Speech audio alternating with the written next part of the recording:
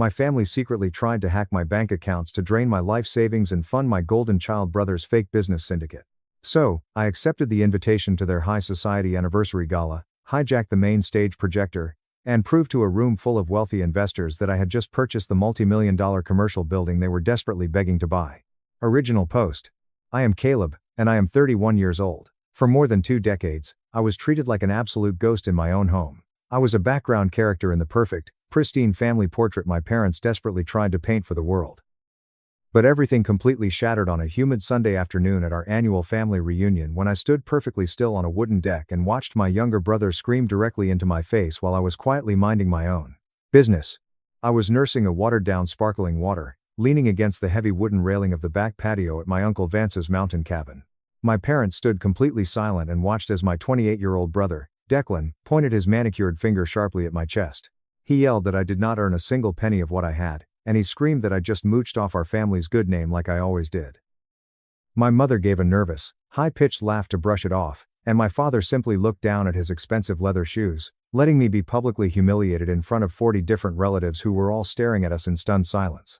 But there was one massive secret they did not know. The little online side hustles they constantly mocked and belittled were not just silly hobbies. I was quietly sitting on a multi-million-dollar real estate empire. And I had just purchased the exact commercial building my father had spent 5 agonizing years trying to acquire for his retirement portfolio. Today, the very people who laughed in my face are the ones leaving desperate voicemails, begging me for a financial lifeline to save them from total ruin. Before I tell you exactly what happened and how I brought their entire house of cards crashing down, hit like if you believe in true justice and that hard work always reveals the truth. And do not forget to let me know exactly where you are watching from in the comments below. Now, let's go back to the exact moment the storm started. The air at my Uncle Vance's mountain cabin was incredibly thick with the smell of cheap charcoal smoke, grilled burgers, and expensive cologne. It was the specific kind of family gathering where every single person pretends to be doing much better than they actually are. My brother Declan was holding court right by the massive stainless steel grill. He was sporting a ridiculously expensive designer watch our parents had bought him for simply managing to keep a mediocre corporate office job for 6 straight months. He was loud, he was charming, and he was the undisputed golden child of the family. He was telling a story about a recent promotion he was expecting, and the relatives were eating it up out of the palm of his hand. I was standing near the far edge of the wooden deck, perfectly content to blend right into the cedar siding of the house. I had learned very early on in my childhood that complete invisibility was my safest and most effective defense mechanism. Nobody walked over to ask how I was doing. Nobody asked about my work. Nobody checked to see if I needed a refill on my drink. That was standard operating procedure in my family. I was the placeholder. Then my cousin Maya walked over. Maya was the official family information broker. She wore a bright, friendly smile, but everyone knew she collected secrets like currency to trade at the next holiday gathering. She leaned heavily against the wooden railing, swirling the melting ice in her plastic red cup, and looked at me with a dangerous glint in her sharp eyes. She asked, completely unprompted and loudly enough for the 8 people standing around us to hear, if I was the guy she had just watched on a massive business podcast talking about rental income and commercial property management. The lively conversation around the grill died down immediately. Declan stopped his story right in the middle of a sentence. He slowly turned his head, his perfectly styled hair catching the afternoon sun. My mother, Eleanor, let out that deeply familiar, highly dismissive chuckle she reserved specifically for me. She immediately tried to wave Maya's comment away like a pesky summer mosquito.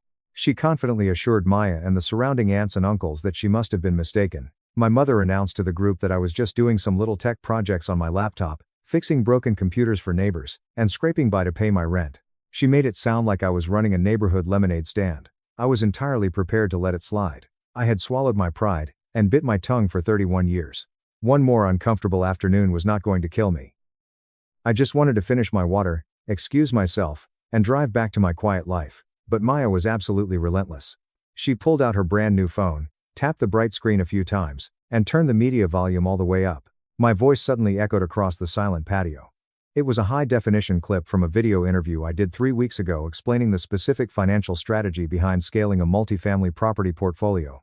My face was right there on the glowing screen, wearing a custom-tailored suit, looking clear as day. My father, Richard, squinted hard at the phone screen. He looked at me as if a complete stranger had just broken into the backyard and stolen his wallet.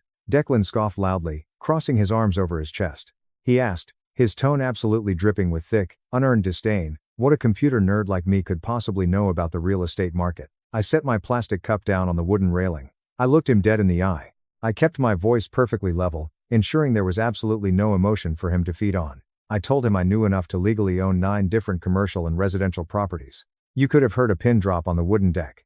The silence was heavy and absolute. I saw my mother's polite smile freeze instantly on her face. I saw my father's jaw clench so hard the muscles popped.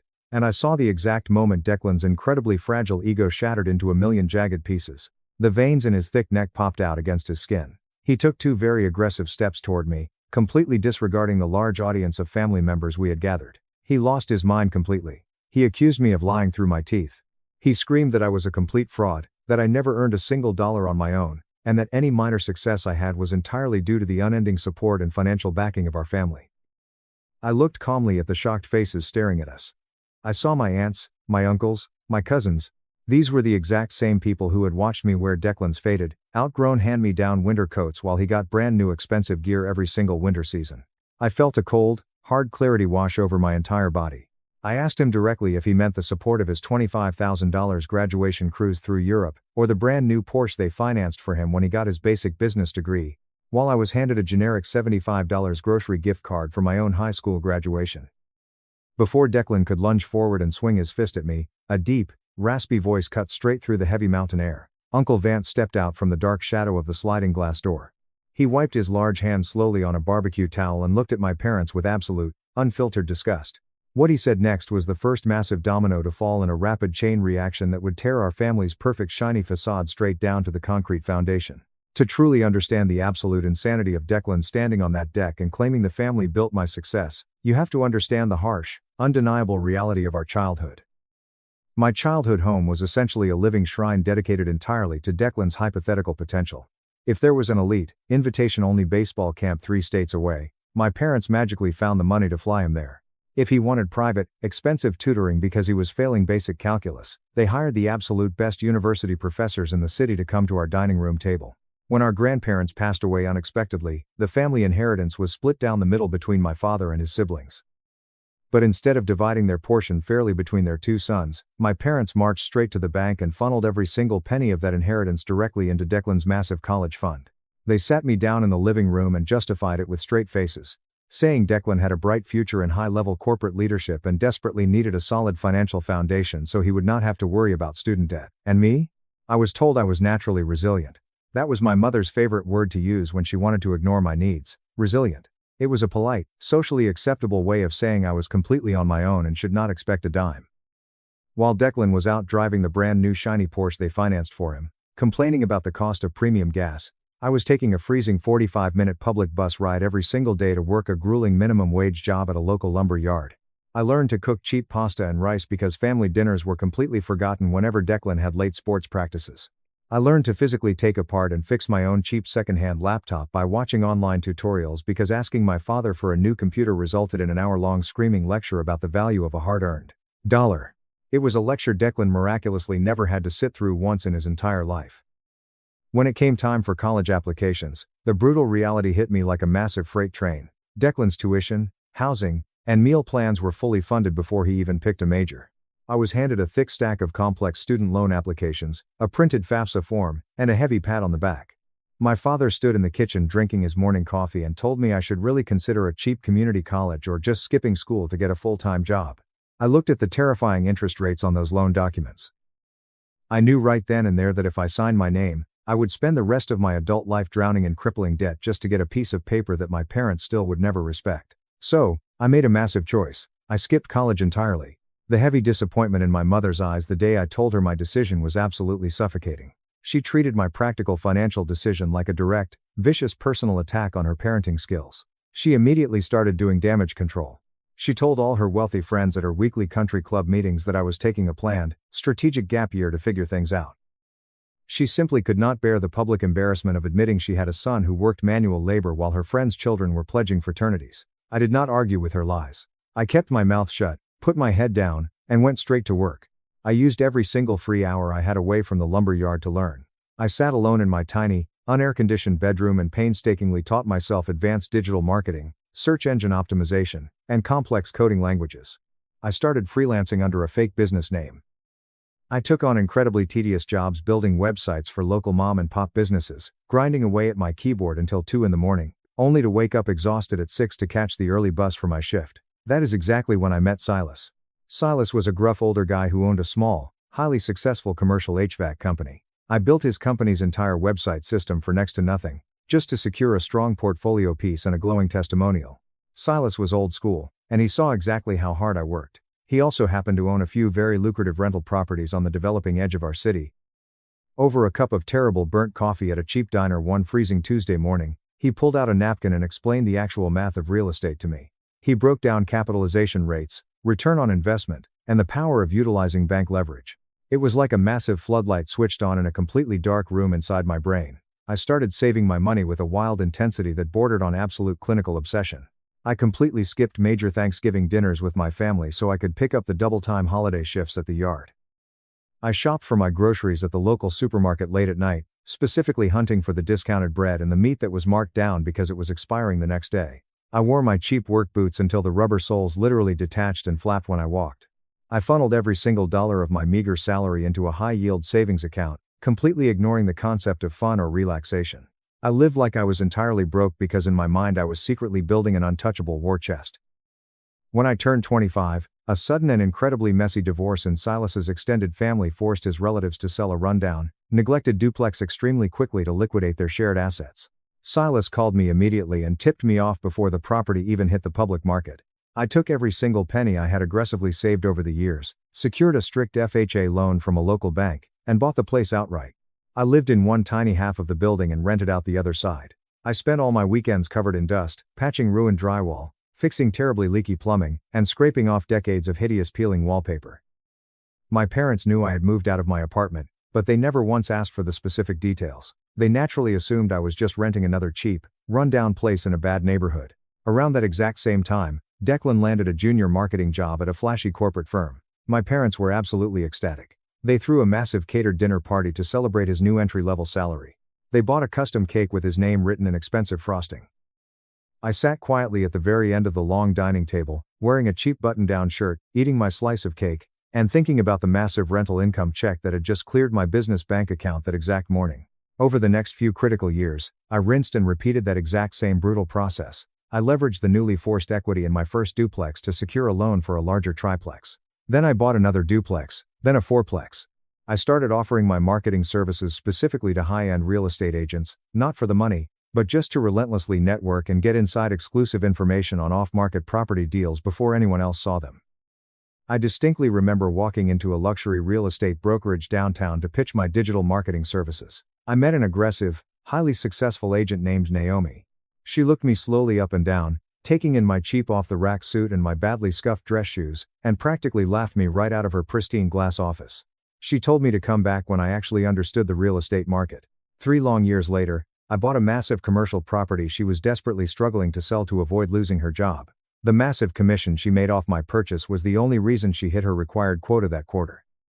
I sat across from her at the closing table, signed the heavy stack of legal documents with a cheap plastic pen, and never once brought up our terrible first meeting. I did not need to say a word.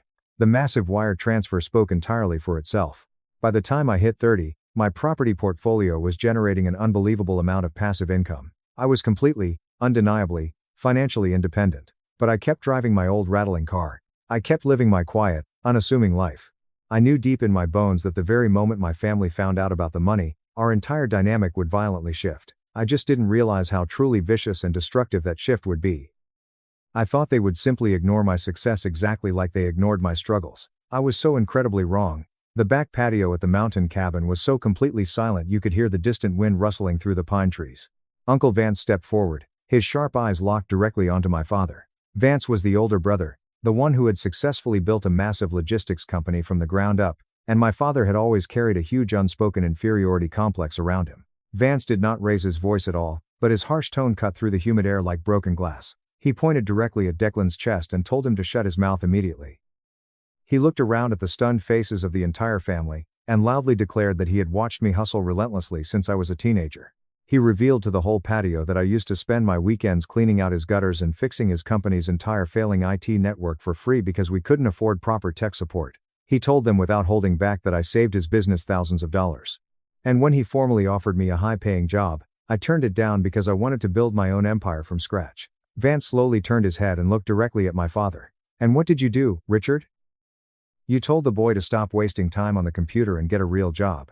My father opened his mouth to defend himself, but absolutely no sound came out. He looked completely pathetic. Vance wasn't finished. He looked right back at Declan and delivered the absolute killing blow. "You had every single door held wide open for you, Declan. You walked through them like it was owed to you. Caleb built his own doors." Declan's face turned a highly dangerous, blotchy shade of purple. He angrily accused Vance of lying, loudly claiming I was manipulating everyone in the family to make him look bad. My mother immediately stepped in, placing a fiercely protective hand on Declan's arm. She looked at me, not with an ounce of pride, but with pure, unadulterated annoyance. She completely ignored the truth Vance had just dropped. She sharply told me I was making a terrible public spectacle and ruining a perfectly good family gathering. She told me to leave if I could not be supportive of my brother. I didn't argue. I didn't raise my voice. I didn't try to defend myself. I simply turned around, walked straight through the sliding glass doors, walked out the front of the house, and got into my car. As I drove away down the long gravel driveway, gripping the steering wheel tight, I didn't feel angry. I felt an overwhelming, crushing sense of grief. The last tiny sliver of hope I had carried since childhood that my parents might ever truly see me died right there on that patio. Update 1. But the nightmare was just getting started. A few short days later, my phone started constantly blowing up with notifications. The podcast clip Maya had played at the party had been ripped from the original source and uploaded to a massive real estate motivation page on a major social media platform. The heavy bold caption read, "Self-made millionaire entirely shuts down toxic, ungrateful family." It went insanely viral overnight. The comment section was flooded with thousands of people sharing their own painful stories of being the forgotten black sheep, of being completely ignored, of working endlessly in the dark shadows while the golden child got handed everything. The video hit 3 million views in 48 hours. My business inbox was overflowing with messages. But amidst the overwhelming support from strangers, there was a dark, malicious undercurrent brewing closer to home. Declan sent me a single text message at 2 a.m. It simply read, "Funny how you turned a minor family meltdown into a fake internet sob story." I deleted the message immediately without bothering to reply. Then things escalated from petty jealousy to a full-blown criminal emergency. I got a frantic, urgent phone call from Elena, my lead property manager. She sounded completely breathless and panicked. She told me someone had called her corporate office pretending to be me, aggressively asking for highly sensitive tenant files, banking routing numbers, and demanding full administrative access to our primary operating accounts. They knew my exact social security number. They knew my mother's maiden name. They even knew my previous home addresses. My blood ran completely cold. The next morning, the regional manager at my primary bank called me directly on my private line. Someone had attempted to initiate a massive $250,000 wire transfer from my main business account to an obscure offshore holding company. The bank's advanced security protocols flagged it immediately because the IP address did not match my usual login locations and the security questions were answered incorrectly on the final prompt. I gripped the heavy steering wheel of my car until my knuckles turned stark white. This was not just a bitter family spat anymore. This was a massive federal felony. Someone was actively trying to destroy everything I had built with my bare hands, trying to secretly ban my accounts, and trigger a catastrophic financial collapse that could easily lead to a massive lawsuit from my tenants, my contractors, or my lenders. I immediately drove to my lawyer's office downtown. We sat across his heavy mahogany desk and locked down every single account I owned. We set up heavy multi-factor authentication protocols, moved the bulk of the liquid assets into secure trusts, and completely froze my credit profile. I was sitting in the leather chair in his office, carefully reviewing the terrifying IP logs the bank had provided when my cell phone buzzed. It was Toby, a distant, generally harmless cousin who usually only reached out when he desperately needed a favor or a small loan. Toby asked nervously if we could meet for a quick coffee. I agreed, my gut telling me something was seriously off. We met at a crowded, noisy diner downtown. Toby nervously stirred his black coffee for 5 straight minutes, sweating profusely and looking everywhere but at me. He finally broke down in tears. He confessed that Declan had been aggressively calling various family members, desperately trying to dig up financial dirt on me, but it was much worse than that. Declan had pressured Toby, who worked in corporate IT security, to help him illegally bypass my email security protocols. Toby looked absolutely terrified of the legal consequences. He swore on his life he didn't actually do it, but he fully admitted Declan's sinister plan. Declan was trying to hack into my private financial records to prove to the family that my portfolio was an elaborate scam, that I was heavily leveraged in bad debt, or failing miserably. He desperately wanted to expose me as a fraud to protect his own incredibly fragile ego. When he couldn't get the hard proof he wanted, He tried to create total chaos by initiating fraudulent transfers that would trigger massive fraud alerts and lock up my operational money, hoping it would ruin my business. My own brother. My own flesh and blood. He wasn't just jealous, he was actively trying to ruin my life. I looked at Toby across the sticky diner table. I didn't yell. I didn't threaten him physically. I'm hoping no. I didn't threaten him physically. I just asked him very calmly if he was willing to put that entire confession in writing as a sworn affidavit if a massive civil lawsuit occurred. Toby went ghost pale, swallowed hard, and nodded his head. I left the diner feeling a terrifying, icy sense of absolute calm. The betrayal was complete. It was no longer about them ignoring me at family dinners. It was about them actively trying to erase my existence and steal my hard work. I realized right then that simply walking away in silence was not enough. You cannot just walk away from people who are actively trying to burn your house down while you sleep. You have to take their matches away permanently. And I was about to build a roaring fire they would absolutely never forget. For several long weeks, I operated in total, absolute silence. I completely ignored the desperate voicemails from my mother, who was rapidly trying to smooth things over and pretend the ugly mountain cabin incident never actually happened. I ignored the long passive-aggressive emails from my father lecturing me to be the bigger person and apologize to my brother. I was far too busy working on a masterpiece of absolute destruction. Then a thick, heavy navy blue envelope arrived in my locked mailbox. It featured ridiculous, expensive gold embossed lettering. It was a highly formal invitation to my parents' extravagant 40th wedding anniversary gala. The massive event was being held at a highly exclusive rented country club ballroom, and the formal dress code was strictly listed as black tie optional. I tossed the ridiculous piece of paper onto my granite kitchen counter and just stared at it. It made absolutely no logical sense. Why on earth would they invite the son they had just basically kicked out of a casual family barbecue to their most important social event of the decade? I picked up my phone and called Maya.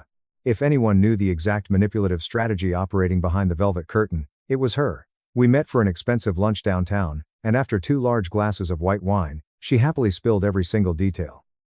She leaned aggressively across the table, her eyes wide with gossip, and told me that Declan was officially planning and funding the entire anniversary party, but it wasn't a genuine celebration of our parents' long marriage at all. Declan was specifically using the massive anniversary gathering as a high-stakes networking event. He had formally invited influential local politicians, the senior partners at his marketing firm, and a slew of extremely wealthy local business owners he was trying to court. He was desperately positioning himself for a massive executive promotion at his firm. And he was actively trying to launch some sort of private family investment syndicate, using my parents' clean, respectable reputation as his launchpad. Maya smirked, taking a long sip of her wine, and told me they only invited me because it would look absolutely terrible to the high society guests if the newly famous viral real estate investor's son was noticeably absent from the family table. They desperately needed me there purely for the optics. They wanted me to sit quietly in the back corner of the room, clap loudly for Declan's arrogant speeches, and serve as a silent, compliant prop in his grand fake performance. They were absolutely terrified that the wealthy people in town had seen my viral video on social media, and they needed to urgently show a united, deeply happy family front to secure the funding for Declan's new, risky business ventures. I paid the expensive lunch bill, genuinely thanked Maya for her exceptional spy work, and walked out to my car in the bright afternoon sun. I didn't feel a single ounce of anger anymore. I felt surgical. They desperately wanted a grand show. I decided right then and there it was time to give them the absolute finale of a lifetime. I spent the next 2 weeks meticulously, quietly preparing, but I wasn't just preparing a nice little speech to defend my honor. I was fully preparing a flawless financial execution. A few short months prior, I had quietly started intense negotiations on a highly coveted prime commercial building right in the absolute center of our city's booming tech hub district. It was a massive mixed-use property with highly profitable, stable retail tenants on the ground floor and luxury corporate offices on the upper levels. More importantly, it belonged entirely to Harrison Thorne, a ruthless, wealthy developer and one of my father's absolute oldest poker buddies. My father had spent 5 long, agonizing years trying to scrape together enough capital to buy a tiny minority stake in that exact building to finally secure his struggling retirement fund. But Thorne always politely and firmly declined, knowing exactly how much of a mess my father's personal finances truly were. I scheduled a highly private closed-door meeting with Mr. Thorne. I laid my massive certified portfolio documents directly onto his heavy mahogany desk. I showed him my exact cash flow, my massive liquid reserves, and my spotless credit history. He looked closely at the numbers, put on his reading glasses, looked back up at me, and smiled a wide, genuine smile. He leaned back in his leather chair and told me he always knew the quiet ones in the family were the most incredibly dangerous. We closed the massive multi-million-dollar deal in under 14 days. The heavy wire transfer cleared through the bank without a single issue. The massive commercial building, the one my father desperately dreamed of owning, was officially legally mine. The exact day before the anniversary gala, I visited the rented country club ballroom under the strict guise of being the event coordinator's personal assistant. I wore plain clothes and carried a tiny, highly encrypted USB drive deep in my pocket. I found the AV technician, a bored college kid who was entirely indifferent to his weekend job. I walked up to him, handed him a crisp, folded $150 bill, and handed him the USB drive. I told him there was a very specific last-minute addition to the family slideshow that Declan had prepared for the guests. I gave him very specific, unwavering instructions on exactly when to play my file on the massive projector screen. The night of the highly anticipated gala finally arrived. The sky was dark, the air was crisp, and I was dressed in a stunning custom-tailored suit that cost significantly more than the entire car I drove in my early 20s. I stood alone in the dark parking lot of the country club, listening closely to the muffled sounds of a live jazz band playing inside the brilliantly lit ballroom. I wasn't the invisible kid anymore.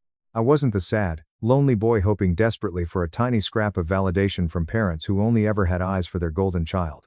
I was a completely self-made multimillionaire, physically holding the legal deeds to their unfulfilled dreams in my portfolio, standing right outside the grand fortress they built entirely on lies and favoritism.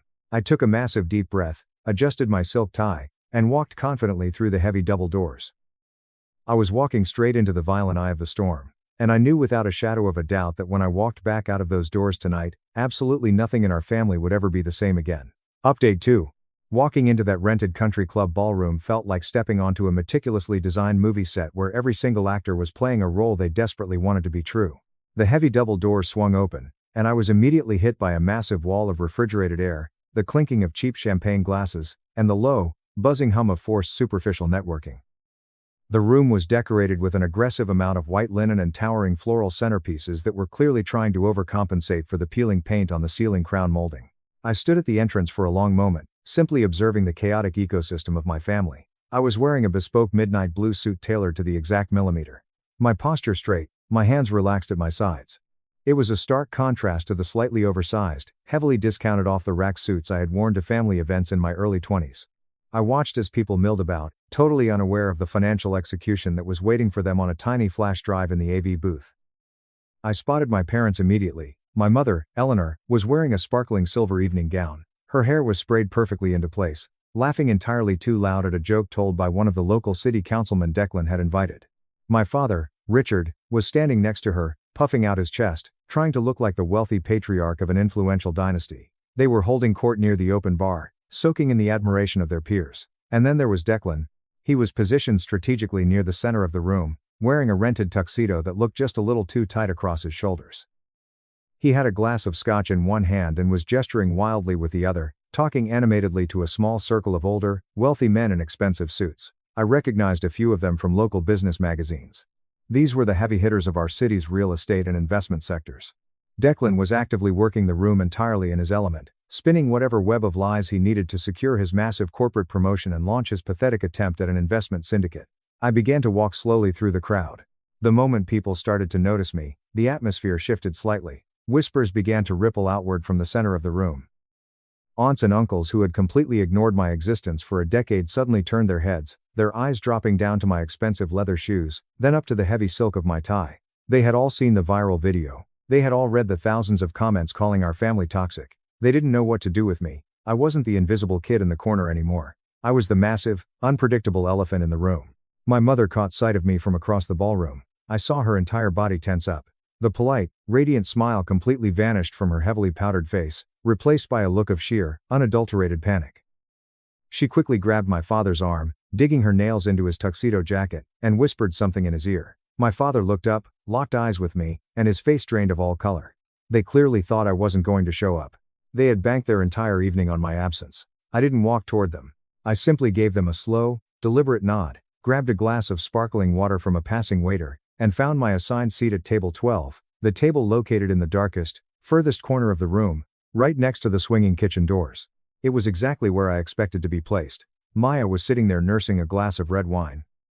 She looked at me, looked at my suit, and let out a low whistle. "You didn't come to play peacekeeper tonight, did you?" she whispered, a massive grin spreading across her face. I just took a sip of my water and looked straight ahead at the massive projector screen hanging over the main stage. Dinner was a slow, agonizing affair. The food was rubbery chicken and lukewarm asparagus, but nobody was actually there to eat. They were there for the performance. As the plates were being cleared away by the exhausted catering staff, the massive crystal chandeliers above us slowly dimmed until the room was cast in total darkness. A hush fell over the crowd. The projector hummed to life, casting a bright rectangular glow over the stage. The family legacy video began. It was a masterclass in psychological manipulation and historical revisionism. Soft, sentimental acoustic music played through the massive speakers as black and white photos of my parents' wedding flashed across the screen. Then came the childhood photos. There was Declan taking his first steps, Declan riding a brand new bicycle, Declan holding up a massive shiny trophy at his expensive summer baseball camp. There was video footage of my parents crying tears of joy at Declan's high school graduation, followed by professional photographs of him posing proudly next to the brand new Porsche they had bought him when he finished his business degree.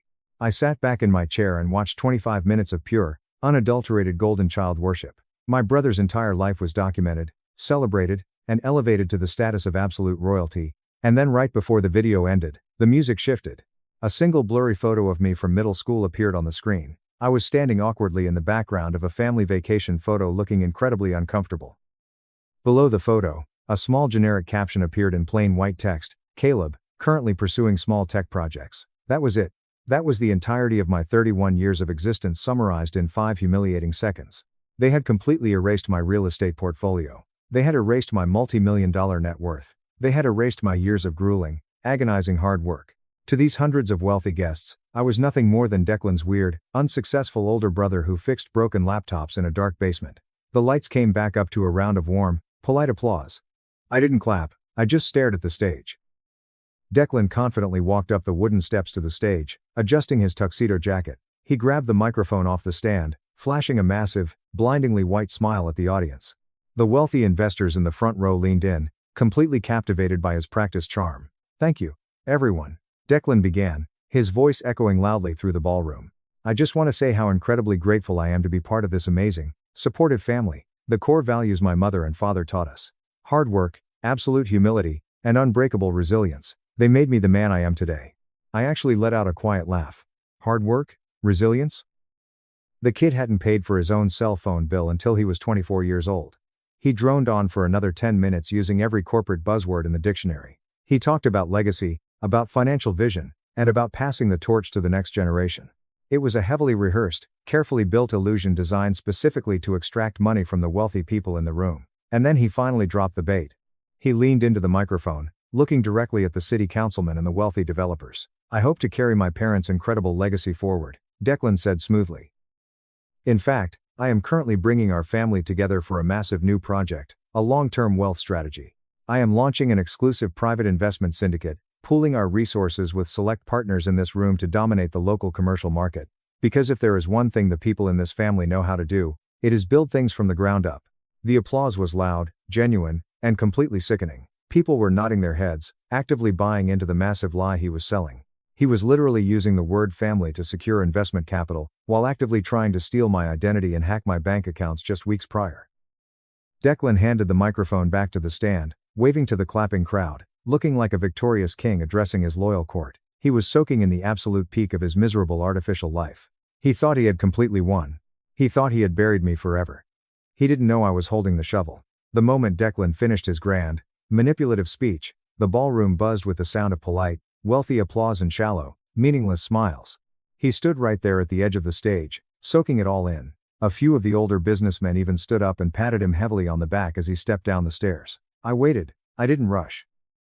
I didn't stand up right away or start screaming to demand their attention. I let the applause completely die down. I let the silence settle heavily back over the massive room. I took a slow sip of my sparkling water, placed the glass gently on the white tablecloth, and then I stood up. The scraping of my chair against the hardwood floor echoed loudly. A few heads turned in my direction.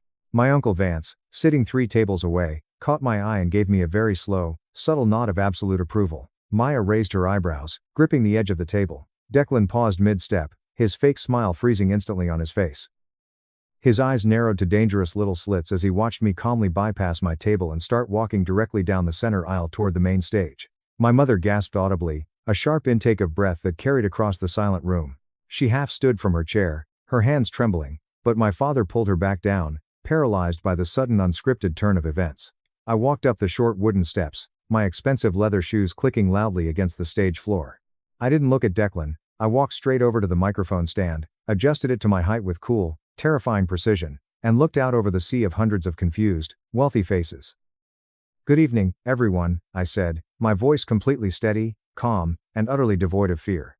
"I promise I will not take up too much of your time." I scanned the room, making direct eye contact with the wealthy developers Declan had just pitched his fake syndicate to.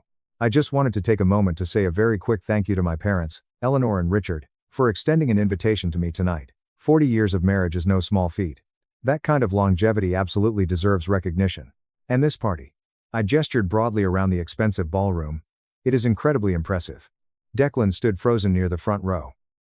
His jaw clenched so tightly I thought his teeth might shatter. He looked like he was waiting for a punchline. But while my brother Declan is up here talking so passionately about legacy, hard work, and business syndicates, I continued, my voice echoing off the high ceilings. I wanted to take a moment to clear up a little bit of historical confusion. During the beautiful video montage you all just watched, you might have noticed a very brief slide that said I was currently pursuing small tech projects. Now, that statement is not entirely inaccurate, but it is wildly, aggressively incomplete. The energy in the room completely shifted. The wealthy investors leaned forward in their chairs. The clanking of silverware stopped completely. I looked directly down at my parents. My mother refused to meet my eyes, staring at her napkin. My father looked like he was about to have a medical emergency. "Some of you in this room know me, but most of you do not," I said, my voice growing stronger, filling the silent void.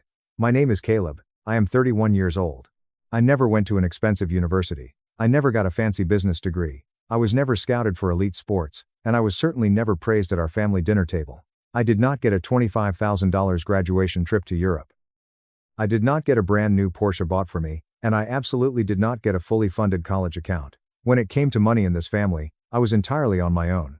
I paused, letting those heavy, undeniable facts sink into the minds of the audience. I saw a few aunts and uncles shifting uncomfortably in their expensive seats. "But I did pursue tech projects," I said, a cold smile touching the corners of my mouth. "I started building websites at 16 years old to afford my own bus pass. I taught myself coding.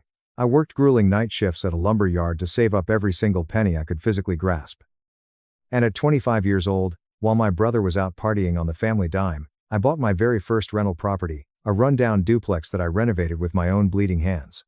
Declan took a step toward the stage, his face red with fury. "Caleb, shut your mouth right now," he hissed, trying to keep his voice low enough that the investors wouldn't hear him panic. I completely ignored him. I looked up toward the dark AV booth at the back of the room.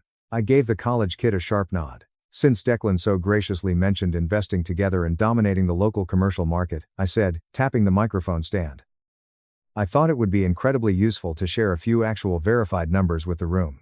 With a loud click, the massive projector screen behind me lit up like a supernova. The entire ballroom gasped.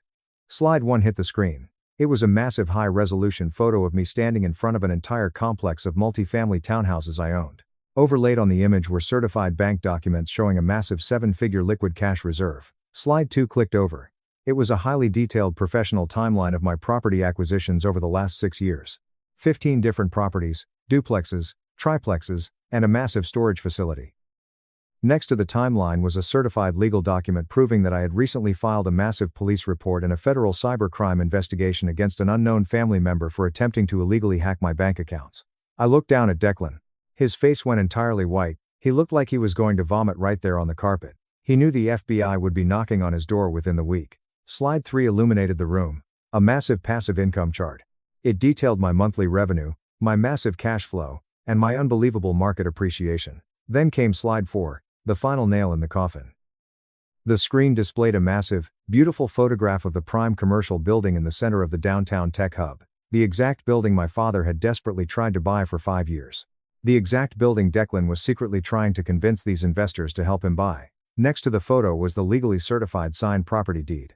And right at the top in bold black ink was the listed owner, Caleb. "I recently closed on this beautiful mixed-use commercial building downtown," I said calmly into the microphone. "I bought it directly from a man many of you know well." I pointed directly into the front row. Sitting right next to the local politicians was Harrison Thorne. He looked up at me, raised his glass of expensive scotch in the air, and gave me a massive, knowing smile. My father let out a choked, desperate sound. He grabbed his chest, staring at the screen in absolute, soul-crushing disbelief. The building of his dreams was owned by the son he threw away. "All of this," I said, my voice dropping to a low, intense register, was built entirely without a single dime of family money, without a single ounce of emotional support. While Declan was attending elite camps and driving luxury cars, I was biking in the snow to job interviews. And while Declan stands up here begging you all for your hard-earned investment money to fund his fake syndicate, I am standing up here with a certified net worth of $5.2 million. The silence in the ballroom was absolute, terrifying, and completely magnificent. I don't say this tonight to brag, I said, looking directly into my mother's terrified, weeping eyes. I say this to correct the historical record because stories matter. And for way too long, the story told in this family has been a massive fabricated lie. The screen clicked to the final slide. Just plain white text on a black background. Sometimes the black sheep is just the one who got tired of pretending. I stepped away from the microphone. I didn't say another word. I didn't need to. I walked calmly down the stairs, walked straight past Declan's trembling, defeated body, and headed directly for the heavy double doors at the back of the room. I had burned the entire kingdom to the ground, and I was walking out of the ashes, a completely free man. The immediate fallout was incredibly fast, and completely merciless. As I pushed through the heavy double doors and walked out into the cool, crisp night air of the parking lot, I could hear the massive eruption of chaos exploding inside the ballroom behind me. The spell was completely broken. The grand illusion my parents had spent nearly 3 decades carefully building around their golden child had shattered into a million unfixable pieces in front of the most influential people in our entire city. I was unlocking my car door when I heard the frantic clicking of heels on the pavement. I turned around to see my mother, Eleanor, practically running toward me. Her expensive silver gown was bunched up in her hands, her carefully styled hair falling out of its pins, and her makeup was completely ruined by dark, thick streaks of mascara running down her cheeks. Caleb, wait, she sobbed, reaching out to grab my suit jacket. Why didn't you ever tell us? Why didn't you say anything about the money, about the buildings? We could have helped you. We could have been a family. I looked down at her hands gripping my lapel. I didn't feel a single shred of pity. I felt entirely hollow looking at a stranger who only valued me when my bank account reached 7 figures. I gently but firmly removed her hands from my jacket. Would you have actually listened, Mom? I asked, my voice completely devoid of emotion. Or would you have just told me I was making up stories to steal attention from Declan? You didn't want a family. You wanted a trophy. And you picked the wrong one. Before she could form a desperate response, the doors to the country club burst open again. Declan stormed out, his tuxedo jacket thrown off, his tie completely undone. He was sweating profusely, his face contorted in absolute rage and sheer panic. The wealthy investors inside had just watched him get exposed as a fraud, a liar, and potentially a federal cybercriminal. His entire career was evaporating in real time. You ruined everything. Declan screamed at the top of his lungs, his voice echoing off the parked cars. You humiliated our own family. You hijacked the entire night just to make it about yourself. You're a sick, jealous loser. I slowly opened my car door, the interior lights illuminating the dark pavement. I looked at my brother, really looked at him for the last time. He wasn't a powerful golden child anymore. He was just a pathetic, terrified little boy throwing a tantrum because someone finally took away his toys. No, Declan, I said quietly, the calm in my voice cutting right through his hysteria. You made it about you? I just flat out refused to play my assigned role anymore. Have fun explaining those IP addresses to the bank fraud investigators. I got into my car, started the engine, and drove away without looking back in the rearview mirror. I drove with the windows rolled completely down, letting the freezing night air hit my face. For the first time in my entire 31 years of life on this earth, I didn't feel the crushing, suffocating weight of my family's impossible expectations. I wasn't waiting for their approval. I wasn't aching for an invitation to the table. I owned the damn table. Fast forward exactly 2 years. The wheels of justice move incredibly slowly, but they grind exceedingly fine. After the disastrous anniversary gala, Declan's life unraveled with terrifying speed. The wealthy investors in the room that night immediately pulled their funding from his marketing firm. The massive promotion he was practically promised was instantly revoked due to his unstable public character. 3 months later, during a round of corporate layoffs, Declan was the very first person handed a cardboard box and escorted out of the building by security. Without his inflated corporate salary, his massive fake lifestyle collapsed instantly. The bank repossessed the brand new Porsche he loved so much. His luxury downtown apartment evicted him for 3 months of unpaid rent. And the cybercrime investigation? My lawyer ensured the bank pursued it to the absolute fullest extent of the law. Declan avoided jail time by pleading guilty to a lesser charge of identity theft. But the massive legal fees and the permanent felony on his public record ensured he would never work in corporate finance or marketing ever again. He ended up taking a minimum wage job working the night shift at a local grocery store wearing a cheap polyester uniform. My parents, desperate to save their golden child from his own catastrophic failures, completely drained their entire retirement savings to pay for his high-priced defense attorneys and keep him out of federal prison. They remortgaged their house, maxed out their credit cards, and destroyed their perfect credit scores. The wealthy social circles they used to run in completely exiled them. One cold Tuesday morning, while I was sitting in my top-floor office reviewing the lease agreements for a new commercial plaza I had just purchased, my private cell phone rang. It was an unknown number. I answered it. It was my father, Richard. His voice was incredibly weak, trembling, and completely broken. It was the voice of a deeply defeated, desperate old man who had lost absolutely everything. "Caleb," he whispered through the phone. "Son, please. We are losing the house. The bank is foreclosing next month. Declan can't help us. We have absolutely nothing left. We know you have the money. Please, we are begging you for a small loan just to keep a roof over our heads. We are your parents." I leaned back in my expensive leather chair, staring out the massive floor-to-ceiling windows at the sprawling city below me. I thought about the winter I had to wrap my cheap boots in plastic bags because the snow was leaking through the holes in the soles. I thought about the massive college fund they handed to Declan while I took the public bus. I thought about the $75 gift card. "I am incredibly sorry to hear about your financial situation, Richard," I said, my voice polite, professional, and entirely detached. "I can highly recommend an excellent bankruptcy lawyer in your area. I will email his contact information to you right now. I truly wish you the best of luck." I hung up the phone, permanently blocked the number, and went back to reading my contracts. There is an incredibly strange, almost hollow feeling that hits you right after you finally get the ultimate revenge you have spent your entire life dreaming about. You spend years building up this massive impenetrable fortress of success, waiting for the exact perfect moment to drop the drawbridge and crush the people who doubted you. But when the dust finally settles, when the screaming stops and the enemies are entirely vanquished, you are left standing alone in a very quiet room. I didn't throw a massive party to celebrate my family's total financial ruin. I didn't gloat on the internet. I didn't drive past their foreclosed house to point and laugh because the absolute undeniable truth about healing is that it doesn't actually come from destroying the people who hurt you. True lasting healing only comes from completely severing the emotional chains that bind you to them. I realized that my parents and my brother were sick, toxic people trapped in a miserable cycle of superficiality and ego. And by walking away and cutting off all financial and emotional access, I wasn't just punishing them. I was actively protecting my own peace. I established ironclad, unbreakable boundaries. I changed my personal phone numbers, moved my primary residence to a highly secure gated community, and instructed my legal team to immediately issue cease and desist letters if any member of my family ever attempted to contact my business offices again. I excised the cancer from my life with total surgical precision. With that massive suffocating weight finally lifted off my chest, my entire life began to genuinely flourish in ways I had never expected.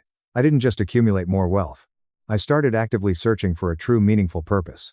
I took a portion of my massive passive income and started a specialized mentorship program for young underprivileged men in my city who couldn't afford a college education. I taught them exactly what I had to teach myself in the dark: digital marketing, financial literacy, how to build credit from scratch, and how to spot predatory real estate loans. I hired Silas, my old HVAC mentor, who had first introduced me to real estate, to run the physical contracting side of the program. I also leaned heavily into the YouTube channel I had accidentally started after the podcast went viral. I didn't post flashy videos with rented Lamborghinis or fake mansions. I sat in a plain room and talked directly to the camera about the ugly, painful realities of outgrowing your toxic bloodline. I talked about the intense grief of mourning parents who are still physically alive but emotionally completely dead to you. The response was incredibly overwhelming. Every single day, I received thousands of emails and messages from people, mostly older men and women who had spent decades, sometimes 50 or 60 years, shrinking themselves down to make their abusive, narcissistic family members feel comfortable. One evening, I was standing on the massive rooftop of the commercial building I had bought from Harrison Thorne. The sun was setting over the city, casting a beautiful warm orange glow over the skyline. The wind was cool and refreshing. I opened my phone and read an email from a woman named Susan, a 68-year-old grandmother from Ohio. Susan wrote, "Caleb, I spent 45 years letting my older sister and my mother treat me like an absolute servant. I funded their vacations, I paid their massive debts, and they never once said thank you. I watched your video about the country club, and I finally woke up. Yesterday, I closed my joint bank accounts, blocked their numbers, and booked a one-way ticket to Italy for myself. For the first time in my entire life, I am breathing my own air. Thank you." I stood there on the roof reading that email, and I felt a hot tear slide down my cheek. It wasn't a tear of sadness, it was pure overwhelming relief. That was the exact moment I fully understood my journey. The pain, the neglect, the freezing bus rides, the vicious betrayal from my own brother. It wasn't just a punishment I had to endure. It was the brutal, agonizing training ground that forged me into the man I needed to become. I had to survive the absolute worst of my family so I could become a lighthouse for thousands of other people stranded in the exact same dark, violent storm. You do not get to choose the family you are born into. You do not get to choose if they love you, if they protect you, or if they treat you with the basic human dignity you deserve. But you absolutely, unequivocally, get to choose if you stay at their toxic table. If they force you to be the black sheep, do not lower your head and cry. Let them underestimate you. Let them mock you. Take all of that dark, heavy energy and use it to quietly build your own massive empire in the shadows. And when the time is right, you don't just ask for a seat at their miserable table. You buy the entire damn building and you evict them from your life forever. Because the ultimate revenge is not screaming in a parking lot. The ultimate revenge is living a beautiful, peaceful, incredibly successful life that they are completely, permanently locked out of. Let's pause for a moment. Thank you for staying with me this far. You're truly amazing. Please help me by liking the video and commenting the number 1 below so I know you've been here with me until this point. This not only helps more people discover this story, but also lets me know that my experiences mean something to someone. Have you ever faced something similar with your own family? Have you ever had to walk away from the people who were supposed to love you the most just to save your own sanity? Share your story in the comments below and don't forget to like and subscribe so you don't miss the next journey. Remember, your peace is worth more than their approval. Stay strong, and I will see you in the next video. My daughter, lead once, I believed her and kicked my son out. 2 years later, she needs his kidney, but he refuses to save her. I never imagined I'd write something like this, or that I'd be sitting here alone, my hands shaking, revisiting every decision I made that night, every word I screamed, and every quiet I chose to maintain. I was 38, and my spouse was 39. We had 2 children, Adrian, 18, and Isabella, 9. Despite the significant age disparity, I always assumed they loved each other, looked after each other, and were close siblings. Adrian was quiet and reserved. He enjoyed reading, staying in his room, and studying. Yet he was a good lad. He never responded to me, never caused difficulty, and never gave me any reason to distrust him. Isabella was the complete opposite, cheerful, active, a whirlwind, constantly moving and talking. And because I worked part-time and my husband spent long hours away, Adrian frequently looked after her. He would return home from college and be with her until I arrived.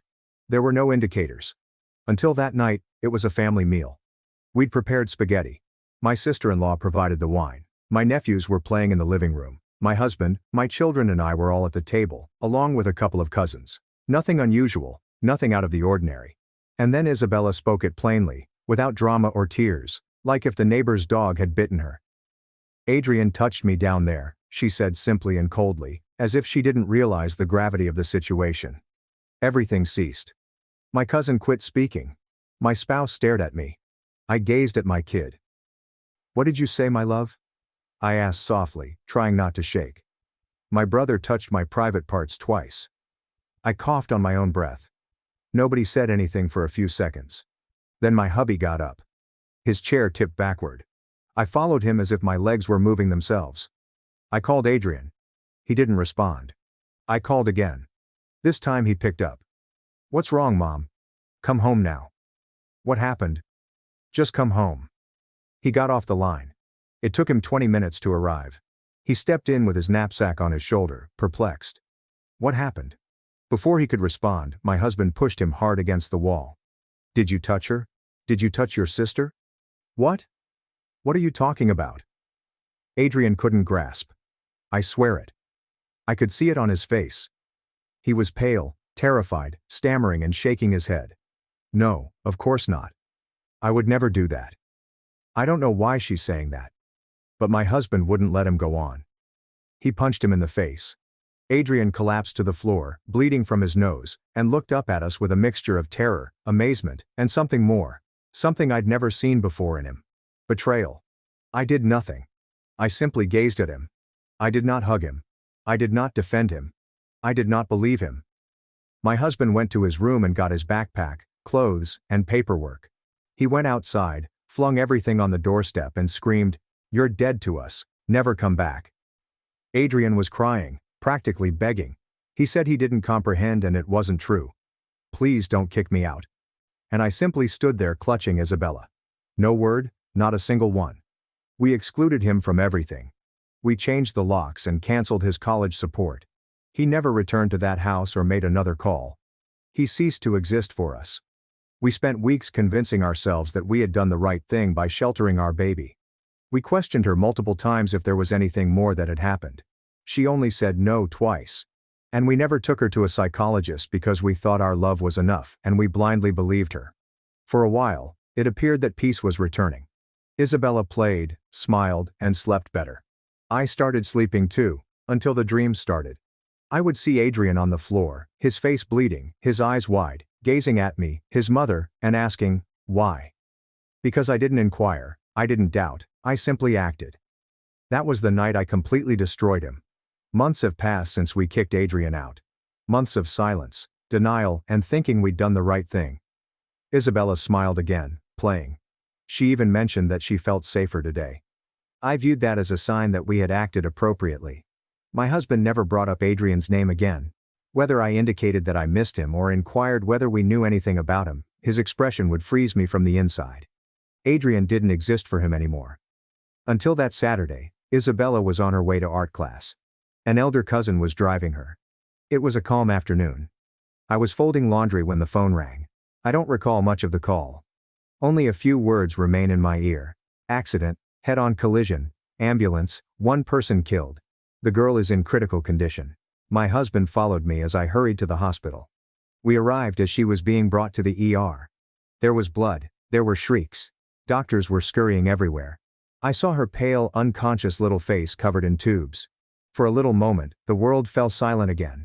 My niece was killed in the impact. Isabella lived, but only barely. The diagnosis was straightforward: serious damage to her left kidney, several internal hemorrhages, and contusions. She would require immediate surgery, most likely a transplant. The physicians advised us that time was of the essence, and that we should be prepared for the worst. We spent days in the ICU. I never left her side, sleeping on a chair and refusing to eat. I simply stared at the machines that kept her alive. My husband became a statue. He didn't speak or cry. He was simply there. One night Isabella opened her eyes. She was weak. She couldn't speak clearly, but she recognized me. She gave me a small grin and asked, "Mom, do you think there is a heaven?" My throat tightened. "Yes, my love, of course there is." "And do you think bad people can go there if they're sorry?" "Why do you ask that, sweetheart?" She took a break. Her gaze grew far away. "Because I did something very bad. Something exceedingly awful." I felt my stomach drop. "A few months ago I lied to you. I lied about Adrian." I didn't speak. "What? What did you lie about?" "I made it up, Mom. The part about him touching me. It wasn't true. I was just angry because he wouldn't let me use his tablet. I wanted to punish him. I thought if I said something I don't know. I didn't think all of that would happen. Then I became afraid and didn't know how to convey the truth." Her eyes flooded with tears. Mine had already overflowed. "I killed my brother," she replied, sobbing. "And now I'm going to die too." I clutched her, as if I might draw her soul into mine. "Don't say that. You're not going to die. Forgive you. I'm right here with you." But inside, a fracture was tearing me apart. Not for her, but for him. Adrian. For his expression on the floor and his quiet. That night I returned home. I dragged myself like a dying beast. I told my hubby everything. He was calm. He didn't say anything for several minutes. Finally, without looking at me, he murmured, "We're not going to judge her. What's done is done," and walked away. His apathy hurt me more than his fist that night, but I couldn't take the stillness any longer. In the early hours of the morning, I looked for Adrian. His phone number was disconnected. I found him after searching social media platforms. A profile image without a face indicates a semi-abandoned account. I emailed him, "Hi, it's me. Please just read this." He did not respond. I waited 1 day. 2. On the 3rd day, I sent an additional message. Long and painful. I informed him about the accident, Isabella, and the confession. I told him I wasn't expecting him to forgive me. I just wanted him to know Mom wanted to see him, that she didn't have much time, and that we weren't asking for anything else. Hours later, a response. "You all hurt me too much. I don't know if I can forgive, but if she's as bad as you say, I'll go one last time." My hands trembled as I texted him the hospital location. I heard nothing else for 3 days. I was in the hallway when I noticed him. Adrian is leaner, has dark circles under his eyes, and wears basic clothing. He walked as if he were carrying the weight of the world upon his shoulders. My heart desired to run to him. My body did not move. I watched him enter the room. She spotted him. He stared at her, and time stood still. Isabella burst out in tears. I'm sorry. Please, I ruined you. Adrian listened quietly. I can't forgive you completely, he finally replied, but a part of me already has. He grasped her hand, spoke to her for a few minutes, and then went. He did not greet or glance at me. He only left one sentence before going away. If there's a funeral, I'll be there. But don't expect anything else. He didn't say anything else after that. Do not anticipate anything else. Adrian vanished again. No message, no reaction, only the echo of his voice in that room, in Isabella's cries, repeating her apology again and over, as if asking for forgiveness was sufficient. But I couldn't sleep now that I knew. I knew time was running out, and the only person who could save my daughter was the same one I had assisted in destroying. A week after his visit, the doctor confirmed it. She's going to need a transplant soon. My spouse and I had compatibility tests. We weren't compatible, neither of us. The risk of rejection was exceedingly high. The doctor was direct. A biological brother is the best option. If he's a match, the chances are much higher. I'd already known. I'd seen it in the medical records. They have the same blood type. O positive. Even though I knew I had no right, I looked for him again. I wrote to him from a number he didn't recognize. I just said, it's important. Please, we need to talk. To my amazement, he consented. We met in a small remote coffee shop. He was on time. He strolled in alone without looking at anyone. He was wearing the same modest clothes and carrying a rucksack on his shoulder. However, his eyes were different. They were no longer the eyes of a hurt youngster, but of someone who had learnt to accept the emptiness. He sat across from us. My hubby was beside me. Nobody talked for several seconds. He interrupted the stillness. What do you want? I gulped hard. My voice quivered. Adrian, we checked the test. There's a high chance you're a match for Isabella. The doctor says if you get tested, you could save her. He wasn't responding. He expressed no rage or astonishment, only fatigue. You're asking me to donate to my sister? Yes, I told you. My husband intervened. We know this doesn't erase the past, but it could be the first step to fixing things. To becoming a family again? Adrian raised his eyebrows. He then gazed at us with surgical coldness. Becoming a family again? I asked, choking back tears. We're not asking you to forgive us, just to help her. She's dying. Then he smiled. However, it was not a cheerful smile. It was a sad, sardonic, and perplexing smirk. And you think this fixes everything?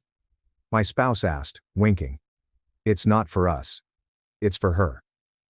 Her? The same one who said I touched her? The one who watched me sleep on the street and didn't lift a finger? The one who only said she was sorry when she realized she might die? I tried to interrupt. Adrian, please. Do you know how many times I thought about dying? He asked. How many nights I slept clutching my backpack? How many times I didn't eat for 2 days because I didn't have a single coin? He looked at us but didn't notice us. He was speaking to his recollections. I was about to throw myself off a bridge, not once but 3 times. And you know why I didn't? Because I told myself, if I survive this, then I'm going to live my way without owing anything to anyone. He took his place. And now you come to ask me to cut myself in two, to give a part of myself to save you. My husband stood up as well, this time with his fists tightened. Your sister is dying. Doesn't that mean anything to you? Adrian asked, his expression mixed with wrath and pity. You know what it means to me? That now it turns out I'm worth something. That now you need me. That now you want to listen to me. I was shaking with joy. Just think about it, please. If not for her, then for yourself. So you can get closure on this. He was grumbling. I've already got closure. I received it the night I slept on the street with a bloodied face while you celebrated Christmas without me. He then left. He did not shout, cry, or disrespect us. He just departed. That was the last time I saw him. I did not sleep that night. My husband paced the living room like a caged lion, muttering words like, ungrateful, selfish. What kind of brother does that? I heard him, but I didn't disagree because one phrase kept replaying in my head. She is dying. and he can save her. I felt useless, empty, and increasingly desperate. So I did the unthinkable. I opened Facebook. I shared a photo of Isabella in the hospital. Tubes, dark circles, her little face sleepy, delicate on the verge of death. I wrote a lengthy, honest, yet twisted text. I informed them that we needed a donor, that her brother was a match, that we had already apologized, that the girl had sought forgiveness, and that he was the only thing missing.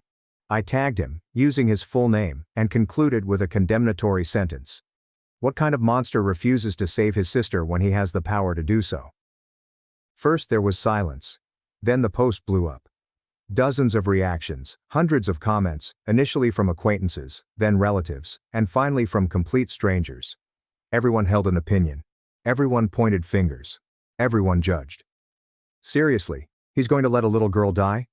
A kidney, it's one kidney, you can live with one. After everything she suffered, it's the least he could do. What kind of human trash? A life for a life. It makes up for the damage. Some people went even further. A monster disguised as a victim. Anyone with a heart would donate without thinking. Maybe he did what the girl said, and that's why he doesn't want to help. That one hurt more than I expected because, despite knowing Adrian was innocent, I had made him the target again. I had unleashed a digital mob, but in my mind, I kept thinking the same thing. If he feels forced, he might say yes. Several hours passed. I reloaded the post every 5 minutes, waited, and checked his profile. Nothing. Until about 4 hours later he responded. Instead of a remark or a private message, send a video. He shared a roughly 5-minute video on his profile, and it received hundreds of reactions in less than an hour. It began with him sitting on a bench, an empty park in the background, plain clothes, untidy hair, and deep dark circles, yet with an expression I couldn't recognize. He started. Hello, my name is Adrian. Many of you know me because of what my mother posted today. Some of you knew me before, others only from what you've read. I want to tell you something I never had the chance to say. He paused. Took a long breath. 2 years ago, my sister accused me of touching her in front of my entire family, and without asking me or listening to me, they beat me, threw me out, and took everything from me. I was 18 years old at the time, and my world collapsed. I slept on the street, went hungry, lost my scholarship, had no one to call, slept in libraries, hid in public restrooms to wash myself, and considered suicide several times. He then presented a recording from his phone. It was a talk with Isabella in the hospital. Her crying, confessing, pleading for his pardon, claiming she made it all up, that she had wrecked him, and that she did not deserve his forgiveness. Then he looked back at the camera. I saved this recording not for revenge, but because I knew that one day someone would try to turn me into the villain again. He took a break. His voice cracked. I do not wish for my sister to die, ever. But I will not save the people who killed me while I was still alive. I will not give them a piece of my body as a currency for their redemption. I am not their second chance. He ended with a heartbreaking sentence. I am not a monster, I just learned to say no, and this time, I am the one breaking the silence. He stopped the video, and I stood there stunned, my phone in my hand. The notifications began coming in.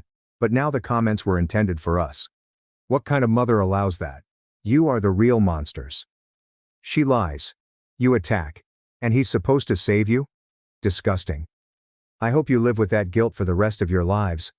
The private messages were terrible. My sister has blocked me. My folks called me and cried. My sister-in-law wrote to say she hoped the same thing happened to me. Isabella saw the video. She saw everything. I discovered her crying alone in her bed. Everyone hates me, she said. Everyone, even him. I didn't know how to respond.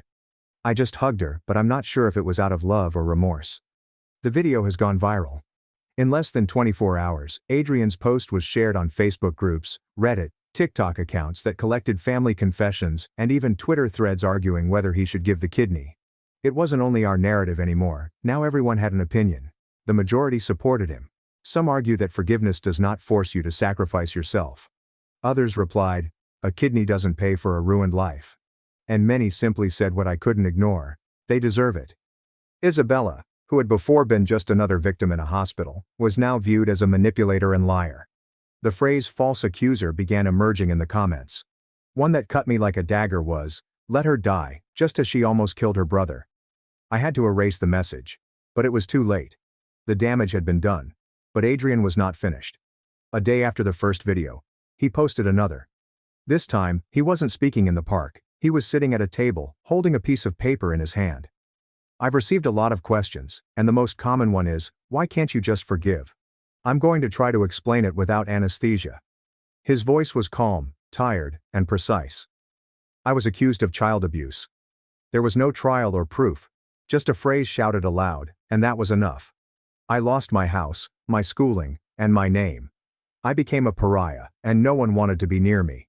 Have you ever attempted to rent a room with the rumor that you abused someone? Have you ever tried to find work with a stain you can't erase, even if it's a lie? He held up a document. His medical records from a year ago show that he was treated for suicidal ideation, severe depression, and starvation. The first time I slept under a bridge, it was raining. The second night, I thought about swallowing all the pills I had. The third, someone spat on me in the street. He yelled, "Child abuser," at me, and I had no one to call. He put the document on the table. I don't need you to understand me. I just need you to listen. I don't want revenge. I do not wish for my sister's death. But I will not offer myself up as a martyr for a family that buried me alive. He picked up a photograph. It was of him and Isabella when she was a small child. They were smiling. His hand was shaky. I loved her. She was my sister. I made her breakfast, changed her clothes, waited for her after school. And when she said what she said, she didn't just destroy my life. She destroyed me. He tore the photograph in half. He remained silent for a few seconds. My kidney is not a currency of redemption. I am not the cure for anyone's guilt. I will not donate, and I will not apologize for it. He ended the video with a line that felt like a bullet. If you look for me at the funeral, I'll be in the back. Not to comfort, but to watch what you built and left to die. He put the camera away. I vomited after seeing it. That is not a metaphor. I practically vomited in the hospital bathroom, from terror, remorse, and the fact that I could no longer hide. When I returned to the room, Isabella was awake. Her eyes were inflamed. She didn't say anything, only said, "Does he hate me?" I didn't know what to reply because I had no idea how he felt, only what I had done and what was coming. The doctors informed us that her condition was deteriorating, that the days were numbered, that there was no longer time to wait for regular donors, and that Adrian remained the most compatible candidate. But he had already mentioned that there would be no donations. That night, my spouse burst. "Damn selfish, ungrateful bastard. Let him rot wherever he is." I tried to calm him down, telling him that cursing would not help. And what do you expect me to do? Applaud him for letting his sister die? He isolated himself in the kitchen and smashed a dish. I sat alone. In solitude, I grieved as I glanced at images on my phone of them as children, when they were innocent. I cried like I never had before because I knew Isabella was going to die. And it wasn't due to a shortage of kidneys, it was for something far worse, a family's refusal to listen, believe, and love unreservedly. The room smelt like disinfectant and sadness. Isabella was unconscious and linked to more machinery than her body. Her skin was nearly translucent. Every time the alarm went off, I held my breath. The doctor would come in, check, change something and depart with the same expression. Containment, not solution, only waiting. The donation list was not moving, the compatibilities were minor. The chances are nearly negligible, and Adrian was gone. After his second video, he vanished entirely, deleting his social media accounts, changing his phone number, leaving no trace. Nobody knew where he was. And to be honest, I wasn't sure I wanted him found. Not for his sake, but because I was concerned about what my husband would do if he ever saw him again. The days passed like sluggish blades. The hateful messages were no longer visible. They were now private. Some wrote to wish me strength. Others would tell me I deserved every moment of pain. A woman I didn't know sent me a message. "Proud of yourself now. You raised a daughter who lied and a son you destroyed." I hung up the phone. I did not switch it on again. One morning in the early hours, the doctor summoned us. The sentence was direct. "Prepare yourselves. She's no longer responding. It's just a matter of waiting for the moment." I walked out into the hallway. I slid from the wall to the floor. I did not cry. I just hugged my knees. My hubby didn't say anything. He was pale and shocked. He was not the same person who had beaten his son that night. He was a broken statue, waiting to be crushed totally. I returned to the room. I grasped Isabella's hand and whispered, "I'm here, my love. Mommy's here." There was no response. Just a continuous beep from the cardiac monitor. I closed my eyes and prayed for the first time. Not to a god, not for a miracle. I asked for time, just a little more, just a bit more. And day later, we got a letter with no return address. There is no name, only a sheet of paper folded in three. It came from Adrian. Don't search for me, I'm not going to change my mind. I don't want her to die, but I won't take part in a forced redemption play. Isabella lied, and you believed her. I was sentenced without a trial, and all I wanted for was to be heard. Which no one granted. So don't ask me to give you my body now. You've already taken my soul. They believe death redeems, but I died 2 years ago. Her end is not my fault. It is an echo of her origin. I hope you find peace, but don't search for it in me. There was no signature. Only a photo of him smiling from years ago, when he still considered us family. Isabella died a week later. There were no screams or warnings, just a flat tone and a straight line across the screen. My husband collapsed. I did not yell. I did not cry. I just held her until they removed her out of my arms. The funeral was modest and frigid. The majority of the family had withdrawn themselves, some out of shame and others out of hatred. Nobody knew what to say to us. And Adrian, he did come.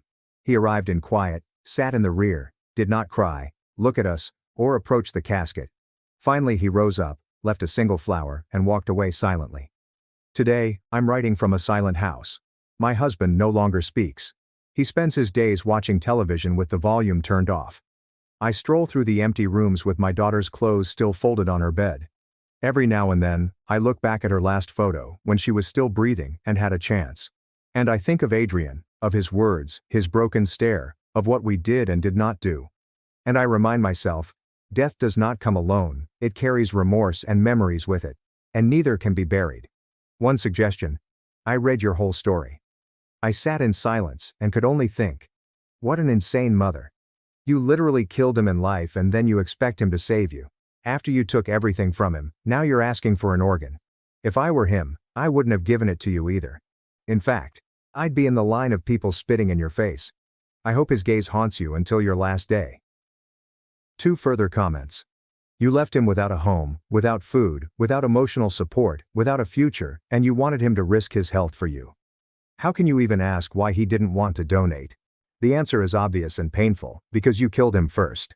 A third comment. Your story is the closest thing I've read to a slow-motion murder.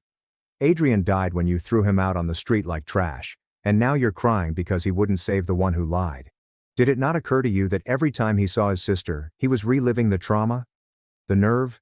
The ego? The total lack of humanity. A fourth comment follows. The way you minimize everything you did is terrifying. My husband hit him. It sounds like you're saying he spilled his coffee. Your son was physically assaulted, thrown out, abandoned, and vilified by everyone.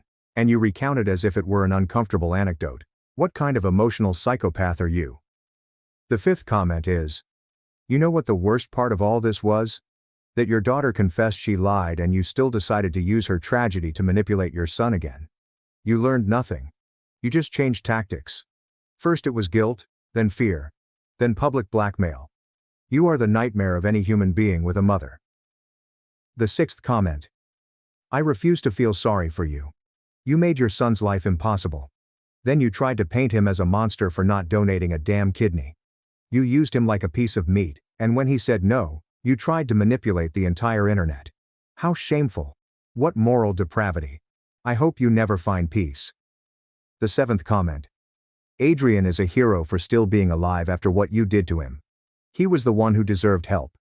He was the one who needed urgent therapy.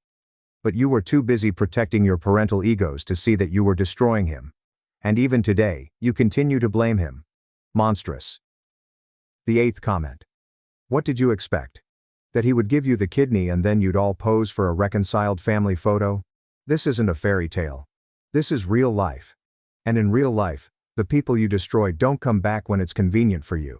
They don't forgive you automatically. They don't save you just because you're bleeding crocodile tears. Comment 9 is as follows. You used his pain as a public weapon, you exposed him with his full name, you humiliated him after having already thrown him onto the street. And you wonder why he blocked you? The question should be, how did he not sue you? Because he had more than enough reason. It's a miracle you're not in jail. And it's a miracle he's sane. A 10th comment. Isabella didn't die from lack of a kidney. She died from a lie and from parents who didn't know how to handle it. The blame isn't Adrian's, it's yours. You killed her with silence, with denial, with manipulation. And now you want to lay the corpse at his feet? I don't buy it. I'm not swallowing that. Parents secretly used $15,500. On my credit card for my sister's Europe trip, I reported them, hired a lawyer, and turned their scheme upside down.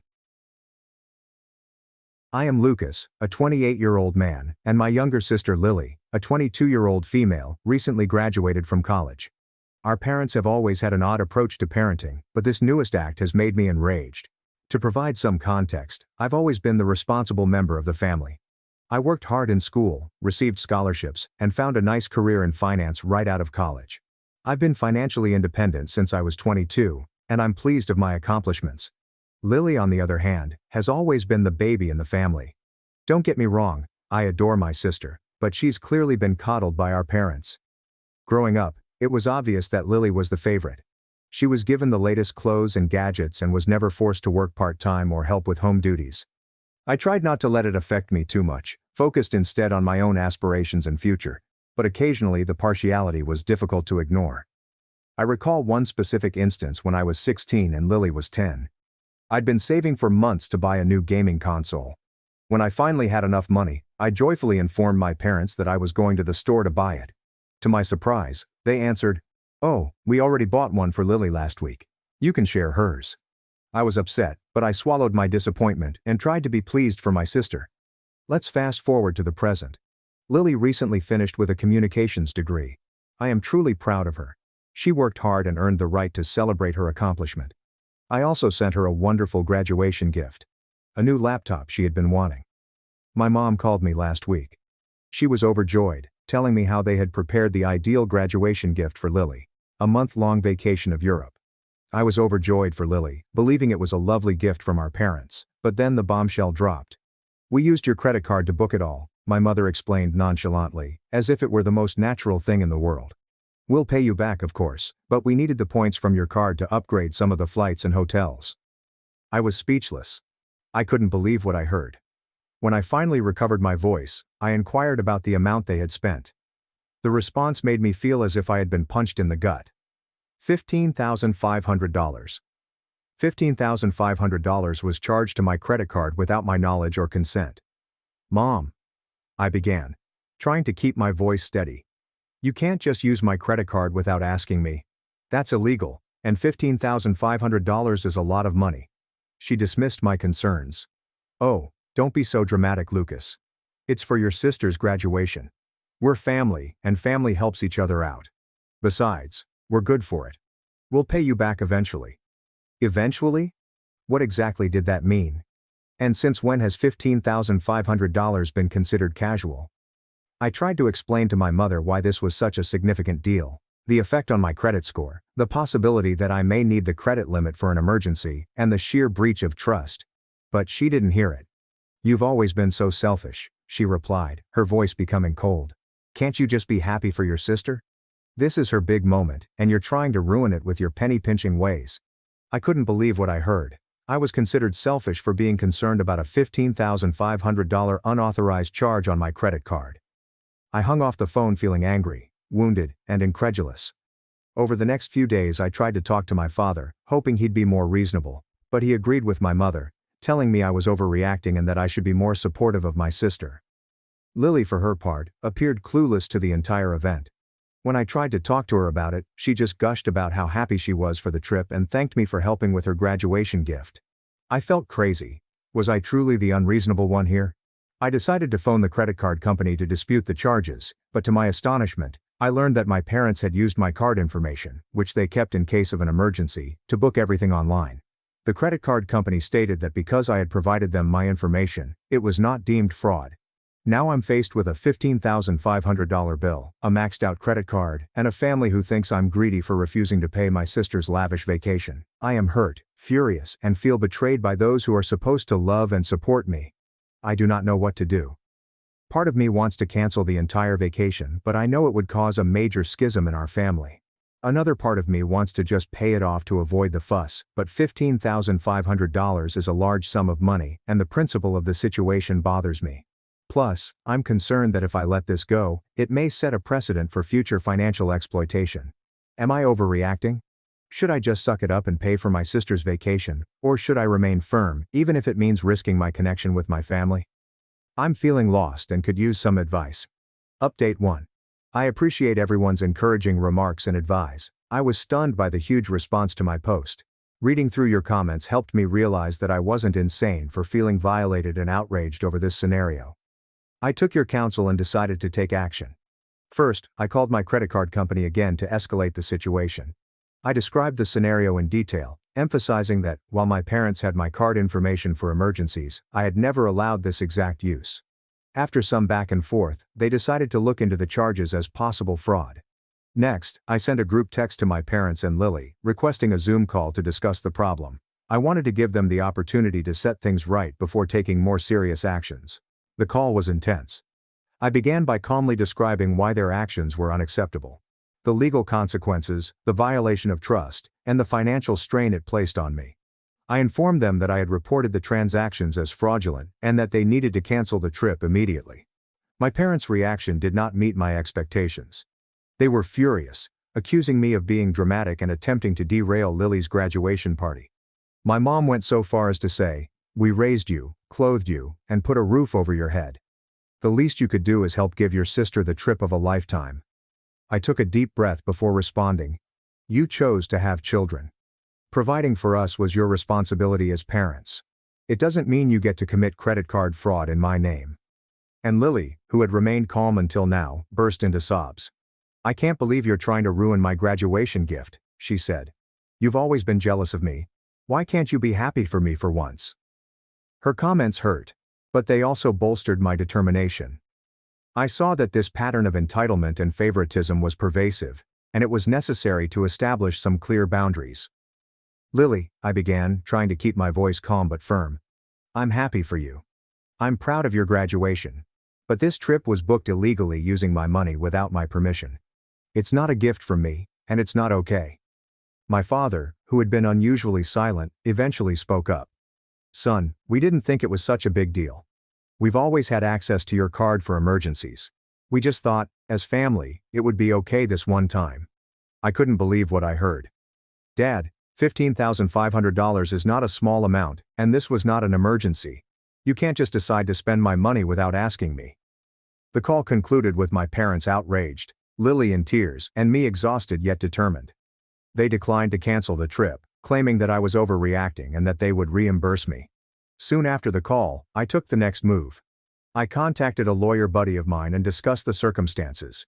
He informed me that what my parents did was illegal, and that if I chose to take legal action, I would have valid reasons. I also went to the police station and reported the unauthorized usage of my credit card. The officer I dealt with was compassionate and took down all the information. He advised me that pressing charges would most certainly cause a significant schism in my family, but he also informed me that I was perfectly within my rights to do so. I'm still torn about what to do next. On the one hand, I adore my family, and the thought of pursuing legal action against them makes me sick. On the other hand, their behavior is inappropriate, and I'm concerned that if I don't take a firm stance now, this will happen again in the future. For the time being, I've opted to await the results of the credit card company's investigation. I have also frozen my credit to prevent further fraudulent usage of my information. This entire experience has made me understand that I need to set tighter boundaries with my family. I've always tried to be the peacekeeper, to smooth things over and make everyone happy, but in doing so, I've let myself be taken advantage of numerous times. I am hurt and outraged, but I also feel a strange sense of empowerment. For the first time, I'm standing up for myself and saying, "No. This is not okay." It's unsettling and frightening, but it also feels important. Thank you all again for your encouragement and wisdom. I'll update again if I receive more information about the credit card investigation, or if anything else happens with my family. Update 2. It's been several weeks since my last update, and a lot has happened. I'd like to thank everyone again for their help and advice. Your remarks have given me strength at this tough time. First, good news. The credit card company's probe ended in my favor. They agreed that the accusations were improper and reversed them. It's a big relief to have the $15,500 burden removed off my shoulders. Now for the familial fallout. When my parents and Lily discovered that the vacation had been canceled owing to a credit card chargeback, all hell broke loose. My phone was full of angry calls and texts. My mother left a particularly harsh voicemail, calling me a greedy, ungrateful son who had ruined Lily's life. Lily resorted to social media, sharing an emotional video describing how her spiteful brother had ruined her ideal graduation trip. Some of our shared acquaintances and extended family members began to contact me, asking why I was treating my younger sister so badly. The situation was spiraling out of control, and I realized I needed to correct the record. I made a calm, factual post detailing what had actually happened, how my card had been used without my consent, and how I had attempted to handle the situation with my family before contacting the credit card company. The response to my post was varied. Some others were supportive, expressing surprise at my parents' behavior. Others still believed I should have just taken one for the team and let Lily have her trip. It was surprising to learn how many people believed it was acceptable to conduct fraud as long as it was for family. A few days after my post, I got a surprise call from my aunt, my mother's sister. She was empathetic to my predicament and told me about some family history that I didn't know. Apparently, my mother had a history of financial carelessness and had previously taken advantage of family members. My aunt encouraged me to hold firm and offered her support. This chat with my aunt made me realize that the problem was deeper than simply this one episode. It was a pattern of behavior that had been tolerated and justified for years. I understood then that I needed to set clear boundaries, not just for myself, but also to halt the pattern of financial abuse. I decided to take a major step. I informed my parents that I would be in no communication with them for the foreseeable future. I mentioned that I needed time to comprehend what had transpired and could not trust them just now. I also informed Lily that, while I loved her and was pleased of her accomplishments, I wanted some space from her as well. Their reactions were unsurprisingly negative. My parents accused me of pulling the family apart. Lily screamed, accusing me of punishing her for something she didn't do. It was difficult, but I stood by my decision. In the midst of all this familial dysfunction, I've been working on safeguarding myself against future financial exploitation. I changed all of my passwords, closed the credit card that my parents had access to, and opened a new one with a different bank. I've also started seeing a therapist to work through my emotions about the situation and establish healthier limits. One unexpected positive result of this journey has been a closer relationship with my aunt and a couple of cousins who have reached out to provide assistance. It's comforting to know that not everyone in my family feels what my parents did was acceptable. Regarding Lily's graduation vacation, I heard through the family grapevine that my parents are still considering about sending her somewhere. Part of me feels sorry for her losing out on the Europe trip, but I keep reminding myself that it was not my obligation to provide it for her. I am still dealing with thoughts of guilt and mistrust. There are times when I question if I did the right thing, or if I was too harsh. But then I recall how violated I felt when I learned what they had done, and I know I made the correct decision by sticking up for myself. This incident was a tough wake-up call, but it also taught me valuable lessons about self-respect and setting limits. I'm learning that it's all right to say no, even to family, and that love should not have a price. Thank you again for your support.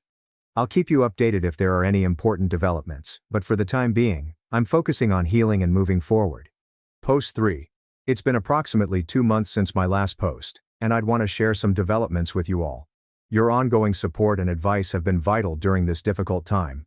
First, I'll address the most important issue, the legal status. After careful study and consulting with my lawyer, I decided not to file charges against my parents.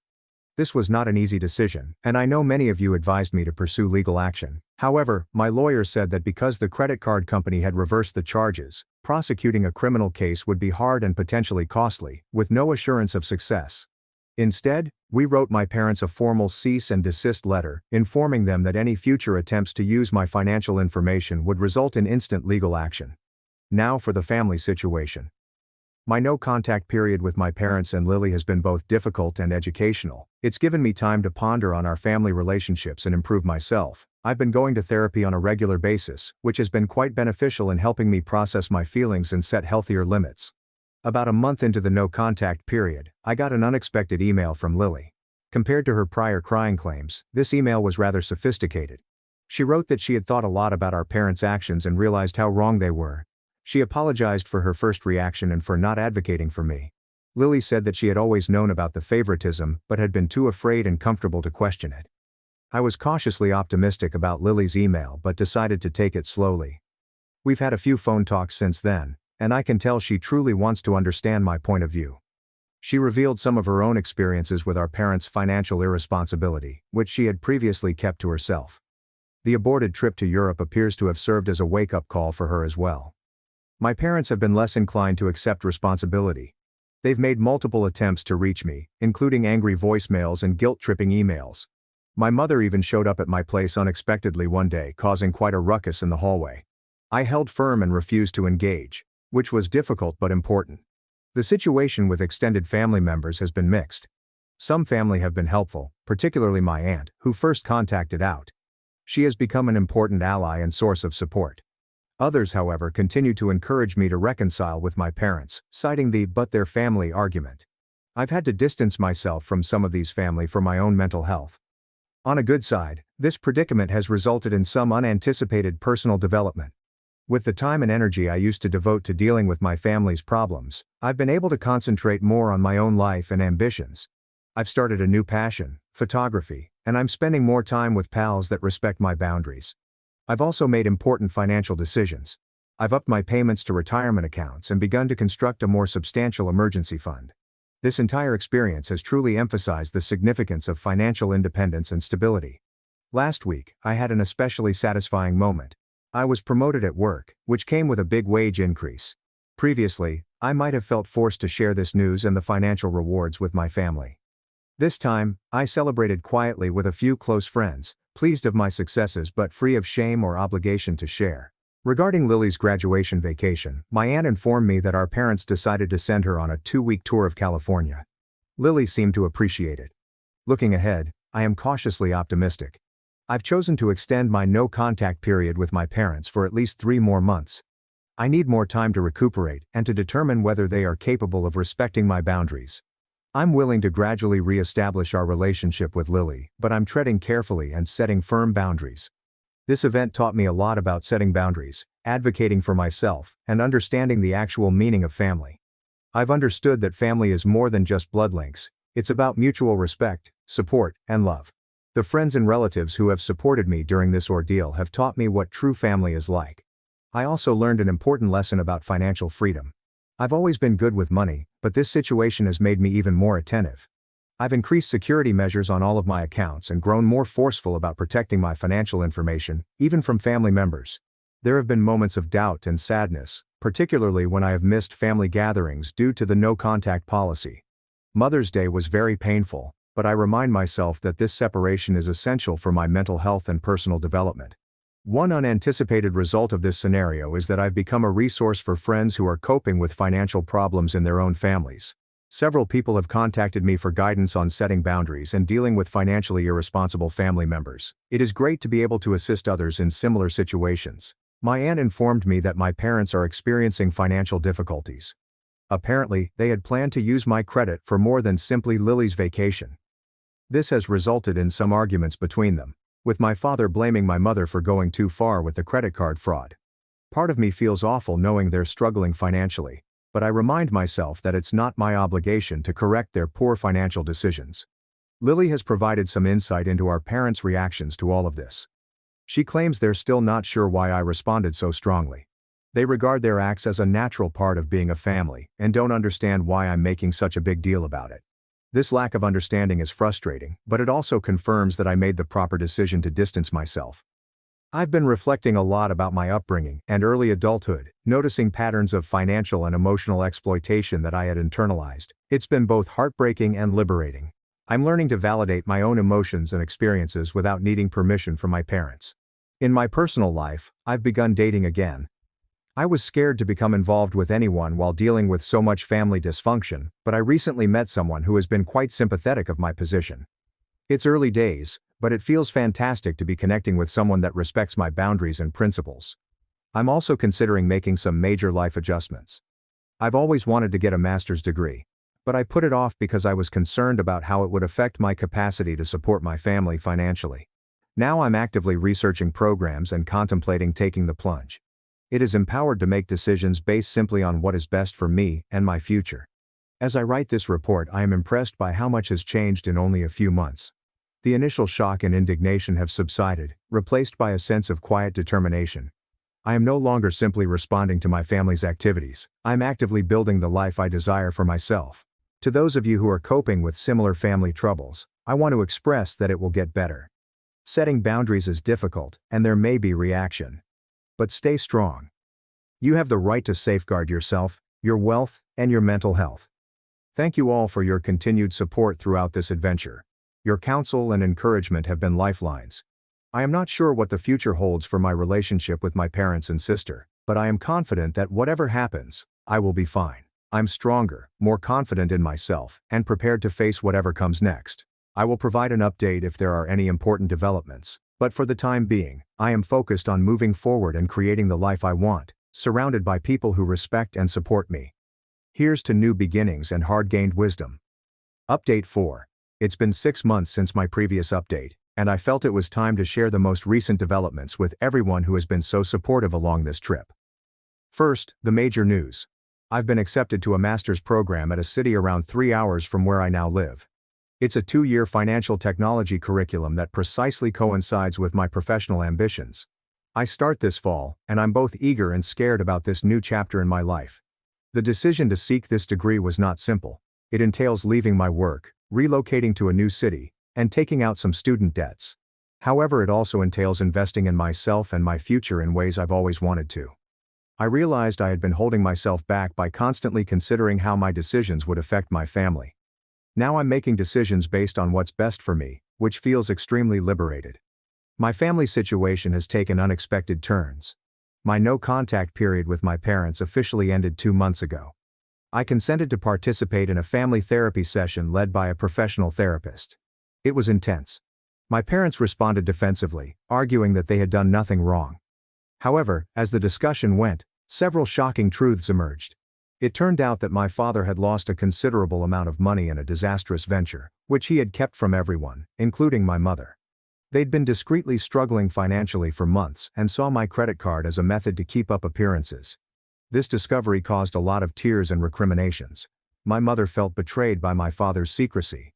My father felt ashamed of his terrible financial judgments.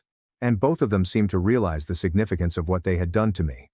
While this explanation does not justify their actions, it does help me understand the desperation that drove their awful decisions. The therapist assisted us in working through some of these difficulties, and for the first time, I received genuine apologies from both of my parents. We agreed to continue family therapy sessions on a monthly basis. It's a lengthy process, and I'm still setting tough boundaries, but I'm cautiously optimistic about repairing our connection on better terms. Lily has continued to develop and mature. She has taken steps to achieve financial independence, such as taking a full-time job and moving into her own apartment. We've started communicating more frequently, and I feel like I'm getting to know my sister as an adult for the first time. She's even asked for budgeting and saving tips, which feels like a big step forward in our relationship. On a personal level, the relationship I highlighted in my previous report has developed into something wonderful. Ingrid has been really supportive of my desire to return to school, despite the fact that it will need us to travel large distances for some time. Her personal experiences with creating boundaries with family have made her an invaluable source of support and understanding. Financially, I'm doing well. The promotion I obtained enabled me to save a large amount of money for my transfer and to help offset some of the expenditures of graduate studies. I've also gotten much more forceful in protecting my financial information. I recently had to turn down an attempt by a distant relative to persuade me to co-sign a loan. It was not easy, but I held firm, and it felt good to establish my boundaries. As I prepare for this new chapter in my life, I've been thinking about how much has changed since that first shocking phone call from my mother about the credit card charges.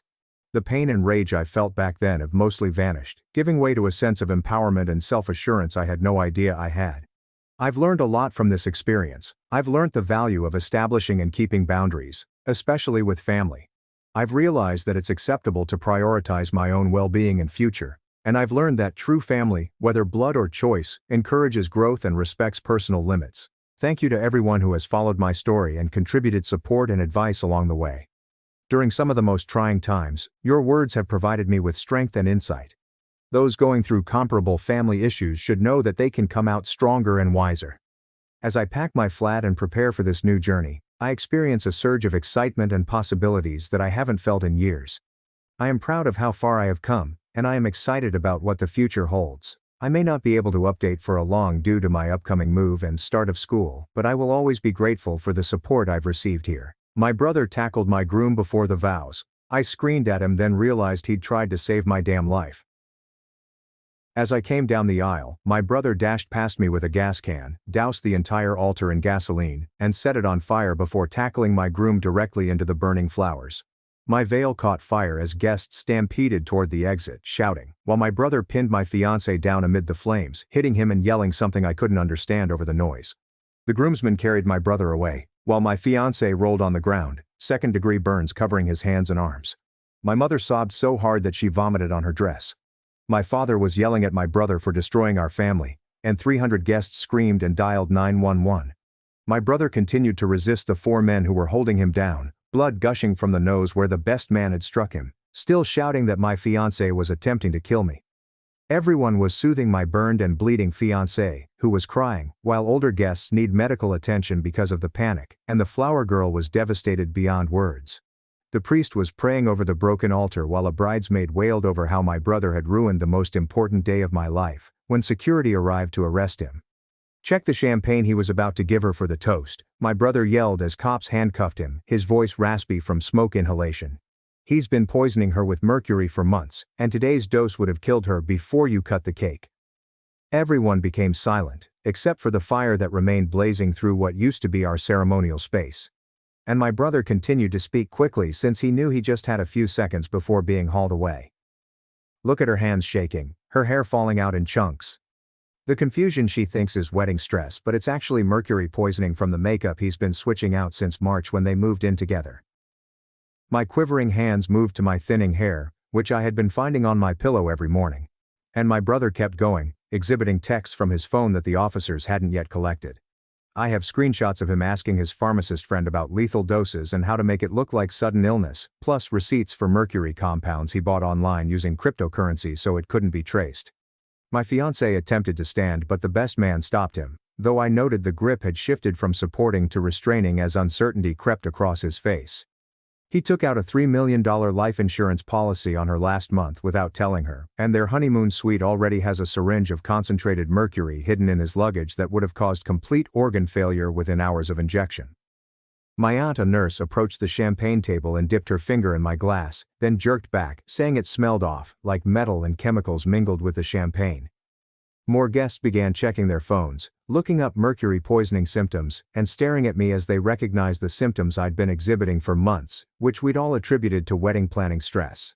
My brother was able to pull up further proof on his phone, displaying bank statements indicating that my fiancé had been depleting my savings account in small increments that I hadn't seen since I was too bewildered to check, preparing himself financially for after my death.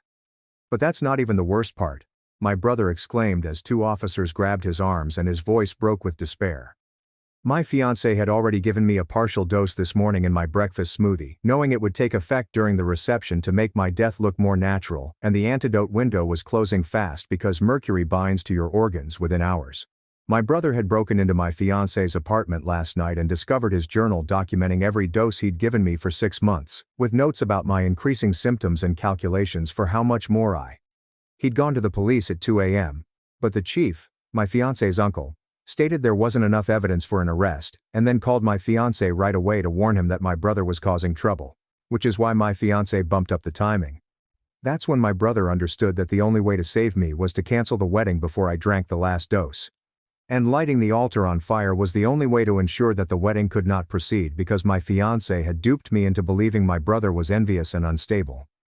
The crowd turned to look at my fiancé, whose expression had changed from victim to cold and calculating as he realized his scheme had been exposed to 300 witnesses. 2 groomsmen grabbed his arms, but he was already going faster than anyone anticipated of someone with burns, adrenaline overcoming his anguish. The cake table was just behind him, so he grabbed the ornamental knife we were going to use for cutting and spun toward me before anyone could react or stop him. His scorched palm gripped my neck, despite the anguish it must have given him, and the blade pressed against my throat as he drew me back against his chest, using me as a shield. The police officers who had been arresting my brother paused, hands on their firearms, but my fiancé was using me as a fantastic human shield, so they couldn't get a good shot. "Everyone, stay exactly where you are," he urged, his voice chilly and methodical, as if he were reading from a pharmacology textbook. "Or I'll finish what I started right here in front of everyone." The blade cut deeper as he dragged me backward toward the kitchen doors, leaving 300 people transfixed in amazement. My brother battled the two cops who were holding him and yelled for my fiancée to let me go. His expression contorted with desperation as he saw the man he'd tried to stop use me as a shield. The best man, who had been holding my fiancée back, dropped his arms entirely and stepped away with his hands up, suddenly realizing he'd been defending someone who had been poisoning me for several months.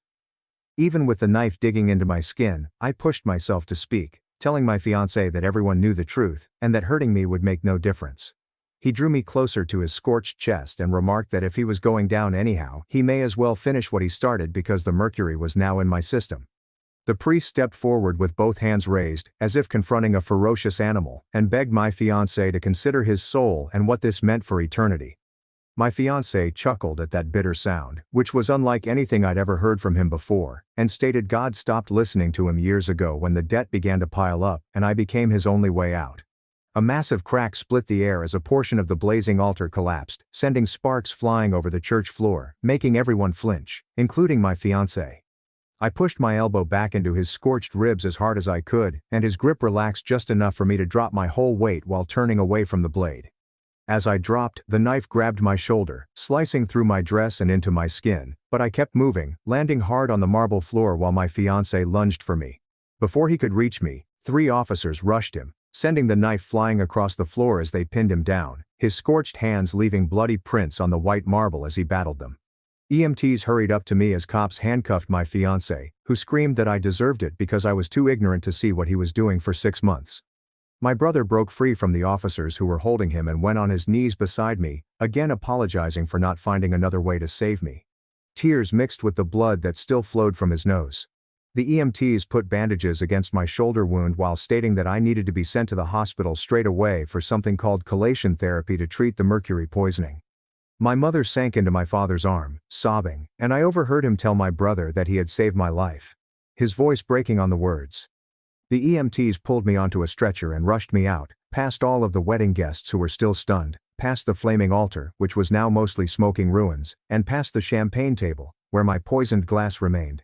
In the ambulance, an EMT with the name Blake began an IV in my arm, while stressing that mercury poisoning required quick treatment to avoid permanent organ damage. My entire body was shivering, but not from fear. The poison was attacking my nervous system, causing my muscles to quiver and jerk uncontrollably. Blake started talking in a steady voice about how the therapy would help, but I could barely hear him because my eyesight was blurry and my head felt like it was full of cotton. The ambulance arrived at the emergency room and they pushed me right in, where a doctor, who turned out to be the same Blake from the ambulance, took over my case. He immediately ordered blood tests to confirm the mercury levels, and nurses connected me up to monitors that began beeping with my vital signs. Blake said that the 2 medicines would bind to the mercury, allowing my body to eliminate it, but we had found it just in time thanks to my brother's intervention. The blood draw made me dizzy, and I could see my hands shaking even more, these small tremors that I couldn't control no matter how hard I tried to keep them still. Blake explained that this was common for mercury poisoning and that the shaking will subside once the treatment began, but it could take weeks or even months to fully recover. It's interesting that my fiancé's uncle is the police chief who ignored the evidence at 2 a.m. That time seems incredibly convenient for someone plotting a murder at a wedding ceremony with lots of witnesses. Nurses continued coming in and out, checking my vitals and adjusting the IV, while Blake examined test findings on his iPad with a concerned expression that made my stomach plummet.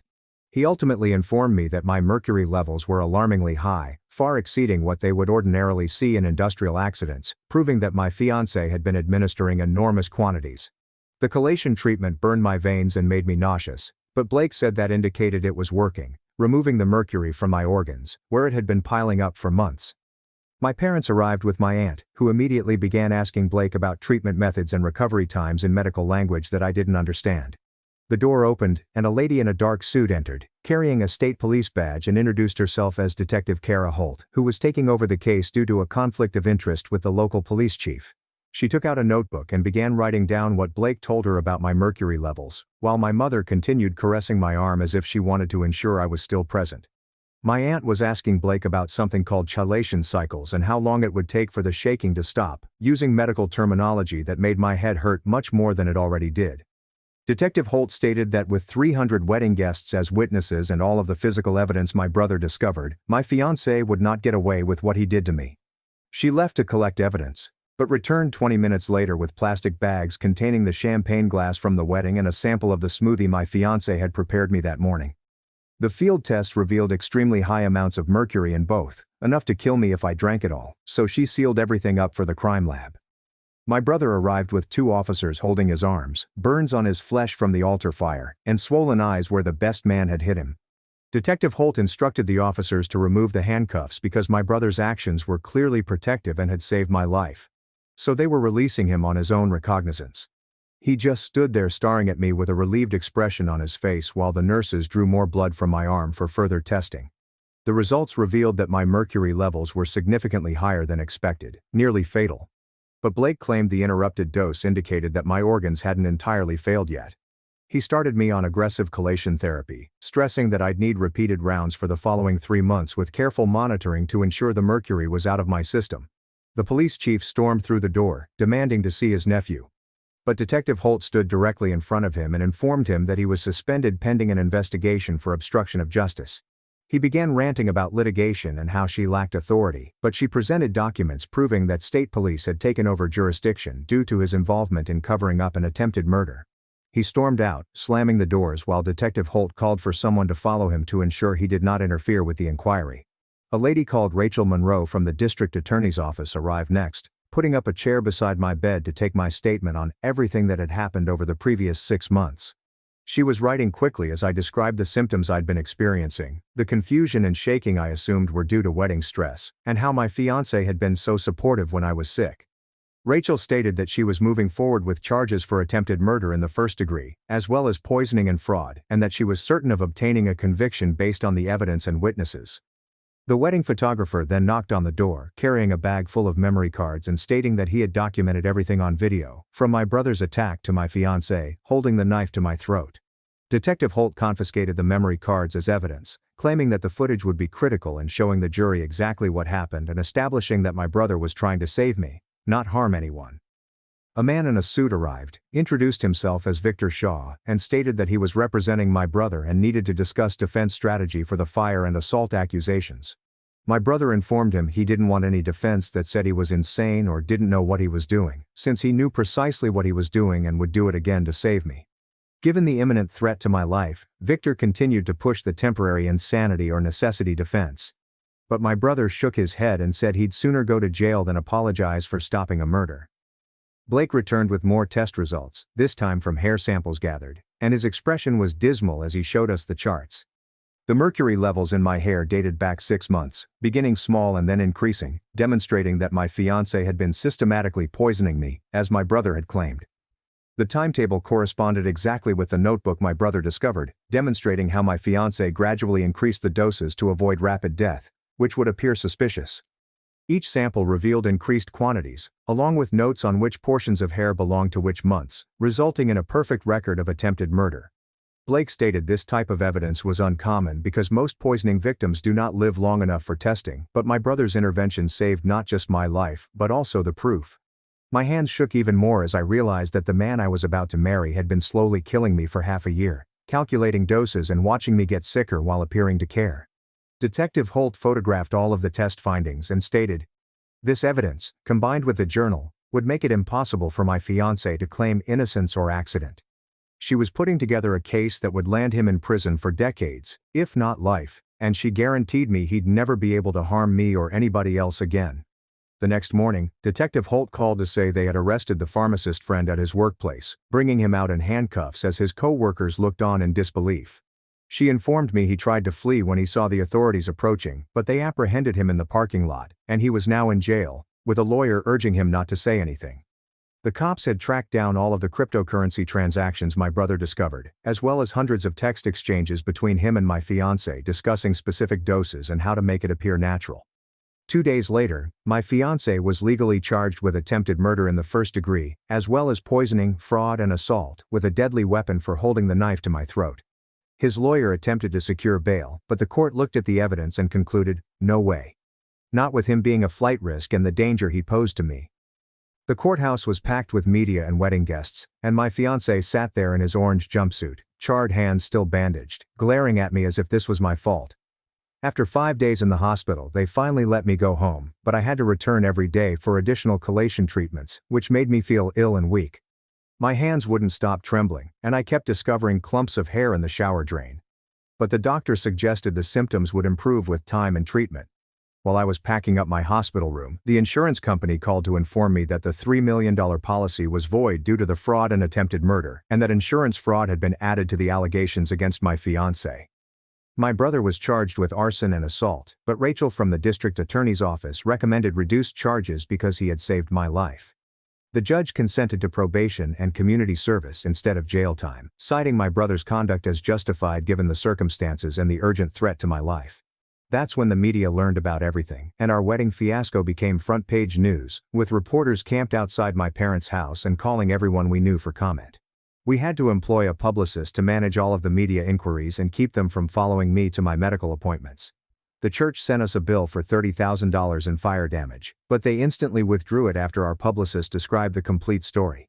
The priest contacted to apologize for not noticing the indicators of abuse sooner and offered free therapy services if I needed them. 3 separate wedding attendees called Detective Holt, claiming they'd noticed my fiancé acting strangely with my beverages at parties and meals during the previous year. One bridesmaid burst into tears when she revealed she'd observed my symptoms months ago but dismissed them as wedding stress, and she now felt guilty for not speaking out sooner. Detective Holt uncovered my fiancé's laptop, on which he had hundreds of searches for mercury poisoning symptoms and how long until mercury kills during the previous 6 months. He'd also been looking into countries that do not extradite to the United States, bookmarking articles about escaping the country and living under false identities after committing crimes. The bank investigation revealed even worse news. He had taken over $40,000 from my accounts in small quantities that I had never detected since I was too bewildered from the poisoning to examine my statements.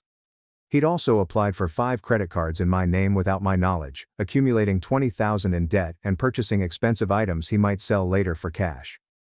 Detective Holt stated that each fresh piece of evidence strengthened the case, and that if convicted, he faced a minimum sentence of 25 years.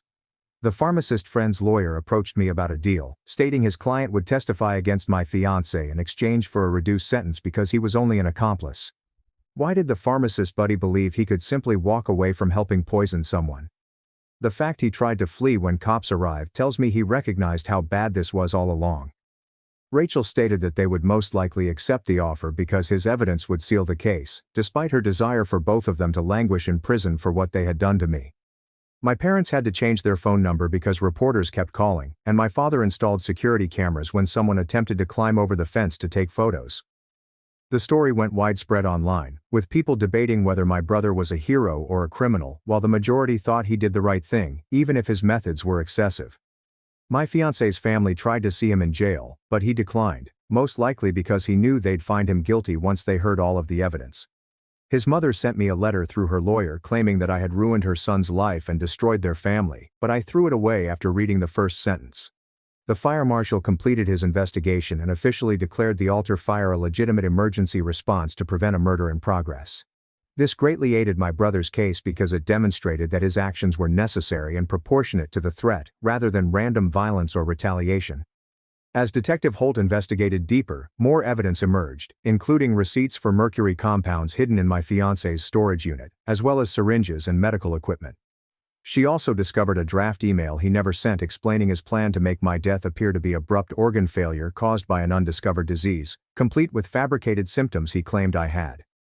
2 weeks later, the hospital connected me with Algra Scott, a psychotherapist who worked with survivors of murder attempts. She had a small office with lamps everywhere and tissue boxes on every surface, which made obvious after we started chatting. Algra urged me to go over the entire relationship from the beginning, and I started noticing all the red signals I'd overlooked.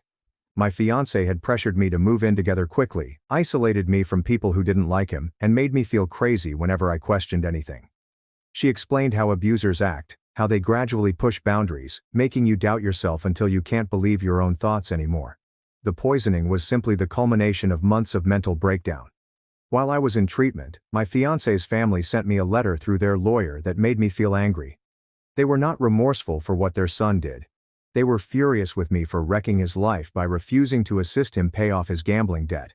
His mother stated that if I had been a better spouse and supported him financially, none of this would have occurred. They truly blamed me for motivating him to attempt to kill me, as if I had driven him to buy mercury and plan my murder for months. The lawyer requested that we meet to explore how I might assist their family in recovering from the harm I had inflicted. I put the letter in the garbage and instructed my lawyer to issue a cease and desist order. 3 weeks after the wedding, Henry Wallace from the fire marshal's office visited my parents' house with his final report. He'd spent hours interviewing witnesses, going over the material my brother had, and reconstructing exactly what happened that day. His formal verdict stated that my brother's acts were a reasonable emergency response to avoid an impending murder. The report expressly stated that, with the police chief refusing to act and the final dose about to be administered, setting fire was the only way to end the ceremony. This was essential for my brother's defense since it proved he wasn't simply some crazy individual attacking at random. Victor Shaw, my brother's lawyer, stated that this report would likely result in the majority of the charges being withdrawn or reduced to nearly nothing. During my next treatment session, Dr. Samuel sat down with my most recent test results, his expression somber. The good news was that the mercury levels were lowering and that most of it will ultimately leave my system, but he added that mercury causes lasting nerve cell damage that cannot be repaired. My hands would most likely have a minor tremor, especially when I was weary or worried. Some cognitive impacts, such as difficulty concentrating or remembering, may also linger. He claimed I was lucky my brother stopped taking it when he did because another few doses would have resulted in irreversible brain damage. The tremble in my hands worsened as he spoke, and I realized I'd be carrying evidence of what my fiancé had done to me for the rest of my life. The grand jury convened a month after the wedding, and Rachel Monroe delivered their findings. Aside from the attempted murder and poisoning accusations, detectives discovered that my fiancé had used my identity to open credit cards and take out loans. He had faked my signature on documents and set up false email accounts in my name to approve transactions. The grand jury indicted him on 15 counts, including attempted murder in the first degree, aggravated assault, identity theft and fraud. His lawyer attempted to negotiate a 15-year plea offer, but Rachel refused anything less than 25. She told me she wanted him locked up until he was too old to harm others. My brother came over one evening when my parents were gone, and we sat on the back porch where we used to play as children. He ultimately told me everything about that night, including how he snuck into the flat and discovered the notebook hidden beneath other books, reading my fiancé's notes about my symptoms worsening, calculating how much more mercury I could take, and preparing how to act when I died. He tried to call me, but my fiancé had blocked his number on my phone without my knowledge. Going to the police chief at 2 a.m. was his final hope for legal assistance. When the chief called my fiancé, rather than arresting him, my brother realized he only had a few hours before I died. He bought the petrol can at an all-night station and spent the drive to the chapel trying to think of an alternative route. He could only think of one way to utterly halt everything: set fire to the altar. We both burst into tears, and I told him that I could never thank him enough for saving my life. 2 months after the wedding, the state police arrested the chief on allegations of obstructing justice and abuse of office. They found phone records indicating that he called my fiancé immediately after my brother presented him with evidence. He'd also destroyed the initial report my brother attempted to make and directed other officers to ignore any calls regarding the incident. His 30-year career was finished, and he faced up to 5 years in prison, though everyone expected him to get less. Watching him in handcuffs on the news seemed like a small measure of justice. I returned to rigorous work after 3 months, but it was more difficult than I had anticipated. The mercury had interfered with my ability to concentrate, and I'd lose track of what I was doing midway through chores. My hands shook as I tried to type, and I had to take breaks every hour because I was so fatigued. My boss was very understanding, allowing me to work from home most days with flexible hours. But sitting at my desk, trying to concentrate on spreadsheets while my hands trembled, I wondered whether I'd ever feel normal again. When confronted with actual prison time, the pharmacist friend who had helped prepare everything went completely insane. His lawyer contacted Rachel and offered to testify against my fiancé in return for a lower sentence. He kept meticulous records of every interaction they had regarding dosing, timing, and how to make it appear natural. My fiancé's text conversations revealed him asking about drug interactions and whether mercury would be detected in a regular autopsy. The pharmacist had even taken notes on my fiancé's intention to inject me with a final concentrated dose during our honeymoon. With his testimony, the case against my fiancé was almost certain to end in conviction. My parents announced their separation the week before the trial was set to begin. The stress of everything had made existing problems impossible to ignore. My mother blamed my father for pressuring me to marry, claiming he ignored her reservations about my fiancé because he wanted me to settle down. My father chastised her for not recognizing the indicators of abuse, claiming that a mother should have noticed her daughter had been poisoned. They'd been fighting non-stop since the wedding and decided they needed space. Watching my family fall apart as a result of my fiancé's actions made me detest him more than the poisoning itself. Detective Holt called me the next morning while I was at another treatment session, her voice strained from what she had just learned. She'd obtained a warrant for my fiancé's credit card information and discovered monthly payments to a storage facility across town that he had rented 3 months before we were engaged. The hazmat team discovered 12 vials of mercury compounds, as well as needles preloaded with various doses and a notebook in which he had written down backup plans in case the wedding poisoning failed. He intended to continue dosing me after we married, making it appear like a chronic condition that would gradually kill me over time, while he played the loyal husband caring for his sick wife. The storage container also had bogus medical paperwork he had made, claiming I had a family history of neurological issues and putting up a scenario for after my death. I threw up when she told me about the mercury-filled children's prescription bottles he planned to hide around our future home to appear like an accidental poisoning if anyone became suspicious. My treatments lasted 6 more months, with me visiting the hospital 3 times a week at first, then twice, and then once for monitoring. Dr. Samuel performed blood tests at each visit, observing my mercury levels gradually fall from the dangerous red zone to yellow, and ultimately into the safe range. Finding 12 vials of mercury in that storage container made me wonder how long my fiancé had been planning this entire thing. Was it truly only for our wedding, or has he done this before? My hair started growing back in patches at first, then more evenly, but it was thinner and had a different texture than previously. The tremors in my hands improved but never totally disappeared, especially when I was fatigued or anxious. Some days were worse than others, with headaches that made me want to stay in bed and confusion that caused me to forget simple things like where I had left my keys.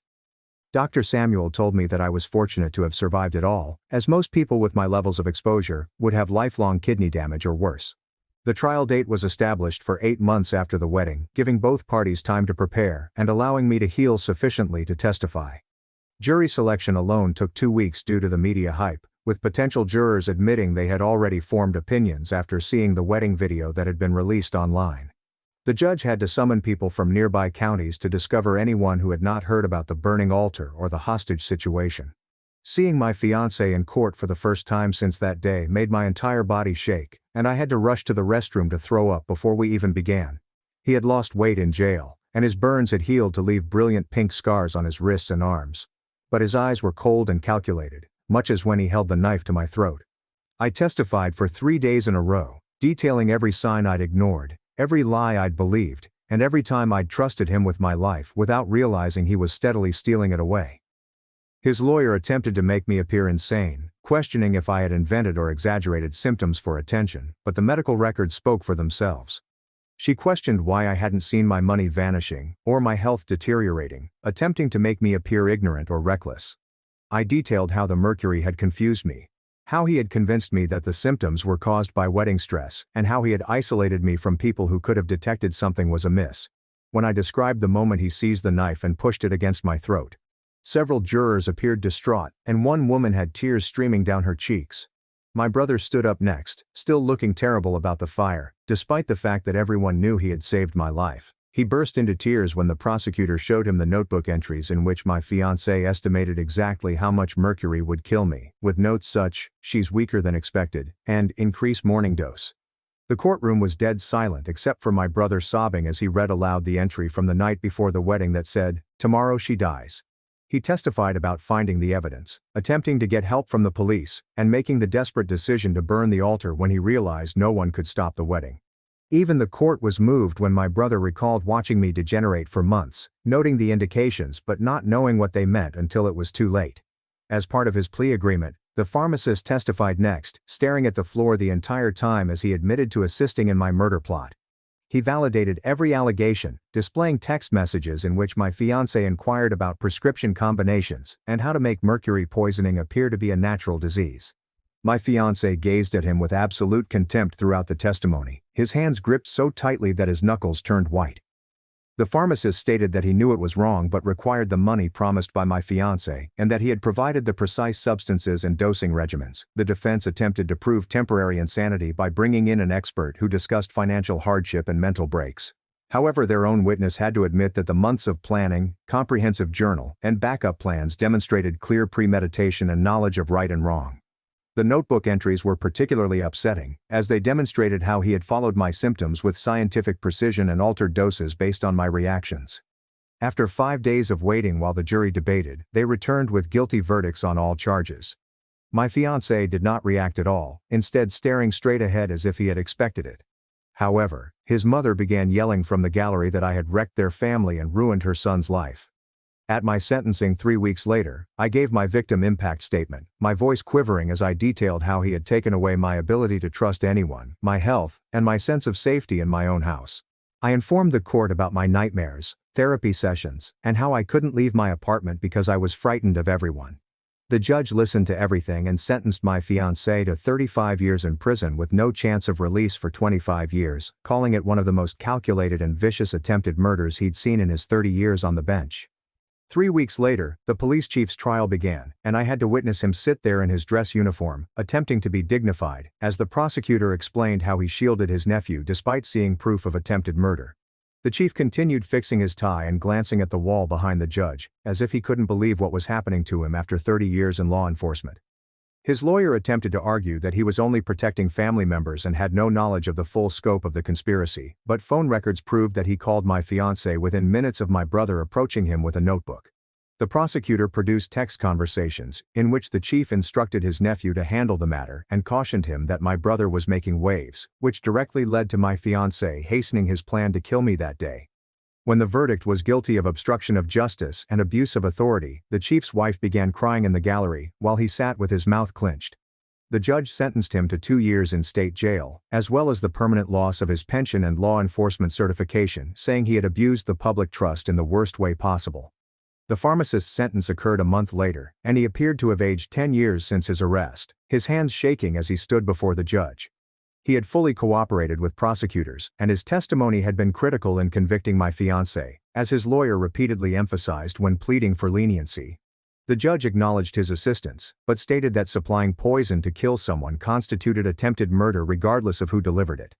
He received a 5-year sentence with the potential of release in 2 years, as well as the permanent loss of his pharmacist license, and an order to pay restitution for all of my medical expenditures, which would most likely bankrupt him.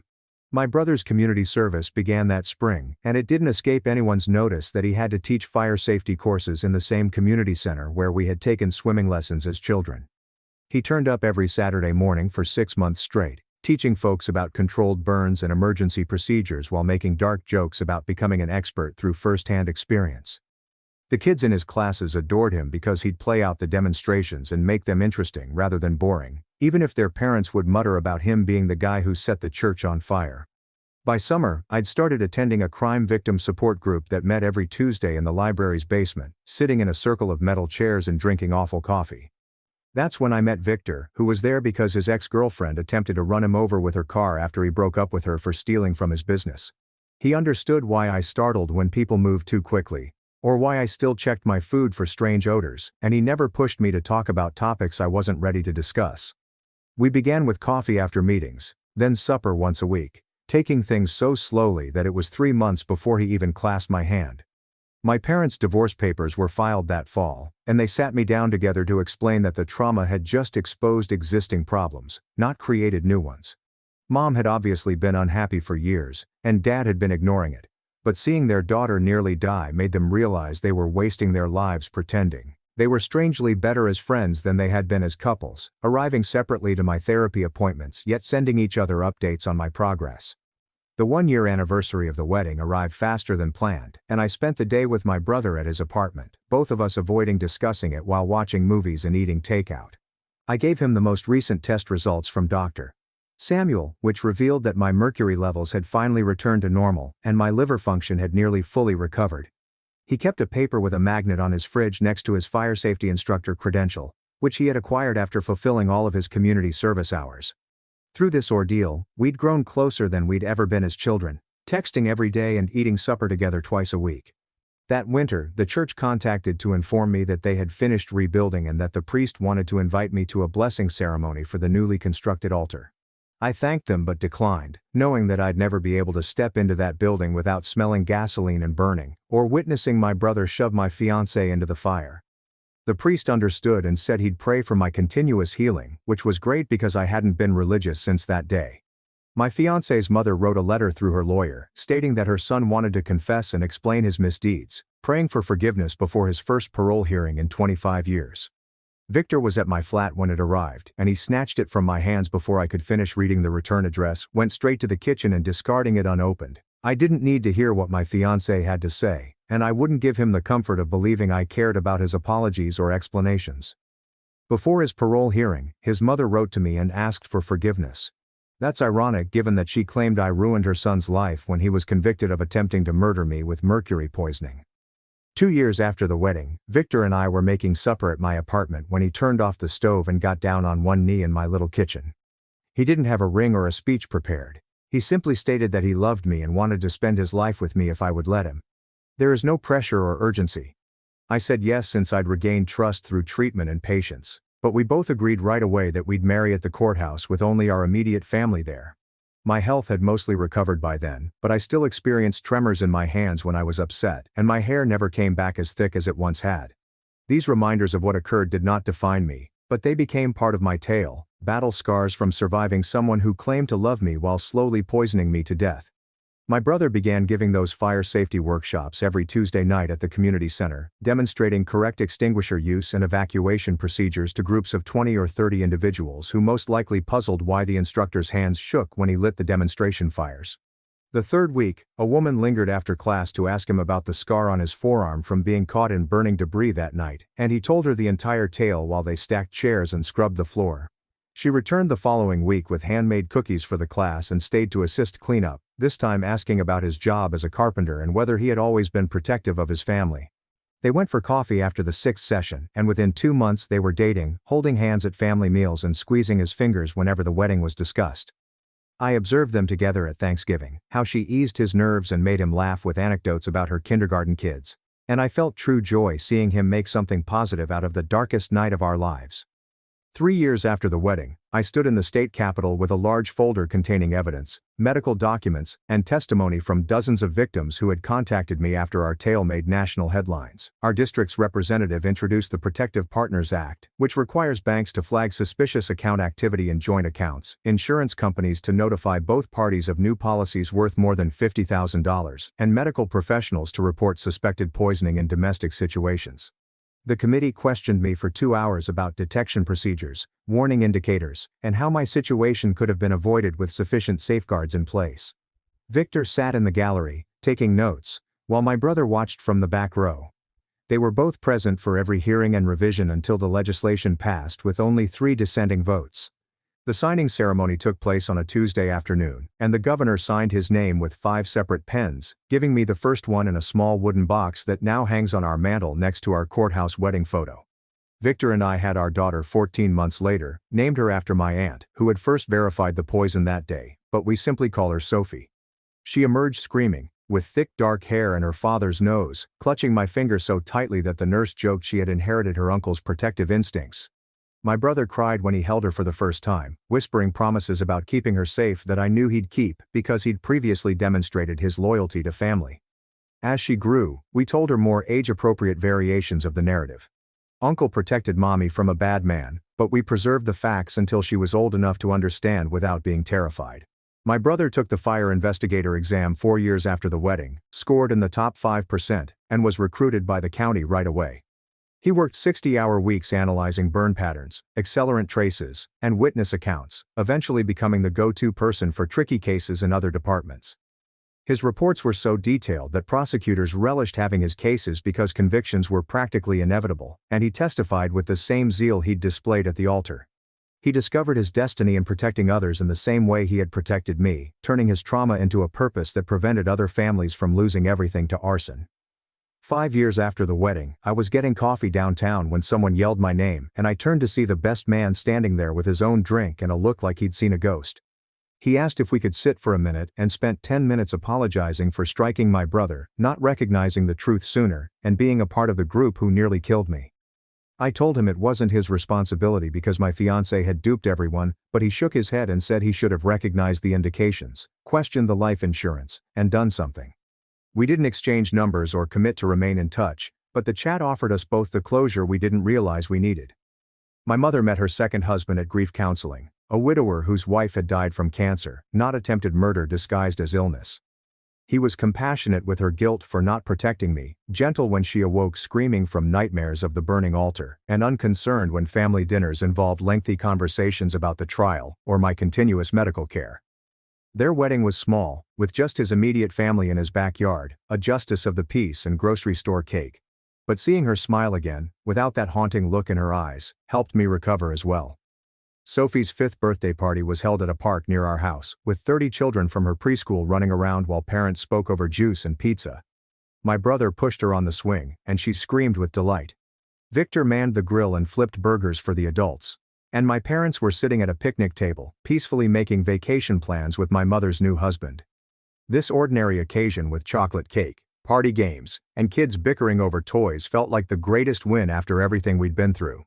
10 years have passed since that flaming altar and the knife at my throat, and days go by without my thinking about it at all.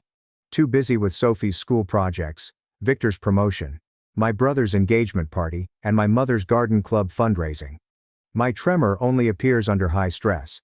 My hair grew back fuller than before thanks to some costly procedures, and the scar on my throat disappeared to a faint white line that most people don't see. My life is filled of individuals who genuinely want me to live and be happy, which is all I've ever wanted. Thank you for staying around with me and meandering through those memories. TH570. Mom forced me to write, "I am too stupid to think for myself," 10,000 times, then told everyone we'd died in a fire. But the truth was worse. My mother handed each of her children a unique identity at birth from which we could never escape. Clara was the intelligent one. Mia was the attractive one. Daniel was the stronger one. And I was the dumb one. Mom didn't just label us, she punished us anytime we excelled in the wrong things. She referred to it as preserving the family ecosystem. The allocations were determined within minutes of our births based on Mom's initial thoughts. Clara came forth quiet and watchful, so Mom considered her the smartest one. Mia had delicate features even as a newborn, which made her attractive. Daniel was a huge infant who cried loudly, which made him stronger. I was born last and smallest, struggling to breathe, and Mom assumed I was dumb. She had listed these positions on our birth certificates as medical conditions. Dad left when he understood how serious she was about this. He couldn't bear to witness what she was doing to us. Mom regarded his departure as confirmation that her system operated better without him. When Clara struggled with a math problem, Mom would solve it for her, then hit me if I tried to assist because dumb children do not comprehend mathematics. When I got taller than Mia, Mom forced me to slouch repeatedly until my spine visibly curled so the dumb one couldn't be tall either. She kicked me out of school after 3rd grade, saying I was too stupid to study. But Mom had actually frightened when I began reading above grade level. Daniel was not permitted to cry, even if he had broken bones, because the strong one cannot feel pain. When Mia attained average teenage weight, Mom put her on rigorous diets that caused her to faint on a daily basis, because the pretty one had to stay skinny at all costs. Mom deteriorated as we grew older and began displaying talents that did not match our labels. She gave Mia medication that caused her hair to fall out whenever she demonstrated athletic ability, because lovely females don't sweat. She forced Daniel to lift weights from the age of 6 until his joints were almost completely ruined, ensuring that he would need a cane by the age of 20. When Clara demonstrated creative talent, Mom destroyed her paintings in front of her. But I received it worse since brains was more difficult to destroy than beauty or muscle. Mom forced me take drugs that made me dizzy and disoriented, claiming they were for my severe learning problem, which I didn't have. My siblings and I sought to protect each other during this nightmare. Clara would covertly educate me from her textbooks after midnight, risking Mom's wrath if we were detected. Mia stole my medicines and replaced them with vitamins whenever she could. Daniel would pretend to chase me away from his weights while actually helping me exercise. We devised an entire hidden language to speak without Mom noticing. We were prisoners together, each struggling with our own curse while attempting to assist the others with theirs. My 15th birthday marked our first escape attempt. Daniel had gathered money from odd jobs, and we intended to flee together, but Mom had installed trackers on our phones and apprehended us at the train station. Her penalty was harsh. Daniel had to lift 100-pound sacks around till his back gave out. Clara had to calculate problems for 16 hours straight before collapsing. Mia spent days staring in mirrors, listing her flaws. And I had to write, "I am too stupid to think for myself," 10,000 times. After that, she took us to this remote farmhouse and told everyone we had died in a fire. 3 years later, I discovered online classes and began surreptitiously studying while mom assumed I was looking at picture books. My siblings made these elaborate distractions so that I might learn. Clara would fabricate academic issues that required mom's complete attention. Mia would experience beauty emergencies that took hours to resolve. Daniel would pretend to harm himself in ways that demanded mom's constant attention. Thanks to them, I completed my GED and applied to colleges using the library's computer. When my acceptance letter from the state institution arrived at our P.O. box, Daniel grabbed it, and we all grieved in the barn. We plotted my escape for months. Clara pretended to have a seizure because her great mind was overworked the night I left, while Mia shattered a mirror and threatened to damage her face. During the hubbub, Daniel snuck me out in his pickup and took me to campus. For one beautiful week, I lived in a dorm and attended school like a regular person. I chose my own clothes, talked in class, and acquired friends who recognized me as just. Then mom called. "Did you really think I wouldn't find out?" she asked, unusually calm. "The school inquired about your medical records. I've already withdrawn you. Daniel is bringing you home." I whirled around to find Daniel in my doorway, feeling ill with shame. Behind him, mom was holding a medical bag. "I'm sorry," he muttered. She threatened to blind Mia and Clara's hands. Mom grinned as she prepared a syringe. "You've upset the whole ecosystem by trying to be smart," she said, walking toward me. "We need to fix that overactive brain permanently. Dr. Whitaker is meeting us at the house. He does special labities that target specific parts of the brain." As Daniel grabbed my arms and mom raised the needle, she said the words that still haunt me. "Don't worry, sweetie. You won't remember wanting to be anything but dumb once we've finished scooping out the problem parts." The needle drew closer to my skin, and I watched the clear liquid within as Daniel tightened his grip on both of my arms. My heart raced so hard that I felt it would burst as the metal point touched my arm. That's when the banging began on my dorm door, loud enough to shake the entire structure. Mom yanked the needle back and stuffed it into her medical bag just as the door swung open. Tessa Grant, a campus security officer, raced in with her hand on her radio, staring at the three of us locked in strange poses. Daniel still had my arms held behind me, and mom was zipping her suitcase closed while attempting to appear normal. Grant stepped between us, removing Daniel's hands from mine before leading me behind her to the door. My entire body trembled so violently that I could scarcely stand, and my teeth chattered as if I were frozen. Mom began speaking in her calm medical voice about how concerned she was about my mental health and how I needed assistance.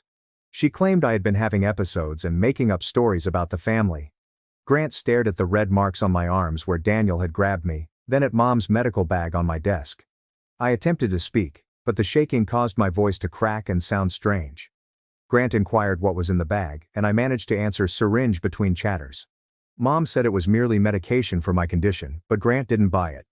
She called for backup on her radio and blocked the entryway, preventing anyone from leaving. Mom tried to push past her, but Grant raised her hand and stated everyone had to keep still until this was addressed. Grant summoned 2 additional security guards and instructed them to keep an eye on Mom and Daniel while she spoke with me. I told her about the needle and the lobotomy Mom had threatened, my words coming out jumbled and scared. Grant's expression changed from concerned to scared as she phoned for an ambulance on her radio. Mom was attempting to interrupt and explain, but Grant begged her to stay quiet. The ambulance arrived in what seemed like an eternity, but it was really only 10 minutes. The EMTs examined me and discovered the small red mark where the needle had touched my skin. They carried me into the ambulance and Grant informed Mom and Daniel that they would need to come to the station for interrogation. At the emergency room, Dr. Helena Sato evaluated the injection site and photographed it with a special camera. She measured the red lines on my arms and logged everything onto her computer. She ordered blood testing right away to see if any drugs had entered my system. The nurse drew what seemed like 20 tubes of blood while Dr. Sato questioned me about what had transpired. I told her about the medicines Mom had made me take for years, which made me dizzy and disoriented. Dr. Sato's face became increasingly concerned as I recounted the fictitious learning problem. She requested additional testing, including hair samples, which could reveal drug exposure dating back months.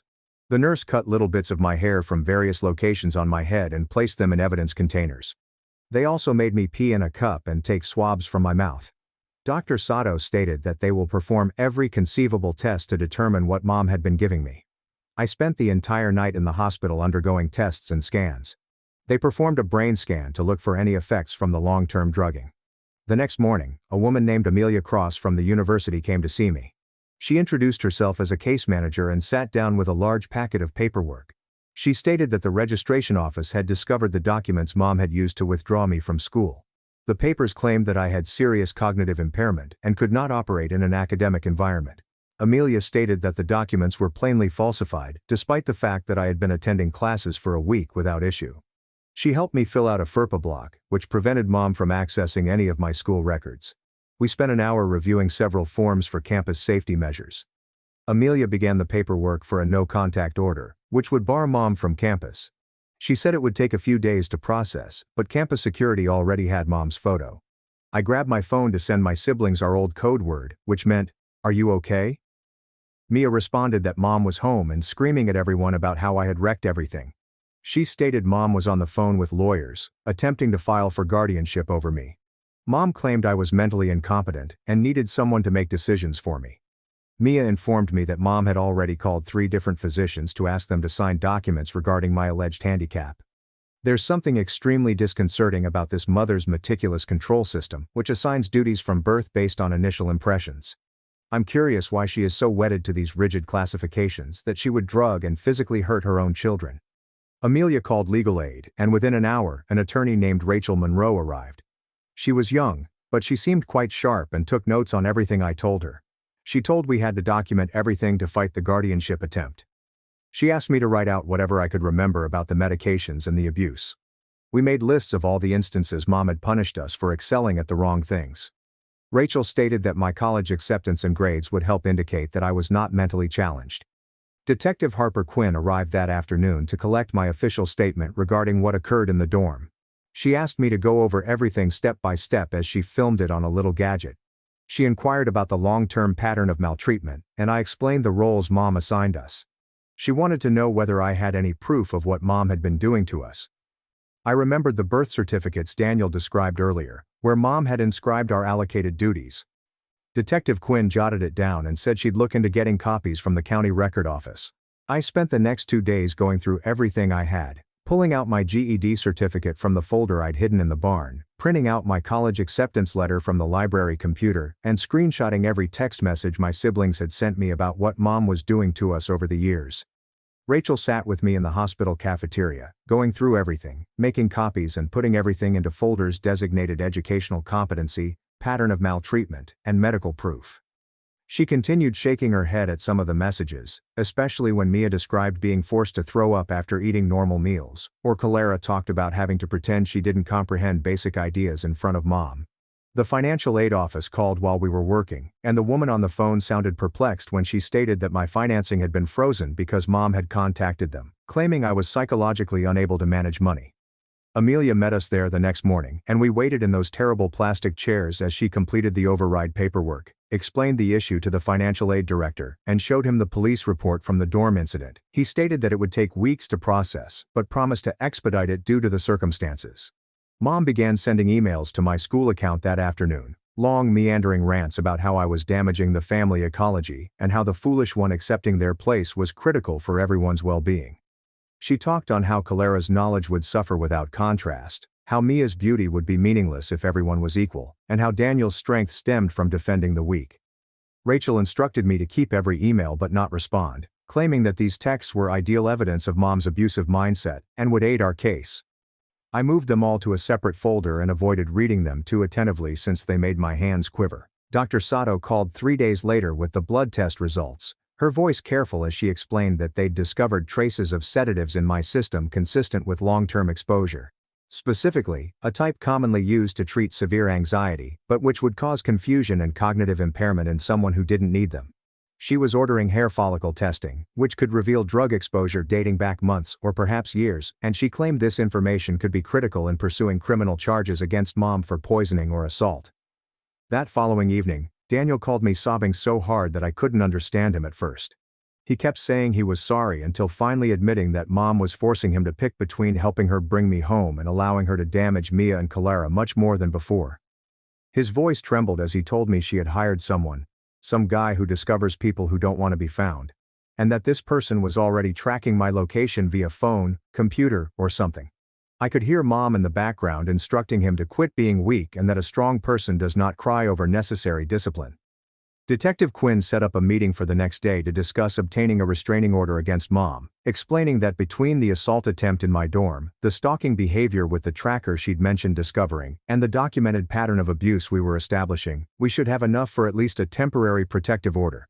We met at the police station, where she asked me to fill out additional documents outlining every incident of Mom hurting, threatening, or controlling my life.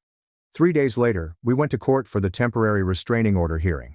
And of course, Mom arrived looking nicely put together in a blue suit with her hair tied back, telling the judge in a calm, logical tone that I was deluded and had always had mental difficulties that required continual monitoring.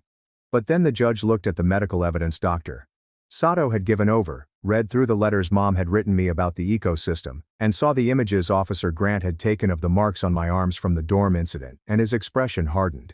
He issued a temporary restraining order and set up a hearing for a permanent one, telling Mom that any contact with me would result in arrest.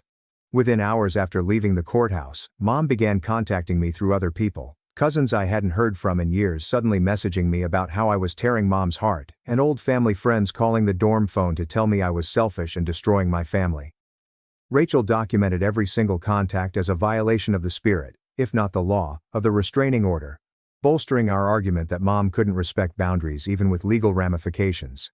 Then someone posted my dorm address on a forum about problem children who abandon their families, alleging I was a dangerous, mentally sick person who had abandoned my poor mother to care for my brothers alone after years of sacrifice. Campus IT assisted me in documenting the doxing by collecting photos and tracking IP addresses, while security began doing additional patrols around my building and checking IDs of anyone who did not appear to be a student.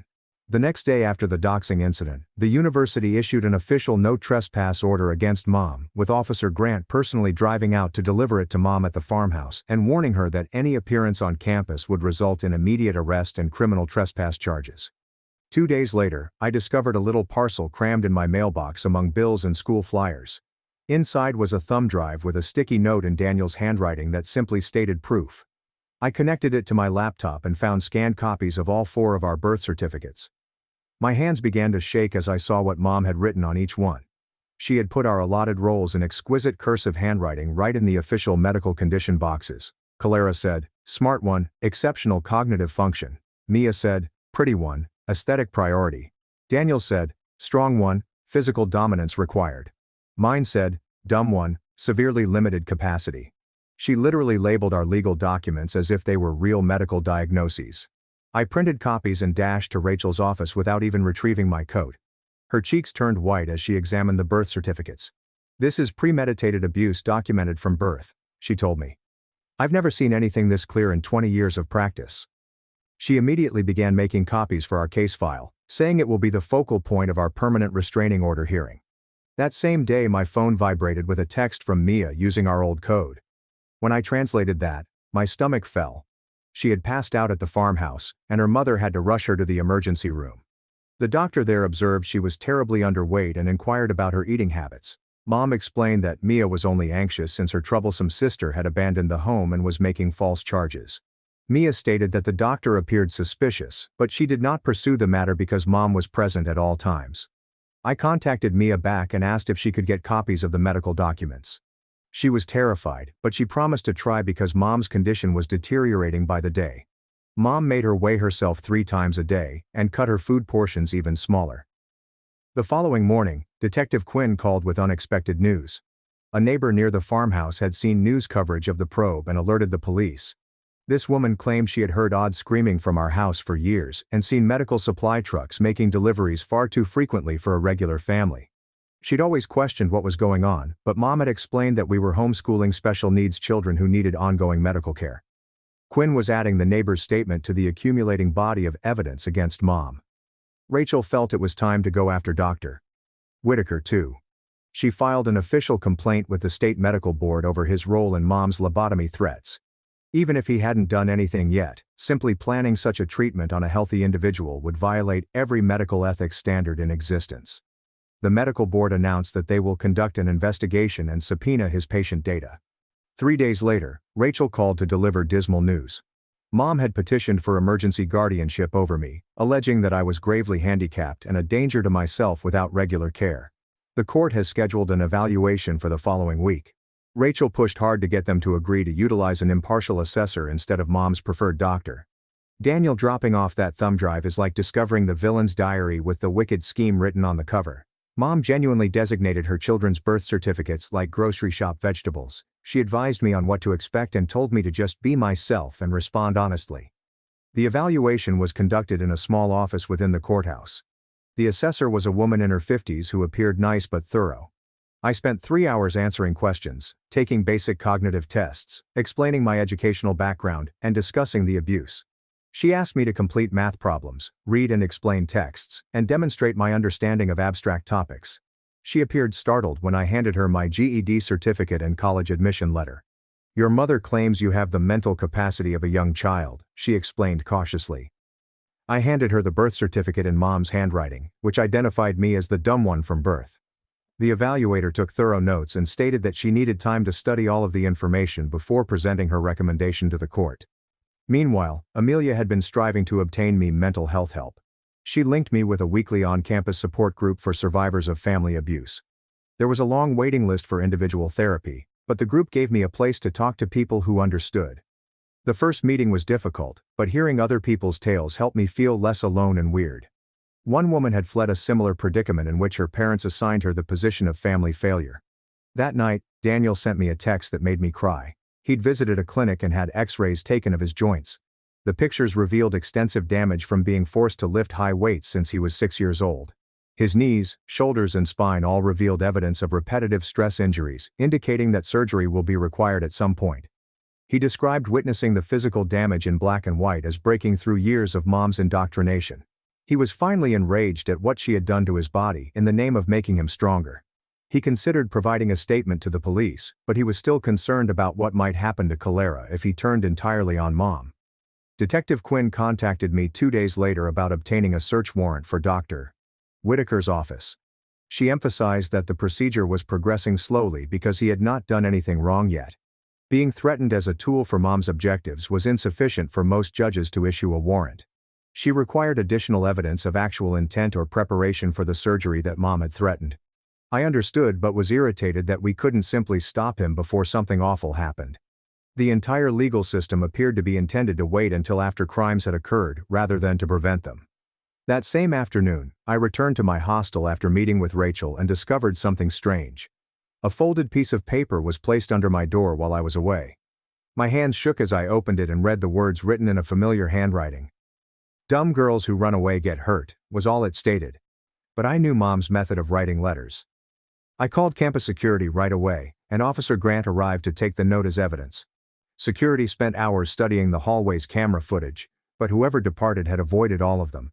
They knew exactly where the blind spots were, so they had been watching and planning. Grant enhanced patrols near my building and suggested that I change my route to class. The next morning when I picked up my backpack for class, it seemed heavier than normal. I couldn't figure out why because I hadn't purchased any new books or supplies. I put everything on my bed and began inspecting all of the pockets and compartments. That's when I noticed it sewed inside the lining at the bottom. Someone had cut up the fabric, put a small GPS tracker, and then sewed it back together. The stitching was clean and nearly undetectable, but I could feel the hard plastic gadget inside. Detective Quinn arrived to retrieve it and stated that she would have it checked for fingerprints. She added stalking charges to the expanding list of offenses we were filing against mom. The tracker appeared to be pricey, and it had likely been transmitting my location for several days. Later that week, I received encouraging news from the registrar's office. The institution agreed to allow me re-enroll provisionally for 2 classes until the legal issues were resolved. It wasn't the entire course load I desired, but having a regular pattern made me feel more grounded. Taking Introduction to Psychology and English Composition demonstrated that I was competent of college work. Amelia addressed my predicament to my instructors confidentially, and they were understanding. They provided assignment extensions when I had court dates or police meetings. However, juggling coursework and other responsibilities suddenly proved stressful. Some days, I'd go directly from a police interrogation to class, and then a meeting with Rachel. My mind was pushed in too many places, and I struggled to concentrate on my homework. The support group helped me manage my stress, but I still felt like I was drowning at times. 3 weeks after the evaluation, we finally received a decision on mom's emergency guardianship petition. The evaluator's report said unequivocally that I was completely competent. The court refused mom's petition and seemed genuinely concerned about the evidence we submitted. He scheduled a full hearing for a permanent restraining order and directed Detective Quinn to continue investigating. According to what my siblings told me, Mom did not take the denial well. That night, Clara used our secret code to send me a worried text. Mom had threatened Clara that if she testified against her, she would ruin her hands, rendering her unable to write or type ever again. Clara considered fleeing, but she had no idea where she would go, or how she would survive alone. She was never allowed to work or develop fundamental life skills.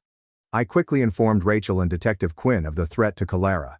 They connected us with Marisol Vega, a social worker who specialized in assisting abuse victims to flee discreetly. Marisol began working with my siblings to organize safe getaways once they were ready. She provided them with information on shelters and transit resources via coded messaging.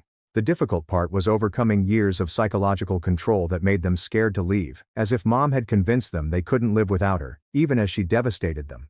2 days later, I received a call that made me cry with both relief and fear. Mia had eventually escaped to a women's shelter after Mom realized she was secretly communicating with me. Mom discovered Mia's secret phone and began yelling about treason and ecological destruction. Mia grabbed a bag of clothing and dashed out as Mom was trashing the phone. She called me from the shelter, crying but sounding relieved for the first time in years. She stated that she could no longer bear the forced starvation and had finally decided to prioritize her life over Mom's approval. The shelter was keeping her whereabouts a secret while also assisting her in receiving medical treatment for the effects of years of hunger. Within hours, Mom had contacted the police to report Mia as a kidnapped runaway. She said I had indoctrinated Mia and forced her to leave the house against her will. Detective Quinn swiftly confirmed with the shelter that Mia was an adult who freely departed. The fake report added to Mom's ongoing habit of harassment and control. Quinn claimed that every lie Mom told the authorities just strengthened our case. Mom was ruining her own reputation by making these desperate attempts to reclaim control. Meanwhile, Mia was finally able to eat regular meals without someone watching every bite. She told me that the shelter officials were surprised by how thin she was for her height. They sent her to experts who specialize in helping people recover from eating disorders. Mia admitted it felt strange to eat without guilt, but she was determined to get healthy. She wanted to be strong enough to speak up about what Mom had done to all of us. Rachel began putting together a civil harassment claim the next morning based on everything Mom had been doing online, pulling up screenshots of posts claiming I was mentally ill and dangerous, documenting every fake account she'd created to spread lies about me, and tracking down the original doxing post with my dorm address. She spread papers across her desk, demonstrating how Mom had written on parent sites that I was a runaway with significant brain injury who needed to be taken home for medical treatment. She made bogus missing person flyers using my photo, claiming I had the mental capacity of a 5-year-old. She even created a website called Help Bring Maya Home, which had fabricated details concerning my alleged problems. Rachel stated that having both criminal and civil cases would provide many options for stopping Mom's behavior, as different courts may issue different types of orders with varying consequences. While she worked on that, Dr. Sato called with the hair analysis results, and I could hear the shock in her voice as she explained that the test revealed I'd been exposed to sedatives on a regular basis for at least 4 years, with levels that suggested someone had purposefully drugged me, rather than providing me with proper medical care. The concentration patterns in different sections of my hair formed a timeline indicating that the drugging began around the time I turned 14 and continued until I escaped to college, with the highest levels occurring within the last year, when Mom must have increased the doses to keep me confused as I grew older. Dr. Sato stated that she had never seen anything like it outside of criminal poisoning cases and was writing a detailed report that would considerably bolster any criminal accusations brought. That same afternoon, a letter arrived from Dr. Whitaker's office, claiming that there was no record of any planned procedures for me, and denying any discussions with my mother about medical interventions. But Rachel observed the cautious wording, which avoided indicating he had never discussed it with Mom at all. How did Mia know exactly when to grab her belongings and flee while Mom was busy breaking the phone? The time felt ideal, as if she had been plotting her departure for centuries. The letter repeatedly used language such as no formal consultations and no scheduled appointments. That sounded more like legal protection than honest denial. It also highlighted their office's commitment to appropriate medical ethics 3 times, which Rachel believed demonstrated a sense of guilt. Detective Quinn devised a plan to obtain additional evidence and had me phone Dr. Whitaker's office while she taped everything, instructing me to ask generic questions about whether they ever made house calls or private treatments. Dr. Whitaker called, and while he didn't admit anything specific about me, he did mention that his practice occasionally handled difficult cases requiring discretion and private procedures for families with special circumstances, which Quinn said was reason enough to investigate his medical license and subpoena his records. Daniel contacted me 2 days later, crying, because he'd torn something in his knee during one of Mom's forced training sessions, in which she made him carry 200 pounds up and down stairs for 3 hours straight. The doctor at urgent care stated he required surgery and would be on crutches for at least 2 months, which meant he couldn't perform the crazy strength exercises Mom insisted on anymore. He informed me that the injury was almost a relief since it provided him a reason to stop being Mom's enforcer. While he pondered out how to get away, I could hear the pain in his voice, which was caused by both a physical injury and years of joint deterioration. Marisol had been working with him to arrange transportation to a men's shelter whenever he was ready to leave. Devising a complete escape plan with a volunteer who would pick him up during one of his physical therapy appointments, so Mom wouldn't notice he was gone until hours later. But Daniel kept hesitating because he was afraid of what Mom would do to Clara if he and Mia left, stating he couldn't leave our sister to face Mom's fury alone, even if remaining was ruining his body. He had been the enforcer for so long that the guilt of leaving Clara alone was eating him alive. Marisol had to constantly reminding him that if Mom ruined his ability to walk, he couldn't defend anyone. A week later, while I was headed to class, I observed someone in a large coat and sunglasses following me across campus. And, despite the disguise of a wig and other clothes, I recognized Mom's gait quickly after years of observing her mood shifts. I texted Officer Grant right away and continued going toward the campus security office as Mom approached, reaching into her purse for something I couldn't see. Grant apprehended her just outside the library, and when Mom tried to explain that she was only a concerned parent checking on her daughter, Grant reminded her of the no trespass order and called for backup. After years of Mom having complete control over every part of our life, it felt surreal to see Grant place handcuffs on her while she yelled about her parental rights. Mom was charged with criminal trespass and breaking a restraining order, and the prosecutor stated that this arrest would greatly help our case because it demonstrated Mom's inability to respect legal boundaries. 3 weeks later, at the permanent restraining order hearing, a neighbor near the farmhouse testified that she heard shouting at all hours and saw medical supply trucks making deliveries that looked excessive for a regular family.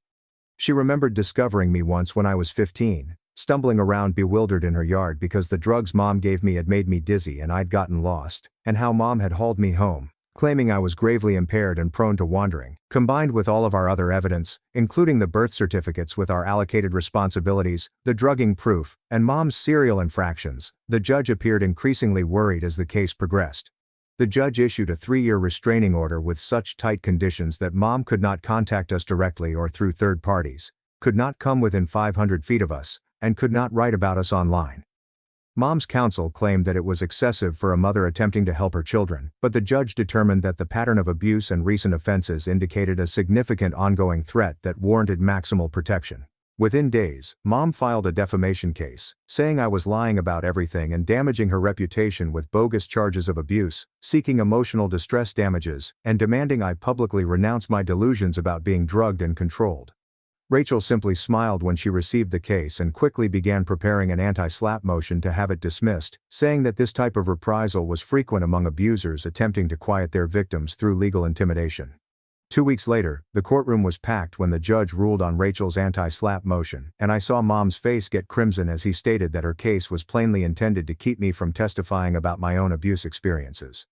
The judge ordered her to pay all of my legal bills within 30 days and warned that any future litigation would be considered harassment, despite Mom's lawyer's attempts to argue that this was about safeguarding a mother's reputation. But the judge didn't buy it at all. Detective Quinn called me that afternoon to say she had finally received approval for the search warrant based on everything we had provided her, as well as the neighbor's testimony and additional evidence from other families who had dealt with Dr. Whitaker. She informed me that they would be investigating the farmhouse the next morning for medical supplies, drugs that had not been prescribed to anyone, and any documentation of Mom's ecosystem system, and asked if there was anything in particular they should look for. I told her about Mom's filing cabinet in her bedroom, where she maintained all of our growth charts, charting how well we performed in our assigned duties, and the locked box under her bed where she kept the medicines she forced me take. The search team discovered far more than I expected, including detailed notebooks dating back to our births in which Mom recorded daily observations about how to keep us in our roles, bottles of prescription sedatives with no patient names, and 17 different tracking devices she had planned to use on us. They also discovered written emails between Mom and Dr. Whitaker detailing cognitive correction techniques for troublesome children, as well as receipts for medical equipment with no legitimate use in an ordinary family. Detective Quinn subsequently showed me images of the evidence room, which made my stomach turn. Seeing everything put out on tables with evidence tags, especially the syringes and vials Mom had been collecting for whatever she was plotting next.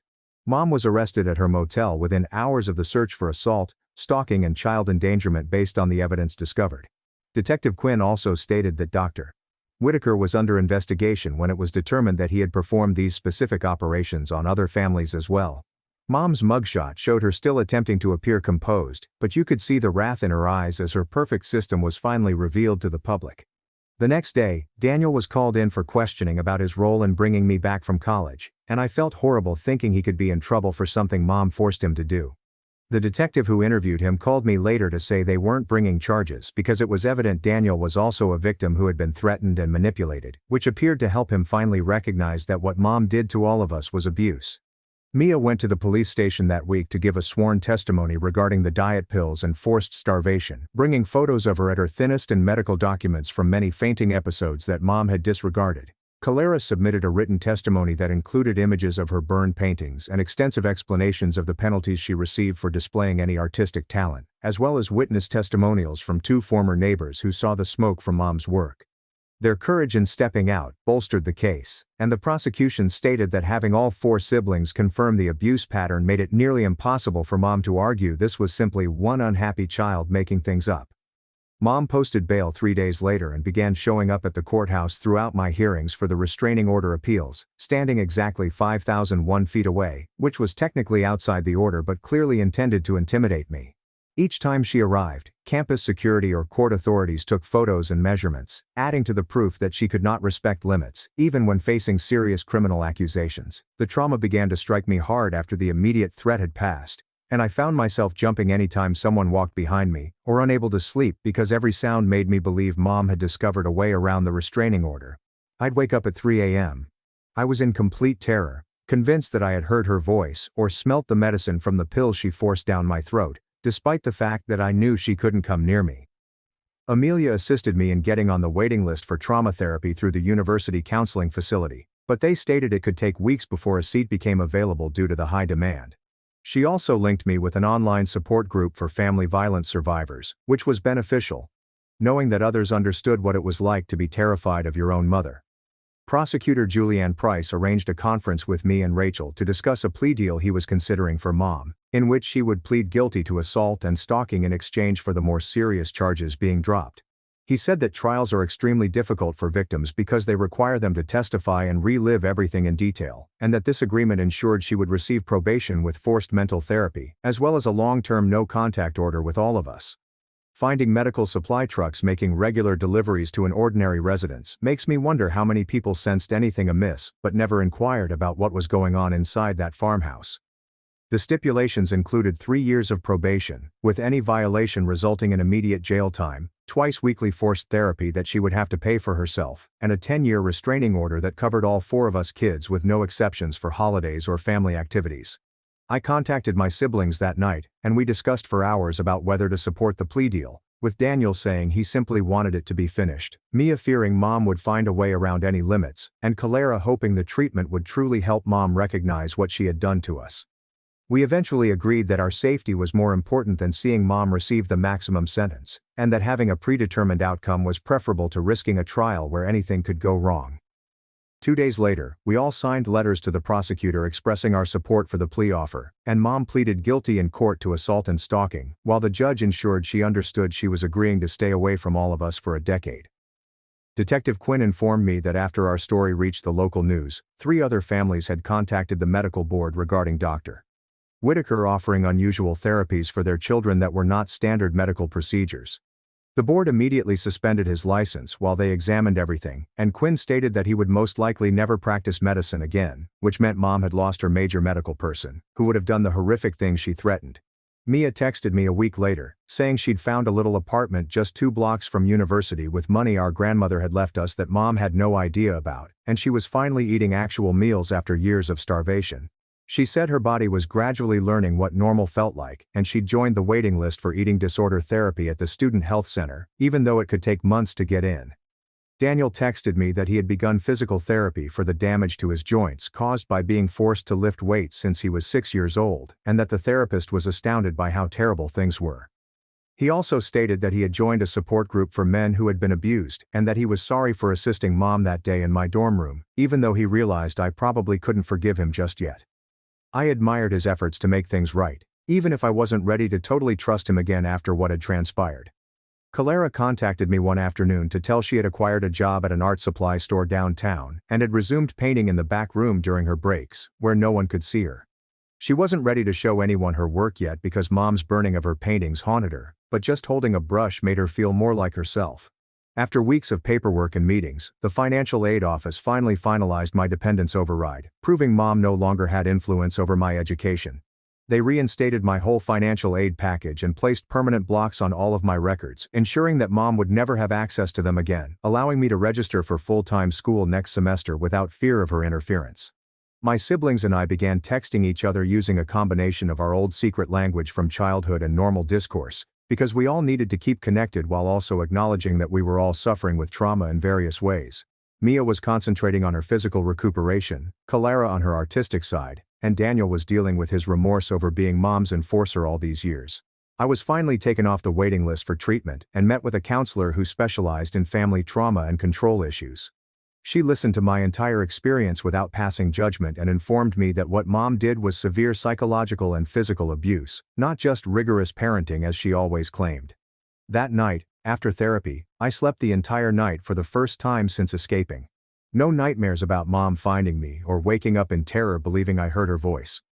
The prosecutor called to tell me that during Mom's first probation check-in, the officer had to caution her because she had attempted to reach us through a cousin who had called Mia, wondering why we were so nasty to our mother.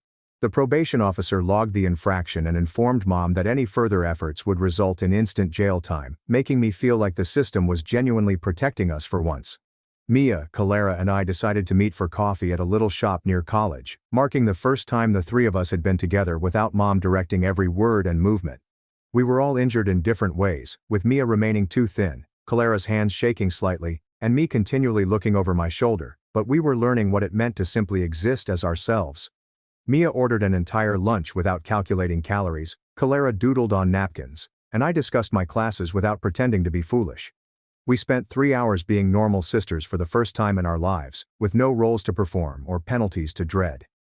Walking to my morning English lesson the next week, I realized I wasn't looking behind me every few feet or calculating escape routes in case Mom came up. The sun felt nice on my face, as other students rushed past me to get to their classes, leaving me as just another college student on his way to learn something new. I sat in the front row and raised my hand to answer a question about the reading, unconcerned that being smart would get me hurt. When I finished my answer, the professor grinned and stated I had made an outstanding point, which would have gotten me a beating at home, but here it simply meant I understood the material. After class, I walked to the library to study for my psychology exam, without hunching my shoulders or shuffling my feet to appear less adept. Other students were studying around me, and I took out my textbooks and highlighters as if everything was normal, as if I belonged here just as much as everyone else. The stupid one was attending college classes and developing acquaintances who knew me simply as Maya, not as someone allocated to a sick family ecosystem. I had a future that Mom said I couldn't have. Even though we all had a long way to go in our healing, we were now free to be who we truly were, rather than who she decided we needed to be. In-laws screamed, my job was a joke, tried to evict me. After 14-hour workdays, learned the hard way. My name alone was on the deed and mortgage. I'm Oliver, a 35-year-old male software developer at a cybersecurity firm that specializes in banking system security. For the past decade, I've been slogging, working 60-plus-hour weeks and sacrificing my 20s. Despite the majority of my college friends were out partying, I saved every dime I could despite living in a tiny apartment with 2 roommates whose basic cleanliness was questionable at best. One of them practically never did his dishes. They soaked for weeks. But I persevered because I had a goal. Finally, at 28, I purchased my ideal home. Not a palace, but a lovely 3-bedroom ranch on a quiet neighborhood with mature trees and good neighbors. It had a finished basement where I set up my gaming station and home office, a backyard large enough for her, a dog, as was always planned, and a kitchen that did not make me cry every time I cooked. I put down the $80,000 I had saved since graduating from college. My parents contributed $20,000, but I paid them back within 2 years because I didn't want to owe anyone. I was extremely proud of that house and what it represented, attaining something meaningful via hard effort and delayed satisfaction. I met Vanessa, a 34-year-old woman, on Bumble roughly 5 years ago. She appeared calm at first, professing to enjoy hiking and video games and presenting herself as low maintenance on her profile. She had a unique chuckle that I found endearing, and could talk for hours about true crime documentaries, which I was interested in at the time. We dated for a year, relocated swiftly, and married in a courthouse with a little reception at my home. She moved into my house, which I had already owned for 2 years. There were red indicators that I overlooked since I was, frankly, relieved to no longer be single. She worked as an executive assistant, but was frequently absent due to illness. She expected expensive birthday, Christmas, Valentine's and anniversary gifts, but gave me items from the sale rack. Her parents treated her as if she were still 16, and she let them.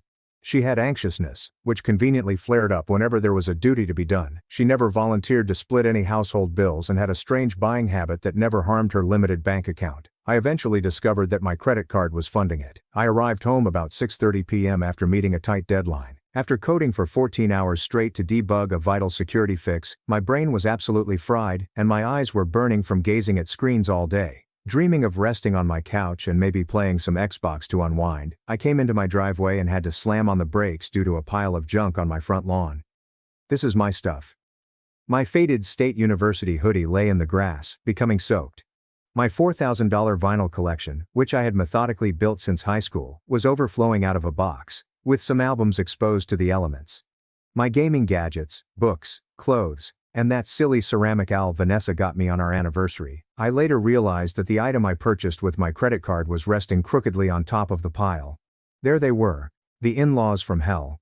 Linda, 62, and Robert, 65, stood there with smug grins on their faces, as if they had just won the lottery.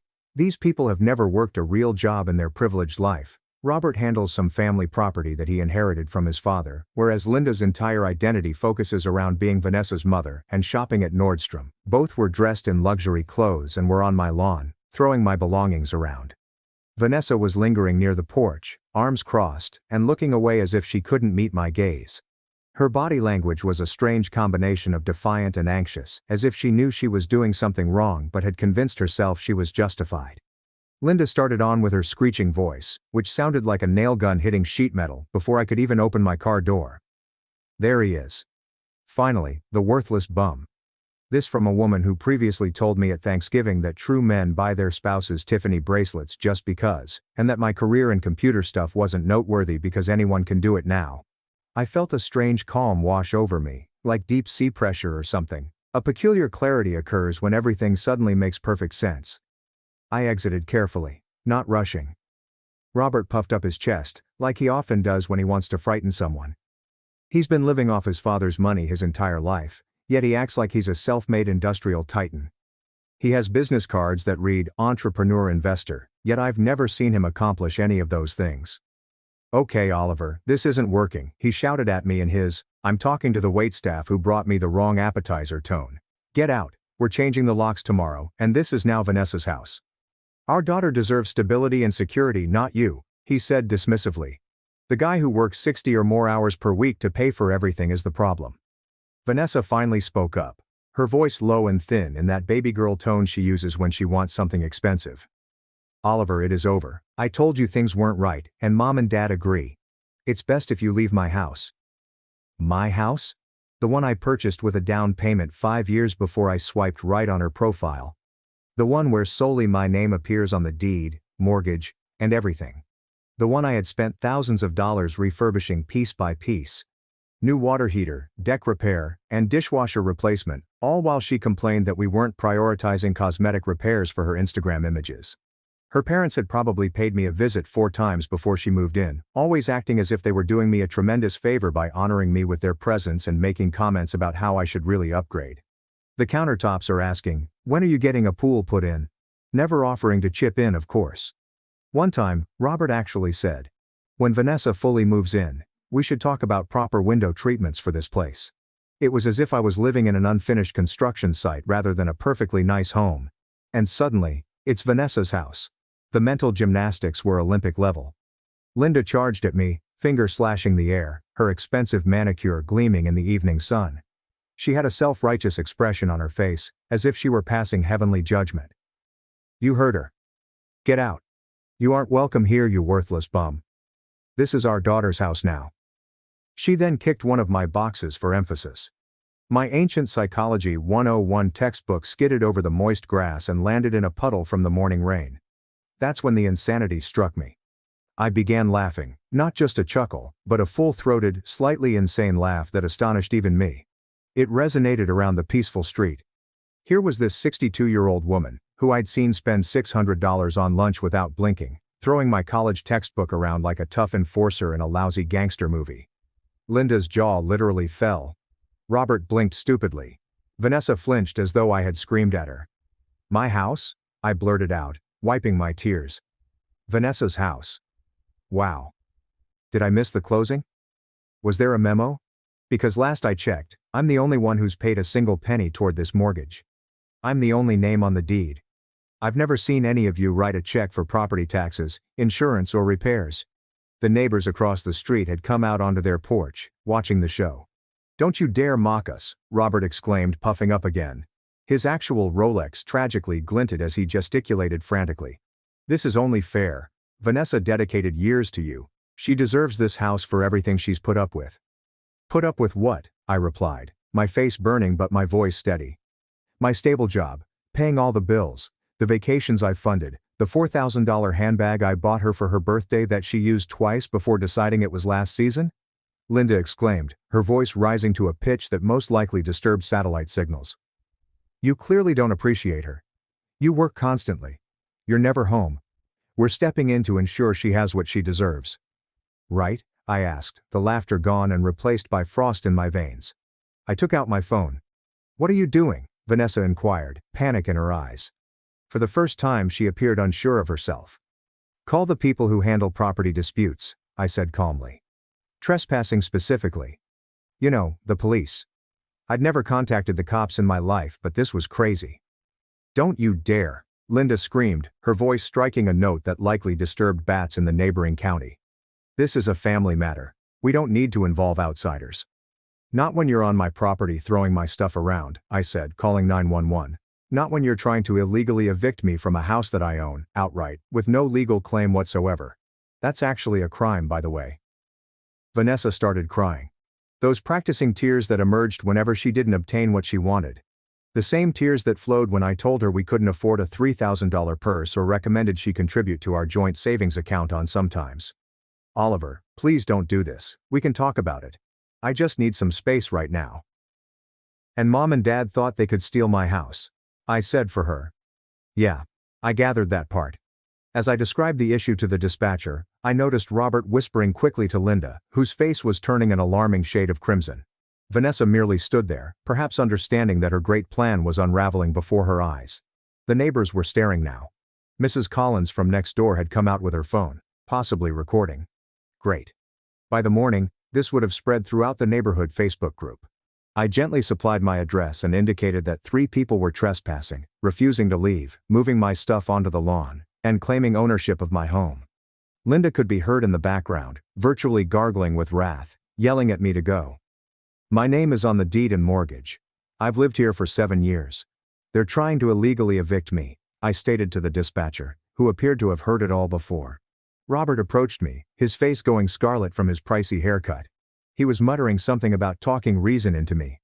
"Robert, I wouldn't," I said, raising my free hand. "Stay there. Adding assault to the mix won't look good for you." He paused, then stopped. Robert's entire tough guy persona breaks apart the moment there are genuine consequences. He's used to bullying people with his money and connections while avoiding actual consequences. Vanessa appeared to be in a panic. Not unhappy or upset, but terrified, as if someone's plan was about to fail. "Oliver, please hang up. Just go stay with your brother Michael for a few days. We can talk later. I promise we'll work something out." "Talk about what, Vanessa?" My voice wasn't strong. The betrayal felt like someone punching me in the stomach. After 3 years of marriage, this is what it boiled down to. The part where you conspired with your parents to illegally force me out of the house I own, or the part where you stood by as they threw my life on the lawn? Which part deserves clarification? She grimaced. physically winced. "Mom, Dad, maybe we should go. We can come back tomorrow with—" "We're not going anywhere," Linda said, adjusting her fashionable sunglasses despite the fact that the sun had almost set. "This is your house, Vanessa. Don't be weak now. He's bluffing about the police." I wasn't kidding. The flashing lights appeared soon. 2 autos and 4 officers. Our neighborhood isn't exactly high crime, so I'm guessing they were bored. They took in the scene, me beside my car, my belongings spread across the lawn, and the trio on the porch. They separated us. 2 cops spoke with Linda, Robert and Vanessa, while the remaining 2 spoke with me. I described the case, displayed my license with the correct location, pulled up photographs of the deed from my phone, and stated that it was exclusively my premarital. I showed them my key in the lock and years of mortgage statements from my banking app. The senior officer listened and nodded, his expression unreadable. He eventually rejoined the other gang. I couldn't hear everything, but I did catch parts. Legal resident, civil matter for the courts. Must vacate the premises immediately. Vanessa was crying again, this time wrapped in Linda's arms. Robert was puffing up his chest, discussing misconceptions and how I was psychologically disturbed. Classic Robert, attempting to change reality when things do not go his way. I've seen him do this several times at family gatherings, rewriting the story so that he appears to be the hero. Not this time, Robert. Not at my residence. Mrs. Collins was clearly recording now, and she wasn't attempting to be subtle about it. The neighbors across the way had taken out their lawn chairs. Great supper and show. The senior officer, a man with salt and pepper hair and the calm expression of someone who has witnessed every type of human foolishness, eventually returned to me. "Sir, we've explained the situation to them. This is clearly your residence and they have no legal right to remove you or your belongings. They need to leave immediately." I nodded, relieved. "Thank you, officer."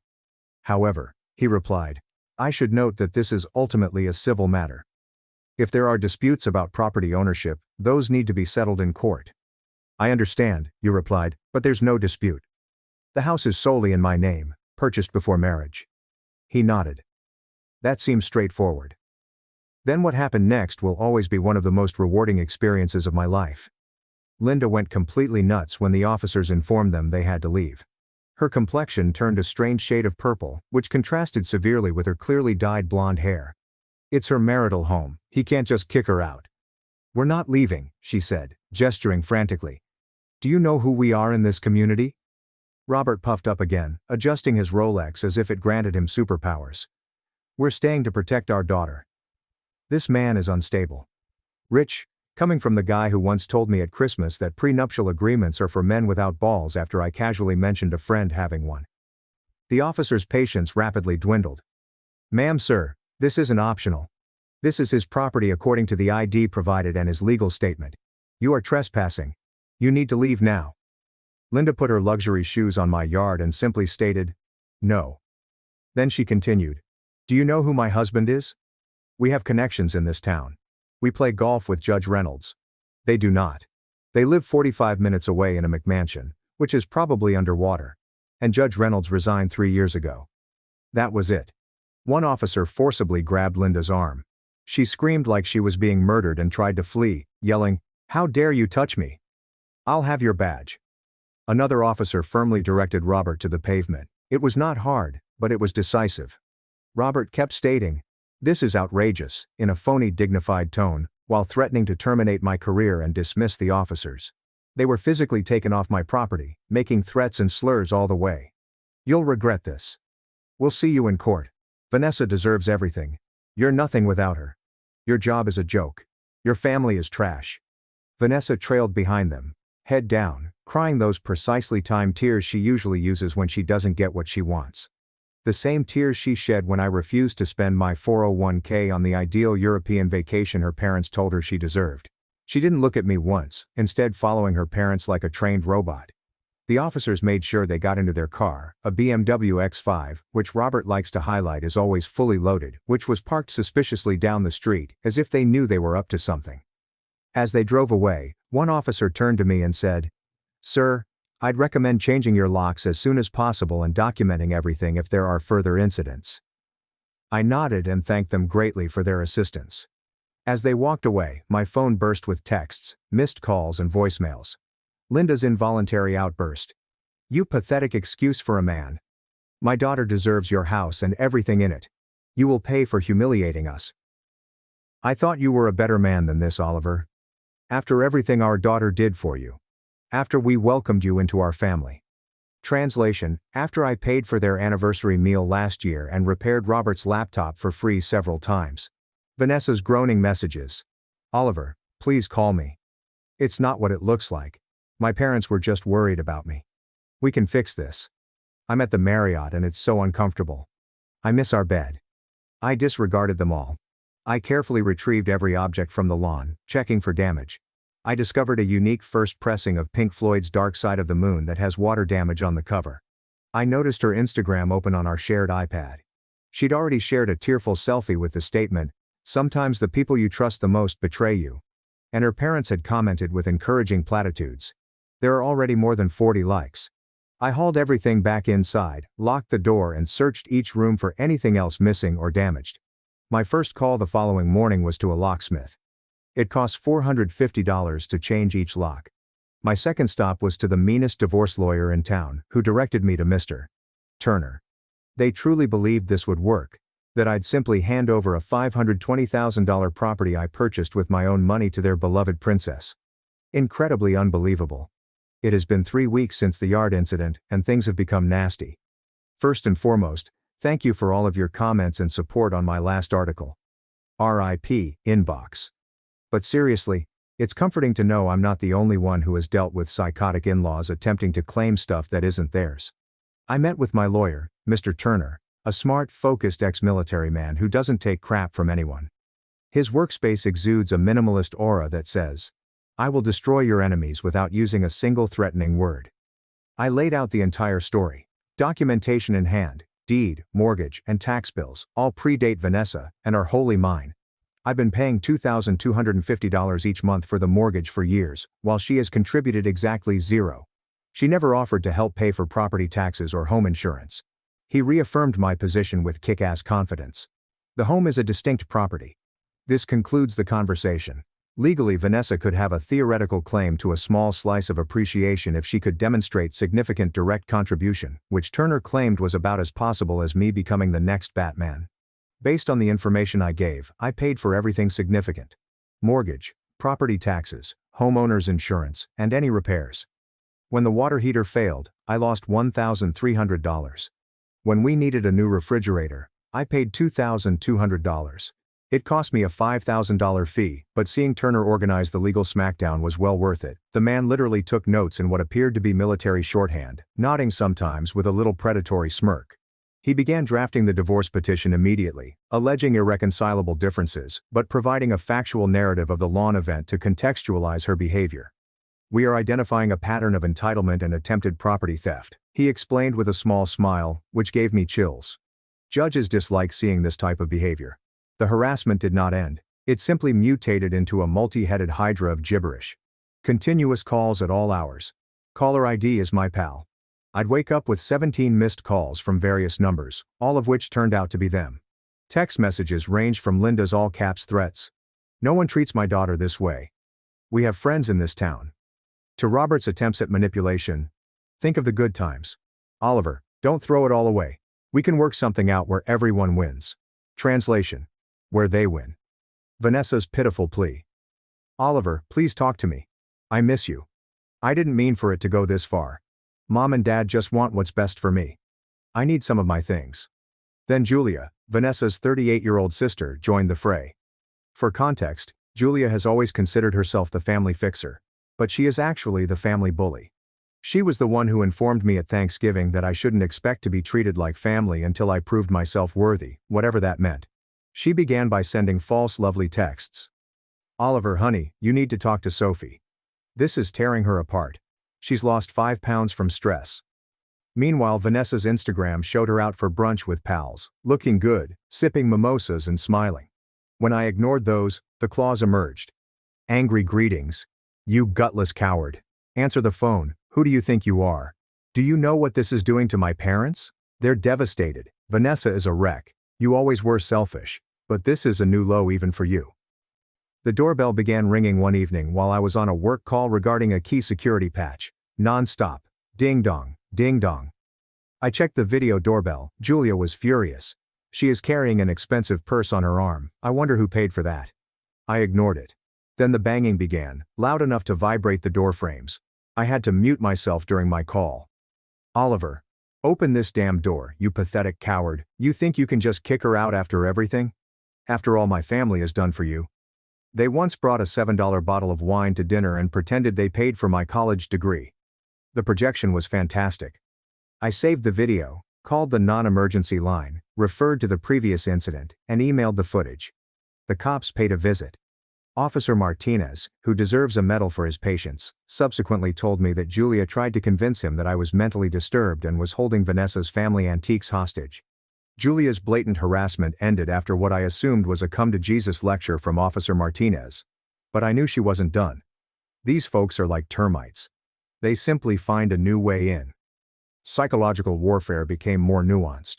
I received a fraud warning on my AMX for a $3,900 Louis Vuitton purchase that I did not make. I caught it and canceled the card. My bank sent me an alert about a stopped suspicious login attempt to my retirement accounts. I updated the passwords everywhere and used double authentication. These vultures were attempting to drain my finances. Then came a barrage of junk mail for Vanessa at my address. Bridal magazines, we are getting divorced, parenting catalogs, we have no children. She constantly said she wasn't prepared. Credit card offers abound. Turner added that this was most likely an attempt to establish residency or build a paper trail, making it appear as if she still lived here. I marked everything, returned to sender. Address no longer resides here, and threw it away. Robert and Linda began with slow, frightening drive-bys of the house in their BMW X5, financed according to my neighbor who works at the dealership. Then Robert escalated, slowing down while I was mowing the lawn and shouted, "Enjoy it while you can. You'll be in an apartment soon." Before rushing away, it felt like something from a horrible movie. I invested $1,200 on a full security system that included 4 high-definition cameras monitoring every angle of my property. Best investment ever. The disinformation campaign became nuclear. My brother Michael called, claiming Julia had attacked him at work, launching into a diatribe about how I was unstable, abusive, controlling, and had dumped Vanessa destitute after allegedly having an affair with a coworker.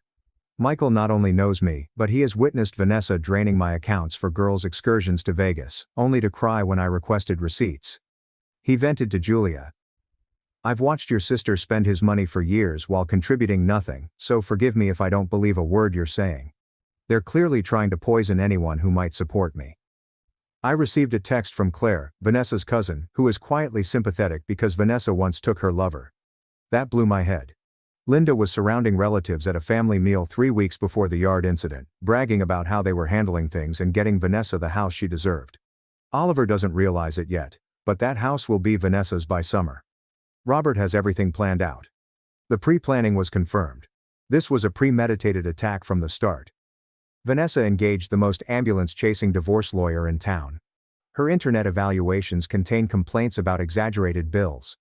She sent Turner a formal demand letter requesting 80% of the house's current value, $520,000, so $416,000 to her, $7,800 per month in spousal support, more than I actually make after taxes, all furniture in the house, including items I owned before marriage, my car, which is paid off, unlike hers, my retirement account's worth approximately $180,000, which I've been building since before I met her, and my payment of her legal fees, apparently already at $15,000.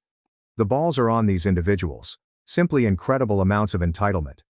Turner's response was very cold. He did not simply send a letter. He convened a conference with her lawyer, filmed it with her agreement, and meticulously deconstructed each claim while citing pertinent case law. He repeated the house's non-negotiable separate property status.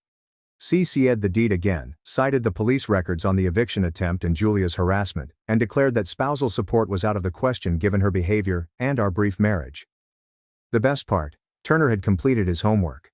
He obtained Vanessa's credit report, legal during divorce procedures, and discovered that she had acquired 3 new credit cards in the 2 months preceding the lawn incident, maxed them all out. $37,000 total, and made minimal payments from our joint account. He showed proof that she had been preparing this for months, gradually depleting common resources while plotting to seize my separate property. This pattern of financial behavior, Turner told her lawyer, will be presented to the court as evidence of premeditated attempts to defraud Mr. My last name, prior to a planned attempt to seize his separate property.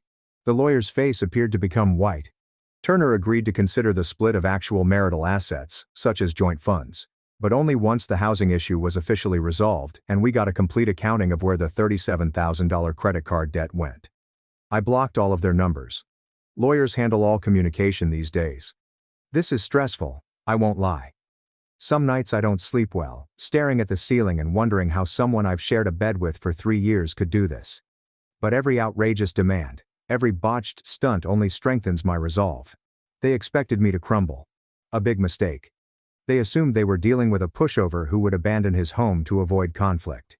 Instead, they discovered I'm the type of guy who will spend his last dollar to ensure justice is served. Guys, it's about to be served hot. Get some popcorn for this one. It's finished. Finally, everything is completed and officially done. The divorce is finalized. The penalties for Team Gold Digger are biblical. The last few months have been a legal circus, but Turner, my lawyer, was well worth his $375 hourly charge. Julia, Vanessa's sister, tried one final stunt after being shut down by my workplace's HR for sending harassing letters claiming I was emotionally abusive, which Turner documented. She created a false Instagram profile using my name and images, posted racist content, and DM'd our mutual acquaintances saying I was on drugs. It resulted in a temporary headache. When a screenshot was shared, I had to explain it to my employer, but it was awkward and evident. Turner issued a cease and desist letter, threatening criminal penalties for identity theft. We reported the profile. It was nuked. That seems to finally hush Julia. Linda and Robert continued their sympathy tour, telling anybody who would listen that I was financially abusing their daughter by not giving her my home. However, it lost pace when people discovered these so-called upstanding folks were essentially attempting to perpetrate real estate fraud. When mutual friends saw the police body cam film of them being taken off my house, their narrative of the abusive husband pushing out poor Vanessa fell apart. Yeah. Turner subpoenaed that. Absolute boss move. The legal procedure slowed as Vanessa's lawyer, some ambulance chaser Robert discovered, filed motion after motion.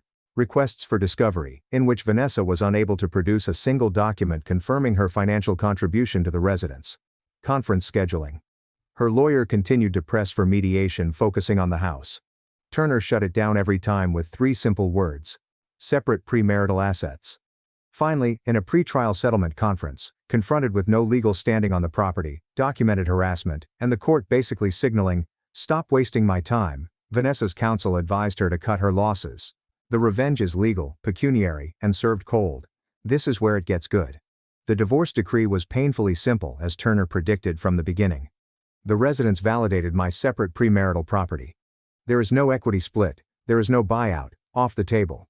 Spousal support was rejected. The justification noted the short time of the marriage, recorded wrongdoing, the lawn incident, harassment, and assets. We shared the joint savings, which totaled $12,000 and was primarily my money. She receives her own belongings. That is it. But here's the cherry on top. Turner discovered that Robert had loaned Vanessa $65,000 during the previous year, which explains her odd shopping sprees and her new boob job, which I apparently did not appreciate enough. Turner successfully claimed that this was an attempt to hide and deplete marital assets. Because these transfers occurred when our marriage was suffering, the judge agreed and ordered Vanessa to refund me $32,500, half of the total, from her portion of our assets. Vanessa contacted me sobbing after the ruling. It turns out that Daddy's loan wasn't actually a present. Robert expected to be paid back from the house money they were confident they would receive from me. She now owes him $65,000 and me $32,500. Has no job. She quit her administrative work in March, thinking she'd be set for life, and Robert and Linda are outraged. Here's where things get even better. Remember the fancy clothes and jewelry Vanessa kept buying? Turner suggested that I get an inventory of stuff purchased throughout our marriage. Anything I bought with my married salary is technically marital property. I received half the worth of her Cartier bracelets, Louis Vuitton luggage, and whole Sephora collection, total worth to me, $18,000. It was wonderful to see her expression when she discovered how much her shopping addiction had cost her. The trouble with your belongings. Vanessa refused requests to pick up her belongings for weeks, possibly believing she would be moving back in. Turner recommended skilled packing and storage to avoid allegations of damage. I paid the original storage expenses up advance to get her crap out of my house. She declined to pay the recurring storage expenses. I allowed the unit to be auctioned after providing adequate legal notice. Someone purchased her treasured collection of designer shoes for $350. It's not fun to be her. The financial collapse.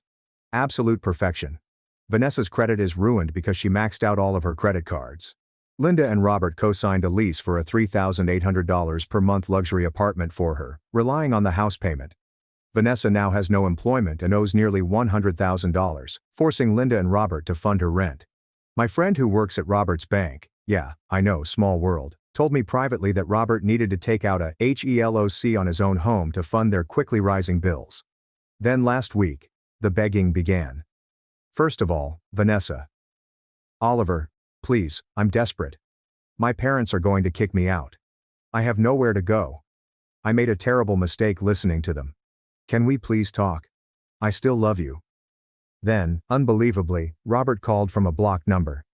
Look, we may have overstepped. Perhaps we can work out an arrangement. Vanessa is really struggling. Translation.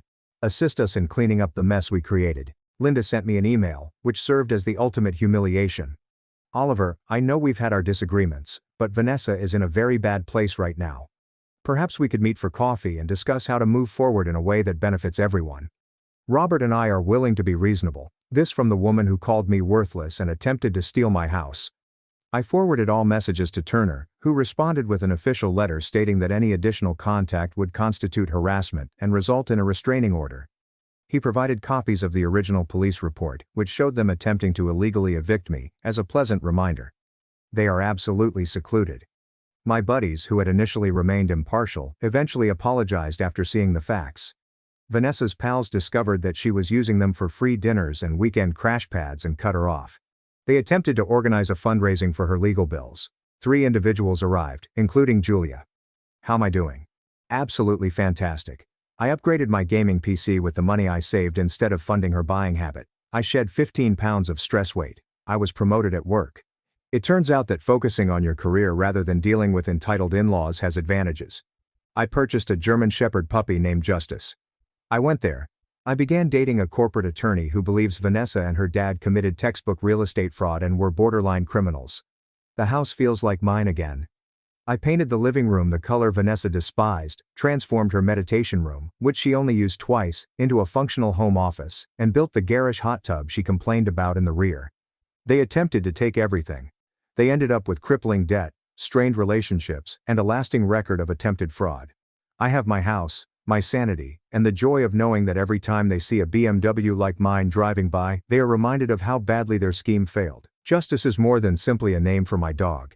It's what happens when entitled people play around and find out. Mother claims she raised us after the divorce, but I was the child who cooked, cleaned, and parentified myself. At my shower, I exposed her lies. I'll keep this simple, with no fancy breaks or pretty headings, because I wanted to read postings like the ones I see here, where people lay out facts and seek judgment or advice. My parents divorced when I was 6 years old, and the way time was divided after that set the tone for all that came after.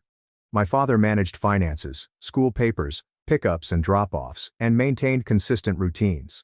I spent a lot of time with him doing things like schoolwork, sports practice, grocery shopping, laundry, and cooking, eating and cleaning meals without giving speeches. My mother stated that the divorce had broken her because my father had an affair and that she required space and time for herself and her friends.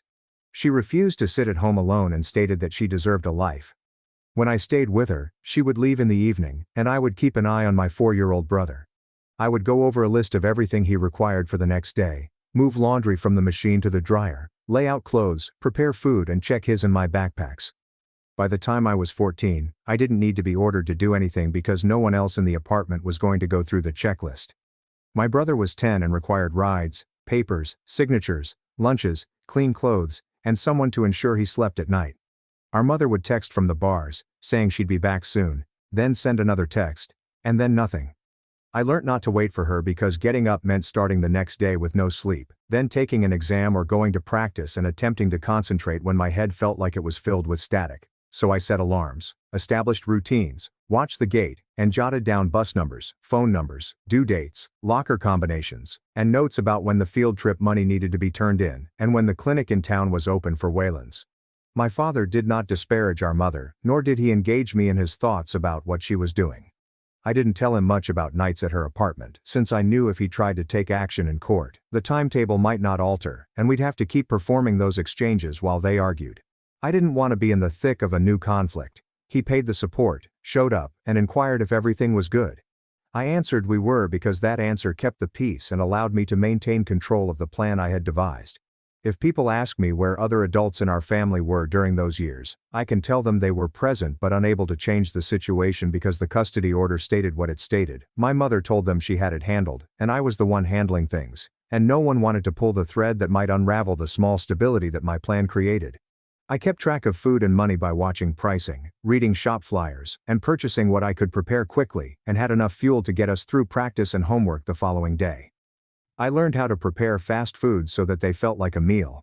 And I realized that if I left a pan of rice in the fridge, I could make something presentable when I returned home from a late activity without having to start from scratch. None of this seemed heroic to me, and I don't write anything to sound like I'm searching for compliments.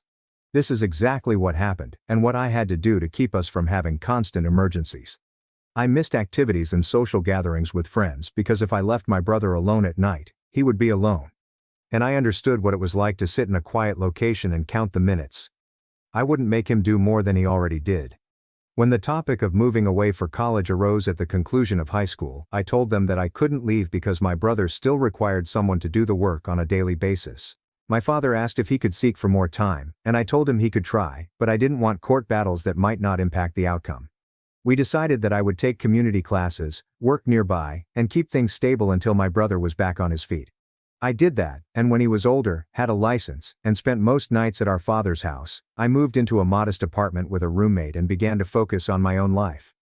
I carried habits from those years, but I also began to breathe a little easier since I wasn't watching the door for our mother, or calculating how much money we had left for dinners and school supplies until the next support transfer. Let's fast forward to now. I'm pregnant, and my partner and I organized a baby shower for both sides of my family. I figured we could get through a brief event without revisiting the past, because the focus would be on the baby, diapers, bottles, and gear, as well as who would handle food that day. I made it plain to the buddy who hosted that we did not want speeches, toasts, or activities that required a microphone. We set a small time frame, and everyone were fine for the majority of the event. My parents were in the same room without speaking, which was good because the goal wasn't to reconcile them, but to get through the occasion without incident. Near the end, my mother joined a group and began telling a story about raising 2 children on her alone and how difficult it was after my father cheated and abandoned her. She repeated it in a clear voice, looked around at everyone, and kept going. My father was within earshot but did not say anything.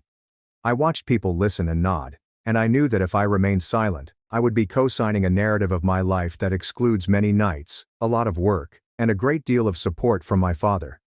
The math in my thoughts was quick and straightforward. I either interrupt and state unequivocally that the story is incorrect, or I let it sit and then correct versions of it in smaller rooms for years. I chose the first choice and said clearly that I raised myself and my brother during her time, and that my father did not forsake us, paying support and showing up. I said, if people want to know who cooked, signed forms, handled pickups, called the bus line, sat in clinics, met teachers, and made sure there was food, they can talk to me. I said I would not let my child grow up believing a story that gives credit to someone who did not do the work.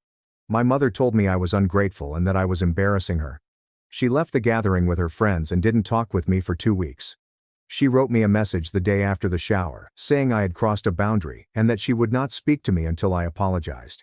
I did not respond to that message because an apology for stating the truth would put me back, and I wanted to focus my attention on the delivery and setting up support that would function during those initial weeks. I prepared a visit schedule and informed both parties that visits might be abbreviated by arrangement, that we would not host drop-ins, and that no photos of the infant would be posted without our permission. My father said he understood and asked if we needed anything else. My mother responded with nothing but quiet.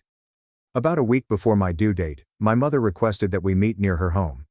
She explained that she had thought about the shower and could see how her remarks were incorrect. She claimed that she left us unsupervised on many nights and used bars and friends to deal with the divorce and affair. She stated that she was depressed, felt empty, and shut down, and that hanging out with pals at bars saved her from sitting alone. She stated that she should have sought therapy but did not due to cost and fear of being judged. She asked for the opportunity to be a present grandmother and create trust. I told her that while I accept her awareness of conduct, I will not rewrite history, and that if she wants a position, it will be established on tiny, consistent behaviors over time.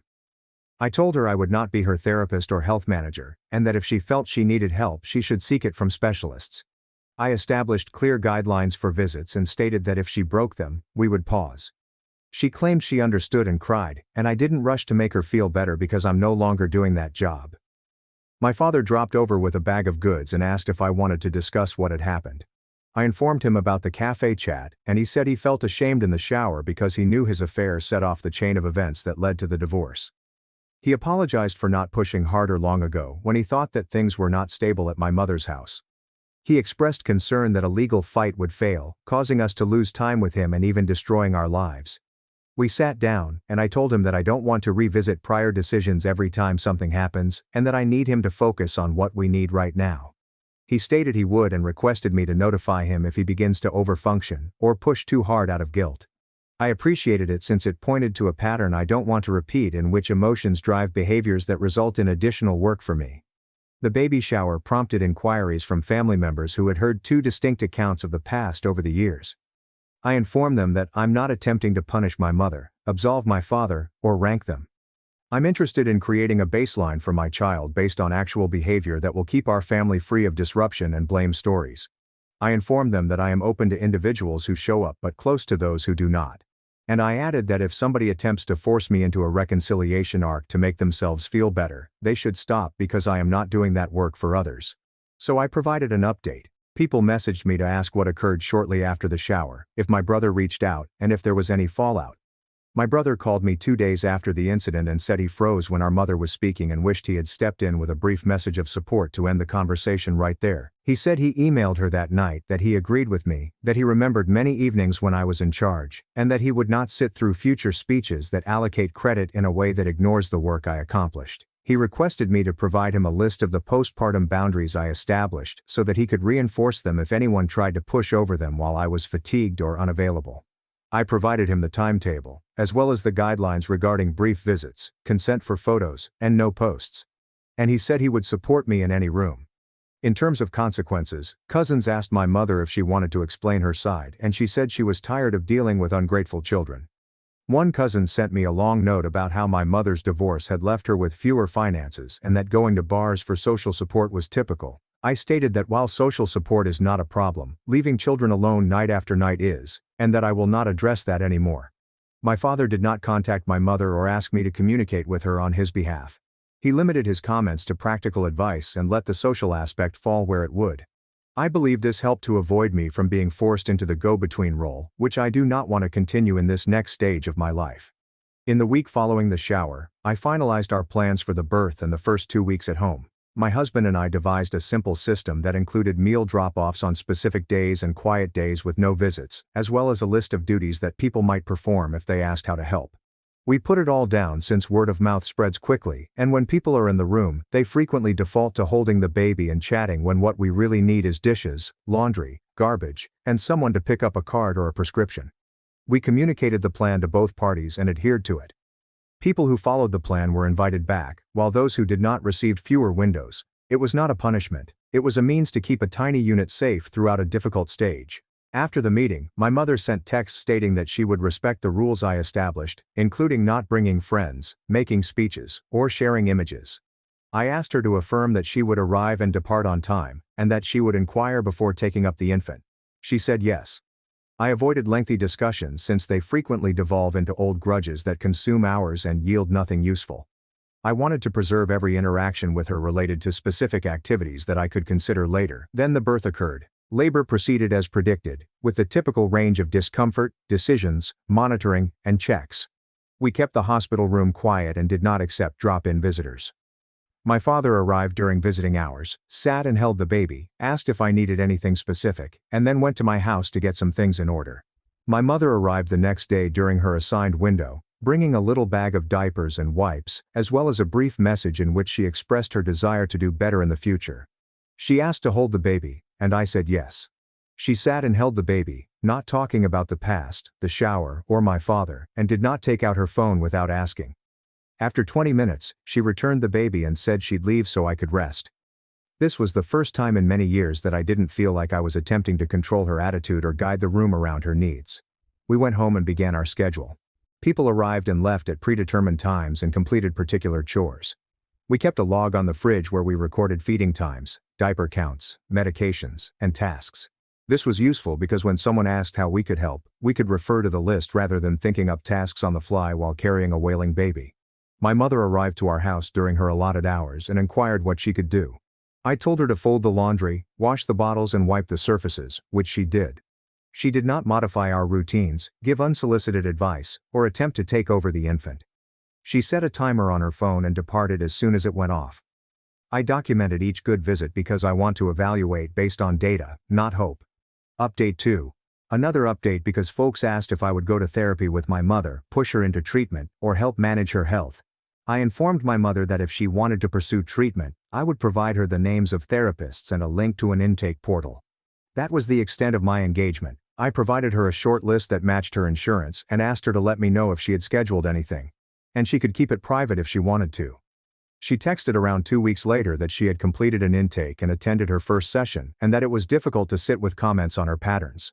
She stated that the therapist asked her to describe how she coped after the divorce and how it affected us, and she could see that she told herself a story in which she regarded herself as the key source of our survival, even if the facts did not support that. I told her I heard her and will watch what she did next.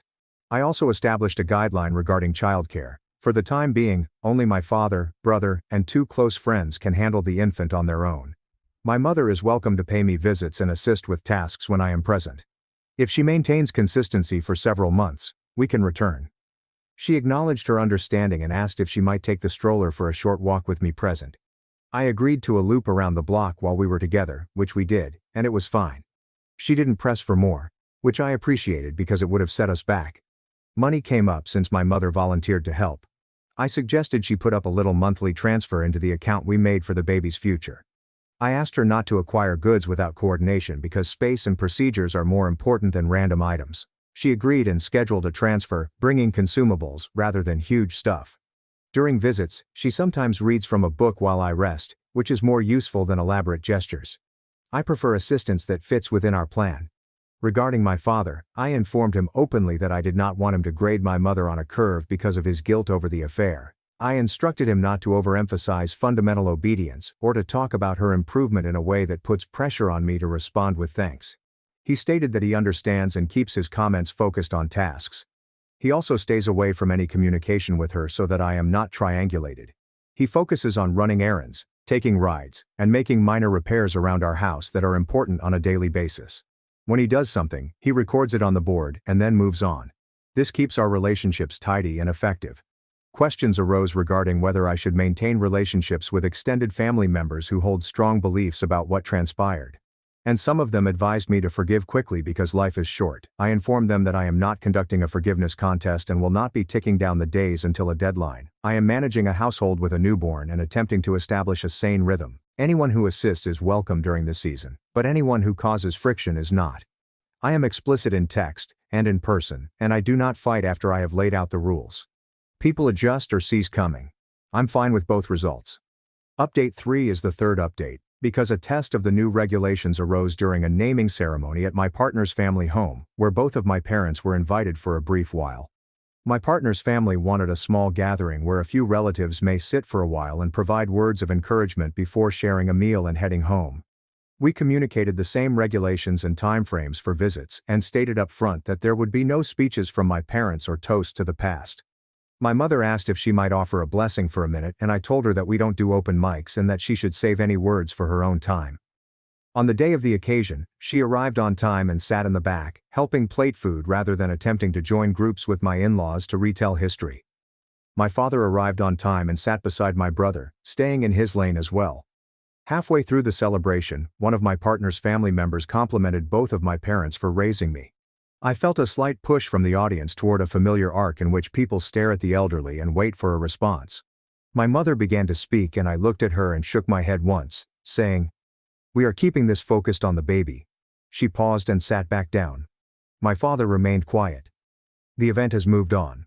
This may seem insignificant, but for us it was a moment when an old pattern could have seized the wheel but did not. Another test came a week later, when my mother arrived 15 minutes late for a scheduled appointment and then requested to stay until the end time to make up her minutes. I said no, because the end time is important for naps, feedings, and sanity. She said that traffic was the reason and requested me to be accommodating. I mentioned that life has traffic, and the rule is based on start and end periods. If she wants extra time, she can demonstrate that she can meet start times over numerous visits, and we can then consider minor adjustments. She departed on time and didn't push. That was also a data point I noted, because follow-through is more important than promising to do better next time. People have inquired if I intend to rebuild a closer relationship with my mother beyond these scheduled meetings. I'm not making any guarantees regarding that because I no longer base my relationships on hope. I run them based on their conduct over time. I will add that I have witnessed tiny steps.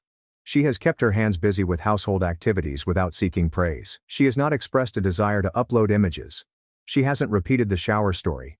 She's started therapy. She's avoided disputes with my father. These are the steps.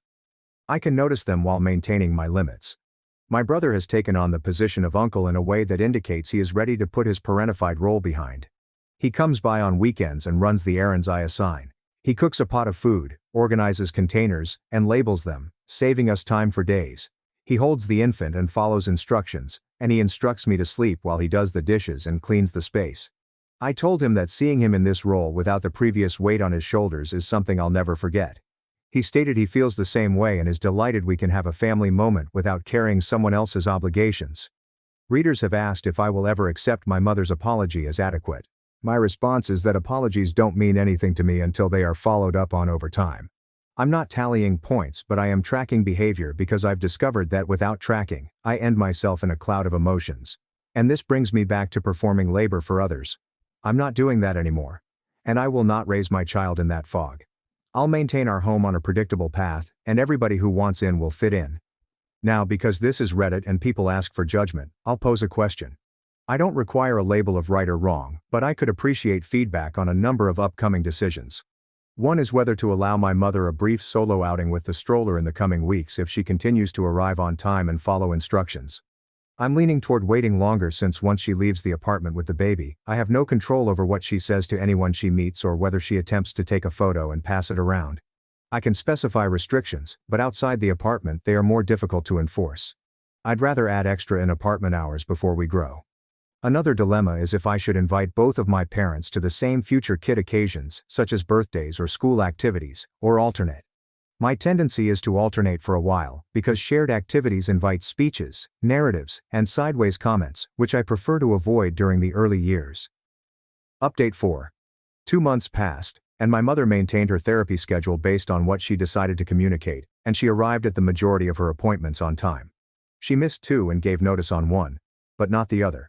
I did not reschedule the missed appointment without notice and pushed the following window by a week as a logical consequence. Because my time is not an open slot that others can fill or drop as they choose. She accepted it without protest, and on subsequent visits, she arrived early and waited in her car until the start time, which I saw as evidence that she understood the rules. Inside the flat, she continued to assign duties and avoided baby management until I specifically requested it. She tried to adjust the swaddling once, and I told her to stop so she did not try again. One event threw a knot in the plan, and it was the first time I had to make a hard stop. At a family dinner outside of our home, my mother began telling the person sitting next to her that she did what she needed to do to survive after the divorce, and that people do not realize the cost of betrayal. I heard something from across the room and stood up, walked over, and told them that this topic was off bounds and that if it continued, we would leave. She claimed she was simply making conversation. I stated that this discourse breaches the rule that history should not be told in public areas. I took my partner and the baby and we departed after saying our goodbyes to the host. I emailed my mother later that visits had been suspended for 2 weeks and that one more incident like that would put her back at 0. The next day, she apologized and promised not to do it again. When the pause ended, she proceeded to the next window and followed the guidelines. My father adhered to the plan without incident. He has not used my mother's actions to make a judgment about who is better or worse. He has not requested greater access than we can provide within this time frame. He has not attempted to make atonement in years past with extravagant gestures that result in more effort. He keeps it steady, which is exactly what I need from him. He once began to express regret over the affair during a visit when I was feeding the baby. I told him I didn't have the time to tackle that matter and that we could talk about it later if he needed to. He replied, "No problem," and began washing bottles. That was the end of it. I've had to remind a few relatives to stop asking me to appear in the same photo as both of my parents. I don't do that. I take separate images and do not post them, nor do I allow others to. When people request a good family photo for memories, I tell them that my priority is my child's schedule, not their photo album. I don't apologize. I state it honestly and move on. The fewer words I use, the better, because arguments expand in empty space. My mom used a stolen key to let my brother's wife into my house. Now my family thinks they can sell it without me knowing. Until I fight back. My name is Clara, and 6 months ago, I did something my family would never expect. I purchased a house. Not just any home. A stunning 3-bedroom Craftsman in the center of Riverside Heights, replete with a wraparound porch, original hardwood flooring, and a magazine-worthy kitchen. I've been dreaming about this place since I was 12 years old, when I drew floor layouts in my notebooks during math class. But, here's the deal. I did not tell anyone. Not my parents, my brother Ethan, or even my best friend Nora. The house was my secret, my retreat, and my opportunity to finally have something truly mine. Growing up as the middle child in the Hartford family, I was accustomed to being forgotten. My older brother, Ethan, was the golden boy, a high school star quarterback with a business degree from Northwestern, married to his college sweetheart Lila, and now runs Dad's construction company. Then there was my younger sister Megan, the artsy one who is currently doing her MFA in Chicago on my parents' cash. And I was just Clara, the practical one who worked 2 jobs during community college, saved every penny, and never asked for anything. While Ethan received a down payment gift for his first home and Megan received tuition money, I received lectures on how to be more financially responsible. So, when I finally got enough money for a down payment after 5 years of working as a dental hygienist and running a small photography company on weekends, I decided to demonstrate my responsibility. I discovered the right house, got pre-approved for a mortgage, and made an offer without telling anyone. Mrs. Whitmore, the seller, was going to Florida to be closer to her grandkids. She was delighted that a young woman was buying her family house, where she had raised her own children. During the walkthrough, she told me memories about backyard birthday parties, Christmas mornings by the fireplace, and how the kitchen window provided an excellent view of neighborhood children walking to school. "This house needs a family again," she added as she pressed the keys into my palm on the final day. "It's been waiting for the right person." I spent 3 months quietly furnishing it, piece by piece. I drove there after work, sometimes just to sit on the porch swing and watch the sun turn the sky orange and pink. I put tulip bulbs in the front flower bed and strung lights in the rear. I even got a rescue cat, a ginger tabby named Pumpkin, who seemed to grasp how important our little secret was. The plan was straightforward. I'd live there quietly for a few months, settle in, and then surprise my family with the big revelation during Christmas dinner. I'd gently mention my new location and watch their reactions as they learned their irresponsible daughter had purchased a home on her own. But life has a strange way of derailing even the best laid intentions. On a Tuesday morning in late October, everything began to disintegrate. I was at work cleaning Mrs. Dorsey's teeth and listening to her gripe about her son-in-law's eating habits when my phone alerted me to a notification from my security camera app. Yes, I had installed security cameras. Sue me. I am a single lady living alone, and after watching too many true crime films, I was not taking any chances. The cameras were discreetly placed to monitor the front door, back door, and driveway. I rarely checked them during work hours, but something compelled me to glance at my phone in between patients. My blood turned into cold water. My mother shone out like a beacon on my front porch. And she wasn't alone. She was accompanied by Lila, Ethan's wife, and someone I didn't recognize, a blonde woman dressed in an expensive-looking coat. Mom was fumbling with something in her purse. Then she took out a key to my home. I stared in horror as my mother opened my front door and motioned for the other women to join her inside. The timestamp indicated that they had been there for 7 minutes already. "Mrs. Dorsey, I'm so sorry but I have a family emergency," I murmured, my voice still firm despite the earthquake in my chest. "We'll need to reschedule your cleaning." I drove home like a woman possessed, my head racing with thoughts. How did Mom acquire the key? How did she even learn about the house? And what the hell was she doing giving tours to Ethan's wife and a complete stranger? The women had left by the time I arrived at Maple Ridge Drive, but evidence of their stay could be found everywhere. The front door was slightly ajar. Mom had always been sloppy with locking up. Inside I could see the indications of their intrusion. moved furniture, opened cabinets, and even the refrigerator door was slightly open, but it was the note on my kitchen counter that pushed me over the brink. Written in Mom's recognizable handwriting, "Clara honey, I know you're upset, but this is for the best. Lila and Caroline, my realtor friend, think this property has real potential. We'll discuss tonight. Love. Mom. P.S. Cute." I sat down hard on my couch. The couch I'd saved for 3 months to buy. The couch I'd carefully picked to fit precisely in this space, and tried to understand what was going on. My mother had somehow found my house, obtained a key, and was now showing it to prospective purchasers without my knowledge or approval. The betrayal struck me like a physical blow. This wasn't only about the house. It was about everything. Every time I was overlooked, my accomplishments were downplayed, and I was treated like an afterthought child who couldn't possibly know what was best for her. I dialed Mom immediately. "Oh good, you got my note?" she inquired, as if breaking into someone's home were simply another Tuesday pastime. "Listen, sweetie, I know you're probably confused." "Confused?" I asked. "Mom, how did you get a key to my house?" "Well, Mrs. Whitmore's daughter is in my book club, and when she mentioned selling to a young Hartford girl, I put 2 and 2 together. I've been worried sick about you living in that neighborhood all alone. It's not safe for a single woman, and honestly, the mortgage must be stretching your budget thin." The neighborhood was not hazardous. It was actually one of the most pleasant locations in town. But it wasn't the point. "So, you got a spare key and decided to show my house to strangers?" Lila mentioned that she and Ethan might be interested in a rental property as an investment, and Caroline is the best realtor in the county.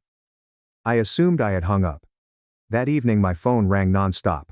First Mom, then Ethan, and finally Dad joined in with his normal, "Let's all just calm down and talk about this reasonably" attitude. I disregarded them all and spent the evening looking into locksmiths. But avoidance is only effective for so long. The next day, Ethan arrived at my workplace. "Bryn, we need to talk," he continued, using the childhood moniker that normally broke down my defenses. "Not today. I'm working." "Ethan. Mom told me what happened. Look, I had no idea she was going to do that." "Okay. Lila mentioned wanting to look at investment properties and Mom just, you know how she gets when she thinks she's helping." Before I looked at my patient, I finished updating his chart. Ethan was still attractive at 32, with the same dark hair and green eyes that we had all received from our father. He was dressed in his customary khakis and button-down shirt, and he looked like a successful businessman.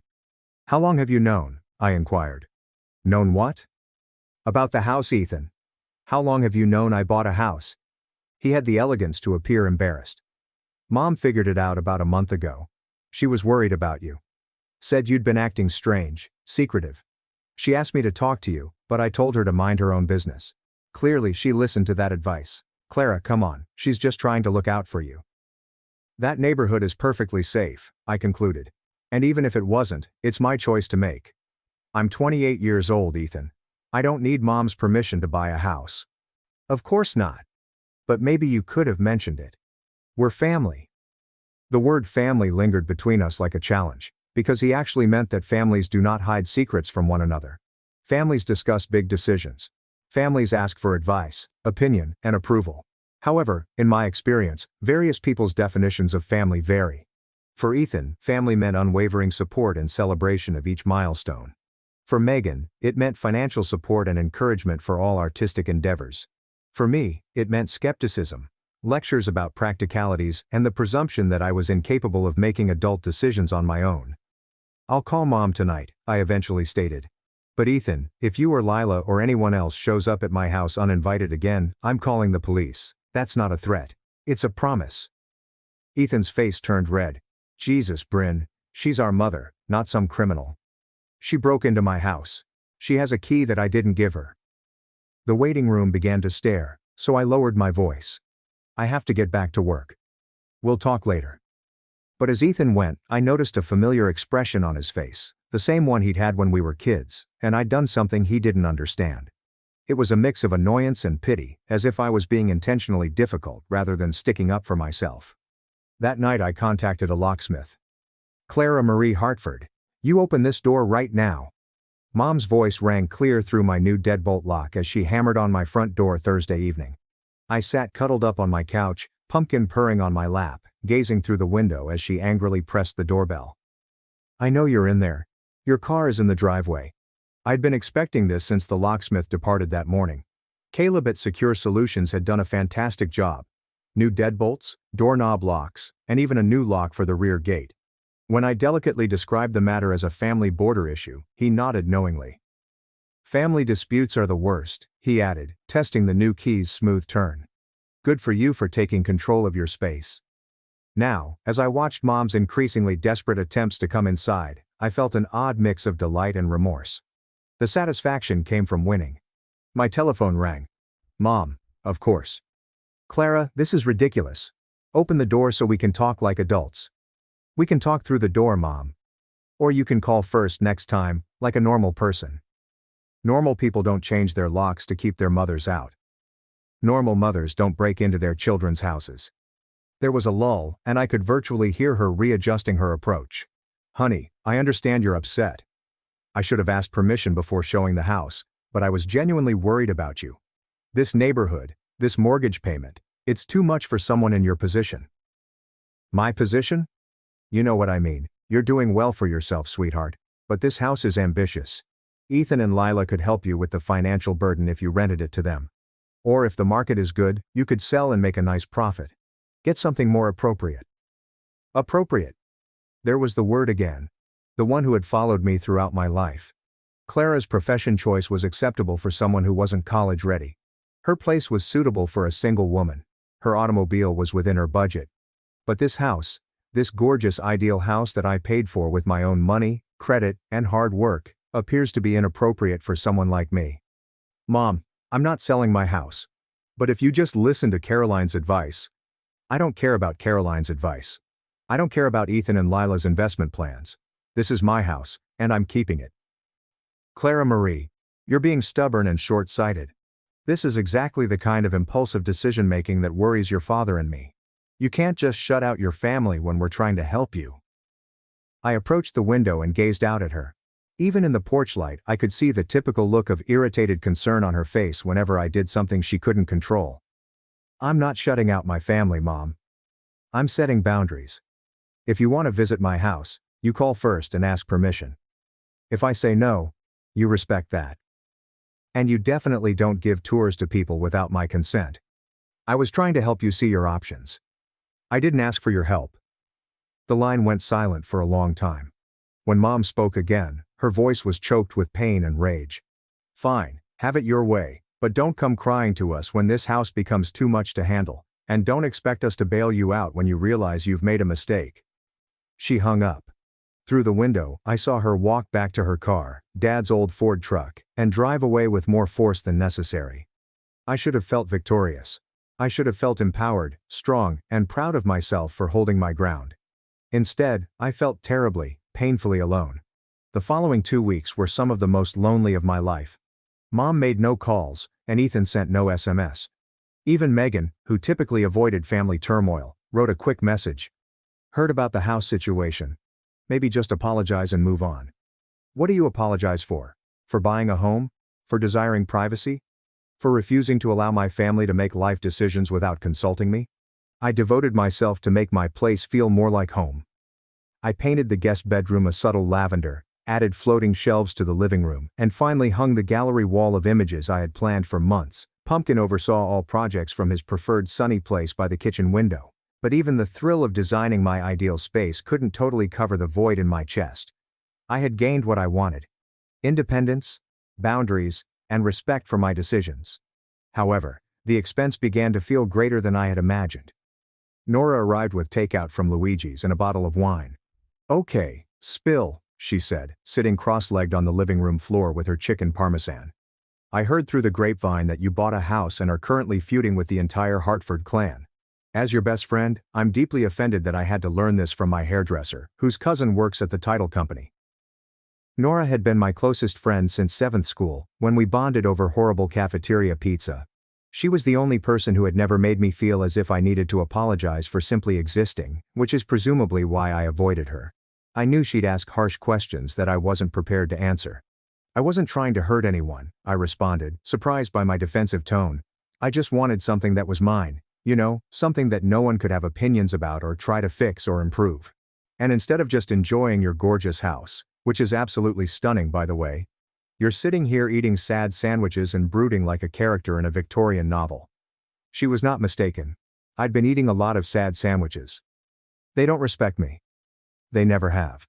Mom got a key to my house from someone else's daughter and gave tours like it was her property to show off. Ethan thought it was perfectly reasonable for them to discuss my financial decisions behind my back. Even Dad just wants me to compromise and see their side. So, what's your endgame here? Never speak to them again?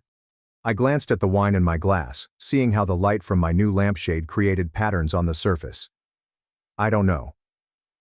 3 days later, everything had changed again. I was leaving work when I noticed Ethan's Chevy Silverado in the parking lot, but instead of Ethan, Lila was driving. As I approached my Honda Civic, my sister-in-law rolled down the window with an inscrutable face. "Can we talk?" she inquired. Lila and I had always maintained a polite but distant relationship. She was everything I wasn't, blonde and perky, with a marketing degree and the ability to make Ethan feel like the center of the universe. We'd never had a serious conversation other than platitudes at family gatherings. If this is about the house situation. It is, but probably not in the way you think. She pointed to the passenger seat. Please, 5 minutes. Against my better judgment, I climbed inside the truck. Lila quickly turned to face me, her normally bright smile replaced by a somber expression. I owe you an apology, she explained. A big one. That was not what I had expected. Ethan doesn't know I'm here, and he'd probably be furious if he found out. But I can't let this go on without telling you the truth. What truth? Lila took a big breath. Your mom didn't just randomly decide to show me your house. I asked her to.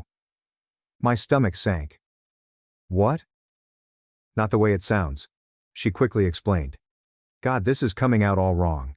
Look, Ethan and I have been having problems. Financial problems. His dad's company is struggling more than anyone wants to admit, and we're behind on our mortgage. Ethan is too proud to tell your parents how bad things really are. I stared at her, attempting to digest the information. Ethan, the golden boy, was facing financial issues. When your mom mentioned that you'd bought a house, and I swear, Clara, I had no idea you were keeping it secret, I got this desperate idea. I thought maybe you'd be willing to rent out a room or even let us house sit sometimes. I wasn't trying to take your house or anything like that. I was just drowning and grasping at straws. The parts were beginning to come into place, but they were creating an image I didn't like. So, you asked Mom to show you around. I asked if she thought you might be open to having roommates. She said she'd look into it. I had no idea she was going to break in with some realtor.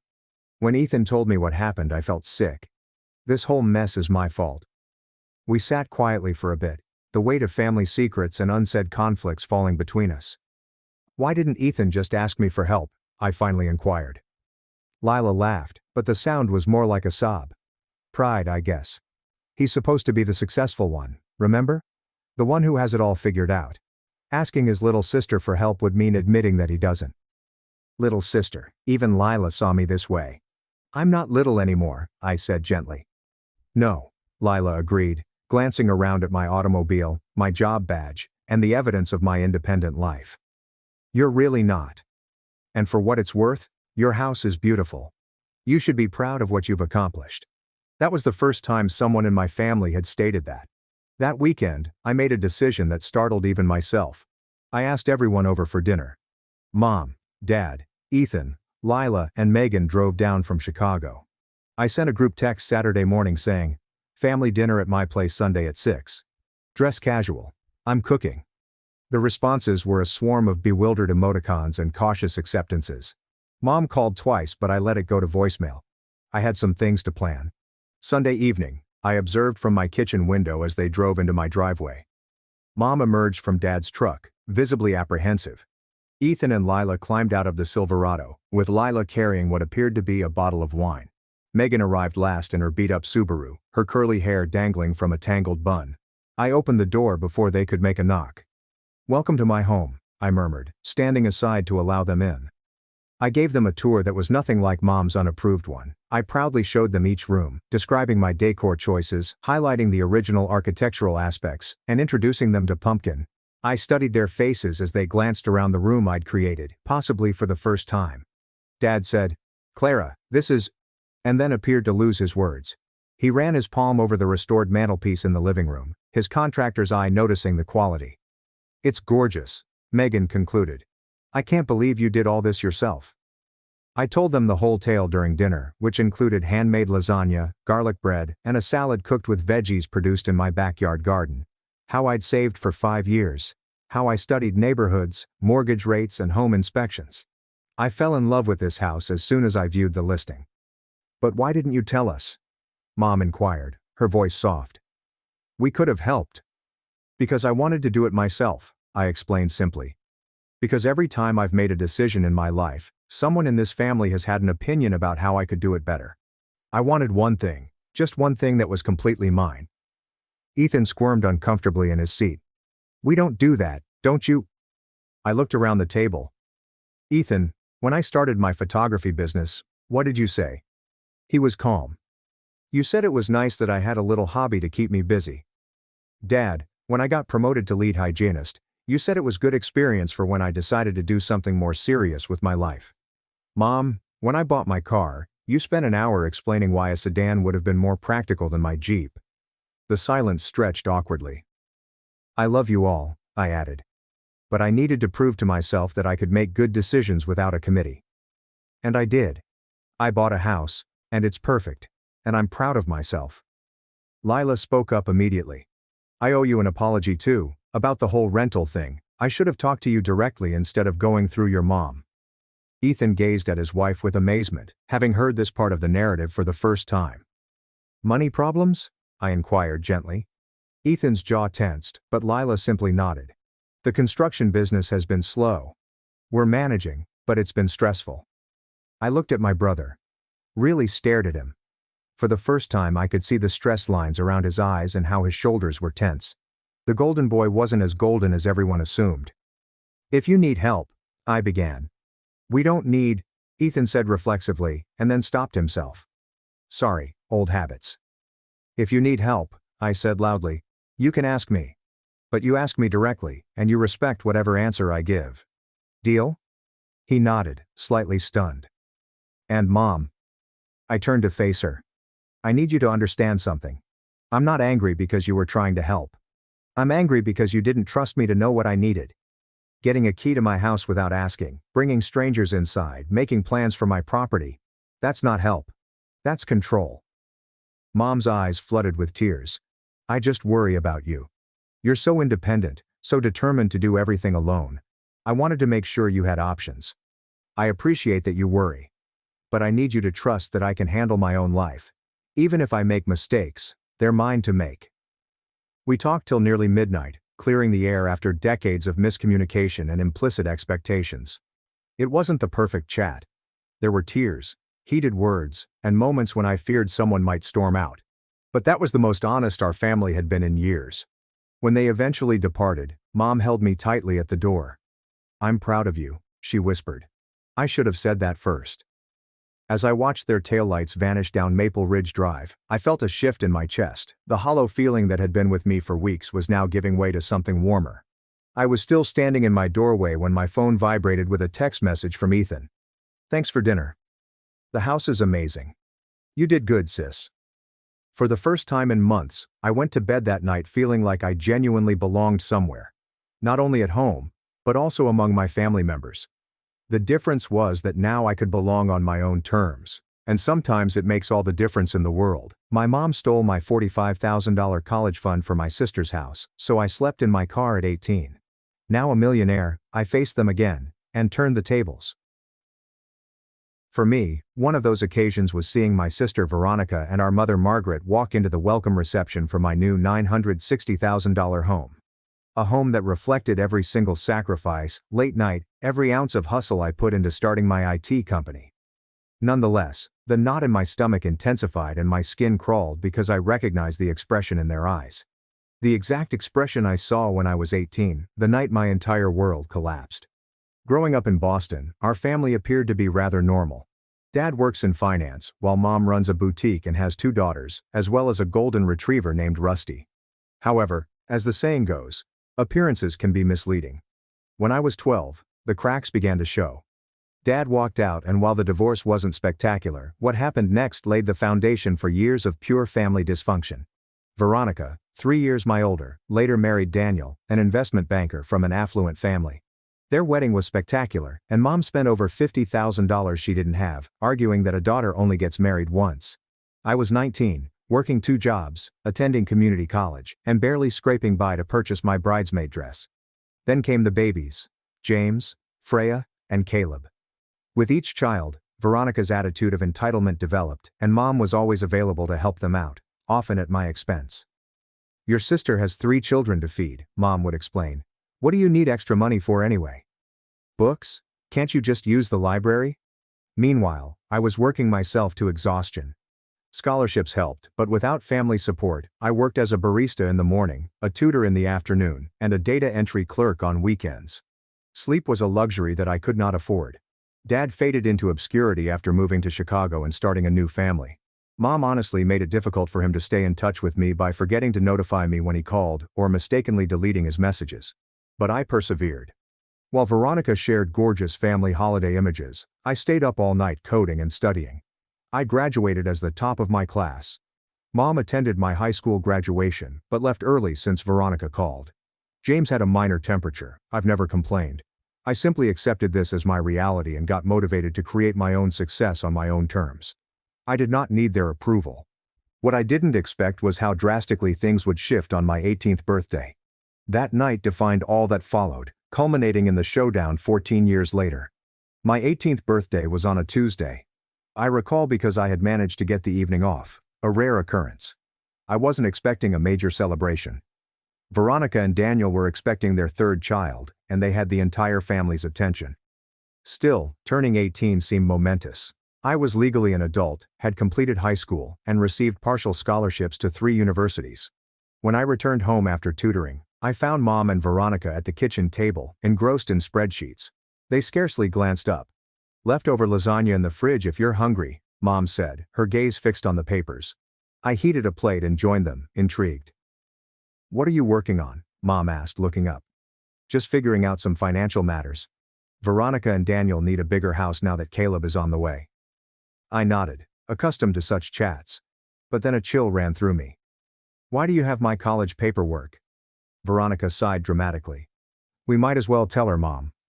Mom smoothed the papers and glanced at me with that familiar gaze that usually comes before I have to make a family sacrifice. "Lena, we need to discuss your college plans," Mother told me. With Veronica expecting again, they really need a 4-bedroom house. Daniel's bonus wasn't as large as they expected this year, and they're a bit stretched. I sat calmly, knowing exactly where this was headed. "The thing is," says Veronica, "we've calculated everything. And even with Daniel's salary and Mom helping with the down payment, we're still short." "Short for what?" I inquired, even though I already knew. "We need to use your college fund," Mom said frankly. "It's not like you don't have scholarships already. And community college is perfectly respectable. You can transfer to a university later when things aren't so tight for the family." My college fund. The money Dad had started prior to the divorce. Mom's promised money for my schooling remained undisturbed. I was banking on this fund to bridge the gaps left by scholarships. "But that's my money," I replied gently. "Dad set it aside for my education." Veronica rolled her eyes. "Don't be selfish, Lena. We're talking about a home for your niece and nephews. Where are they supposed to sleep? Should Caleb just live in a closet because you want to attend some fancy university?" "That's not what I'm saying," I insisted. "But I've worked so hard for this. I've maintained a 4.0 GPA while working multiple jobs. Those scholarships won't cover everything." "You can take out loans just like everyone else," Veronica snapped. "Daniel and I have a mortgage. That's life." Or she might have said, "You could live at home and attend community college. That would be much more economical." Something within me shifted. A lifetime of acquiescence and acceptance gave way to outright outrage. "No." A simple word hung in the air. Mom blinked, not expecting any resistance from me. "Excuse me?" "No," I said again, more forcefully this time. "That money is for my education. Dad and you set it aside for me. It's not Veronica's house fund." Mom's expression tightened. "This isn't a negotiation, Lena. This is what's happening. Your sister has a family to provide for. And I have a future to build," I responded, my voice cracking. "I've earned those scholarships. I've worked while maintaining perfect grades. I deserve to use my college fund for college. Veronica chuckled in a chilly, disdainful tone. Oh, please. Like you know anything about real responsibility. Try having 3 children before you lecture us on what you deserve. Tears threatened, but I kept them back.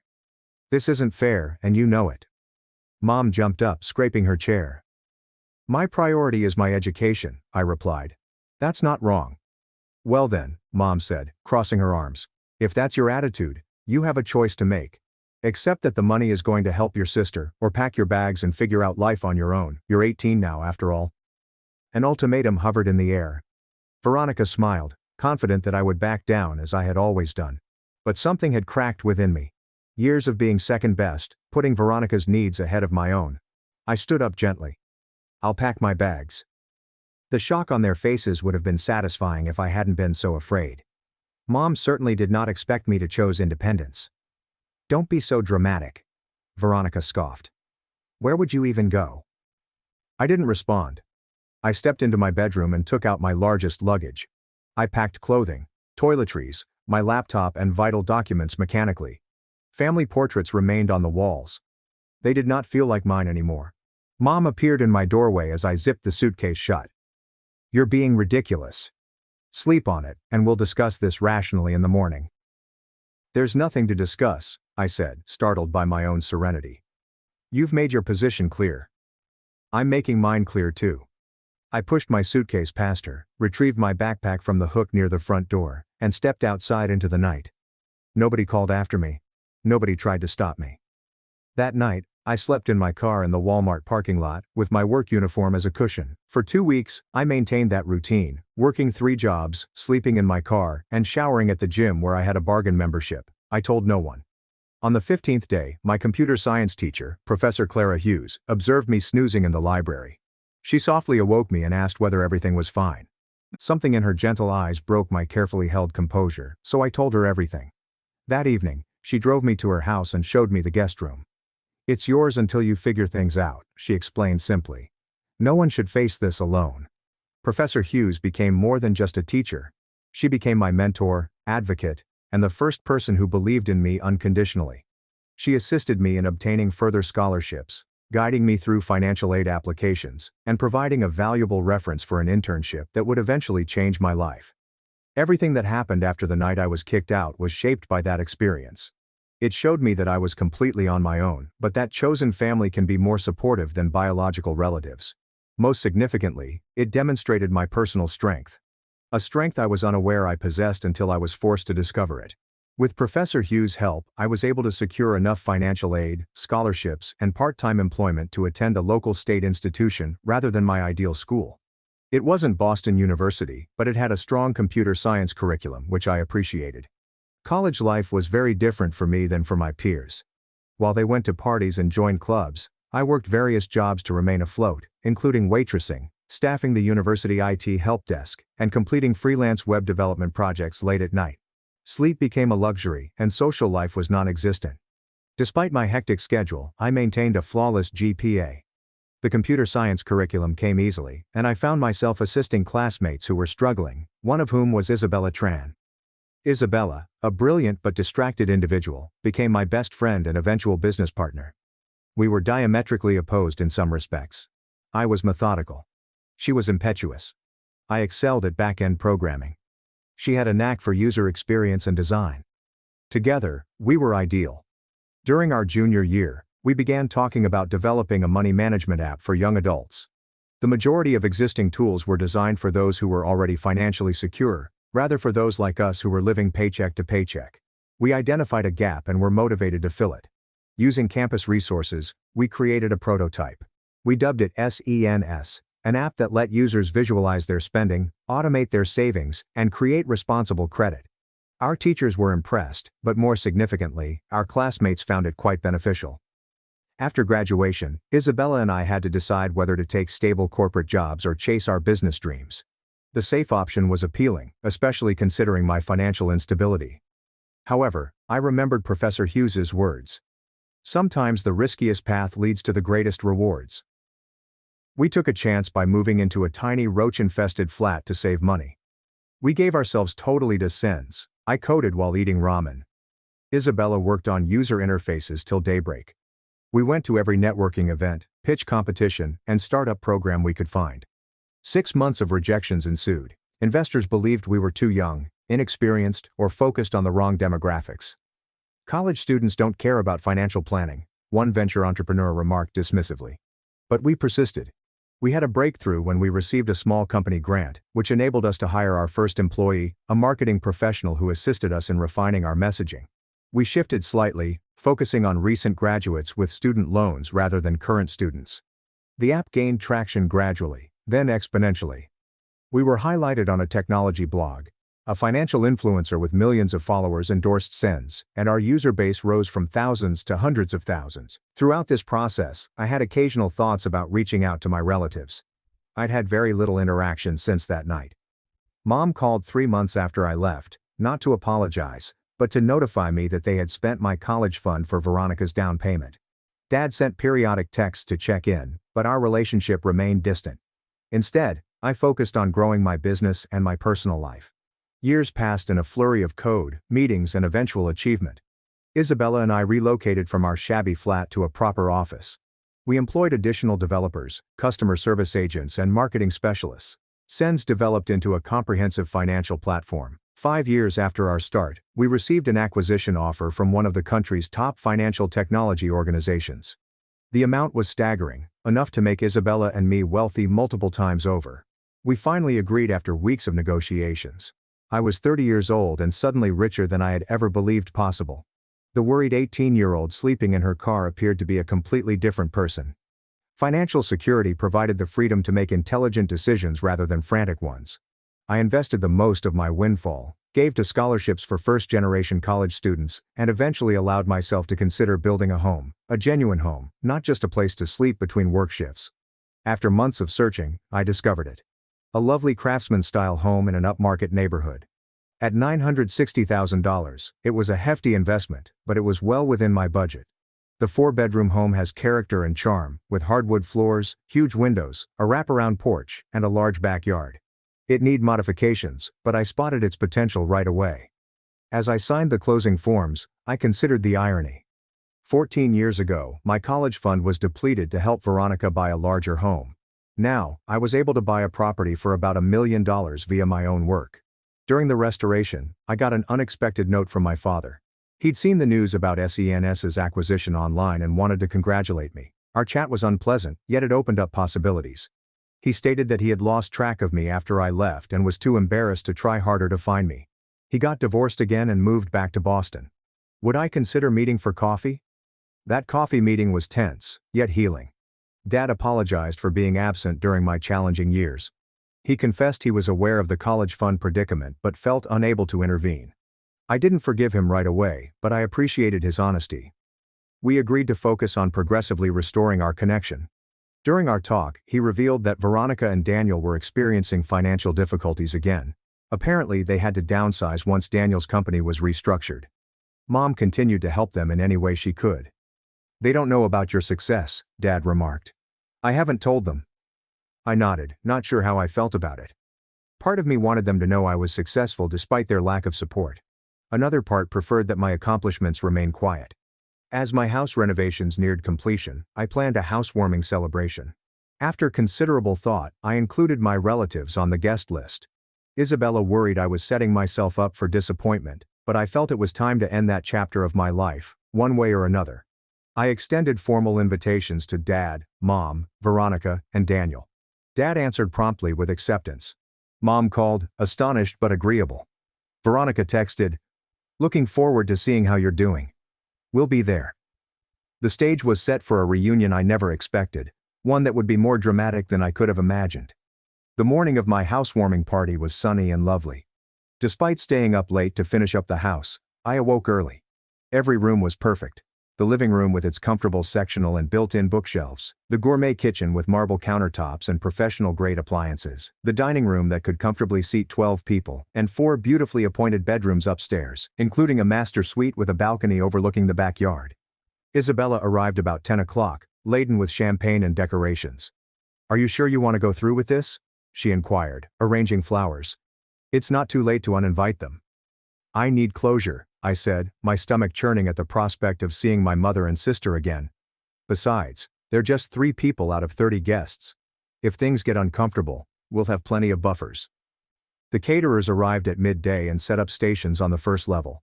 By 3, everything was ready. Food, drinks, music, and my nerves were frayed. My colleagues in technology arrived first, followed by neighbors. Professor Hughes arrived with her husband, embracing me warmly and whispering how proud she was. Friends from college, industry contacts, and my financial advisor completed the early arrivals. At 4:30, the doorbell rang again. I opened it to see my father standing awkwardly on the porch, holding a gift bag. "Dad," I replied, the words still seeming odd. "Lena," he said, looking at the house behind me. "This is impressive." I let him in, gave him a quick tour, and introduced him to a few guests. He appeared genuinely thrilled to see how well I was doing, if a little out of place among the successful professionals that occupied my home. "Your mother and sister should be here soon," he explained. "They were planning to come together." I nodded and refilled my water glass to conceal my uneasiness. "And how are they?" Dad paused. "Managing Daniel's job situation has been tough on them. They sold their house last year and moved to a townhouse. Margaret, your mom, helps with the kids a lot." Before I could react, Isabella appeared at my elbow. "More guests arriving," she said. "Including, I believe, your mother and sister." I took a deep breath and made my way to the front door. There they stood, Margaret, barely aged despite the 14 years, and Veronica, still lovely but with stress lines around her eyes. Behind them stood Daniel, who appeared much older and more worn than I remembered, and their 3 children, James, now a teenager, Freya, a preteen, and Caleb, about 10 years old. "Lena," Mom replied, her tone cautious. "Thank you for inviting us." "Welcome," I said, standing back to let them enter. "Please come in." The kids hung back sheepishly, evidently instructed to be on their best behavior. I smiled at them. I scarcely knew these nieces and nephews. "There's a game room upstairs if you get bored," I assured them. "Second door on the right." That broke the ice a little. James inquired if I had a gaming system, and when I said yes, the kids went upstairs. After a quick thank you, Daniel said, "Beautiful home." He gazed about with professional curiosity. "The architectural details are impressive." "Thank you," I responded. "The renovation took 6 months, but it was worth it." "6 months?" Veronica raised her eyes. "You must have had quite a team working on it." "I did," I said without elaborating. "Would you like a tour?" Leading them around the house, I watched Veronica's demeanor become more calculated. She ran her hand along the granite counters, glanced into closets, and commented on the great play area in the backyard. Mom followed more quietly, occasionally remarking on a decor or inquiring about a feature. "This must have been quite an investment," she finally murmured as we entered the main bedroom. "It was," I admitted, "but I've been fortunate in my career." "What exactly are you doing now?" Veronica inquired, sitting uninvited on the edge of my bed. Dad mentioned something about an app. I told them a shortened version of my success story, seeing their faces change from polite inquiry to astonished realization. "You sold your company for millions?" Veronica asked, her voice higher than usual. "We did," I said. "The timing was right." The tour continued downstairs where additional visitors had arrived. I introduced my family to Isabella, Professor Hughes, and colleagues and acquaintances who knew some of my tale. Throughout the introductions, I spotted Mom and Veronica gathered in corners, whispering passionately. Daniel appeared disengaged from their chats, instead truly interacting with my tech industry acquaintances. 1 hour into the celebration, I clinked my glass to get everyone's attention. "Thank you all for coming to celebrate this new chapter with me," I told you. "This house represents not just a place to live, but a milestone I once thought impossible. I'm grateful to everyone who supported me along the way." As I finished my brief statement, Veronica approached. "As Lena's sister, I'd like to say something too." Her voice had that confident tone I knew from childhood, the voice that always preceded her getting exactly what she wanted. "Family is everything," she added, resting her palm on my arm. "And seeing Lena's beautiful home today has made me realize how perfect this would be for our family." The visitors exchanged perplexed murmurs. "What Veronica means," Mom said softly, "is that we're so proud of Lena for creating a space where family can gather." "No," Veronica replied, tightening her grasp on my arm. "What I mean is that this house would be perfect for my family." With Daniel's job situation and the kids needing good schools, we've been looking for exactly this kind of home in exactly this neighborhood. The room went silent, even the caterer had stopped moving. Veronica, Daniel began, his face flushing. This isn't the time or place. It's exactly the right time, she said. Lena's always wanted to help family. She's single, no kids, and clearly doing well financially. This 4-bedroom house is wasted on one person when we have 3 growing children who need space and stability. Mom nodded in accord. Family. I stood paralyzed, hardly believing what I was hearing. After 14 years of no contact, after seizing my college fund, they were now requesting, nay, expecting, that I give them my home. Lena, Mom said, her voice taking on that authoritative tone I recognized all too well. You need to pack your bags and find somewhere smaller. A condo downtown would suit your lifestyle much better, and it would mean the world to your sister's family. Veronica was already pacing around the living room pointing out the adjustments they planned to make. James could take the bedroom with the bay window. Freya would love the purple room, and Caleb would have so much space for his toys in the smallest bedroom. Mom joined in. After all Veronica's been through, she deserves this. It's the least you could do as her sister. The room had become utterly silent. My visitors glanced at us with terrified fascination. Isabella had rushed to my side, offering support but remaining mute. I took a deep breath, feeling strangely calm despite the absurd scene that was happening. I have something to show you, I murmured quietly while collecting my phone. I used the smart home system to connect my phone to the enormous TV in the main room. With a few touches, I opened a document and projected it on the screen. What's this? Veronica inquired anxiously. This, I told you, is a restraining order I filed 14 years ago after you kicked me out on my 18th birthday. The room fell silent as the legal paper appeared on the screen. Even the caterer stood motionless, trays in hand. What are you talking about? Mom's voice broke the silence, a mix of confusion and outrage. We never kicked you out. You chose to leave. I kept my voice steady, years of practiced control paying off. You gave me an ultimatum on my 18th birthday, except that my college fund would go to Veronica's down payment or pack my bags. I packed my bags. You didn't stop me. That was a disagreement, not an eviction, Veronica snorted, keeping her gaze set on the document. You are being dramatic. I slept in my car for 2 weeks, I explained simply. In February. In Boston. A murmur spread among the assembled visitors. Dad walked forward, his face pale. I didn't know it was that bad, he remarked gently. You never told me. Would it have mattered? I inquired. He had no response to that. I swiped to the next document in my phone. This is more interesting though. This is why I filed the restraining order. The screen now displayed credit reports and loan applications in my name, all from shortly after I left home. What is this? Daniel inquired, leaning closer to the screen, his financial background helping him to comprehend what he was witnessing before the others. After I left, someone opened 3 credit cards and took out a personal loan in my name, I told him. They had my social security number, my birth certificate, and enough personal information to pass security questions. The total debt was just over $45,000. Mom's face had turned white. Veronica became really interested in her wine glass. Fortunately, I said, the detective who helped me was thorough. The credit cards were used at stores Veronica frequented. The loan money was deposited into an account that then transferred the exact amount to your joint checking account, Daniel. Daniel carefully turned to face his wife. You told me that money was from your mother. A gift to help with the down payment. It was, Veronica affirmed. Mom helped arrange it. By committing identity theft against your own daughter, Professor Hughes interjected, her intellectual manner giving way to protective wrath. That's a felony, in case you weren't aware. I'm sure there's been some Mom started. This is the police report I filed, I said, bringing up another document. I had enough evidence to press charges for identity theft and fraud. The detective was particularly interested in this loan application. I focused on a signature in which someone attempted to counterfeit my signature but misspelled my middle name. Veronica's hand shook so terribly that she had to put down her wine glass. If you filed charges, why weren't we arrested? She asked, her voice lacking conviction. Because I didn't pursue it, I explained simply. I was 18, terrified, and despite everything, you were still my family. So, I made a deal with a detective. I would pay off the fraudulent debts myself if they documented everything but held off on prosecution. I swiped to another document. This is proof of payment. Every cent of that $45,000, plus interest, paid by me over 3 years, while I was putting myself through college, working 3 jobs, sleeping 4 hours a night, eating ramen noodles to survive, while paying off debt I never incurred. Daniel appeared physically unwell.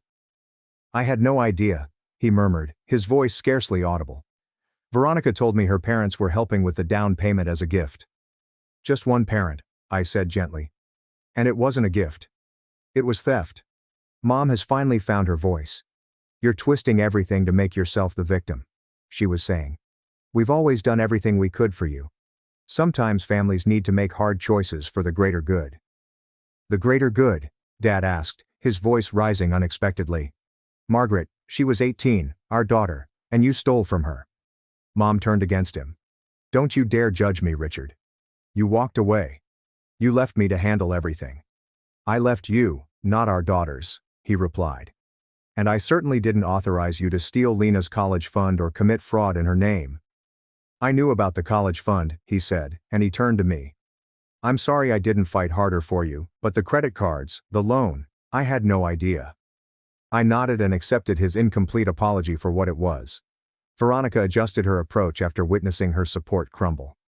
It was a difficult time, she admitted, tears welling up in her eyes. We had a baby, needed a home. Mom was just trying to help us, and you weren't around to ask. Maybe, I said. But that doesn't justify fraud. I swiped to another document. This might interest you too, Daniel. While investigating the identity theft, I discovered quite a bit about your family finances. These are records of 6 failed business ventures Veronica invested in without your knowledge, using joint funds. The total losses exceeded $200,000 over 8 years. Daniel's face had lost its color. What business ventures? Her college friend Megan's clothing boutique, her cousin's restaurant, a subscription box service for luxury pet products, among others, I put on paper. All failed within a year. All received substantial investments from your family accounts. Those were personal loans to friends, Veronica said faintly. They were going to pay back everything with interest. Is that why you hid the paper? The room had become uncomfortably tight. Guests were seeking for ways out, unsure whether to stay for this plainly private family crisis. I think, I stated loudly, that we've gotten off track. You came here today to claim my home for yourselves, based on the assumption that I would once again sacrifice my needs for Veronica's wants. I'm making it clear that will never happen again. So, you'll throw your own sister's family out on the street? Asked her mother. Where's your compassion? My compassion? I laughed. But there was no humor about it. Where was your compassion when I was sleeping in my car in winter? Where was your compassion when you stole my identity and left me with crushing debt before I'd even started college? Mom opened her mouth before closing it again. I'm not throwing anyone out on the street, I explained more softly. But I'm not giving up my home. If you need financial help, I'm willing to discuss setting up education funds for James, Freya, and Caleb. They're innocent in all this, and I'd like to know my niece and nephews. We don't need your charity, Veronica snapped, despite Daniel's face indicating otherwise. It's not charity, I responded. It's family helping family the right way. Mom grabbed her purse. I think we've heard enough. Veronica, children, we're leaving. The children are upstairs playing video games, I reminded her. And I think Daniel might want to stay. Daniel nodded slowly. I need to understand exactly what's been happening with our finances, he told me. Kids will be fine for a while longer. Fine, Mom snapped. Veronica, let's go. As they approached the door, Isabella took a step forward. I think that's best. This is supposed to be a celebration of Lena's new home, not a venue for attempted property theft. Mom's face turned crimson red. How dare you? This is a family matter. Yes, Isabella responded. And Lena's chosen family is here to support her. You might want to think about what real family support looks like before you return. After they left, the party gradually recovered momentum, though talks naturally revolved around the dramatic incident. Daniel remained in the corner, speaking quietly with my financial advisor and periodically checking his phone for texts from Veronica. Later, as the guests began to leave, he approached me and formally stated, I owe you an apology. I had no idea about the identity theft or the investments. I knew about the college fund, but Veronica told me you had agreed to it. Would it have mattered if you'd known the truth? I questioned you. He considered it. I'd like to think so. But truthfully, I was different then. Success and money were all that mattered. He looked around the room. Looking at what you've built on your own, I realized how misguided my priorities have been. What will you do now? I inquired. Have a very difficult conversation with my wife, he said solemnly. And probably contact a divorce attorney. The financial deceptions are too significant to ignore. I felt an unexpected ping of sadness for my sister. Despite her imperfections, I never wished her marriage to end. I meant what I said about education funds for the children, I told the gentleman. Regardless of what happens between you and Veronica. He nodded graciously. They'd like to know their aunt, especially James. He's interested in programming. After Daniel left to pick up the children, Isabella and I started cleaning up. Well, she began, tossing glasses into the dishwasher. That was the most dramatic housewarming I've ever attended. I laughed and felt lighter than I had in years. Not exactly the closure I expected, but closure nonetheless. Do you think they'll try to contact you again? Inquired the woman. Mom and Veronica. Eventually. When they need something. I shut the dishwasher and straightened up. But next time I'll be prepared. No more doormat. Lena. As the final guest left and the silence descended over my new home, I wandered through each room, admiring what I'd created. Not only was it a physical structure, but it also represented a life achieved through dedication, hard work, and the confidence to stand up for myself when it counted most. The days after the housewarming were unexpectedly tranquil.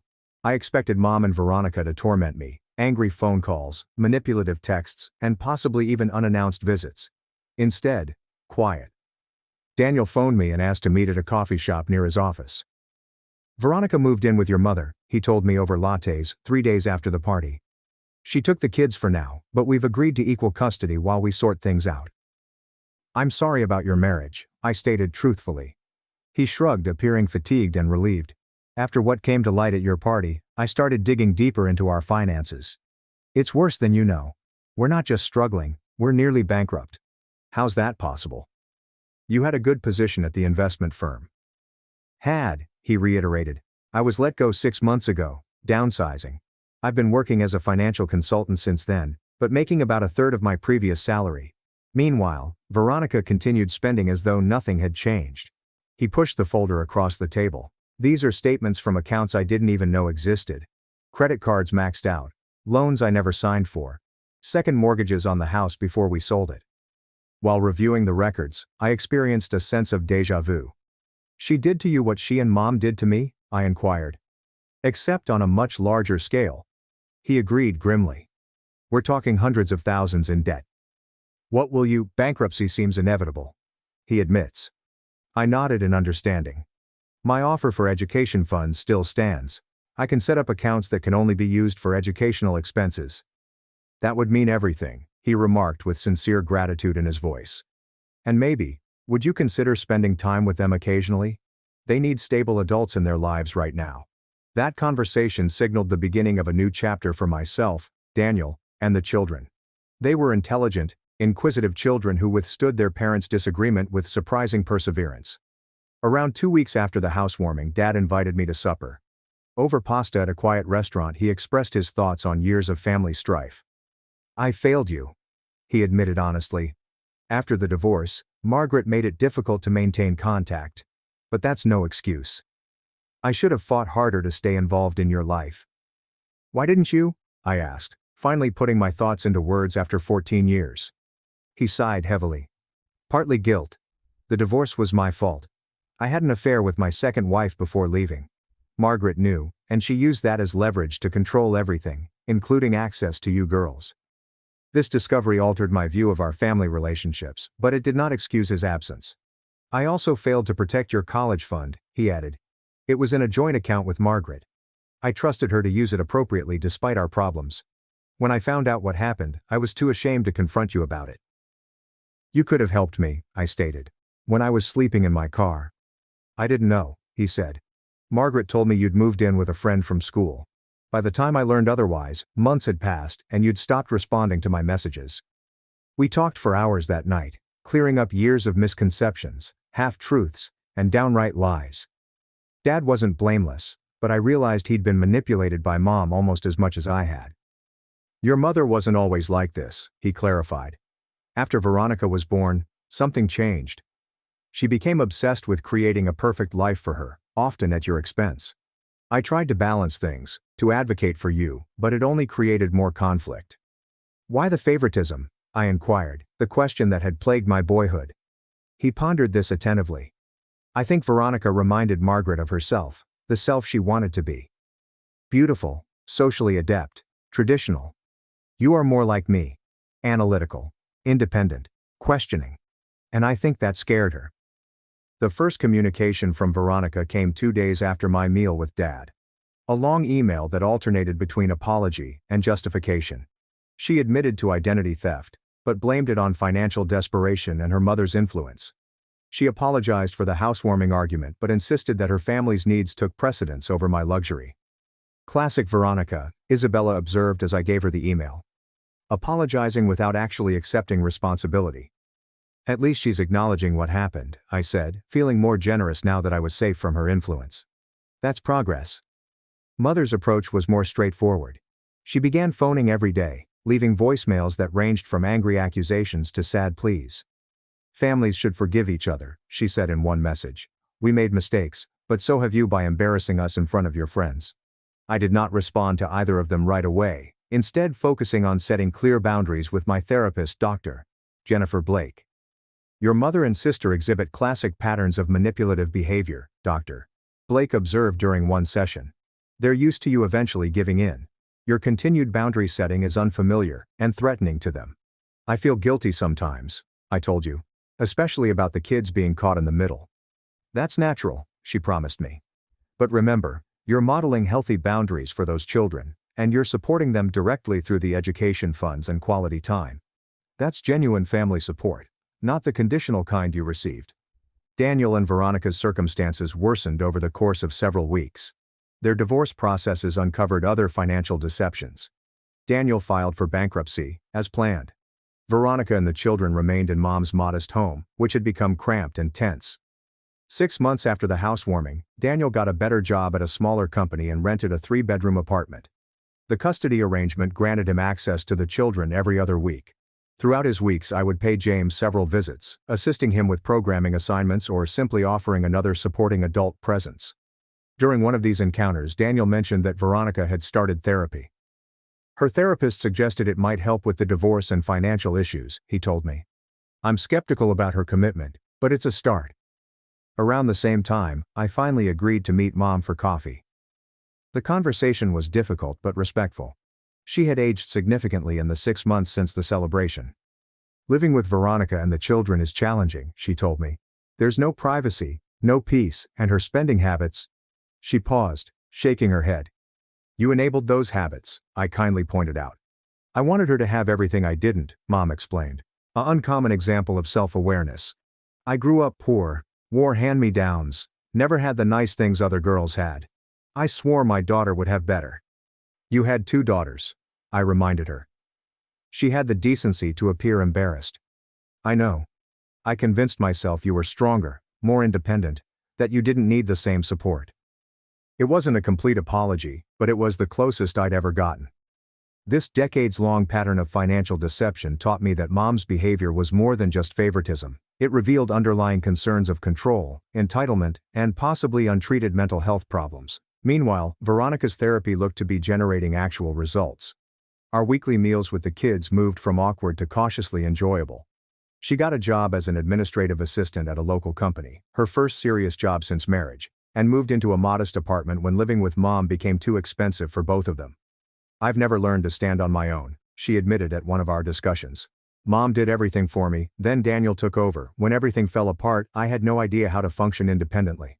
I felt an unexpected sense of compassion as I saw her struggle with fundamental adult chores like budgeting, meal planning, and home maintenance. Veronica, like me, had been a victim of Mom's disorder, albeit in a different way. Her golden child status had hampered her ability to build resilience and self-sufficiency. The children adapted to their new situation with surprising adaptability. James, now 11, thrived in the coding group I introduced him to. Freya acquired a fascination for science that neither Veronica nor Daniel had recognized. Caleb's dinosaur passion grew into a more general interest in natural history. I established college funds for each of them, with the condition that the funds be spent solely for educational purposes, a safeguard against history repeating itself. Daniel and I formed an unexpected friendship based on mutual respect. He had confronted the financial calamity full on, gradually repairing his credit and profession while becoming a more present father than he had ever been during his marriage. The bankruptcy was humiliating, he admitted, this truer version of Daniel. Not all relationships could be saved, however. Mom continued to avoid actual accountability, alternating between superficial apologies and sly explanations. During one especially challenging meal, she mentioned that my success was owed in part to her tough love style.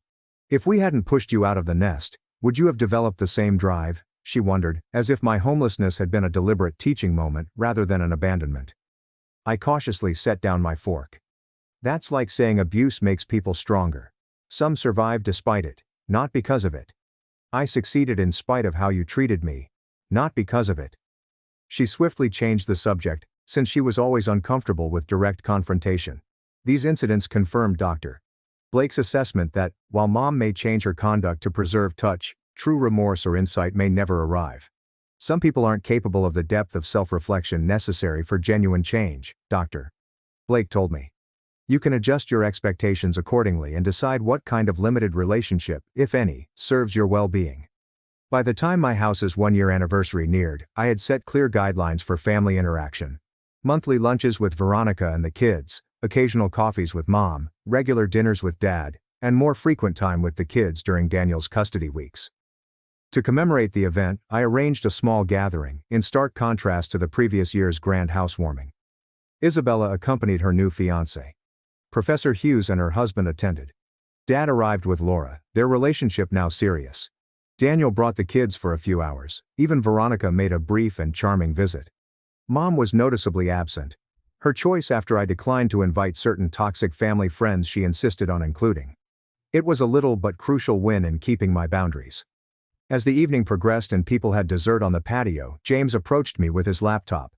Aunt Lena, can you look at my code? I'm trying to build a game, but the graphics won't render properly.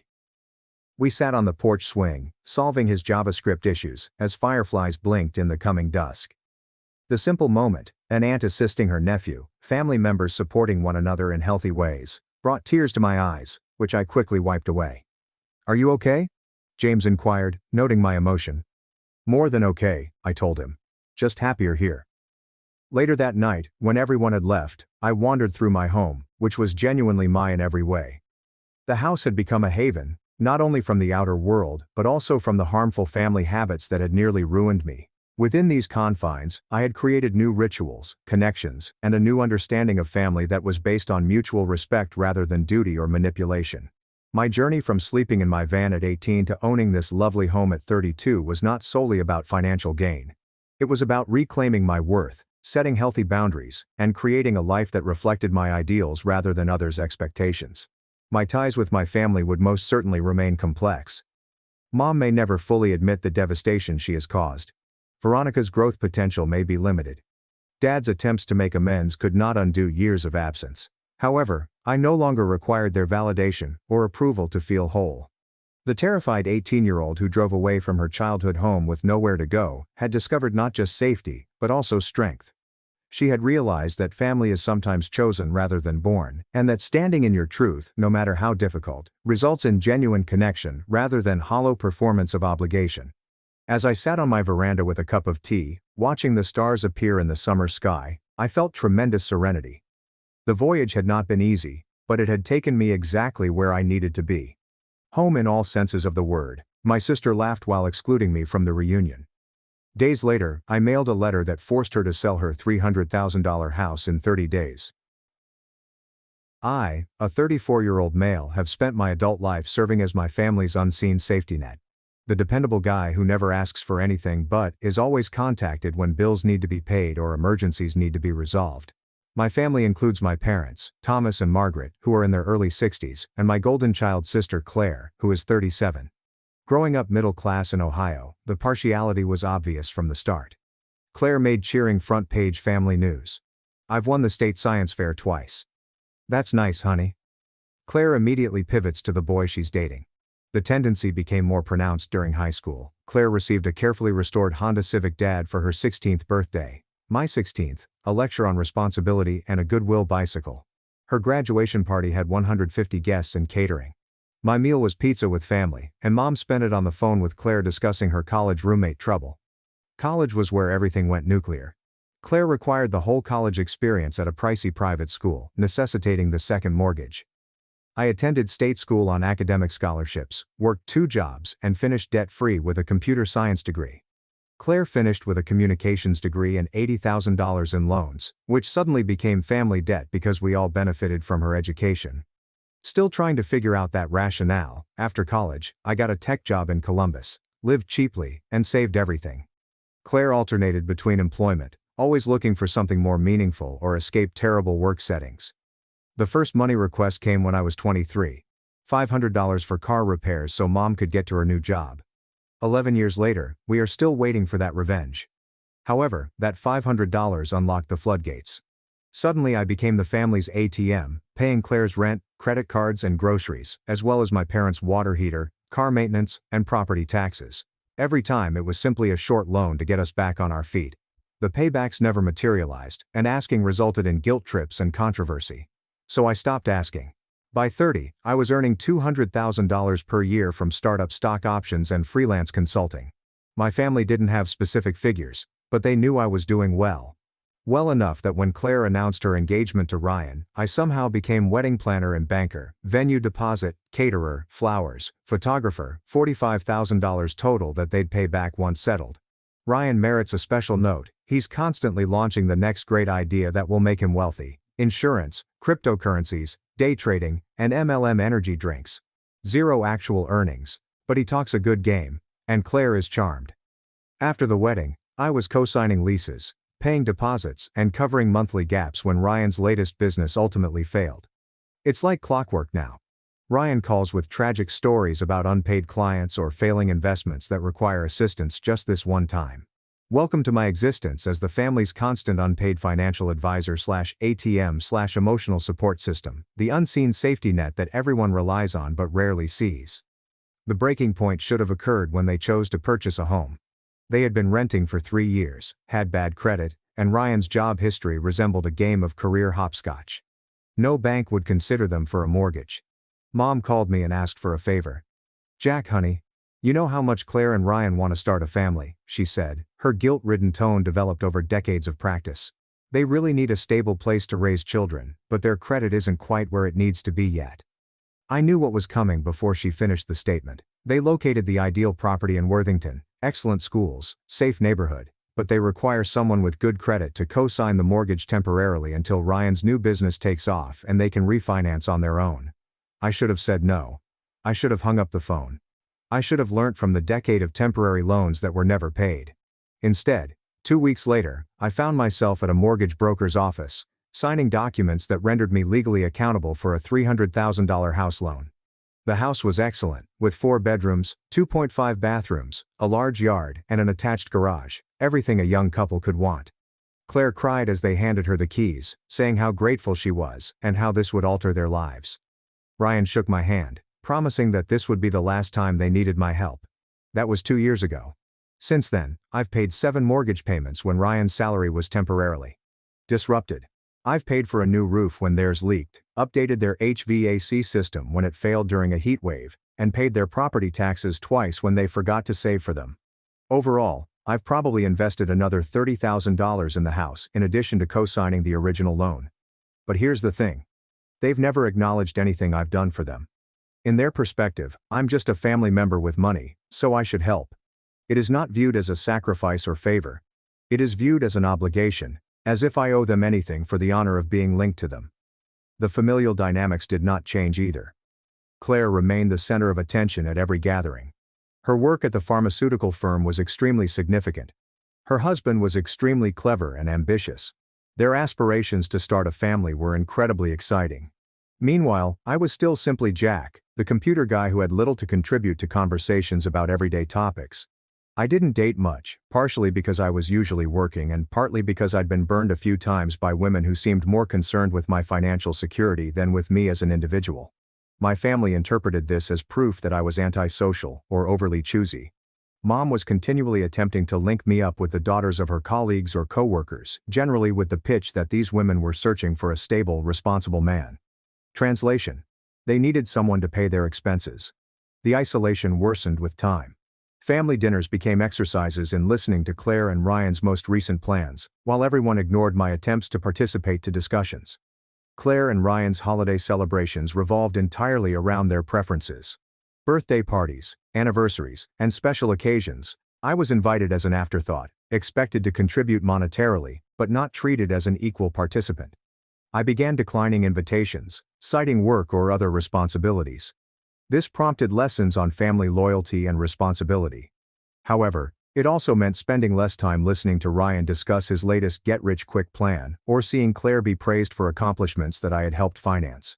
The final straw came 6 months ago, when I overheard Mom and Claire's phone chat. I'd stop by to assist Dad fix their garbage disposal. Another of those casual expectations, that I'd drop everything to assist with domestic issues. Mom began talking to Claire in the living room as I was working in the kitchen, unaware that I could hear all she said. "Jack is getting weird," Mom said. "He barely comes around anymore, and when he does he's so quiet. I'm worried he's becoming one of those bitter single men who just focuses on work." "He's always been antisocial," Claire explained. I could hear the disdainful tone coming from the adjacent room. "At least he's useful for helping with stuff. Did you see the new patio furniture Ryan picked out? We're going to need Jack to cover the gap until Ryan's next commission check comes through." I stopped working and listened. "You should probably call him this week," Mom added. "Make it sound like we really need his help. You know, he responds better when he thinks it's an emergency." My hands shook as I packed my equipment. I'd been playing for years. I'd been duped into believing that my family needed me, that I was assisting them through transitory difficulties. In truth, I was just the family ATM, and they were discussing the best methods to trick me into making additional withdrawals. I finished fixing the disposal in silence, assured Dad it was working, and then departed without saying goodbye to Mom. I spent the entire evening sitting in my apartment, poring through bank statements and calculating how much money I had given my family over the years. The amount was staggering, nearly $200,000 in direct payments, co-signed loans, and covered costs. $200,000. And they saw me as an antisocial obligation who was there to solve their money difficulties. That's when I started making tiny tweaks. At first, I stopped responding to Ryan's calls about mortgage payments. When Claire texted about needing help with groceries, I pretended to be preoccupied with work. When Mom asked whether I could help with their property taxes, I explained that I was traveling for business. The demonstrations began immediately. How could I be so selfish? Didn't I realize that family supports family? What was wrong with me recently? But I remained firm. I began saying no, and it felt liberated. Next came the family reunion. Every 3 years, my father's side of the family hosts a large reunion. It's usually between 50 and 60 people. Aunts, uncles, cousins and their children. They rent out a pavilion in a state park. Everybody provides food. There are games and activities for the children. It's actually rather enjoyable, or was when I was younger and didn't understand family dynamics. I hadn't attended the previous reunion since I was working on a significant project at work, but I expected to be invited this time. 3 months before the event, I began hearing fragments of chatter regarding planning and preparedness. Claire served on the organizing committee. Mom was coordinating the food. Dad was handling the logistics. 2 months before the reunion, I asked Mom when I should schedule it. "Oh, honey," she said with a rehearsed, sympathetic expression. "We weren't sure if you'd want to come. You've been so busy with work lately, and you know how these family things can be. Lots of kids running around, people asking personal questions about when you're going to settle down. We thought you might be more comfortable skipping this one." I stared at her. "You thought I'd be more comfortable being excluded?" "It's not excluded," she answered immediately. "It's just, well, space is limited this year. And we had to make some tough decisions about who to invite." "Space is limited. It is a public pavilion." "Well, yes. But there are cost considerations too. Food, activities, decorations. Everyone who comes has to contribute, and we know money's been tight for you lately." "Money has been tough for me, the person who has been subsidizing their lifestyle for more than a decade." I nearly laughed. "How much is the contribution?" I inquired. $75 per person," she murmured, avoiding my gaze. "Plus whatever you bring for the potluck." $75. I probably spent more money on lunch that week. They were also anxious that I could not afford to contribute to a family reunion.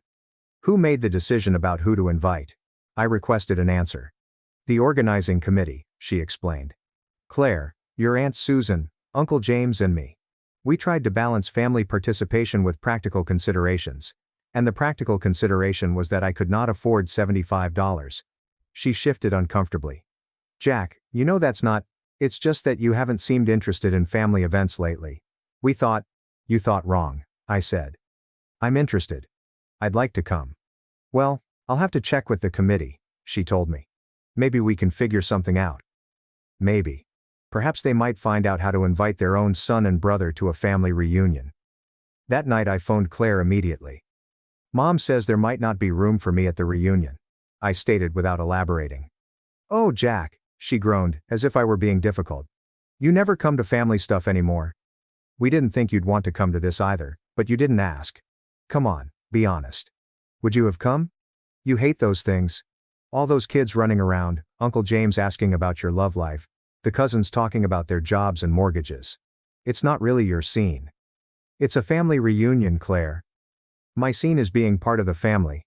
She laughed. Not a mocking laugh, but the dismissive chuckle you give a child who says something naive. Jack, you barely tolerate spending 2 hours at Christmas dinner. 3 days of camping with the whole extended family? Please. You'd be miserable and you'd make everyone else miserable too. So, you decided for me? We made a practical decision. Space is limited. Costs had to be controlled. And honestly, the family dynamics work better when it's just the social people. You know what I mean? I understood exactly what she meant. The family dynamics improved when the antisocial ATM was not present to make anyone feel embarrassed about their incessant financial solicitations. Maybe next year you'll be invited, she added. I could sense a smirk in her voice, as if she was doing me a favor by considering me for future inclusion. Once we see how this one goes, we may be able to work you in next year, as if I were on a waiting list for my family. I understand, I replied gently. Thanks for explaining. After I hung up, I sat in my apartment for a long time thinking about that discussion, about the mortgage payments, the wedding bills, the innumerable crises I'd sponsored, and about being branded as someone who exacerbated family dynamics simply by existing. Then I remembered the mortgage I'd co-signed. The one that made me legally liable for their housing costs. The one that appeared on my credit report as a major debt obligation, and the one that had prevented me from purchasing my own home because my debt-to-income ratio was too high with their mortgage factored in. I took out my copy of the mortgage documentation and carefully reviewed them. Claire and Ryan were the major borrowers on the loan, but I was also liable for the entire amount. If they defaulted, the bank may pursue me for the entire debt. More crucially, I had the right to remove myself as a cosigner by providing 30 days written notice. Furthermore, the principal borrowers could qualify for the loan on their own. They could not qualify on their own. This is why they needed me in the first place. And their financial condition has only worsened since then. Ryan's most recent business venture, an internet marketing consulting service, was bringing in around $1,500 per month on good months. Claire earned a solid living from her pharmaceutical work, but not enough to cover their $300,000 home and other expenditures. Without my co-signature, they'd have around 30 days to refinance the loan or sell the home. Refinancing was not an option given their credit and income status. They'd have to sell, most likely at a loss, because they'd only been there for 2 years and hadn't made much progress on the principal. I spent the next week researching the legal ramifications and consulting with a lawyer about the process. Everything was straightforward. I could withdraw from the loan with sufficient notice and Claire and Ryan couldn't stop me. The only uncertainty was about timing. The family reunion was arranged for the second weekend of August. I decided to send the co-signer removal letter on August 1st, right in the midst of their reunion preparations. It felt poetic. They could talk about my exclusion from the family while dealing with the consequences. The letter was straightforward and professional. Dear Claire and Ryan, this letter serves as my formal 30-day notice of intent to remove myself as a co-signer on your mortgage loan number with First National Bank. According to the terms of the original loan agreement, this removal will be effective September 1st, 2023. You must contact First National Bank immediately to discuss your options for refinancing the loan without a co-signer or making arrangements for loan payoff. Please confirm receipt of this notice. I mailed copies to them, the bank, and retained one for my own records. Then I waited. The phone call began 3 hours later. Jack, what the hell is this? Ryan's voice was tense with fear. We just got your letter. You can't just remove yourself from the mortgage. We have a contract. The contract allows for co-signer removal with proper notice, I remarked in a calm voice. I've provided proper notice. But why? What's this about? If this is about money, we can work something out. The marketing business is really starting to take off, and Claire's up for a promotion. We'll be able to make all the payments ourselves soon. When? Well, it's hard to say exactly, but probably within the next few months. Maybe by Christmas. Definitely by next summer. Ryan, you've been telling me your business was about to take off for 2 years. In that time, I've made 7 mortgage payments for you, plus covered property taxes twice, and paid for a new roof and HVAC system. I'm done. Jack, please. This is our home. We can't just lose our house because you're having some kind of midlife crisis. I'm not having a midlife crisis. I'm setting boundaries. What boundaries? We're family.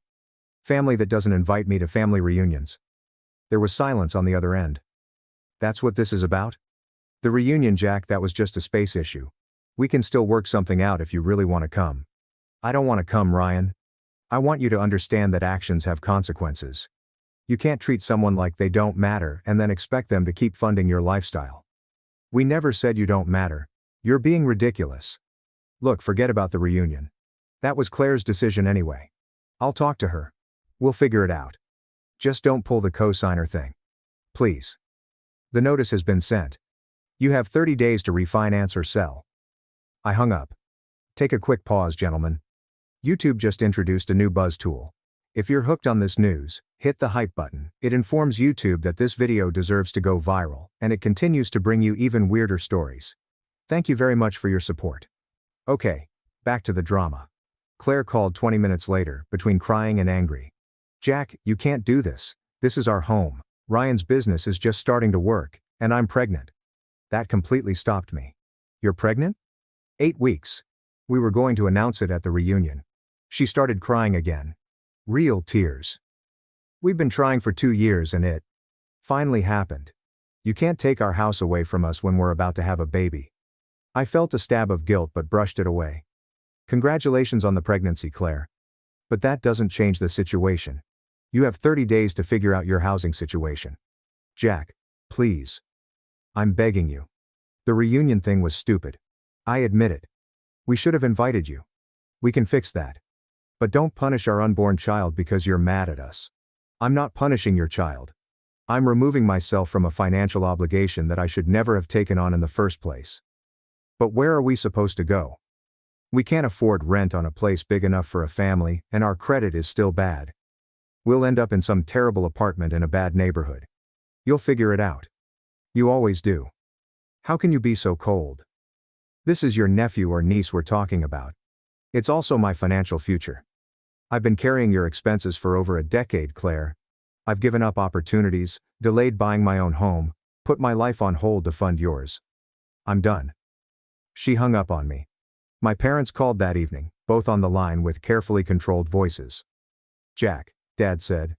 Claire told us about the letter. This seems pretty extreme, don't you think? Not really. I'm removing myself from a financial obligation. That's pretty normal, son. We raised you to be better than this, Mom added, her voice full of disappointment. Family doesn't abandon family when things get tough. You mean like how you abandoned me when I wasn't invited to the family reunion? That was different, Dad replied swiftly. That was just logistics. This is their home. Their future. Claire's pregnant, Jack. This is your family we're talking about. No, it's your family. I'm apparently just the outsider who pays for things. Jack, honey. Mom's voice took on the manipulative tone I was used with. You're being hurt and emotional right now. We understand that. But making financial decisions when you're upset isn't smart. Why don't you withdraw the letter and we can all sit down and talk about this like adults? I've been talking to you like adults for 15 years, Mom. Every time you needed money, every time Claire had an emergency, every time Ryan's business fell through, I talked, you took, and nothing ever changed. I'm done talking. So, you're going to make your pregnant sister homeless out of spite? Dad's voice became harsher now. I'm going to stop enabling your daughter's financial irresponsibility. There's a difference. Jack. Think about what you're doing, Mom begged. This isn't just about Claire and Ryan. This affects the whole family. If they lose the house, They'll have to move in with us. Dad's back problems are getting worse, and we can't handle having a baby in the house. Please, just give them more time. How much more time? It's been 2 years, Mom. Ryan's business isn't working. Claire's spending habits haven't changed. Their credit is still terrible. How much more time is supposed to fix problems they've had for their entire adult lives? Just until after the baby comes, she begged urgently. Give them until after the baby comes to get back on their feet.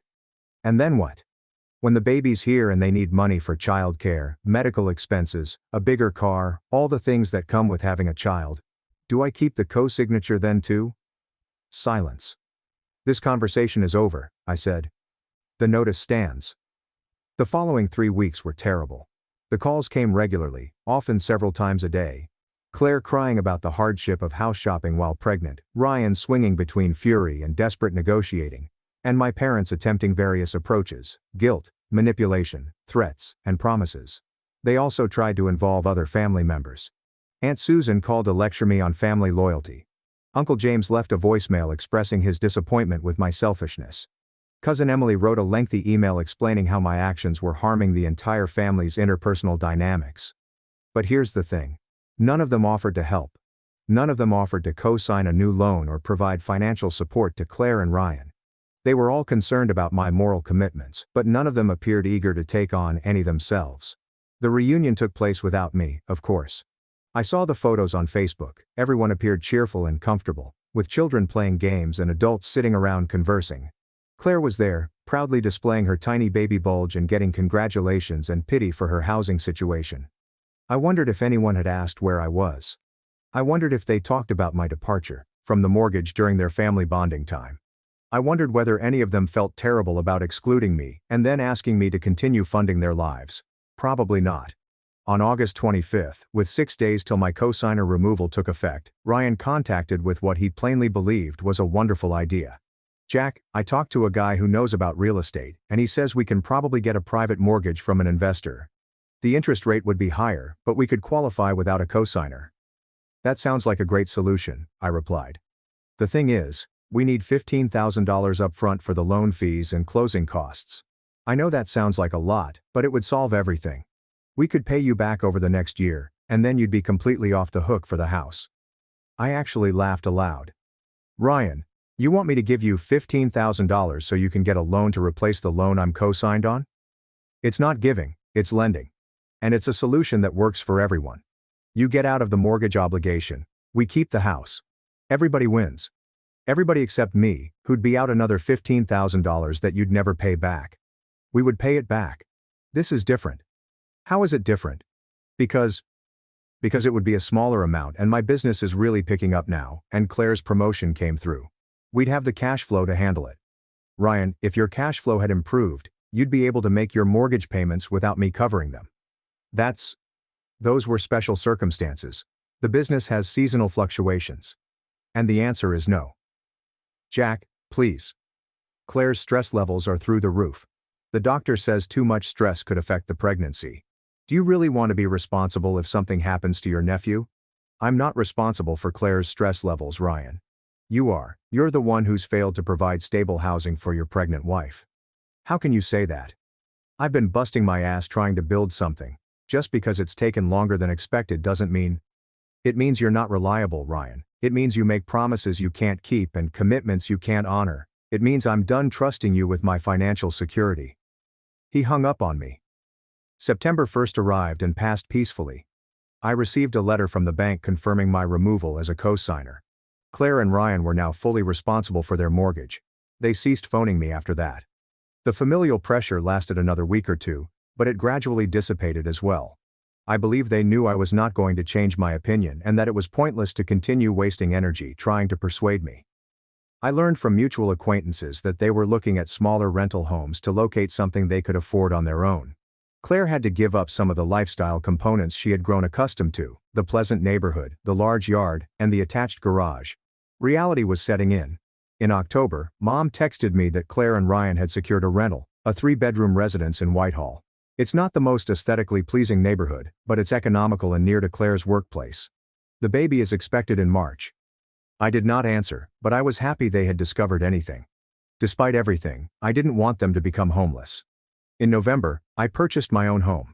With my better debt-to-income ratio, I was approved for a mortgage on a lovely 4-bedroom colonial in Upper Arlington.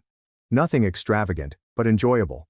Good neighborhood, excellent schools for the future, large backyard, 2-car garage, everything I desired but couldn't afford while bearing Claire's mortgage.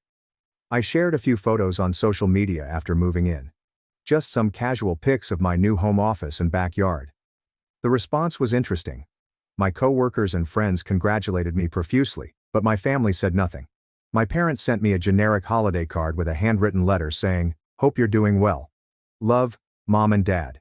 No invitation to Christmas dinner. There is no attempt at reconciliation. Just an acknowledgement that I exist. Claire did not send anything. On Christmas Day, I volunteered at a homeless shelter, serving meals and organizing donations.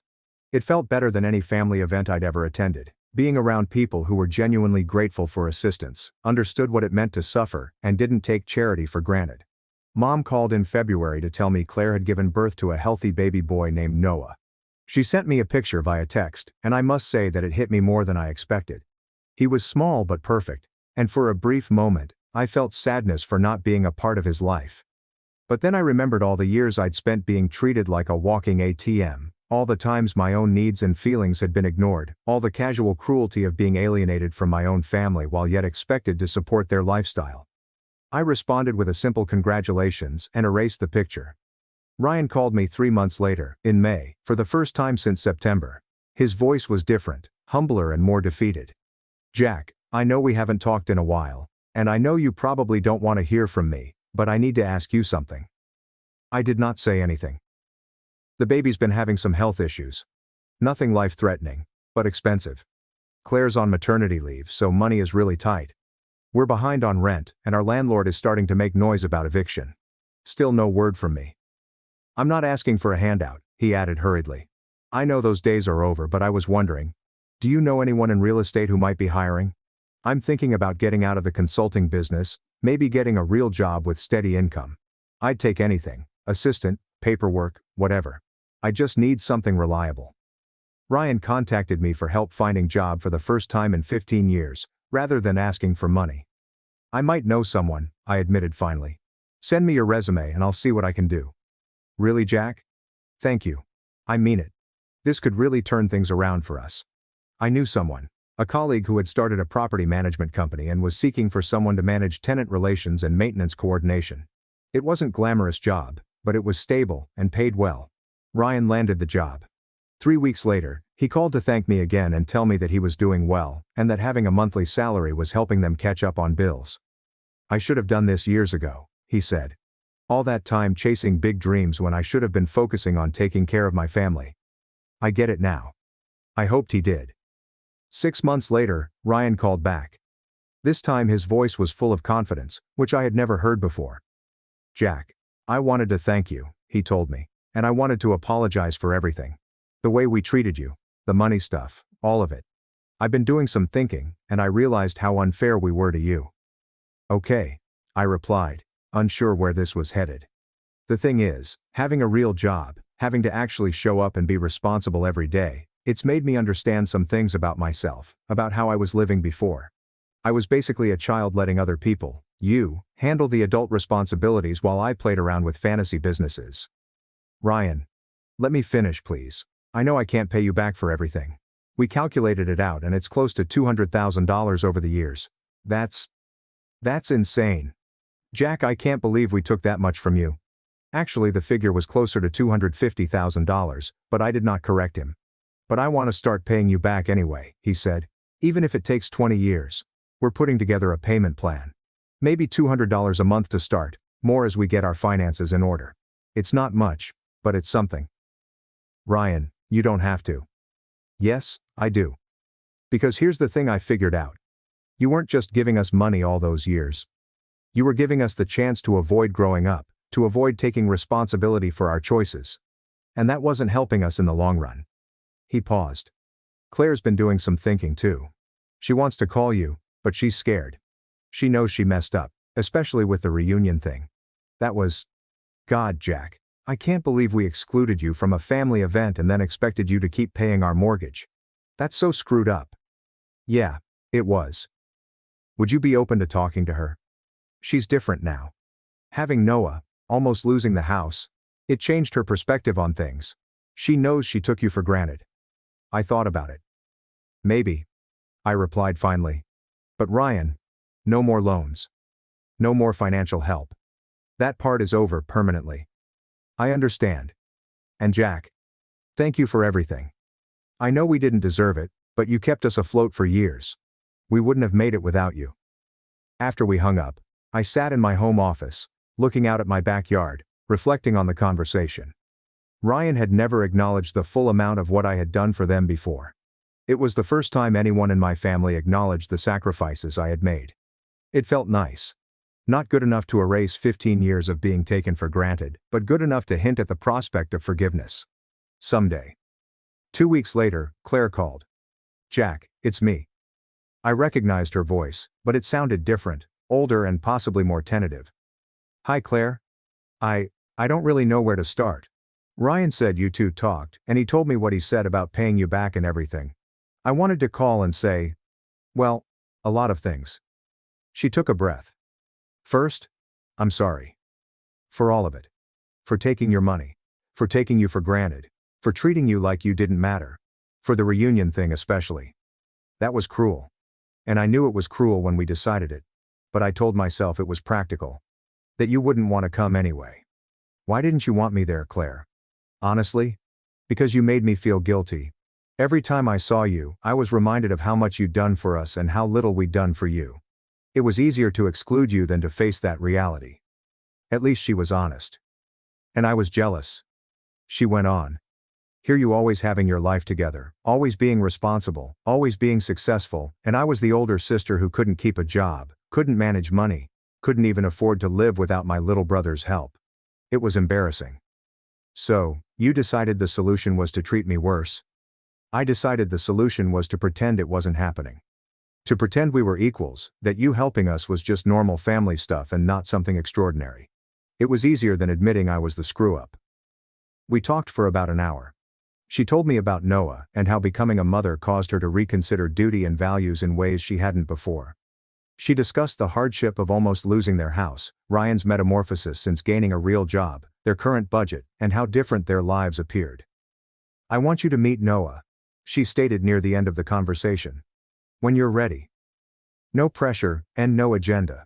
Just, he's your nephew, and I think he should know his uncle. But only if you want to. I'd like that, I responded really. And Jack, Ryan told you about the payment plan, right? We know it's not nearly enough, and it'll take forever. But we want to start somewhere. You don't have to do that, Claire. Yes, we do. Because Ryan was right. You weren't just giving us money. You were enabling us to avoid growing up, and that needed to stop. For our sake as much as yours. After we hung up, I noticed something had changed. Not back to the old dynamic, which had vanished forever, but rather toward something new, something that may approach a good family bond. A month later, I met Noah for the first time. He was 6 months old, plump and attentive, with Ryan's black hair and Claire's blue eyes. Claire and Ryan had invited me to their rented home. Small, yet clean and pleasant. Nothing extravagant, but plainly a place where a family was reared. We ate supper together, and for the first time in years, I felt like I was a member of a family gathering rather than an outsider who happened to share DNA with them. Claire inquired about my employment and appeared genuinely interested in my responses. Ryan discussed his job and how he learned to appreciate the steadiness that comes with regular employment. They showed me Noah's room, explained his sleep and feeding pattern, and included me in the everyday minutiae of family life. Claire hugged me farewell as I departed that night. Thank you for giving us another chance, she told me. Thank you for becoming people worth giving a chance to, I told you. That was 8 months ago. Ryan has been making his $200 monthly installments on time. I've only received 2 so far, but they've both arrived on time and included brief updates on their family's progress. Claire and I now text on occasion, generally to share pictures of Noah or to catch up on family news. She also inquires about my life and appears to be attentive to the responses. Last month my parents called to celebrate my 35th birthday, the first time they had done so in 3 years. The conversation was tense but courteous, and Mom asked if I would like to attend Christmas dinner this year. What about Claire and Ryan? I inquired. They'll be there too, if you're comfortable with that. I am. So this will be the first Christmas I've spent with my family in 4 years. I'm cautiously optimistic that this time will be different, that I'll be treated like a family member rather than as an obligation. But if it's not, that's fine too. I've learned to be content without their approval, to live my life based on my own principles rather than their expectations. I've learned that sometimes the best thing you can do for someone you care about is to quit enabling their bad conduct. Sister said I was selfish for leaving. Years later, she's overwhelmed and begs me to return, after realizing I raised her kids better than she could.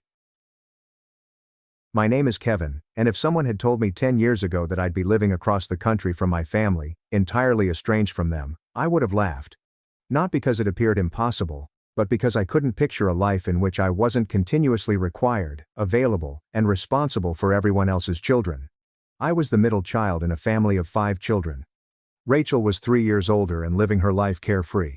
The twins, Liam and Lily, were 8 years old, and Noah, their baby brother, was just 5. My parents worked difficult professions, mom as a nurse working 12-hour shifts, and dad as a supervisor with variable hours. Looking back, I can see how things started. It wasn't malicious, just convenient. Rachel had a mall job, boyfriend, and social life. I was quiet, responsible, and seemed to have nothing else to do than babysit when needed. Kevin, can you keep an eye on the kids while I run to the store? Turned into, Kevin, I'll be back in a few hours. Which ultimately evolved into, Kevin, you're in charge until we get home. There was no conversation, no question about whether I had plans, only assumption. I understood how deep I was in this hole around junior year. I was in the library working on a college application essay when my phone rang. Kevin, honey, I need you to pick up the twins. Mrs. Henderson called in sick, so there's no after-school care today. I glanced at my half-finished essay. But Mom, I'm working on college stuff. Can't Rachel? Rachel has work. You know that. The twins are waiting. I packed and drove to primary school. The twins piled into the back seat of the beat-up Honda my parents let me drive for family emergencies, which evidently included any time they required chauffeur service. That became a pattern. School, then promptly pick up children, assist with homework, prepare snacks, break up conflicts, manage baths, and read bedtime stories. By the time my folks arrived home around 8 or 9, I was exhausted. Thanks, sweetie, Mom would reply before heading upstairs. Dad would brush my hair and say, you're such a lifesaver. I don't know what we'd do without you, kiddo. No remuneration, no recognition that I had just finished a 6-hour nanny shift. There was no awareness that I could have had plans, assignments, or a life of my own.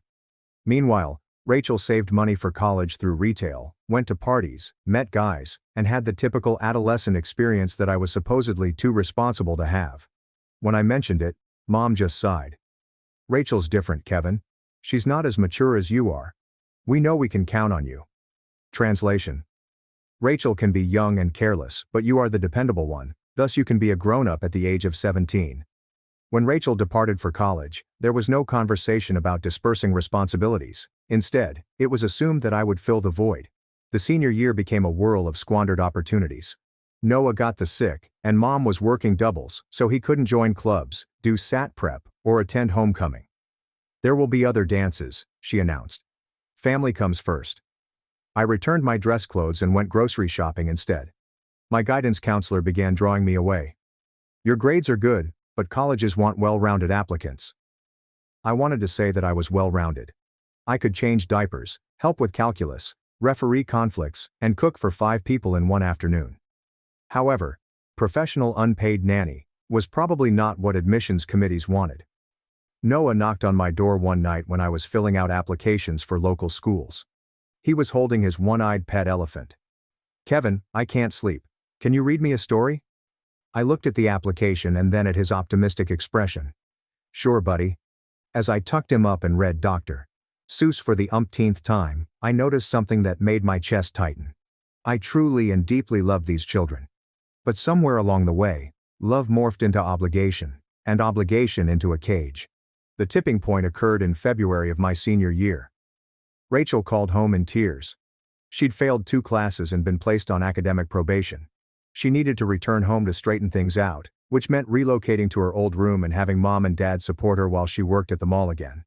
I was preparing after-school snacks for the twins on the day she returned, laden with suitcases and dorm decorations. She put her belongings in the living room and looked about. God, "This place is a mess," she exclaimed. "What happened to keeping things clean?" I asked, pointing to Liam assembling Legos and Lily completing homework surrounded by art supplies. "Kids happened. Kids that someone has to watch." Rachel shrugged. "Well, now that I'm back, maybe I can help out sometimes." Sometimes. The word hung in the air like a promise no one meant to keep. That weekend, Mom asked me to monitor everyone while they took Rachel out to supper to discuss her future plans. I spent Saturday evening assisting with homework, settling twin fights, and establishing bedtime rituals. They arrived home after 10 o'clock, giggling at something Rachel had said. "Oh, and Kevin." Mom turned to me as she walked upstairs. "Rachel needs the car tomorrow for job hunting. You'll have to find another way to get to school." I looked at her disappearing form. Rachel had only been home for a week, and she was already taking over the car I'd used for 2 years of kid transportation. However, it appears that her job search took precedence over my transportation to school. That night, I was unable to sleep. I opened my laptop and searched for full scholarships out of state. Most deadlines had passed, but one piqued my interest. The Morrison Foundation Scholarship for Youngsters Who Exhibit Outstanding Perseverance. Deadline: March 15th. It was February 28th. The essay prompt is: describe a struggle you overcame and how it prepared you for college achievement. I gazed at the blank document before starting to type. For the past 3 years, I've been the primary caregiver for my 3 younger siblings while keeping a 3.8 GPA. I wrote for 3 hours about missed opportunities and late-night homework sessions, budget-friendly meals and calming nightmares, love and contempt, and the difficult line between being wanted and being taken for granted. The Morrison Foundation provided full tuition, lodging, and board at 12 member universities. I applied to all 12, including ones across the nation that I had never truly considered. Then I waited. March and April were spent in standardized babysitting routines. Rachel assisted with children precisely twice. College rejections piled up. My local state institution accepted me with partial scholarships. Nothing that would allow me to genuinely depart. On a Thursday in late April, I received the call. My phone rang when I was making mac and cheese and assisting Lily with her math homework. Unknown number. "Hello? Hi, is this Kevin Mitchell? This is Dr. Carter Kim from the Morrison Foundation. I'm calling with wonderful news." I almost dropped the wooden spoon. Lily glanced up, sensing something significant. "You've been selected as one of this year's Morrison Scholars. Congratulations, Kevin. Your essay was extraordinary." The kitchen floor was swaying. What? "Full scholarship to your first choice school, Portland State University in Oregon. 4 years, full tuition, room, board, and a stipend for books. Oregon is 3,000 miles away. A place where no one recognized me as the person who babysat his siblings. You deserve it. Your resilience and maturity shone through every line." After I hung up, Lily tugged on my shirt. "Kevin, who was that? You look funny." "I got into college. I got a full scholarship to college." That evening when my parents arrived home, I informed them about the scholarship. I expected joy, congratulations, and possibly pride. Instead, I experienced perplexity. "Oregon?" Mom asked, as if I'd declared I was relocating to Mars. "But why Oregon? There are perfectly good schools here." "It's a full scholarship, Mom. Full ride." Dad frowned. "But what about the kids? Rachel's still getting back on her feet. We can't handle everything without you." I stared at him. "I'm 18 years old, Dad. I'm supposed to go to college." "Of course," Mom replied swiftly. "We're just saying maybe somewhere closer, somewhere you could come home on weekends, somewhere you could still be on call for babysitting duty. This is a once-in-a-lifetime opportunity. The Morrison Foundation only gives out 20 scholarships nationwide each year." Rachel, looking through her phone, looked up. "I think it's kind of selfish, honestly." The word landed like a smack. Selfish. "You know Mom and Dad need help with the kids. You know I'm trying to get my life together. This feels like you're abandoning everyone because you got some fancy scholarship." Something broke inside my chest. Abandoning. I had spent 3 years raising children who were not mine. I had missed school dances, SAT prep, and other typical adolescent activities because I was here caring for everyone else's children. How is finally doing something for myself abandoning anyone? "We never forced you," Mom responded, her tone becoming more lecture-like. "You're part of this family, and family members help each other." Help each other. When was the last time someone assisted me? "We nourished you, clothed you, placed a roof over your head," your dad remarked. Everything you did was for Rachel and Liam and Lily and Noah. You were just the unpaid help. The room fell silent, except for Noah, who was playing with toys, oblivious to the stress. Finally, Mom spoke, her voice frigid. If that's how you feel, Kevin, maybe you should go to Oregon. But don't expect us to pretend we're happy about you abandoning your family. Fine, I replied gently. I'll go to Oregon. And since I'm abandoning everyone anyway, I guess you'll figure out childcare on your own. I went upstairs and closed the door. For the first time in years, I did not ask whether anyone needed assistance with homework or goodnight reading. The following few weeks were Arctic. Mom spoke to me in short, icy sentences when absolutely necessary. Dad attempted to play peacemaker once or twice, proposing that I could compromise by attending a school closer to home, but when I refused, he gave up and joined the silent treatment. Rachel appeared almost pleased about the entire scenario. With me in disgrace, she suddenly seemed like the decent daughter in comparison. She even volunteered to help with the kids on a few occasions, ensuring that Mom and Dad saw her reading to Noah or assisting Lily with spelling words. See, I heard her tell Mom one evening. I told you I could help out more. Kevin always acted like he was the only one who could do anything around here. The twins, Liam and Lily, were perplexed by the tension, but wise enough to remain out of it. Noah, at the age of 5, just understood that everyone appeared upset and that Kevin was no longer reading him goodnight tales. I spent those weeks planning my escape. I learned everything I could about Portland State, Oregon, and being a college student 3,000 miles from home. I applied for a campus job and researched student groups that I might want to join. I began purchasing necessities for my dorm room with money I had saved from my part-time work at the local grocery store. 2 weeks before graduation, Mom cornered me in the kitchen. Kevin, this has gone on long enough. You're being ridiculous. I continued making my lunch without looking up. I'm being ridiculous? Yes. This whole Oregon thing is a tantrum. You're upset about some imagined slight, and you're punishing all of us for it. I put down the knife I was using to spread peanut butter and finally looked at her. Mom, in the past 3 years, how many school events of mine have you attended? She blinked. What does that have to do with anything? How many? I've been to plenty of your events. Name one. Silence. I made honor roll every semester for 3 years. I was in the National Honor Society. I gave a speech at the academic awards ceremony. I was selected for the peer tutoring program. You missed all of it because you were working, or because someone needed to watch the kids. Kevin, you know how demanding my job is. You went to every single one of Rachel's volleyball games. You went to her homecoming dance pictures. You threw her a party when she got accepted to college, even though her grades were terrible. Mother's face reddened. That's different. How? Rachel needed more support. She wasn't as naturally responsible as you. So I got punished for being responsible by being given more responsibility. And Rachel got rewarded for being irresponsible by having her responsibilities taken care of for her. It's not punishment, Kevin. It's family. No, Mom. Family is when everyone contributes. Family is when parents take care of their children instead of making one child take care of the others. Family is when a teenager gets to be a teenager instead of being a built-in babysitter. I picked up my sandwich and walked up the stairs. Where are you going? Mom called after me.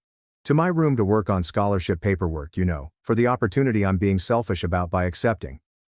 Graduation day felt awkward and anxious. My parents came because not attending would have looked awful to the other parents, but they sat stiffly during the ceremony and then left without proposing we go out to celebrate. Rachel, who was working at the mall that day, greeted us at home later. How was graduation? She inquired, not glancing up from her phone. Fine, I said. Cool. That was the extent to which my family acknowledged my high school graduation. 3 days later, Mom discovered me putting boxes in my room. You're really doing this, she stated. It was not a question. Yes. We've decided that if you go to Oregon, you shouldn't expect to come back here for holidays or summers. If you want to abandon your family, then you're on your own. I glanced up from the box of books I was packing. Are you disowning me? We're not disowning you. We're just making it clear that if you choose to leave, you can't expect us to welcome you back when it's convenient for you. So, you're disowning me? Mom's mouth constricted. Think of it however you want, Kevin, but don't come crying to us when you realize how hard it is to make it on your own. The morning I went for Portland, just Noah came downstairs to say goodbye. He was still wearing his pajamas and clutching his toy elephant. Are you coming back? He inquired, his 5-year-old expression serious. I kneeled down to his level. I don't know, buddy, but I'll miss you. He hugged me tightly, and for a moment, I considered changing my decision. Almost. But then I remembered that, as much as I adore Noah's hugs, they were not worth jeopardizing my entire future. Take care of yourself, okay? Be good for Mom and Dad. He nodded earnestly, as if I had given him an important duty. I packed my car with everything important to me and drove away from the house where I'd spent the last 18 years caring for everyone. In the rearview mirror, I saw Noah standing in the doorway, waving in his dinosaur pajamas. Portland exceeded all of my expectations. My dorm room was small, but it was mine. My roommate Matt came from California and had no knowledge of my family or my reputation as the responsible one. To him, I was just Kevin, a freshman psychology major who was interested in child development. The irony was not lost on me. For the first time in years, I had full control over my schedule. Classes, study time, meals when I wanted to eat them, and sleep when I was genuinely weary, not when the last child had gone to bed. I joined the psychology club and started tutoring at a local elementary school. I made friends who knew me for being funny, smart, and shockingly good at beer pong, rather than the man who had to leave early to babysit. I contacted home twice during my first semester. Both times, whoever responded was nice but distant. Yes, everyone was okay. Yes, they'd made plans for the children. There was no genuine news to report. I stopped calling. The Morrison Foundation grant included a mentorship program, and I was assigned to Dr. Elaine Carter, a psychology professor with expertise in family dynamics and child development. During our monthly coffee meetings, Mary assisted me in processing not only my academic ambitions but also the complex emotions I felt concerning my family.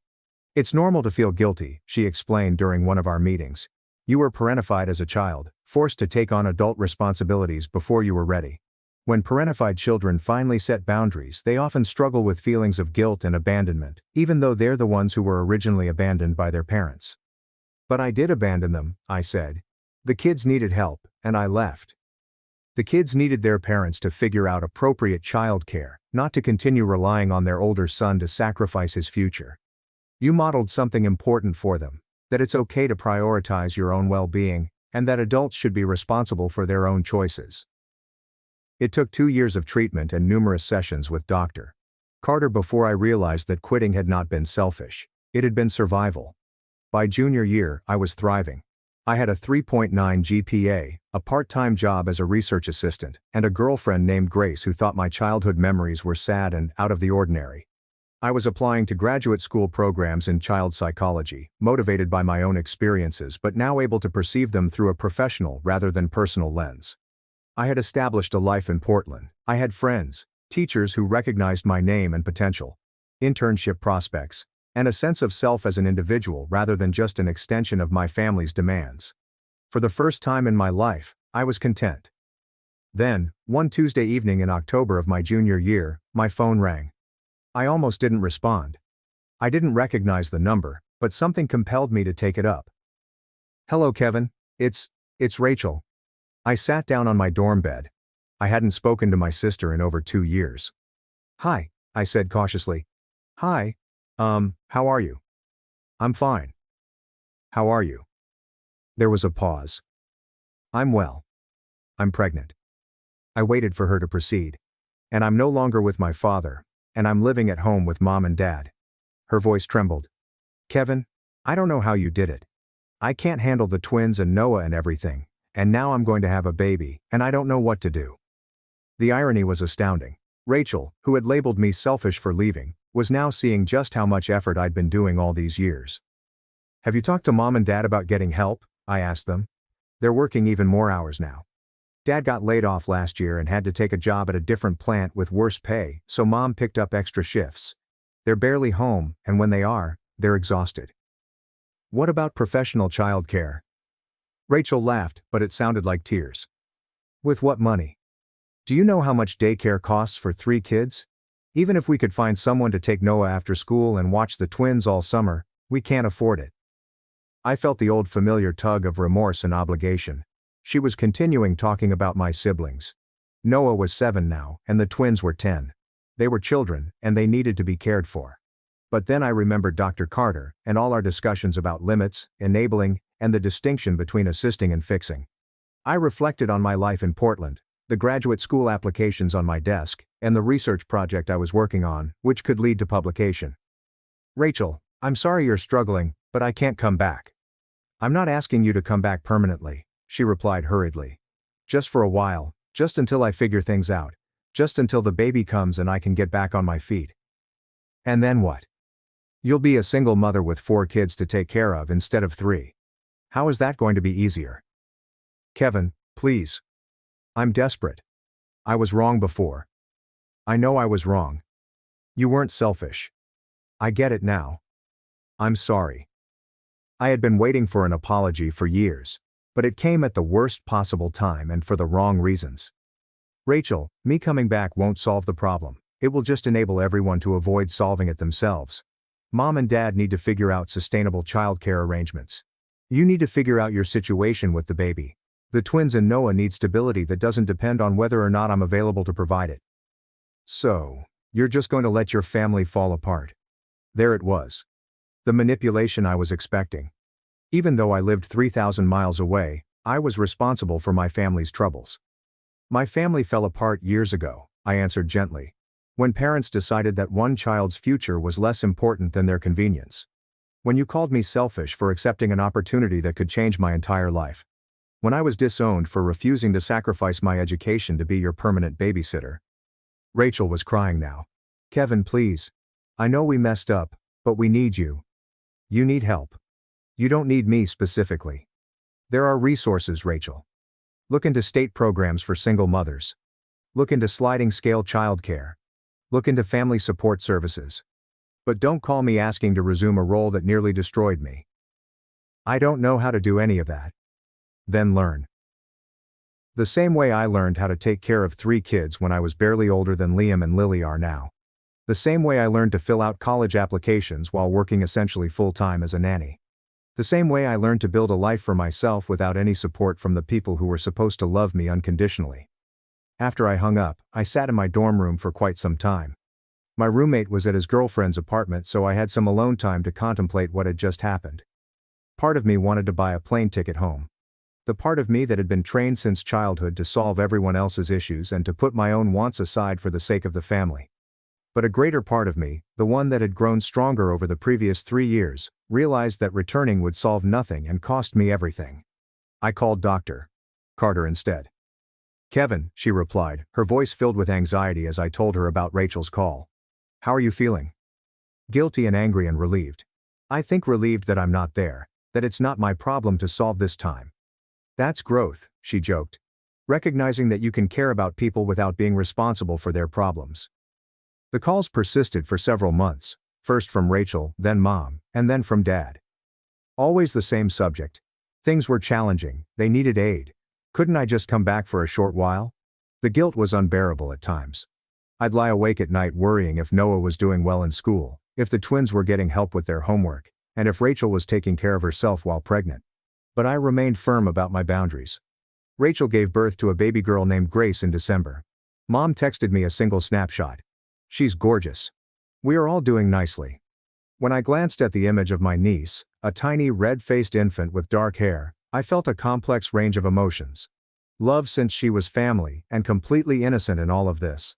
I was sad since I missed her first moments, relief that her existence was not my responsibility. I said simply, "Congratulations, she's gorgeous." That was the only direct connection I had with my family in nearly 2 years. My bachelor's degree in psychology was completed successfully. I got accepted to the University of Washington's PhD program in developmental psychology, with an emphasis on family systems and child welfare. I moved to Seattle, rented a little apartment, and began researching. My research examined the long-term impacts of parentification on child development. I interviewed scores of young adults who had been forced to take on parental obligations as children, documenting the effects on their academic performance, mental health, and relationships. It was personal work disguised as academic research, and it was the most important thing I had ever done. Through my investigation, I met other people who had similar experiences. I was not alone. I was not crazy. I was not selfish. I was part of a more prevalent pattern than most people understood, and I was working to document it and find ways to heal from it. My phone rang on a Wednesday afternoon, 5 years after I left for Portland and 6 months after defending my dissertation. Another unknown number, this time from my home area code. I responded without thinking. Kevin. Oh, thank God. It's Dad. I hadn't heard my father's voice for years. He sounded elderly and exhausted. Hi, Dad. Kevin, we need to talk. Are you free?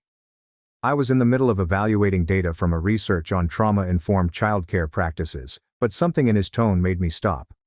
I can talk for a few minutes. What's going on? It's your mother. She had a stroke last month. She's not doing well, Kevin. She's in a rehabilitation facility, but the costs, and someone needs to coordinate her care. And Rachel's overwhelmed with the baby. And Noah's having problems at school. He was rambling, the words spilling out as if he had been holding them back for weeks. Dad, slow down. How bad was the stroke? She lost some mobility on her left side. Her speech is affected, she's going to need ongoing therapy and probably long-term care assistance.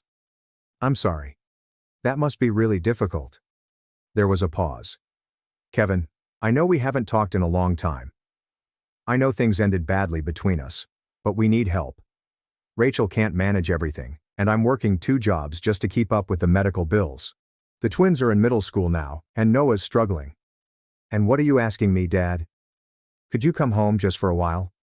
Just to help us figure out what to do. The old familiar request. The old familiar idea that my life was malleable, that my priorities were secondary, and that my value to the family was as a solver of problems I hadn't caused. This time, though, things were different. This time, I had 5 years of distance, a PhD, a career, and most crucially, a strong understanding of my identity outside of my family position. Dad, I'm sorry about Mom.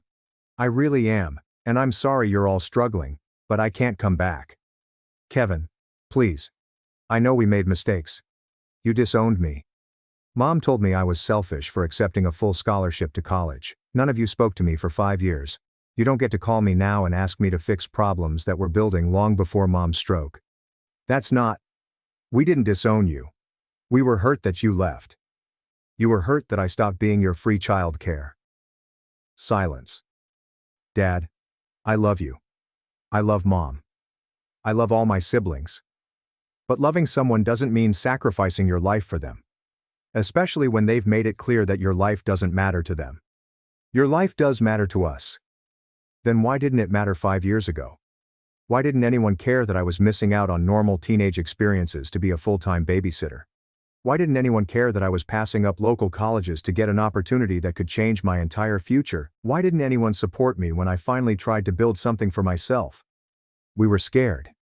We didn't know how we'd manage without you. It was the first time anyone in my family had been honest with me in years. Dad, that was your problem to solve, not mine. I was a kid. Kids shouldn't have to manage their parents' inability to handle their responsibilities. We know that now, Rachel told us. She told us how hard it was. She couldn't do it even for a few months. She said she doesn't know how you managed for years. I felt a flash of affirmation, followed by grief. It took my family 5 years and a crisis to realize what I had been attempting to tell them all along. I'm glad Rachel understands now. But Dad, I can't fix this. I have a life here. I have a career, research commitments, responsibilities of my own. I can't just drop everything and come back to being the family problem solver. What are we supposed to do? What millions of families do when they face medical crisis? You research resources, you contact social services, you look into respite care and home health aides. You figure out sustainable solutions that don't depend on one person sacrificing their life. We don't know how to do that. Then you learn. The same way I learned to take care of kids when I was 17. The same way I learned to navigate college applications and scholarships and building a career without any support from my family. After I hung up, I sat in my hospital office for quite some time. Through the glass, I could see parents bringing their children to appointments, worried, optimistic, and fatigued expressions. They were all trying to do their best for their children given the situation. I reflected on my research, on all of the families I'd studied who had discovered ways to heal from dysfunctional patterns and establish healthier dynamics. It was conceivable, but everyone involved had to be willing to adapt, to abandon old roles and adopt new ways of communicating. My phone vibrated with a text from Rachel. Dad said you wouldn't come home. I understand why, but could we please talk? I glanced at the message for a moment before typing back. I'm willing to chat, but not about my return home. If you wish to talk about resources for mom's care or child care choices, I can help you research them. Her reaction arrived immediately. That might be helpful. I am drowning, Kevin. I never recognized how much you accomplished. Over the next 3 weeks, Rachel and I had several lengthy phone chats, not about my return, but about real solutions to the family's issues. I assisted her in researching state services for families dealing with medical crises. I discovered information about sliding scale childcare, after-school programs, and respite care options. I even connected them with social professionals who specialize in assisting families with challenging care circumstances. My family gradually developed a sustainable system. Mom transferred from the rehabilitation facility to a smaller care facility closer to her house. Dad cut his hours at one of his jobs to help manage her care and spend more time with the younger children. Rachel got a part-time job with flexible hours and enrolled Grace in a daycare that charged sliding scale rates. It was not simple for them, and it wasn't ideal, but it was effective. Most significantly, it did not require me to sacrifice my life. 6 months after Dad's call, Mom was able to return home with the help of a part-time assistant. Her speech had greatly improved, and while she still had movement issues, she was stable. Noah was doing better in school after receiving tutoring and more constant home support. The twins had adapted to their new routines. Rachel contacted me one Saturday evening in spring. "How's everyone doing?" I inquired. "Better," she replied. "Really better. Mom's getting stronger every week. Noah made honor roll this semester. Liam and Lily are both playing soccer now." "That's wonderful. Kevin, I owe you an apology, a real one. I waited. When you left for college, I was jealous. I was jealous that you got this amazing opportunity and I was stuck at home dealing with my failures. And I was terrified because I knew that once you were gone, I'd have to step up, and I didn't think I could do it." "Rachel, no. Let me finish. I called you selfish because it was easier than admitting that I was the selfish one. I had been letting you carry all the responsibility while I got to be the irresponsible older sister. When you left, I realized how much work you'd been doing, how much you'd been sacrificing." She paused, and I heard her trembling breath. "I tried to take over for a few months when I got pregnant, and I couldn't do it. I couldn't handle what you'd been handling since you were 15 years old. And instead of recognizing that you were amazing, I was resentful that you weren't there to keep doing it." "Thank you for saying that," I replied softly. "I'm proud of you. I know I should have said that years ago, but I'm proud of you for standing up for yourself and for building something incredible with your life. And I'm sorry it took me so long to understand." We spoke for another hour. We talked for the first time in our adult lives. She told me about her problems with single parenthood, her concerns about being a decent parent, and her gratitude for everything I taught her during our upbringing that she had never acknowledged before. I informed her about my research, my professional objectives, and my life in Seattle. As we were winding up the call, she stated, "Would it be okay if I visited sometime? I'd love to see your life there, and I'd love for Grace to know her uncle." "I'd like that," I responded, really. A few weeks later, I received a card in the mail. Noah, now 12, wrote it in careful cursive handwriting, reminding me of when he was 5 years old and I helped him with his letters. "Dear Kevin, Dad told me you helped find the programs that allowed Mom to return home. Thank you for your assistance. Even though we were harsh to you. I miss you and hope to see you soon. I still own the elephant you mended. Love. Noah." Love for the little child who hugged me farewell in dinosaur pajamas. Grief over the years we had lost. Relief that we might be able to create something new. I do have relationships with my family members now, but they are based on choice and mutual respect, not obligation and guilt. Rachel comes to see me once a year with Grace, a bright, enthusiastic 5-year-old who refers to me as Uncle Kevin and enjoys visiting the Science Museum. Noah and I text frequently, and I've been able to assist him with college applications and scholarship essays. The twins are now adolescents, busy with sports and school activities, but they keep me updated on their life.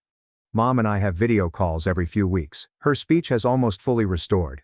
And although we've never had a lengthy chat about the past, she tells me she's pleased of what I've accomplished. Dad and I share emails regarding family news and my employment. It is not the close-knit familial relationship that other people have, but it is authentic.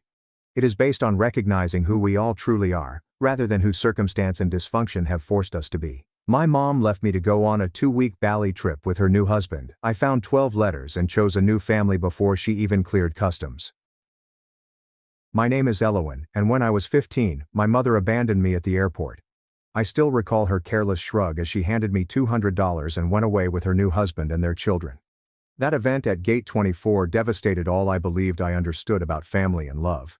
What I didn't expect was how that horrible betrayal would lead me to the truth about my background, changing my life forever.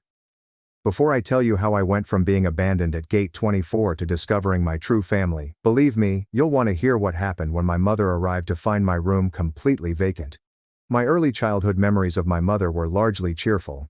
I recall weekend outings to the neighborhood park, where she would push me on the swings until my stomach fluttered with delight.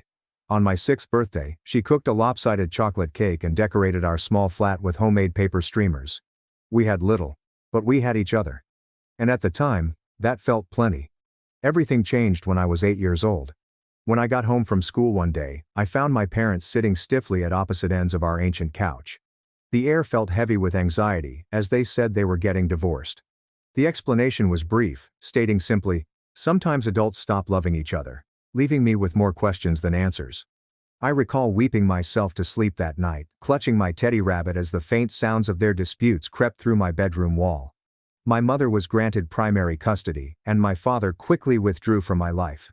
Weekends with him decreased from every other weekend to once a month, followed by sporadic phone conversations that were increasingly unpleasant and brief. By the time I was 10, Dad was little more than a name on my birth certificate and a distant memory. Life as a single parent was not easy.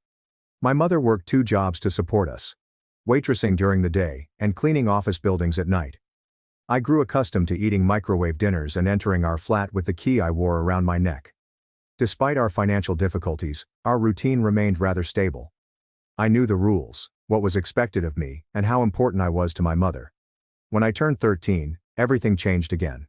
My mother met Cassian in the restaurant where she works. He was a wealthy businessman who left generous tips and requested her section whenever he dined there. I recall the first time she mentioned him, her cheeks flushing with pleasure as she recounted his fine outfit and the way he gazed at her as if she were someone exceptional. Their romance moved quickly.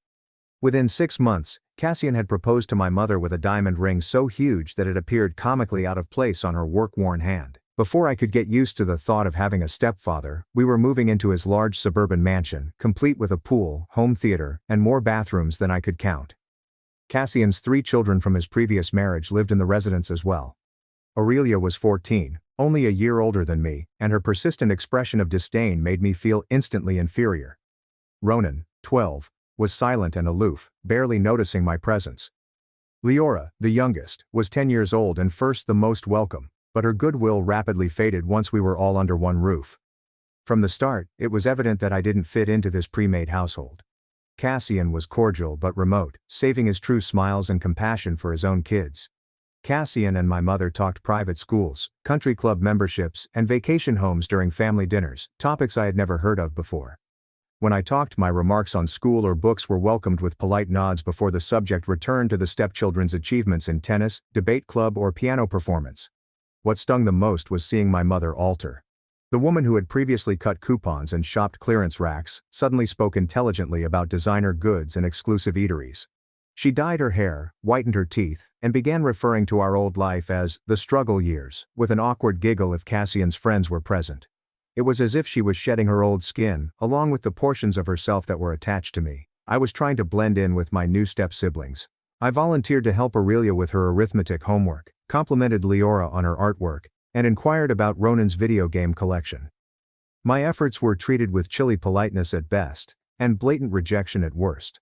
One particularly heartbreaking recollection was overhearing Aurelia tell her friends on the phone that her father's new wife came with luggage, which included me.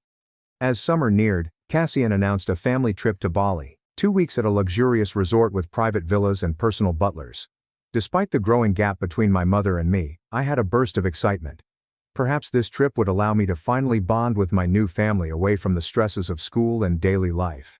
My aspirations were swiftly dashed when my mother brought the stepchildren shopping for new vacation attire, but excluded me.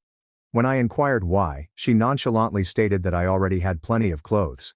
Despite the fact that the majority of mine were from our pre-Cassian days, I decided to use the money I had earned from babysitting to purchase myself a new swimsuit, a modest blue one-piece that paled in comparison to the designer bikinis Aurelia and Leora would be carrying. A week before the trip, I overheard a troubling conversation between my mother and Cassian. They were in their bedroom, the door slightly open, unknowing that I was passing by on my way to the kitchen.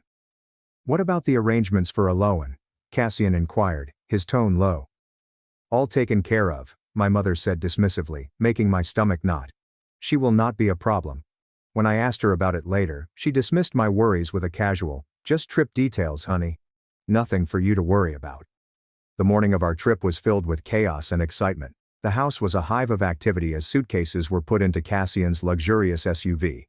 I realized my passport was not among the stack of travel paperwork on the kitchen counter, but when I reported this to my mother, she grumbled something about having it in her handbag and hurried me on. Looking back, I should have spotted the warning signs: my mother's avoidance of eye contact as we drove to the airport, the fact that no one talked about my seat assignment on the plane as they were deciding who would receive the window seats, and the fact that my suitcase was curiously smaller than everyone else's. But at 15, determined to feel I belonged to this family, I ignored the warning signs. The international terminal was a hectic jumble of passengers, rolling bags, and frantic airline employees.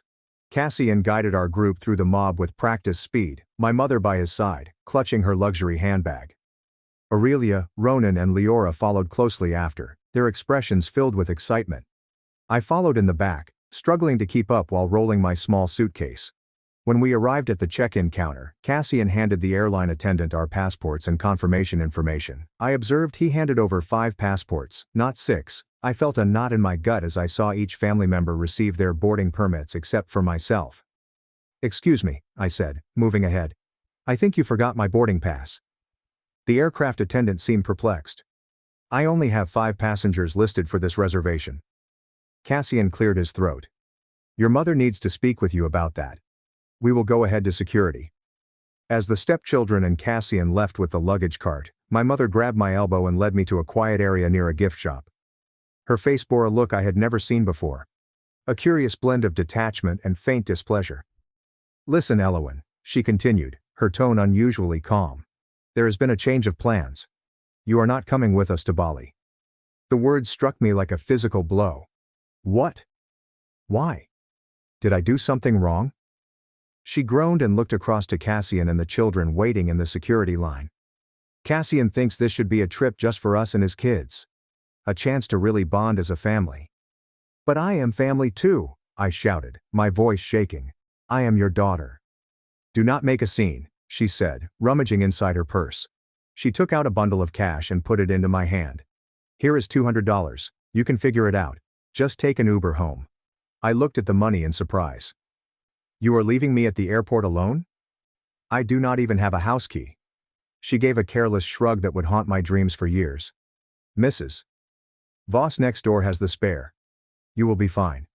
You are mature for your age." Tears welled in my eyes as the whole gravity of what was happening hit me. "Mom, please. You cannot do this."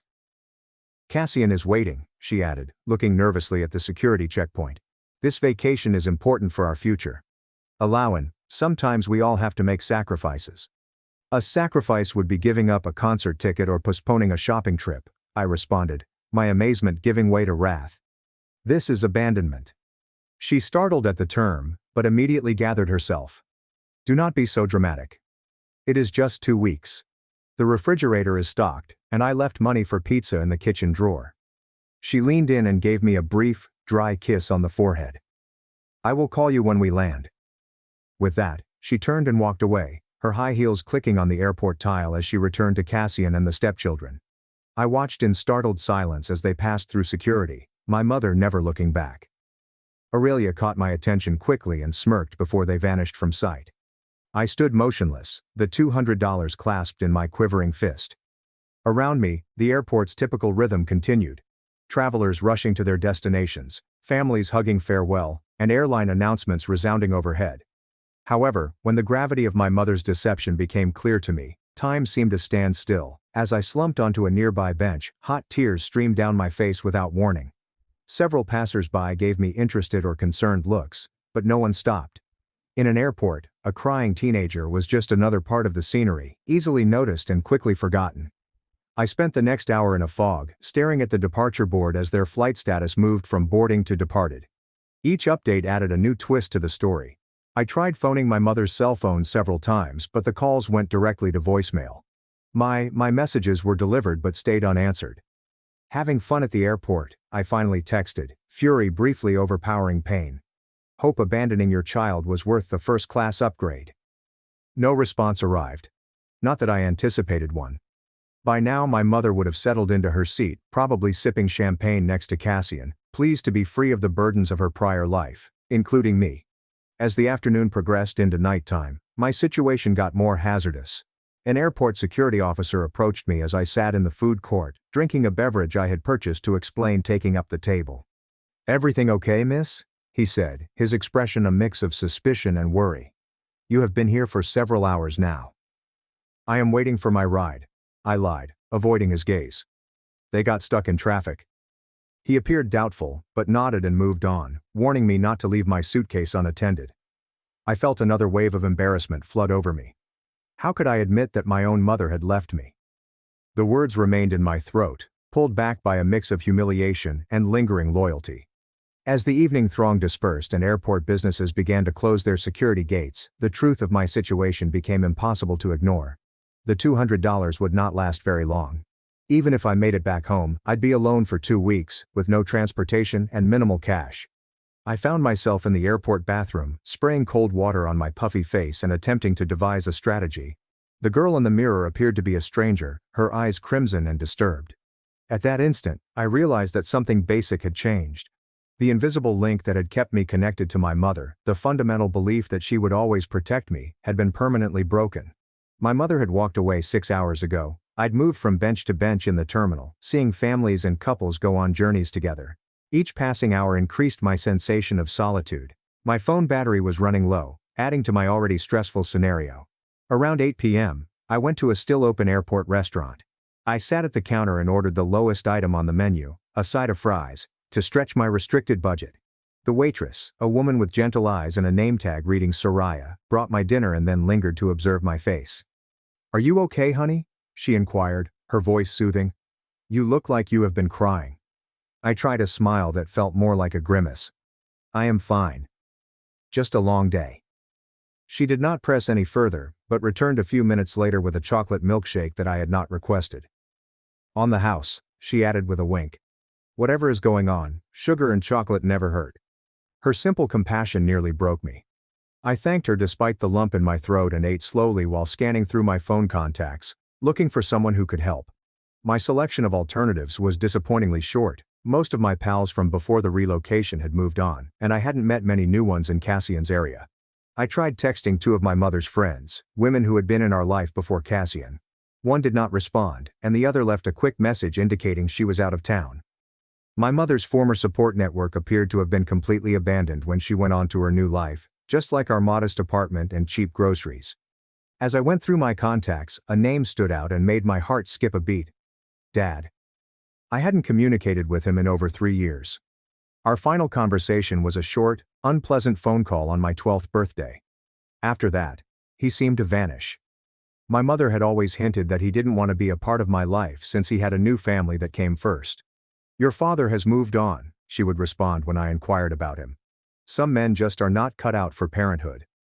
I focused on his contact information, my thumb hovering over the call button. What if he rejects me too? What if my mother was speaking the truth and he didn't want anything to do with me? The notion of another abandonment was agonizing. I returned to the airport facilities and locked myself into a stall for solitude. I rehearsed what I was going to say, trying out various openings. "Hi Dad, it is Alawan. I know it has been a while." "No, it's too casual." "Hello. This is Alawan. I am sorry to bother you, but I am in trouble." Better, but still not perfect.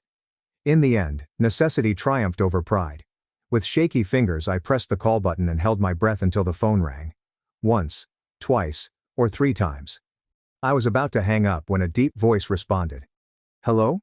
The sound of his voice, so familiar yet foreign, temporarily deprived me of words. "Hello, is anyone there?" he repeated. "Dad," I finally said, my voice small and hesitant. There was a pause, followed by, "Elowen? Is that you, sweetheart?" The anxiety in his speech struck a chord with me. "Dad, I need your help," I pleaded. And then the entire narrative came out in a blur of words broken by sobs. The remarriage, the relocation, the airport, the $200. By the end, I was hardly lucid. She left you alone at the airport. His tone had shifted, with a steely edge replacing the first disbelief. Where are you now? Which airport? I informed him, half expecting him to offer to contact a social services organization or wire me money for a motel. Stay exactly where you are, he stated sternly. I am coming to get you myself. It will take me about 3 hours to reach you. Can you stay safe until then? You are coming here? I inquired, my voice trembling with incredulity. You do not have to do that. Maybe you could just help me get home. And Alawan interjected him. I am coming to get you. Find the customer service desk for the airline your mother was flying with. Tell them your situation. I will call ahead and make sure they take care of you until I arrive. After he hung up, I stayed in the bathroom stall for a few minutes, trying to figure out what had happened. My father, who I had thought had little interest in me, was dropping everything to help me.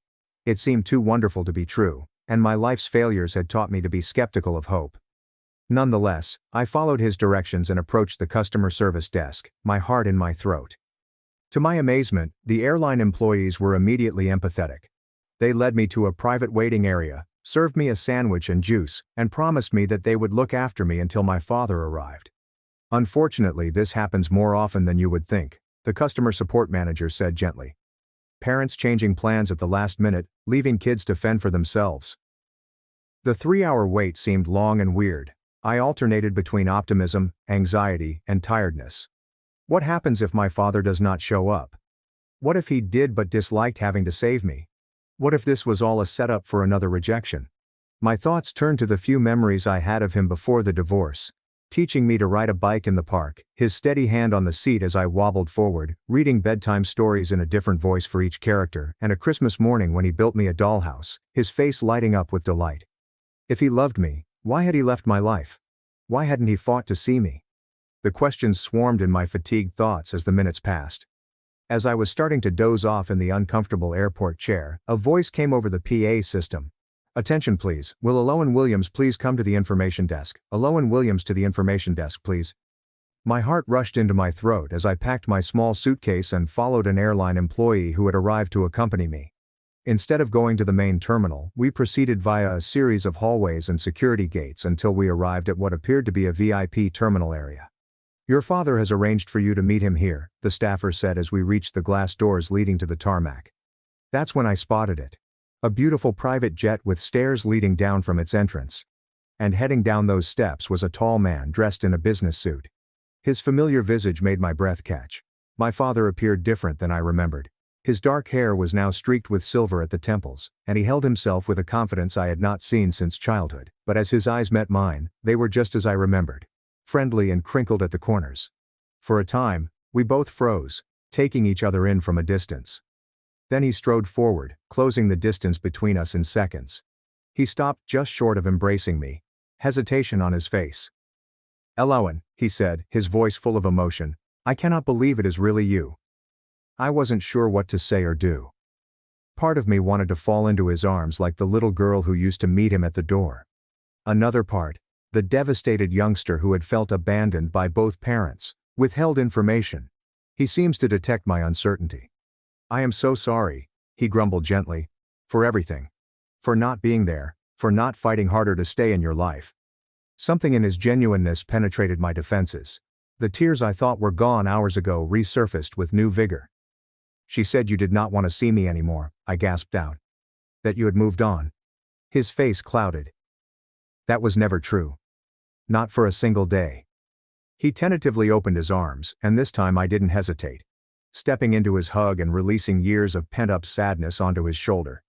We stood there for a few minutes, both overtaken with emotion. When we finally parted ways, he kept one arm around my shoulders and walked me to the waiting plane. Let us get you out of here, he asked gently. We can talk properly once we are in the air. The cabin of the private plane was unlike anything I had ever seen. Plush leather seats, polished oak tables, and gentle lighting produced a sense of peaceful luxury. A flight attendant greeted us cheerfully and offered me a variety of beverages and food. As we took our seats facing each other, I couldn't help but look at my father in astonishment. Is this your plane? He smiled, a tinge of discomfort on his face. The company's, technically. I am the CEO of Horizon Tech now. CEO? I repeated in surprise. My mother had always represented him as struggling financially, barely able to pay child support. "It has been a successful few years," he replied simply before leaning forward, his expression serious. "Ilawan, I need you to know something. I have been trying to contact you for years. Birthday cards, Christmas gifts, phone calls, all of it. When your mother remarried and moved, I lost track of you completely. I hired private investigators who could not find your new address. I filed motions with the court that were somehow lost or delayed." My thoughts reeled as the implications of what he was saying hit home. "She kept you away from me on purpose?" He nodded, pain visible in his eyes. "I have been sending child support and additional money every month since the divorce. Money you never saw." I remembered the secondhand clothes, the times we ate ramen noodles for days on end, and my mother's continuous concerns about money problems. "We were always broke," I muttered. "She said you barely paid child support." My father opened his briefcase and took out a folder, offering it to me. Inside were copies of cashed checks, court paperwork, and records of attempted interactions, all carefully arranged by date. The evidence for his attempts and my mother's lie was overwhelming. "I do not show you this to hurt you," he stated kindly. "But you deserve to know the truth." As the jet took off, transporting me away from the airport where my mother had abandoned me, I felt curiously weightless, as if I was shedding years of misunderstandings and manipulations with each mile. My father said that he now lives in Seattle and runs the technology company he helped start shortly after the divorce. What began as a small startup had evolved into a big player in the market, earning him unexpected success. "I kept your room ready," he replied with a hint of embarrassment in his voice. "All these years, just in case." The flight flew by as we started the delicate process of getting to know each other again. There were awkward pauses and intense feelings, but beneath it all was a river of true connection that felt both fresh and old. When we landed, there was a car waiting to drive us to his house. I plastered my face against the window as we drove through wealthy neighborhoods before turning into a private road that led up a hillside. The first house I saw was breathtaking, a modern edifice of glass and stone placed on a rock overlooking the ocean. "Home sweet home," my father remarked, observing my reaction with pleasure and fear. "I hope you will be comfortable here." A woman named Mireille met us at the door. I tensed up, wondering whether this was my father's wife, but he swiftly introduced her as his executive assistant, who had helped arrange for my arrival. "I have set up the blue bedroom for Ilawan," she told my father. "Fresh towels in the ensuite bathroom, and I stocked the kitchen with groceries. The security team has been updated to include her in the household." My father thanked her, and she left with a friendly grin in my direction. He then took me on a tour of the house, each room more gorgeous than the last. When we arrived at my bedroom, I paused in the doorway, overwhelmed by the attention to detail. The room was painted a light blue and featured wide windows that overlooked the ocean. A sumptuous queen-sized bed dominated one wall, while a desk, bookshelf, and comfortable reading chair formed an ideal study nook near the window. But what drew my attention was the array of stuff on the dresser. "Are those—" I got closer, unable to finish the query. My father nodded with a loving expression. "Birthday and Christmas presents. Every year since I lost contact with you, I couldn't deliver them, but I couldn't bear not to buy them either." Gifts for each age group were organized chronologically. They'd been stored in their original wrapping paper. Beside them was a photo album simply titled Ilawan. With trembling hands, I opened it to find the few photos my father had managed to collect of me growing up. School photos my mother must have sent during the early years after the divorce, a newspaper clipping of me receiving an academic award in 6th grade, and a blurry photo of me leaving my old school taken from a distance. "You really did try to stay in my life," I muttered, the realization setting in. "Every single day," he said, his voice hoarse and emotional. "And I am not going anywhere now if you will let me be your dad again." That first night in my new house, we had a meal delivered from a nearby restaurant because neither of us was ready to cook. The discussion flowed more smoothly as tiredness eased my guard and food replenished my energies. For the first time in years, I felt seen and heard. My opinions and feelings were valued and considered. As I finally slipped into the amazingly lovely bed in my new room, I was overcome with mental and physical tiredness. My last conscious thought before falling asleep was that perhaps being abandoned at the airport was not the death I had feared, but rather the new beginning I had always wanted. I awakened the next morning, little bewildered. The unusual comfort of the bed and the sound of waves crashing against the cliff below perplexed me. Then the events of the previous day came flooding back, and I sat up, taking in my new surroundings in the bright light of morning. The room looked much better than it did the night before. Sunlight flowed through the wide windows, creating patterns on the pale blue carpet. I ran my fingertips over the plush duvet, amazed at the contrast between this luxury and the existence I had known. After showering in the ensuite bathroom, which had a rainfall showerhead and more toiletries than I had ever possessed, I changed into yesterday's clothing and went downstairs. I discovered my father in the kitchen, attempting to make pancakes with scant success. "Good morning," he murmured, looking up with an embarrassed smile and pointing to the malformed pancake in the pan. "I thought I would make breakfast, but it seems my cooking skills have not improved since you were little." The memory resurfaced unexpectedly. Sunday mornings when he attempted pancakes while my mother slept in. They were often weirdly shaped and occasionally burned, but Dad served them with pride, so I never complained. "I remember your pancakes," I murmured, settling into a stool at the kitchen island. "You used to make smiley faces with chocolate chips." His face lightened up. "You remember that? You were so young." "Some things stick with you," I said, taking the platter he gave. Despite their appearance, the pancakes tasted wonderful, and the familiarity of eating breakfast served to relieve our uneasiness together. After we ate, my father gave me a thorough tour of the house and grounds. The property was large, with groomed grounds that led down to a private beach access. Inside, the house had a home gym, a theater room, and an office with views that would make concentration hard for most people. "I have some people I would like you to meet today," he explained as we returned to the main living room. "If you feel up to it." An hour later, I was sitting across from a sophisticated woman in her 50s who introduced herself as Rowena Pike, a family law attorney. "What your mother did constitutes abandonment under the law," she stated, her tone professional but compassionate. "Leaving a minor without proper care arrangements is illegal. Additionally, there appears to be financial misconduct regarding the child support payments your father has been making." I shuffled uncomfortably in my seat. "I do not want to get my mom in trouble. You just want to be safe and secure," Rowena told me. "I understand, but we need to establish legal protection for you, especially if you wish to remain with your father." My father, who had been silently listening, leaned forwards. "Eloan, the choice is ultimately yours, but I want you to know that I am prepared to seek full custody if that is what you want." The thought was both horrifying and empowering. Can I really choose? "You are 15, Rowena said. "The court gives significant weight to the preferences of children your age, especially in cases involving abandonment or neglect." After the attorney had departed, my father showed me his office, where he had methodically documented every attempt to communicate with me. There were printouts of court files demanding visitation, records of unanswered phone calls to my mother, and even emails from my school that appeared to have never reached me. "She threatened legal action if I tried to contact you directly," he said, presenting me a letter from my mother's attorney from 3 years ago. "She claimed I was harassing her and causing you emotional distress."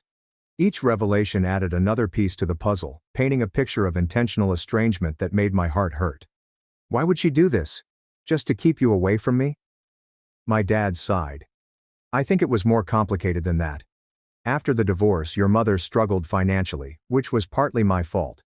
I had not yet achieved success in my career. I think when the company took off and my financial situation improved dramatically, it was easier for her to maintain the narrative that I was uninvolved than to explain why she had kept us apart." My mother called 2 days after I arrived, just as I was getting used to my new routine with my father. I glanced at her name on my phone screen, a storm of emotions paralyzing me temporarily. "You don't have to answer," my father remarked gently, seeing my concern. After 4 rings, the phone went to voicemail.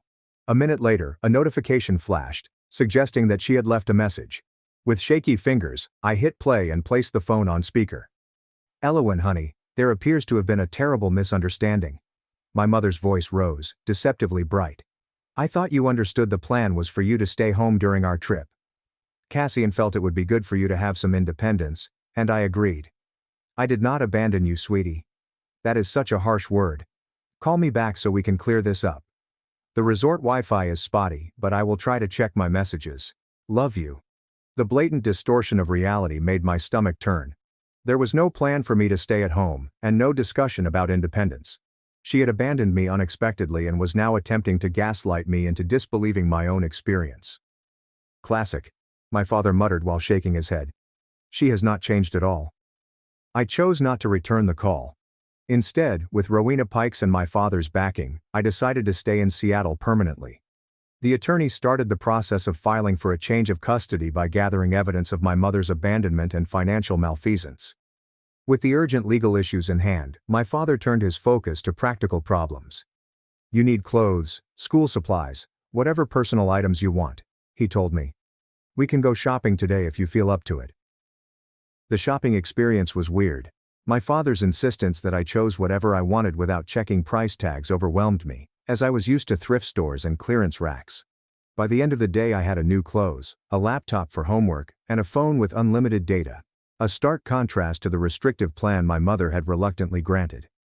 That evening, while sitting on the terrace facing the beach, my father and I had our first truly in-depth chat regarding the divorce and the years of separation.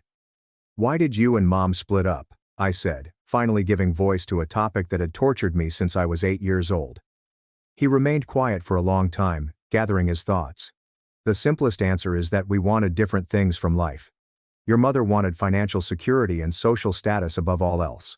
When my first business venture failed, she saw me as a disappointment rather than a partner facing temporary setbacks." "And you?" I asked. "I wanted a true partnership. Someone who would weather the storms with me, not abandon ship at the first sign of rough waters." He glanced at me with a mournful expression. "I never wanted to leave you, Elowen. That was the hardest part. Your mother used her custody rights as a weapon, gradually restricting my access until I was effectively cut out of your life." As the days passed, we discussed my future. My father contacted the premier private school in Seattle and made arrangements for me to begin classes in the autumn term. A child psychologist was hired to assist me deal with the abandonment and years of manipulation. Slowly, I began to imagine a world in which I was loved and supported rather than simply tolerated. One week after I arrived in Seattle, my father and Rowena Pike proposed that I remove my possessions from my mother's residence. With her still in Bali for another week, we had the ideal opportunity to enter the property legally, as I was still a resident, and retrieve my personal belongings without incident. "You do not have to come if it would be too difficult," my dad informed me. "I can handle it with the legal team." But I knew I had to do it myself as a crucial step in closing this chapter of my life. "I want to go," I stated firmly. "There are things there that matter to me." After making our decision, we meticulously planned the vacation. Flights were scheduled, legal documentation were drafted, and a moving company was hired to transport my possessions. As the date arrived, I found myself penning and redrafting a letter to leave for my mother, attempting to explain the severity of her betrayal and my resolve to forge a new path. 3 days before my mother was due to return from Bali, my father and I arrived at the house I lived with my mother and Cassian's family, joined by Rowena Pike and her assistant. I entered the front door with my key and found the house just as it had been left, eerily silent and untouched. Walking into that environment as a tourist was confusing. Familiar surroundings suddenly felt unfamiliar, as if I were viewing them through fresh eyes. For the first time, I realized that the images on the walls were largely of Cassian and his children, with my mother appearing infrequently. There were almost no images of me, and none of me with my mother. "Where is your room?" my father inquired calmly, placing his hand on my shoulder to reassure me. I brought him upstairs to the smallest bedroom at the end of the hall, farthest from the master suite. Opening the door revealed my little space, clean but impersonal, devoid of the pampering apparent in the stepchildren's quarters we had passed. "This was your room?" my father asked, his voice full of amazement as he noticed the simple furnishings and lack of decorations. "It is fine," I answered instinctively, the protective response imprinted from years of being instructed to be grateful for what I had. His expression softened. "No, sweetheart. It is not fine. You deserved better." With the help of the movers, we started packing my possessions. Clothes were placed in wardrobe boxes, while books and school materials were packed in smaller cartons. I was picky about what I took, leaving behind anything that had been a gift from my mother or Cassian, and only taking what actually belonged to me or had sentimental worth. As I emptied my desk drawers, I discovered a box of treasures that I had almost forgotten, shoved to the back of the bottom drawer. The photographs inside were from before the divorce. My father had sent me a few birthday cards in the early years after our separation, as well as a small teddy bear for my 5th birthday. "You kept these," he exclaimed, his voice full with passion as I gave him the souvenirs. "I never really believed she was telling the truth about you not caring," I told her. "Not completely." In my closet, beneath a rack of shoes, I discovered something that made my blood run cold. A stack of envelopes tied with a rubber band and addressed to me in my father's handwriting. With trembling hands, I opened the first one to discover a birthday card for my 13th birthday with a lovely inscription and a gift card that had never been used. I examined the envelopes one by one, each providing evidence of my father's ongoing efforts to remain in my life. My mother had carefully kept her efforts secret from me. Cards for each birthday and Christmas. A letter revealing his new address and phone number after moving to Seattle. Photos of him at his corporate headquarters, with a note expressing his desire that I might visit someday. She kept all of these from me, I said quietly, tears flowing down my cheeks. All this time, I thought you had forgotten about me. My father drew me into a close hug. Never. Not for a single day.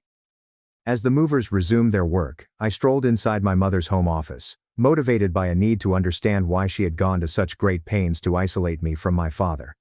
Rowena had told me that personal records linked to me were legally mine to keep, so I started looking through the filing cabinet. In the divorce folder, I saw financial papers that supported what my father had told me. Monthly child support payments, considerably exceeding what my mother claimed to receive, were transferred on a regular basis into an account I had no idea existed. There were also court paperwork demonstrating my father's repeated requests for visitation, which were all denied by my mother using various bogus grounds. The most damning evidence was a draft letter to her attorney, dated around the time Mother met Cassian, outlining a plan to reduce my father's influence as she integrated into her new partner's life. I was referred to as a complication that needed to be properly managed to keep Cassian's interest. By late afternoon, the packing was done. As the movers carried the last of the boxes onto their truck, I sat at my now empty desk and penned the letter I'd been thinking about for days. Dear Mom, it began.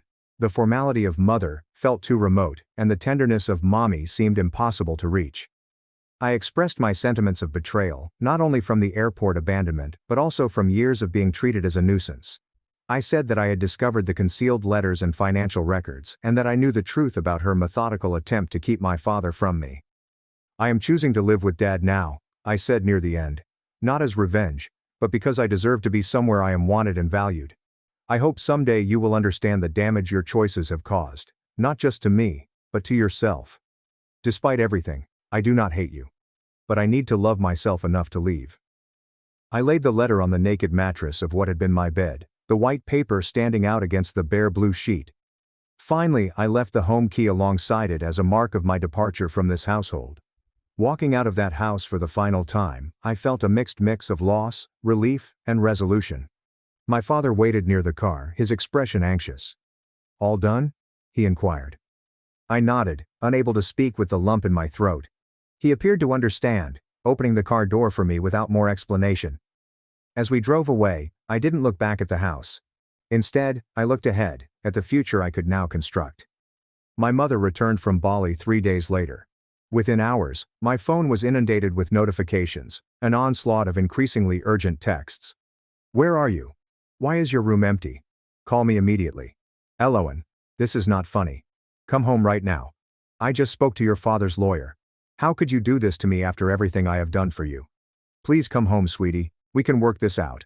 I miss you. The texts followed a familiar pattern of wrath, manipulation, and feigned contrition. I showed them to my father and Rowena, who encouraged me not to answer until the legal proceedings were further advanced. A week after her return, my mother arrived unannounced at my father's house, having somehow discovered the address.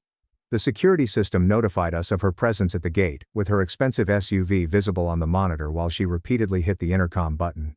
You do not have to see her, my father informed me. We can have security turn her away. But I knew this meeting was unavoidable and possibly essential.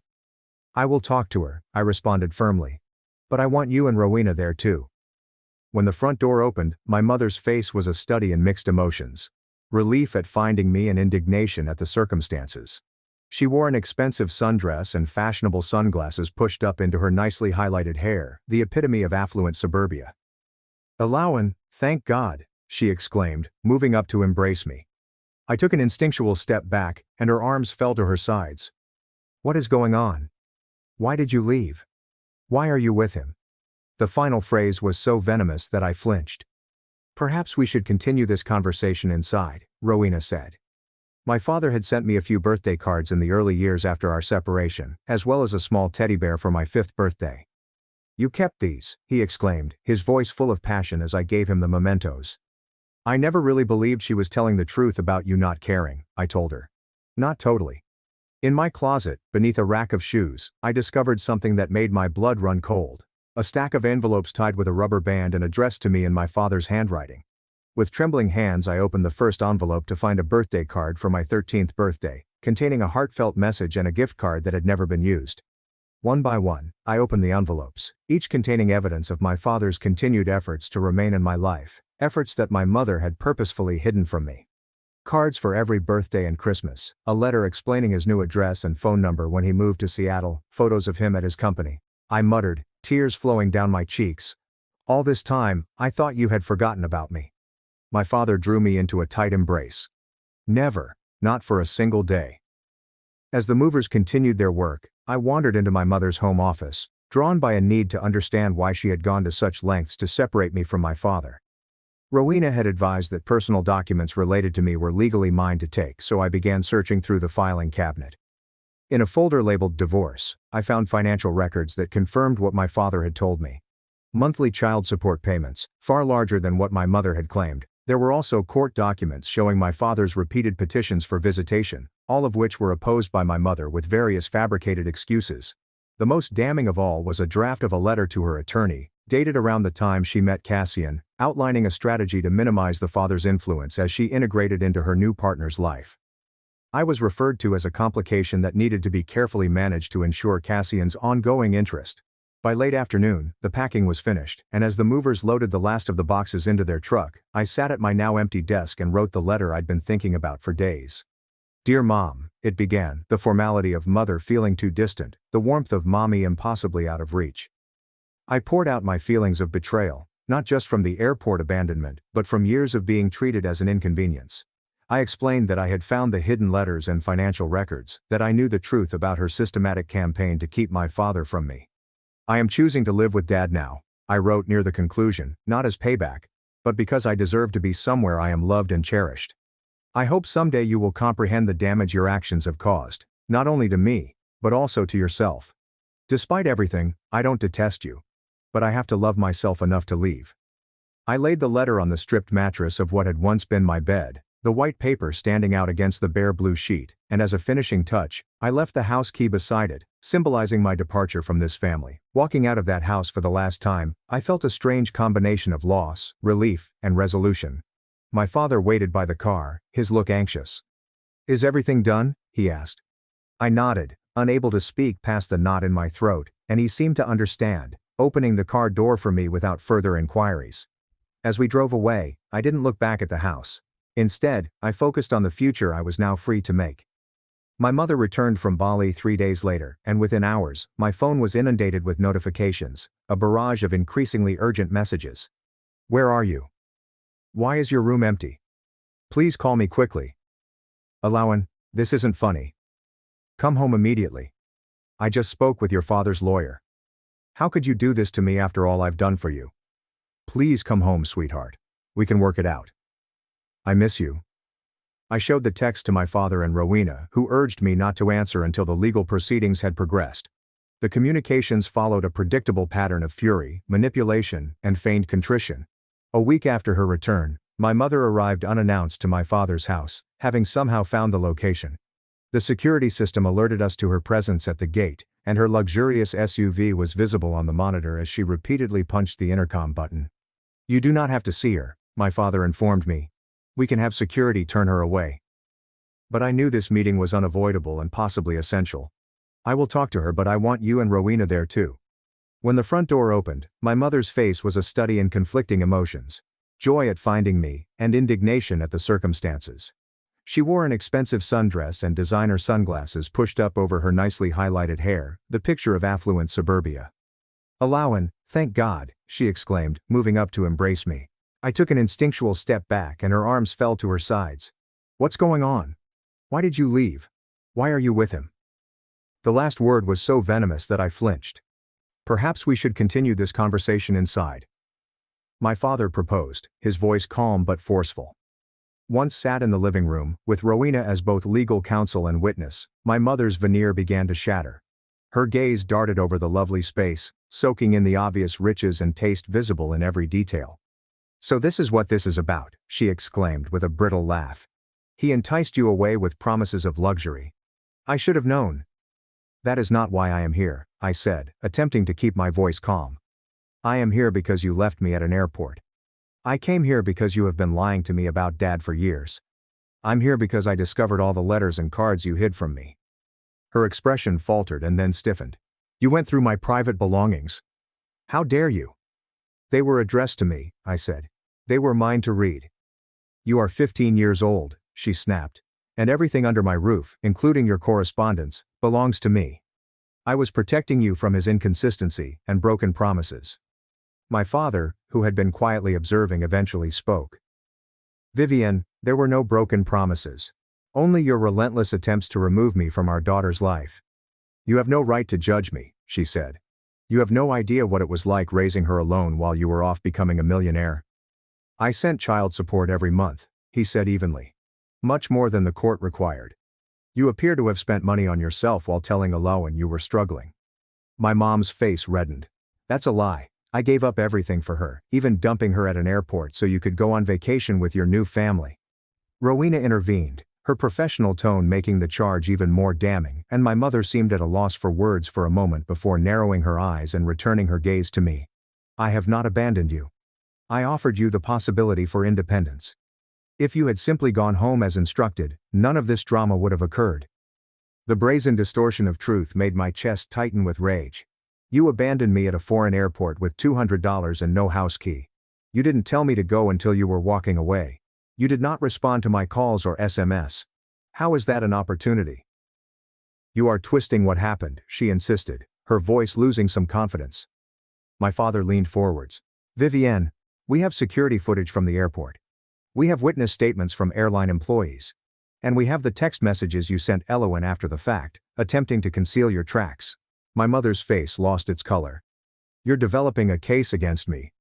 You want to take my kid and throw me in jail, after everything we've done for one other. This is not about punishment, Rowena emphasized.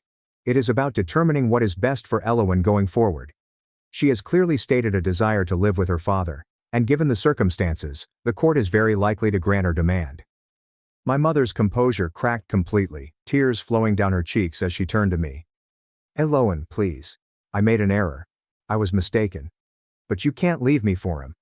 We're a family. We stopped being a family when you decided Cassian and his children were more important than me, I quietly murmured. Maybe even before that, when you started lying about Dad. It was not like that, she said faintly. So what was it like? I said. Help me understand why you would hide Dad's letters, lie about child support, and then ditch me for a vacation. She opened her mouth, then closed it again, seemingly unable to create a rationale even she could believe. Finally, she whispered. Cassian thought it would be best if you stayed at home. He stated that the resort was primarily for adults and his children, who were accustomed to that lifestyle. I was afraid of losing him. The direct honesty was more hurtful than her previous attempts at manipulation. So, you chose him over me? I chose financial security, she replied. Do you know what it's like to be a single mother without money? Cassian promised us a better life. He offered you a better life, I responded. I was just excess baggage. Before she could react, the front door opened and Cassian walked in, his face tense with rage. Vivian, this has lasted long enough. Get in the car now. My father rose immediately. How did you get through security? Cassian ignored him and focused on my mother. I said not to come here. You're simply making things worse. Our lawyer told us not to make any contact. My mother appeared to shrink beneath his stare, her fleeting moment of honesty fading as she reverted to the obedient wife. I just wanted to see Alowen. And now that you have, he remarked dismissively. Let us go. My mother stood to follow him, and I yelled after her. Do you truly want this, Mom? Someone who treats you like a child and considers me an inconvenience?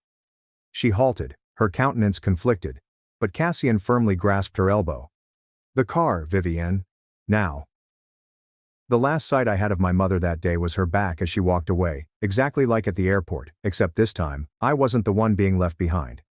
In the aftermath of that confrontation, my father's legal team filed for a restraining order after Cassian attempted to enter the property again the next day.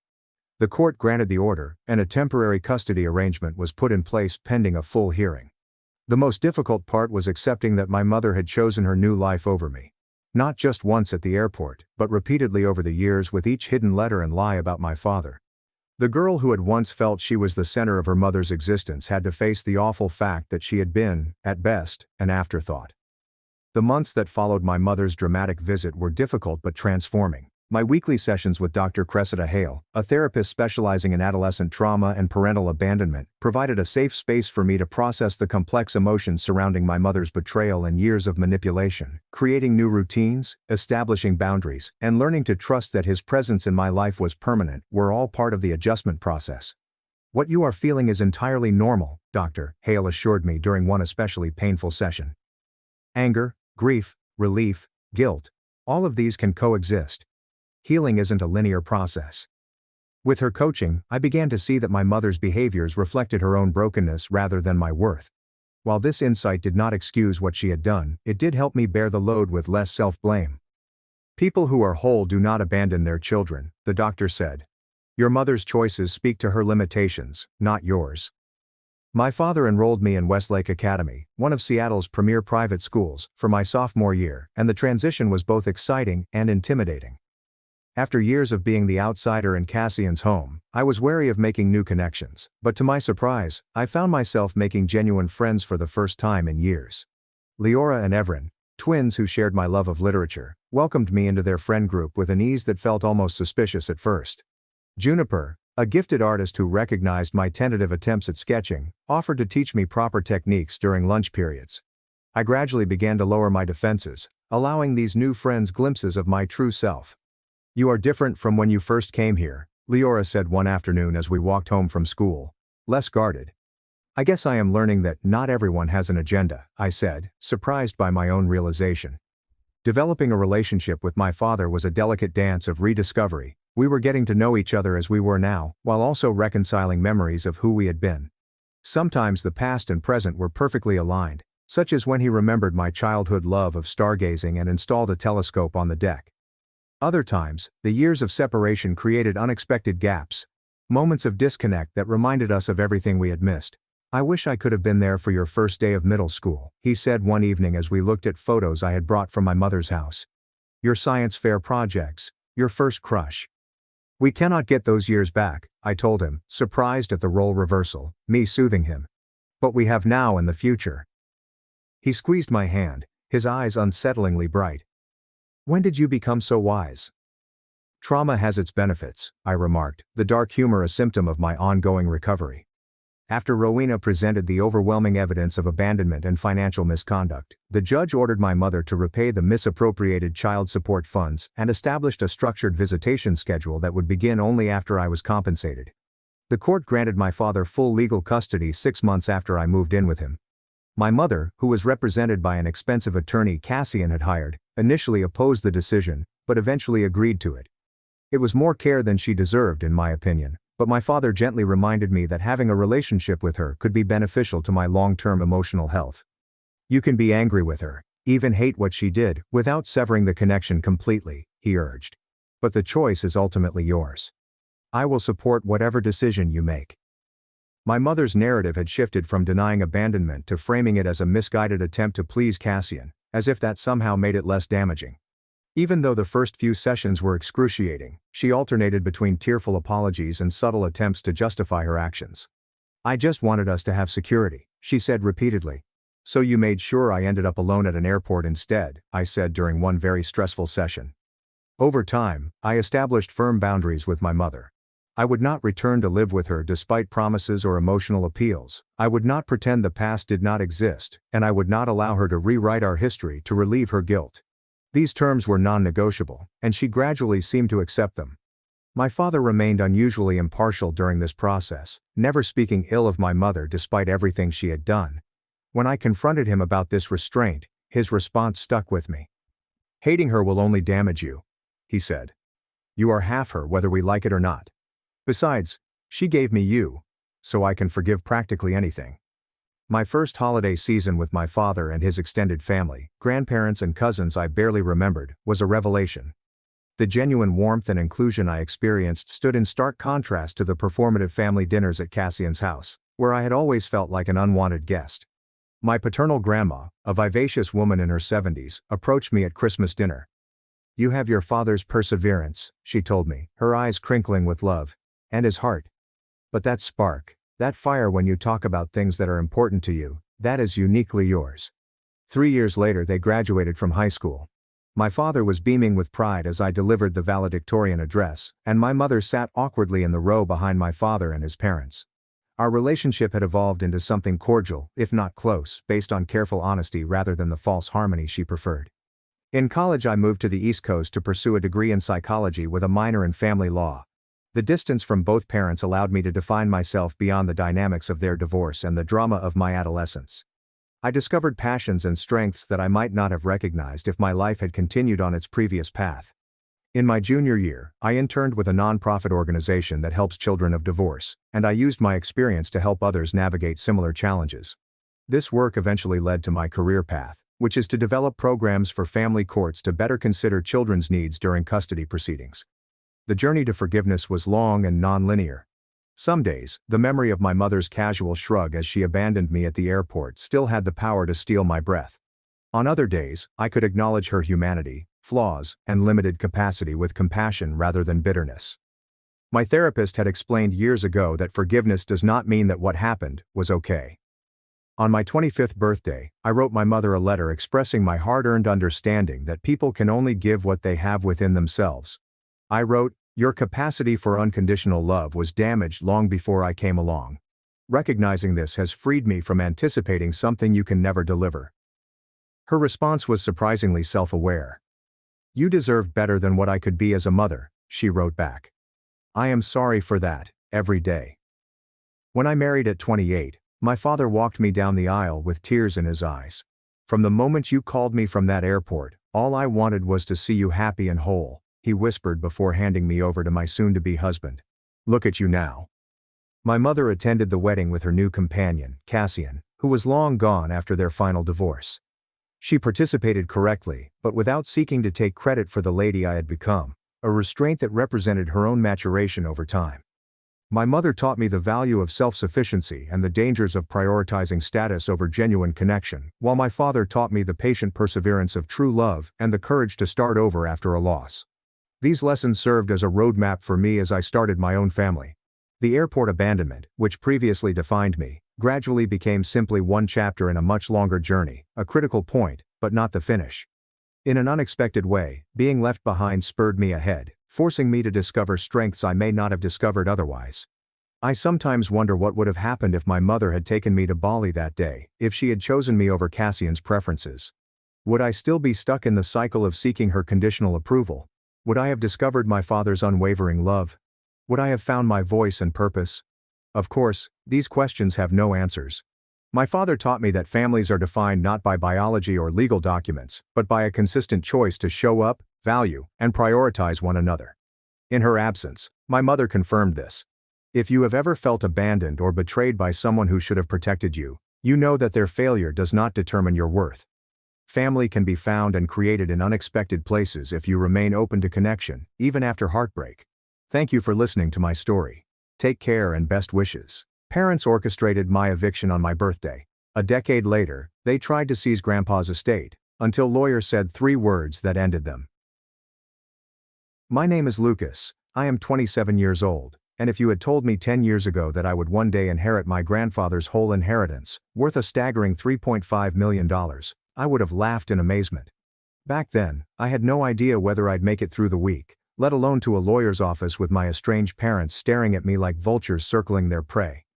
The irony is that these are the same parents that abandoned me at 18, sent me out with nothing but a backpack, and told me I was no longer their responsibility. Yet, here we are, with them reappearing at the will reading as if the previous decade had not occurred. Growing up, my family was complex. My parents weren't poor by any means. We lived in a comfortable suburban home. My father worked as a regional manager for a logistics company, while my mother was a part-time teacher who pretended to run the entire neighborhood. But they had a catastrophic fault. Appearance was everything. Sophia, my older sister, was the golden child.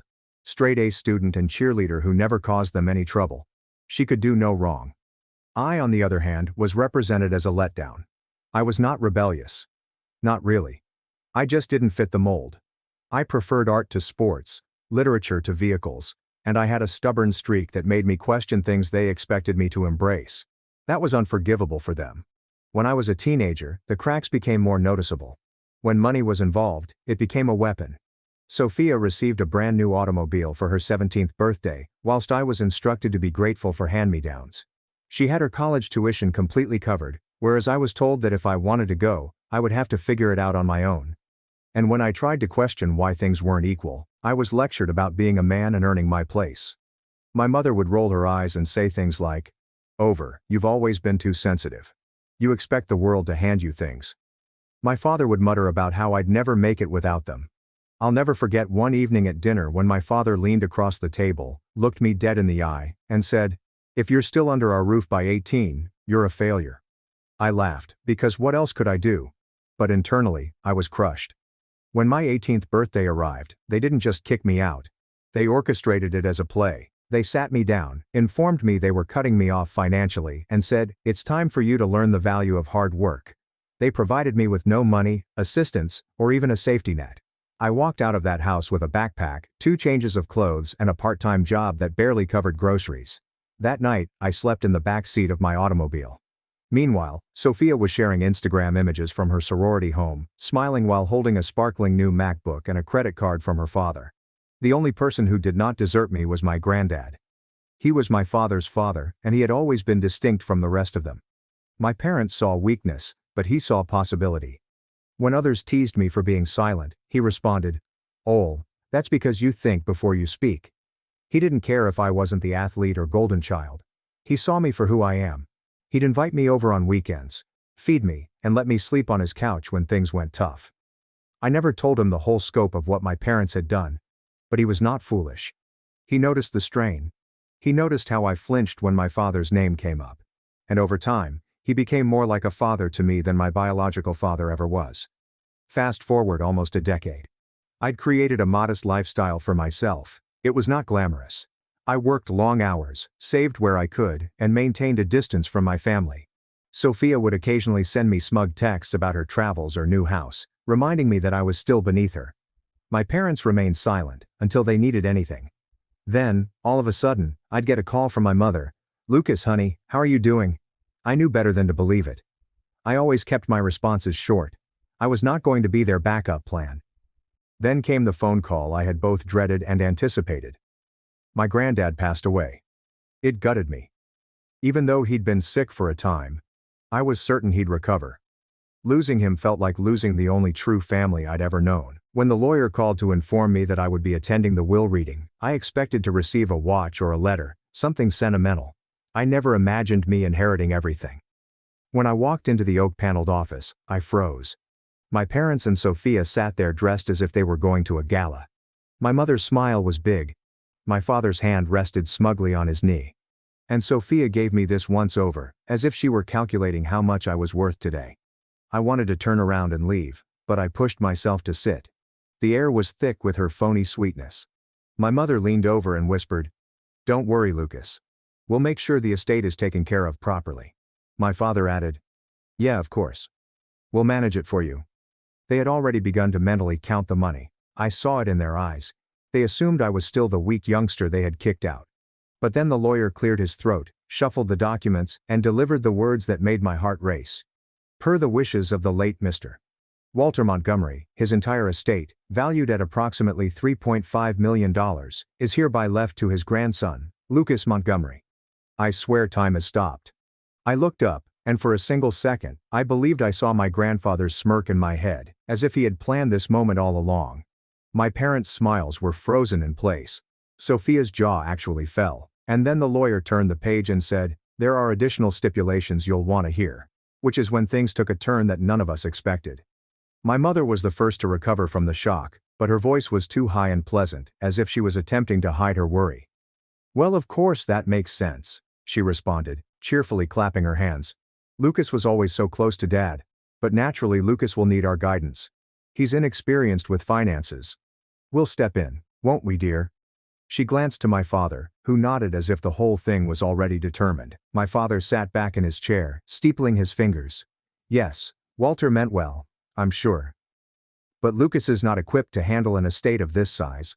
$3.5 million is a lot for someone with no background. It could ruin him. It's only logical we manage the funds on his behalf. What he said gave my stomach a tighten up. They did not recognize me as a person. They saw me as a barrier between them and a fortune. Sophia smirked, tucking her hair behind her ear as if she could already see herself shopping with the money. Honestly, Lucas, don't take it the wrong way, but you've never been, well, responsible. Remember when you maxed out that tiny credit card freshman year? She giggled under her breath as if that one mistake defined me forever. And Dad's right. A sudden windfall could really mess you up.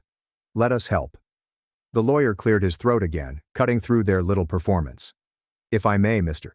Montgomery specified very clearly that the estate belongs to Lucas alone. No trustees, no oversight, full control.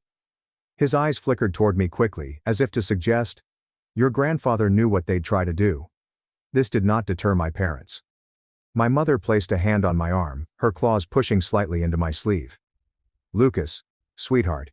You know we only want what's best for you. We can guide you through this, make sure you don't make mistakes. Think of it like a family effort. Grandpa would want us all to benefit. The word benefit weighed on the audience. Benefit for them, not me. I remained silent, attempting to keep my face neutral. But inside, I was seething. All those years of being told I wasn't good enough, of being passed over for Sophia, of sleeping in my car while they laughed at vacation photos, and now they felt they could sweep in and take control of the one thing my grandfather had left me. It wasn't even about money at that point. It was about their hubris, the belief that I couldn't manage my own life without their help. Sophia crossed her legs and leaned forward, her voice quiet yet condescending. Look, Lucas, you've done fine for yourself, I guess. But this is different. You don't want to end up like those lottery winners who go broke in a year, right? I mean, think about it. You're not even a homeowner. You still rent, don't you? You don't have experience investing. What if you blow it all? She blushed. It just makes sense that Dad handles it. He's been managing money his whole career. What she didn't say but I heard was that she assumed I'd always be the failure, the one who lagged behind, the one they could control.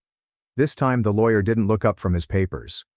Again, Mr. Montgomery's instructions are explicit. No one but Lucas is to control or manage the estate. My father's jaw tensed as he attempted a grin. Of course, we're just concerned, that's all. You understand, son? He spoke son as if it were a term of endearment, but it sounded empty. This was the same man who had warned me I'd never make it without him, and who had watched me pack my belongings on my 18th birthday without contributing me $20 in groceries. Now he wanted me to hand up millions in thanks. My mother uttered a small laugh, tilting her head. Lucas, we always wanted the best for you. Maybe we were tough on you, but look how strong you've become. That was our way of preparing you. Don't hold grudges. Let's move forward as a family. I nearly choked from the hypocrisy. They prepared me by putting me out and allowing me to struggle while showering Sophia with everything. My grandfather had prepared me, not them. He taught me resilience, patience, and the importance of quiet strength. Nonetheless, I said nothing. I wanted to hear every last manipulative word. Allow them to dig their own holes. The lawyer proceeded to read through the requirements, but I scarcely recognized what he was saying. My parents were speaking to each other and planning. Sophia tapped on her phone under the table, likely texting her boyfriend about how wealthy she was about to become. I sat motionless, yet inside I felt something shift. After years of being discarded and nights spent wondering if I was worth anything, I suddenly had authority, which they despised. When the lawyer finished, my mother stood swiftly and smoothed her skirt.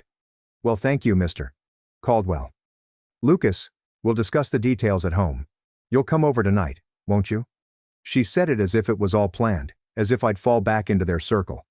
My father said, yes, we'll get started on a plan. Investments, property management, taxes. Don't worry, we'll take care of everything.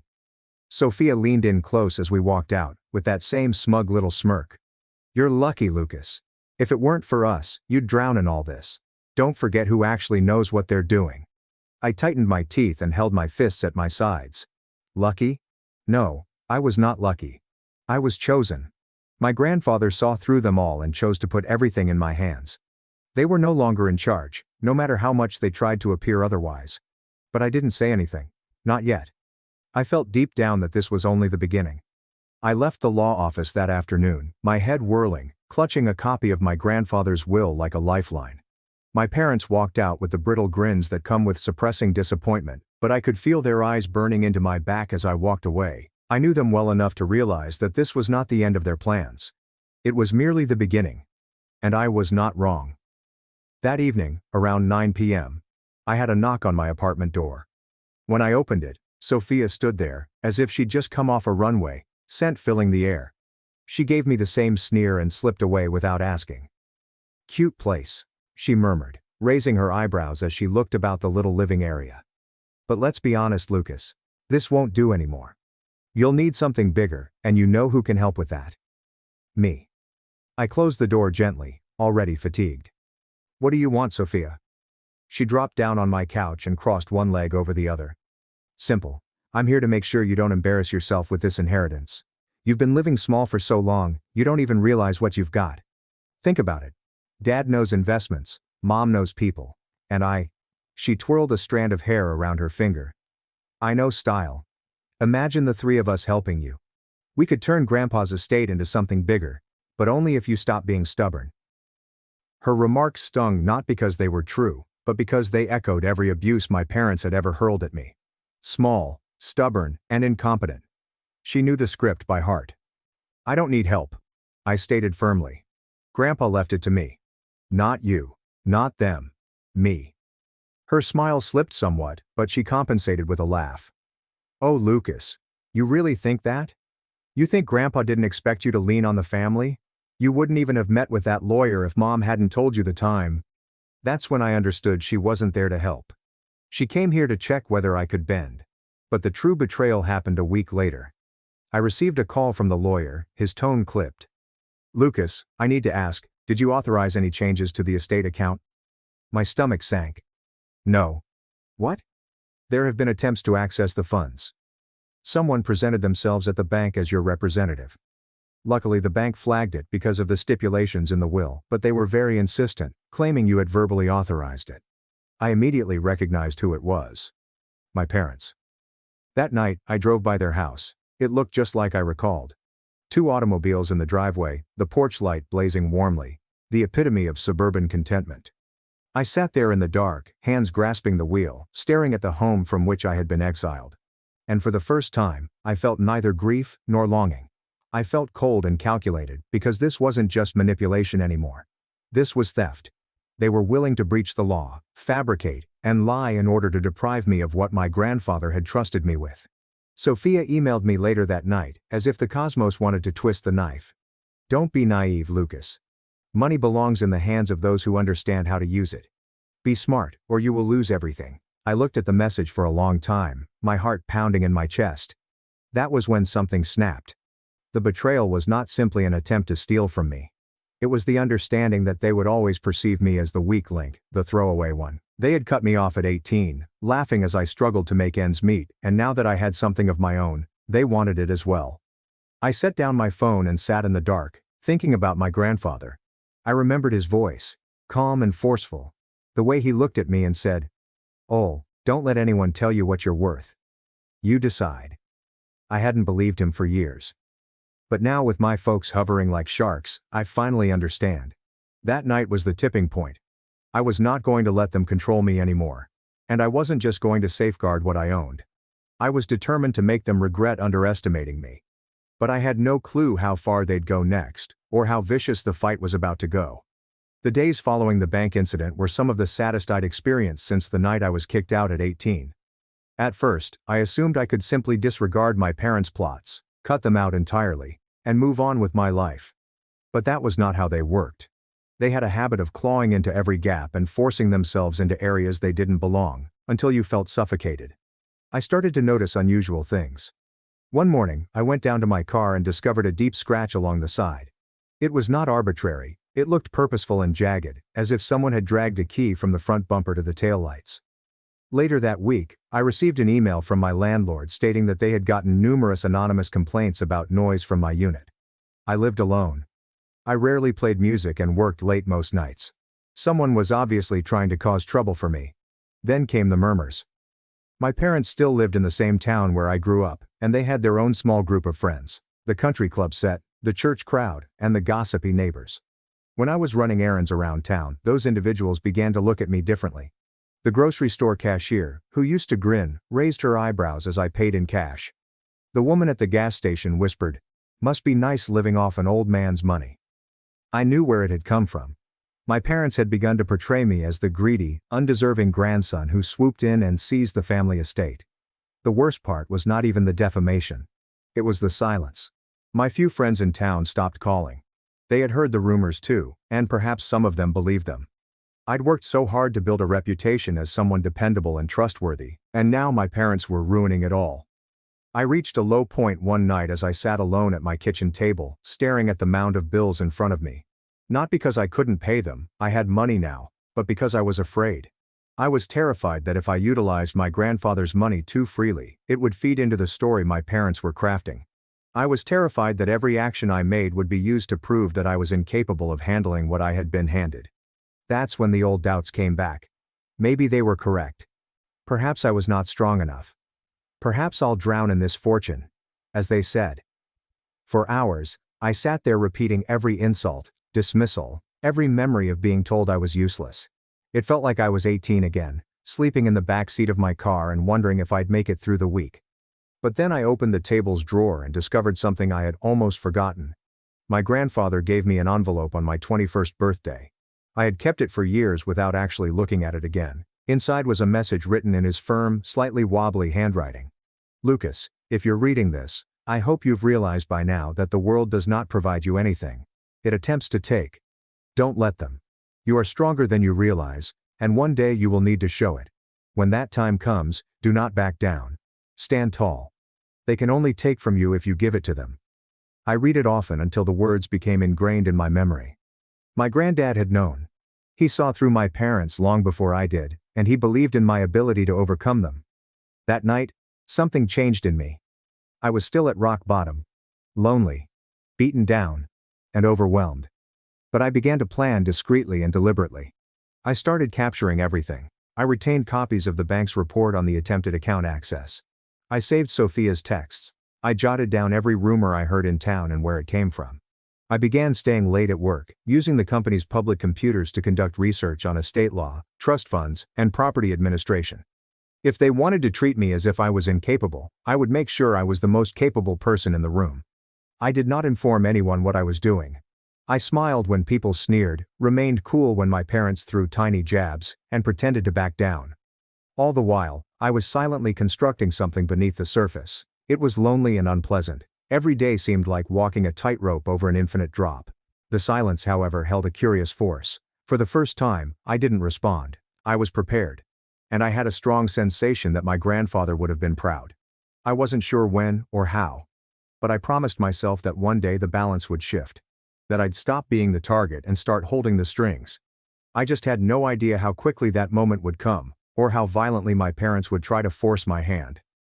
The transition did not occur overnight, but once it began, it felt unstoppable, like a tide suddenly turning in my favor after years of being pulled beneath. I kept my head down, worked long hours, and dedicated myself to learning everything I could about responsible money management. It was not about the money itself. Not really. It was about demonstrating to myself that I wasn't the defenseless child my parents had always described me as. The first significant turning point occurred when I engaged a financial advisor, not someone glamorous or connected to my parents' world, but a quiet, methodical man named Richard who was recommended by a co-worker. He was unimpressed with the size of the estate and did not treat me as a youngster. He sat across from me with a yellow legal pad, asking thoughtful questions and listening to my responses without judgment. By the end of our first meeting, he had delivered me a straightforward plan with diversified investments, tax coverage, and long-term security built in. "You're more than capable," he assured me as we shook hands. "You just needed someone to confirm it." Those words ignited something within me. For the first time, I realized I wasn't just holding on to my grandfather's gift out of fear. I was building upon it. I utilized a portion of the estate to purchase a small home in a quieter area of town. Nothing extravagant, nothing my parents could mock at for bragging, yet, it was mine.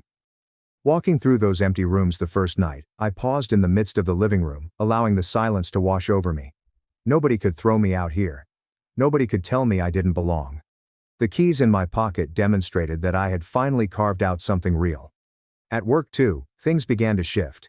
I was just another name on the payroll. But, with my grandfather's letter in the back of my mind, I began to push harder. I volunteered for projects, worked late, and provided more than expected. People gradually began to notice. A tiny yet important advancement occurred. My manager stated to me, "You've got leadership in you, Lucas. You just need to believe it yourself." I did not broadcast any of this. I knew better than to tell my folks how wonderfully things were going. Eventually, news spread. Small-town gossip had a way of coming back. And soon, I began to hear whispering, which fueled me even more. He purchased a house. He has a new job title. Perhaps Walter knew what he was doing after all. My parents' rumors were crumbling and being replaced by something else. Respect, albeit grudgingly. That regard worried my parents more than anything else. Sophia paid an unexpected visit to my new home one evening. I did not allow her cross the porch. She stood there in heels, arms folded, her face something between bewilderment and irritation. "Nice place," she stated frankly. "Did you decorate it yourself? Or did you finally get someone to hold your hand?" I did not bite. I simply leaned against the doorframe and replied, "I'm fine, Sophia." "Better than fine." Her eyes narrowed. "Don't get cocky, Lucas. You think one house and a job promotion means you've won? Dad's already looking into ways too." She stopped herself, biting her lip. But I caught it. "Dad is already looking into how to what? Regain control? Undermine me?" It did not matter. I realized then that they had not given up. And that's when I knew my rise was more than just survival. It was all about location. Every stride forward created leverage. Every success was a weapon that they could not take away from me. I began to associate with people outside of my family's circle. I joined a local charity board in my grandfather's name to celebrate the work he had done quietly for years. I worked with people who valued my grandfather's integrity and generosity. With each handshake and link, I was creating a web of support for myself that my parents couldn't break with rumor alone. Inside, I remained guarded, still bearing the scars of those early years. But for the first time, I sensed a quiet confidence growing. My parents expected me to stumble and drown in responsibility. Instead, I was learning to swim in waters far deeper than they had expected. Nonetheless, I kept my preparations covert. I knew the storm was not over. If anything, it was accumulating, and when it broke, I wanted to be prepared because I could feel it coming. My parents were not the type to accept loss in silence. They attempted manipulation. They tried stealing. They tried slander. None of it had worked. I knew the next move was going to be bigger and more desperate. And when the time came, I needed to be prepared to not just defend myself, but also strike back. The setup happened nearly by accident. In retrospect, it felt like my grandfather was guiding me even years after his death. I'd started going to more of those charity board meetings, which I joined in his honor. And at one of these events, I met Marcus Hale. He was in his late 50s, a retired attorney with piercing eyes and a calm demeanor that drew you in when he spoke. He had known my grandfather personally. They appear to have played chess together every Thursday night for nearly 10 years. When he learned who I was, his expression softened. "Walter was a rare man," he stated firmly, shaking my hand. "I hope you know how proud he was of you." The way he phrased it felt unusual, almost secretive. Later that week, while drinking coffee, he leaned across the table and said quietly, "You should be careful. Your grandfather, he anticipated there might be trouble after he passed. He put certain protections in place." I froze. "Protections? What types of safeguards exist?" Marcus grinned slightly. "That's something we can talk about more formally. But let's just say Walter wasn't blind to your parents' nature. He made sure the estate would be safeguarded in ways they wouldn't expect. If they overstep, it won't just be morally wrong, it'll be legally disastrous for them." For the first time, I knew I wasn't simply playing defense. I had ammo. Marcus spent the following 2 weeks assisting me in determining exactly what my grandfather had done. The estate was more than just a large sum of money. It was well planned. There were deeds, interests in a modest portfolio of properties, and even a trust set up particularly for altruistic undertakings in my name. More crucially, there were clauses, ironclad stipulations that directly disinherited my parents if they tried to intervene or identify themselves as representatives. My grandfather had written everything down, signed and notarized, as if he knew they'd try to take what wasn't theirs. Marcus spelled it all out piece by piece. And I felt something change inside me. All those years I thought I was alone, powerless, and struggling to survive. It turns out that my grandfather had planned for this very occasion. He had seen the storm coming, and he had given me not just the wherewithal to weather it, but also the power to fight back.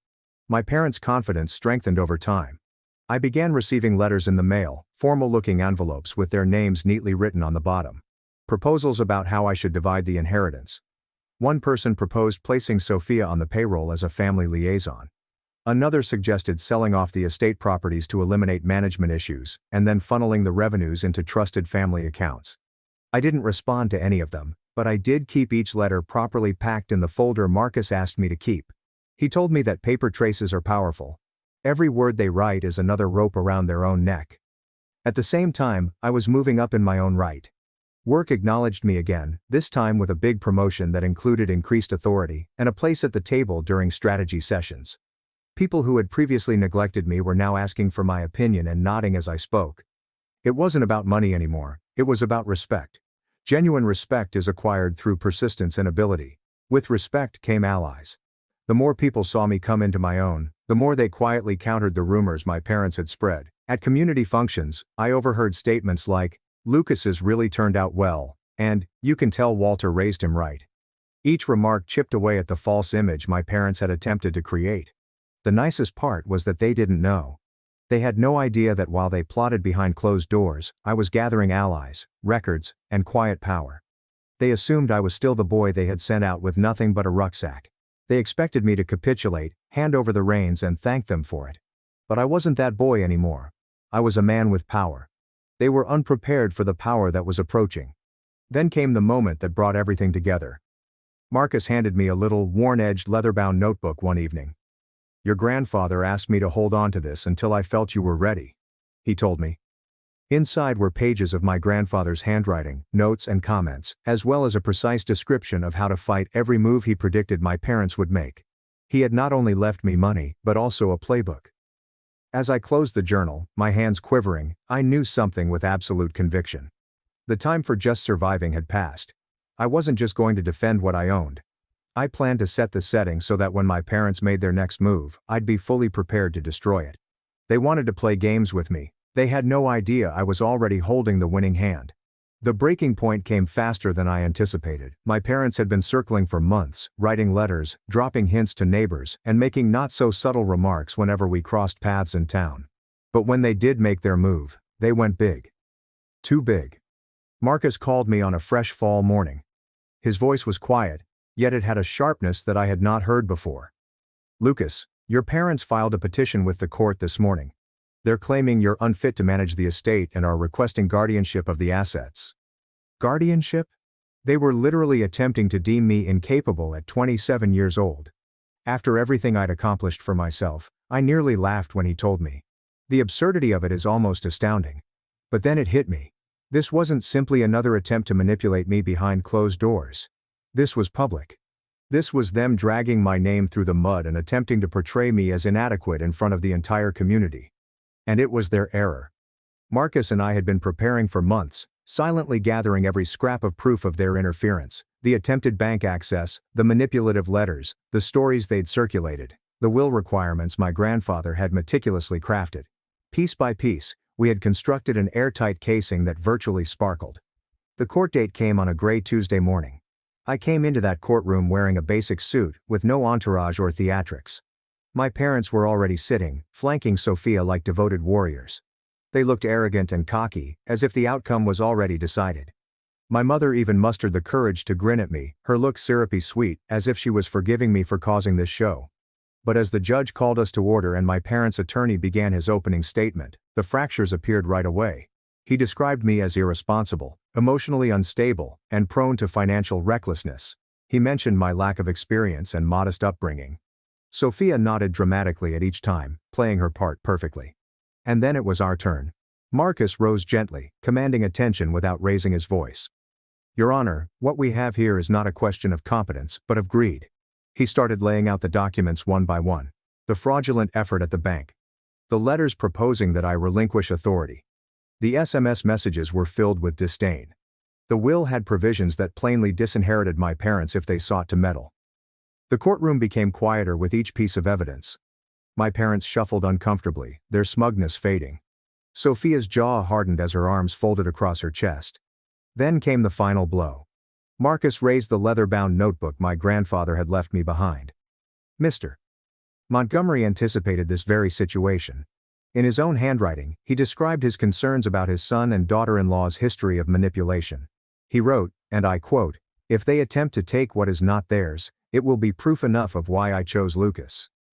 The words echoed around the courtroom, like a gavel strike. My mother's face paled, my father's fists tightened, and Sophia's gaze shifted to the floor. When the judge finally spoke, her tone was firm and definitive. The petition is denied. The estate will remain solely in Lucas Montgomery's control. Furthermore, this court cautions the petitioners against any further attempts to undermine the explicit wishes of the deceased. This matter is closed. It was over in less than an hour, but the consequences were immediate. My parents' attempt to gain power not only failed, but also exposed them for what they were: deceptive, selfish, and desperate. As we exited the courthouse, my mother tried one more time. She reached out, her voice wavering with artificial warmth. "Lucas, sweetheart, we only did this for you. You don't understand how much pressure this is. Let us dash. I paused and gazed at her, calmer than I had been in my entire life. "No," I answered simply. "You did it for yourselves. Grandpa knew it. And now everyone else does too." Her hand froze in the air and dropped to her side. My father muttered something under his breath, but he could not meet my gaze. Sophia pushed ahead, her shoes clicking like bullets on the marble floor. I walked out of that courthouse with the weight of years lifted off my shoulders. Not only had I defended my grandfather's trust, but I had done so with a level of calm that they had not expected from me. They had consistently underestimated me, and their arrogance had finally caught up with them. But this was just the start of their reckoning. Because, while the courtroom had resolved the legal struggle, the true fallout, the social, personal, and irreversible, was still lurking just around the corner. The weeks following the court hearing were like watching dominoes fall one after another in slow motion. My parents had strolled into that courtroom expecting to win, believing they could bend the world in the same way they had bent me as a child. However, the judge's decision went beyond simply denying their petition. It had shattered the illusion they'd crafted over decades. When the mask came off, the entire community saw them in a new light. It started little. My mother's group of acquaintances at the country club, whom she had spent years talking with, began to drift apart. When she strolled into the room, talk came to a halt, unlike before when she had been the focal point. One woman even said quietly to me, "We had no idea how badly they treated you, Lucas." "I'm sorry." My mother attempted to maintain appearances, but the chilly smiles and hushed whispers informed me her image was deteriorating. My father fared no better. His company had learned about the hearing. Small communities have a way of spreading stories to every corner. His financial expertise suddenly became less valuable. Clients were tired, meetings were canceled, and rumors spread that he had been asked to retire early. The humiliation was painful for a man whose entire identity was based on his career. Sophia's fall was the sharpest of all. She had built her social reputation on being the golden child, the one who could do no wrong, and taunted me while receiving gifts. However, following the hearing, people viewed her differently. At gatherings, she was no longer the focus of attention. Instead, she was the girl who tried and failed to steal from her brother. Her lover dumped her shortly after, and I learned through the grapevine that she had moved back in with my parents. The three of them were once again living under the same roof, feeding off each other's bitterness like slow poison. Meanwhile, my own life extended in ways I had not anticipated. The estate was more than just money. It represented possibility. I invested in myself through undertakings that my grandfather would have been proud of. The nonprofit board grew in size, and I found myself taking on leadership responsibilities where my opinion was valued. For the first time in my life, I was not an outsider. I was not the disappointment. People respected me. But the most powerful moment occurred one evening as I drove by my parents' home. The same house from which I had been evicted at the age of 18 with just a backpack. The porch light was on, but the yard was overgrown, and the shutters needed painting. The house appeared tired and worn down, almost like the people inside it. I parked across the street for a time and watched. Memories poured over me, the night of my banishment, the years of derision, and the repeated comparisons with Sophia. For so long this site represented my failure and disgrace. But now, as I looked at it, all I felt was clarity. They had not ruined me. They'd forged me. Every insult, dismissal, every bitter comment had strengthened the resolve I now possessed. And then I realized my revenge was complete. Not because I embarrassed them in court. Not because they had lost their position. But I no longer required their approval. Their power over me was completely gone. I rolled down my window, letting in the cool night air, and said to myself things I'd never dared say before. Grandpa was right. I decide what I'm worth. With that, I shifted into gear and drove away, leaving the house and everything it meant behind me. They attempted to cut me out of their life. Finally, I cut them out of mine.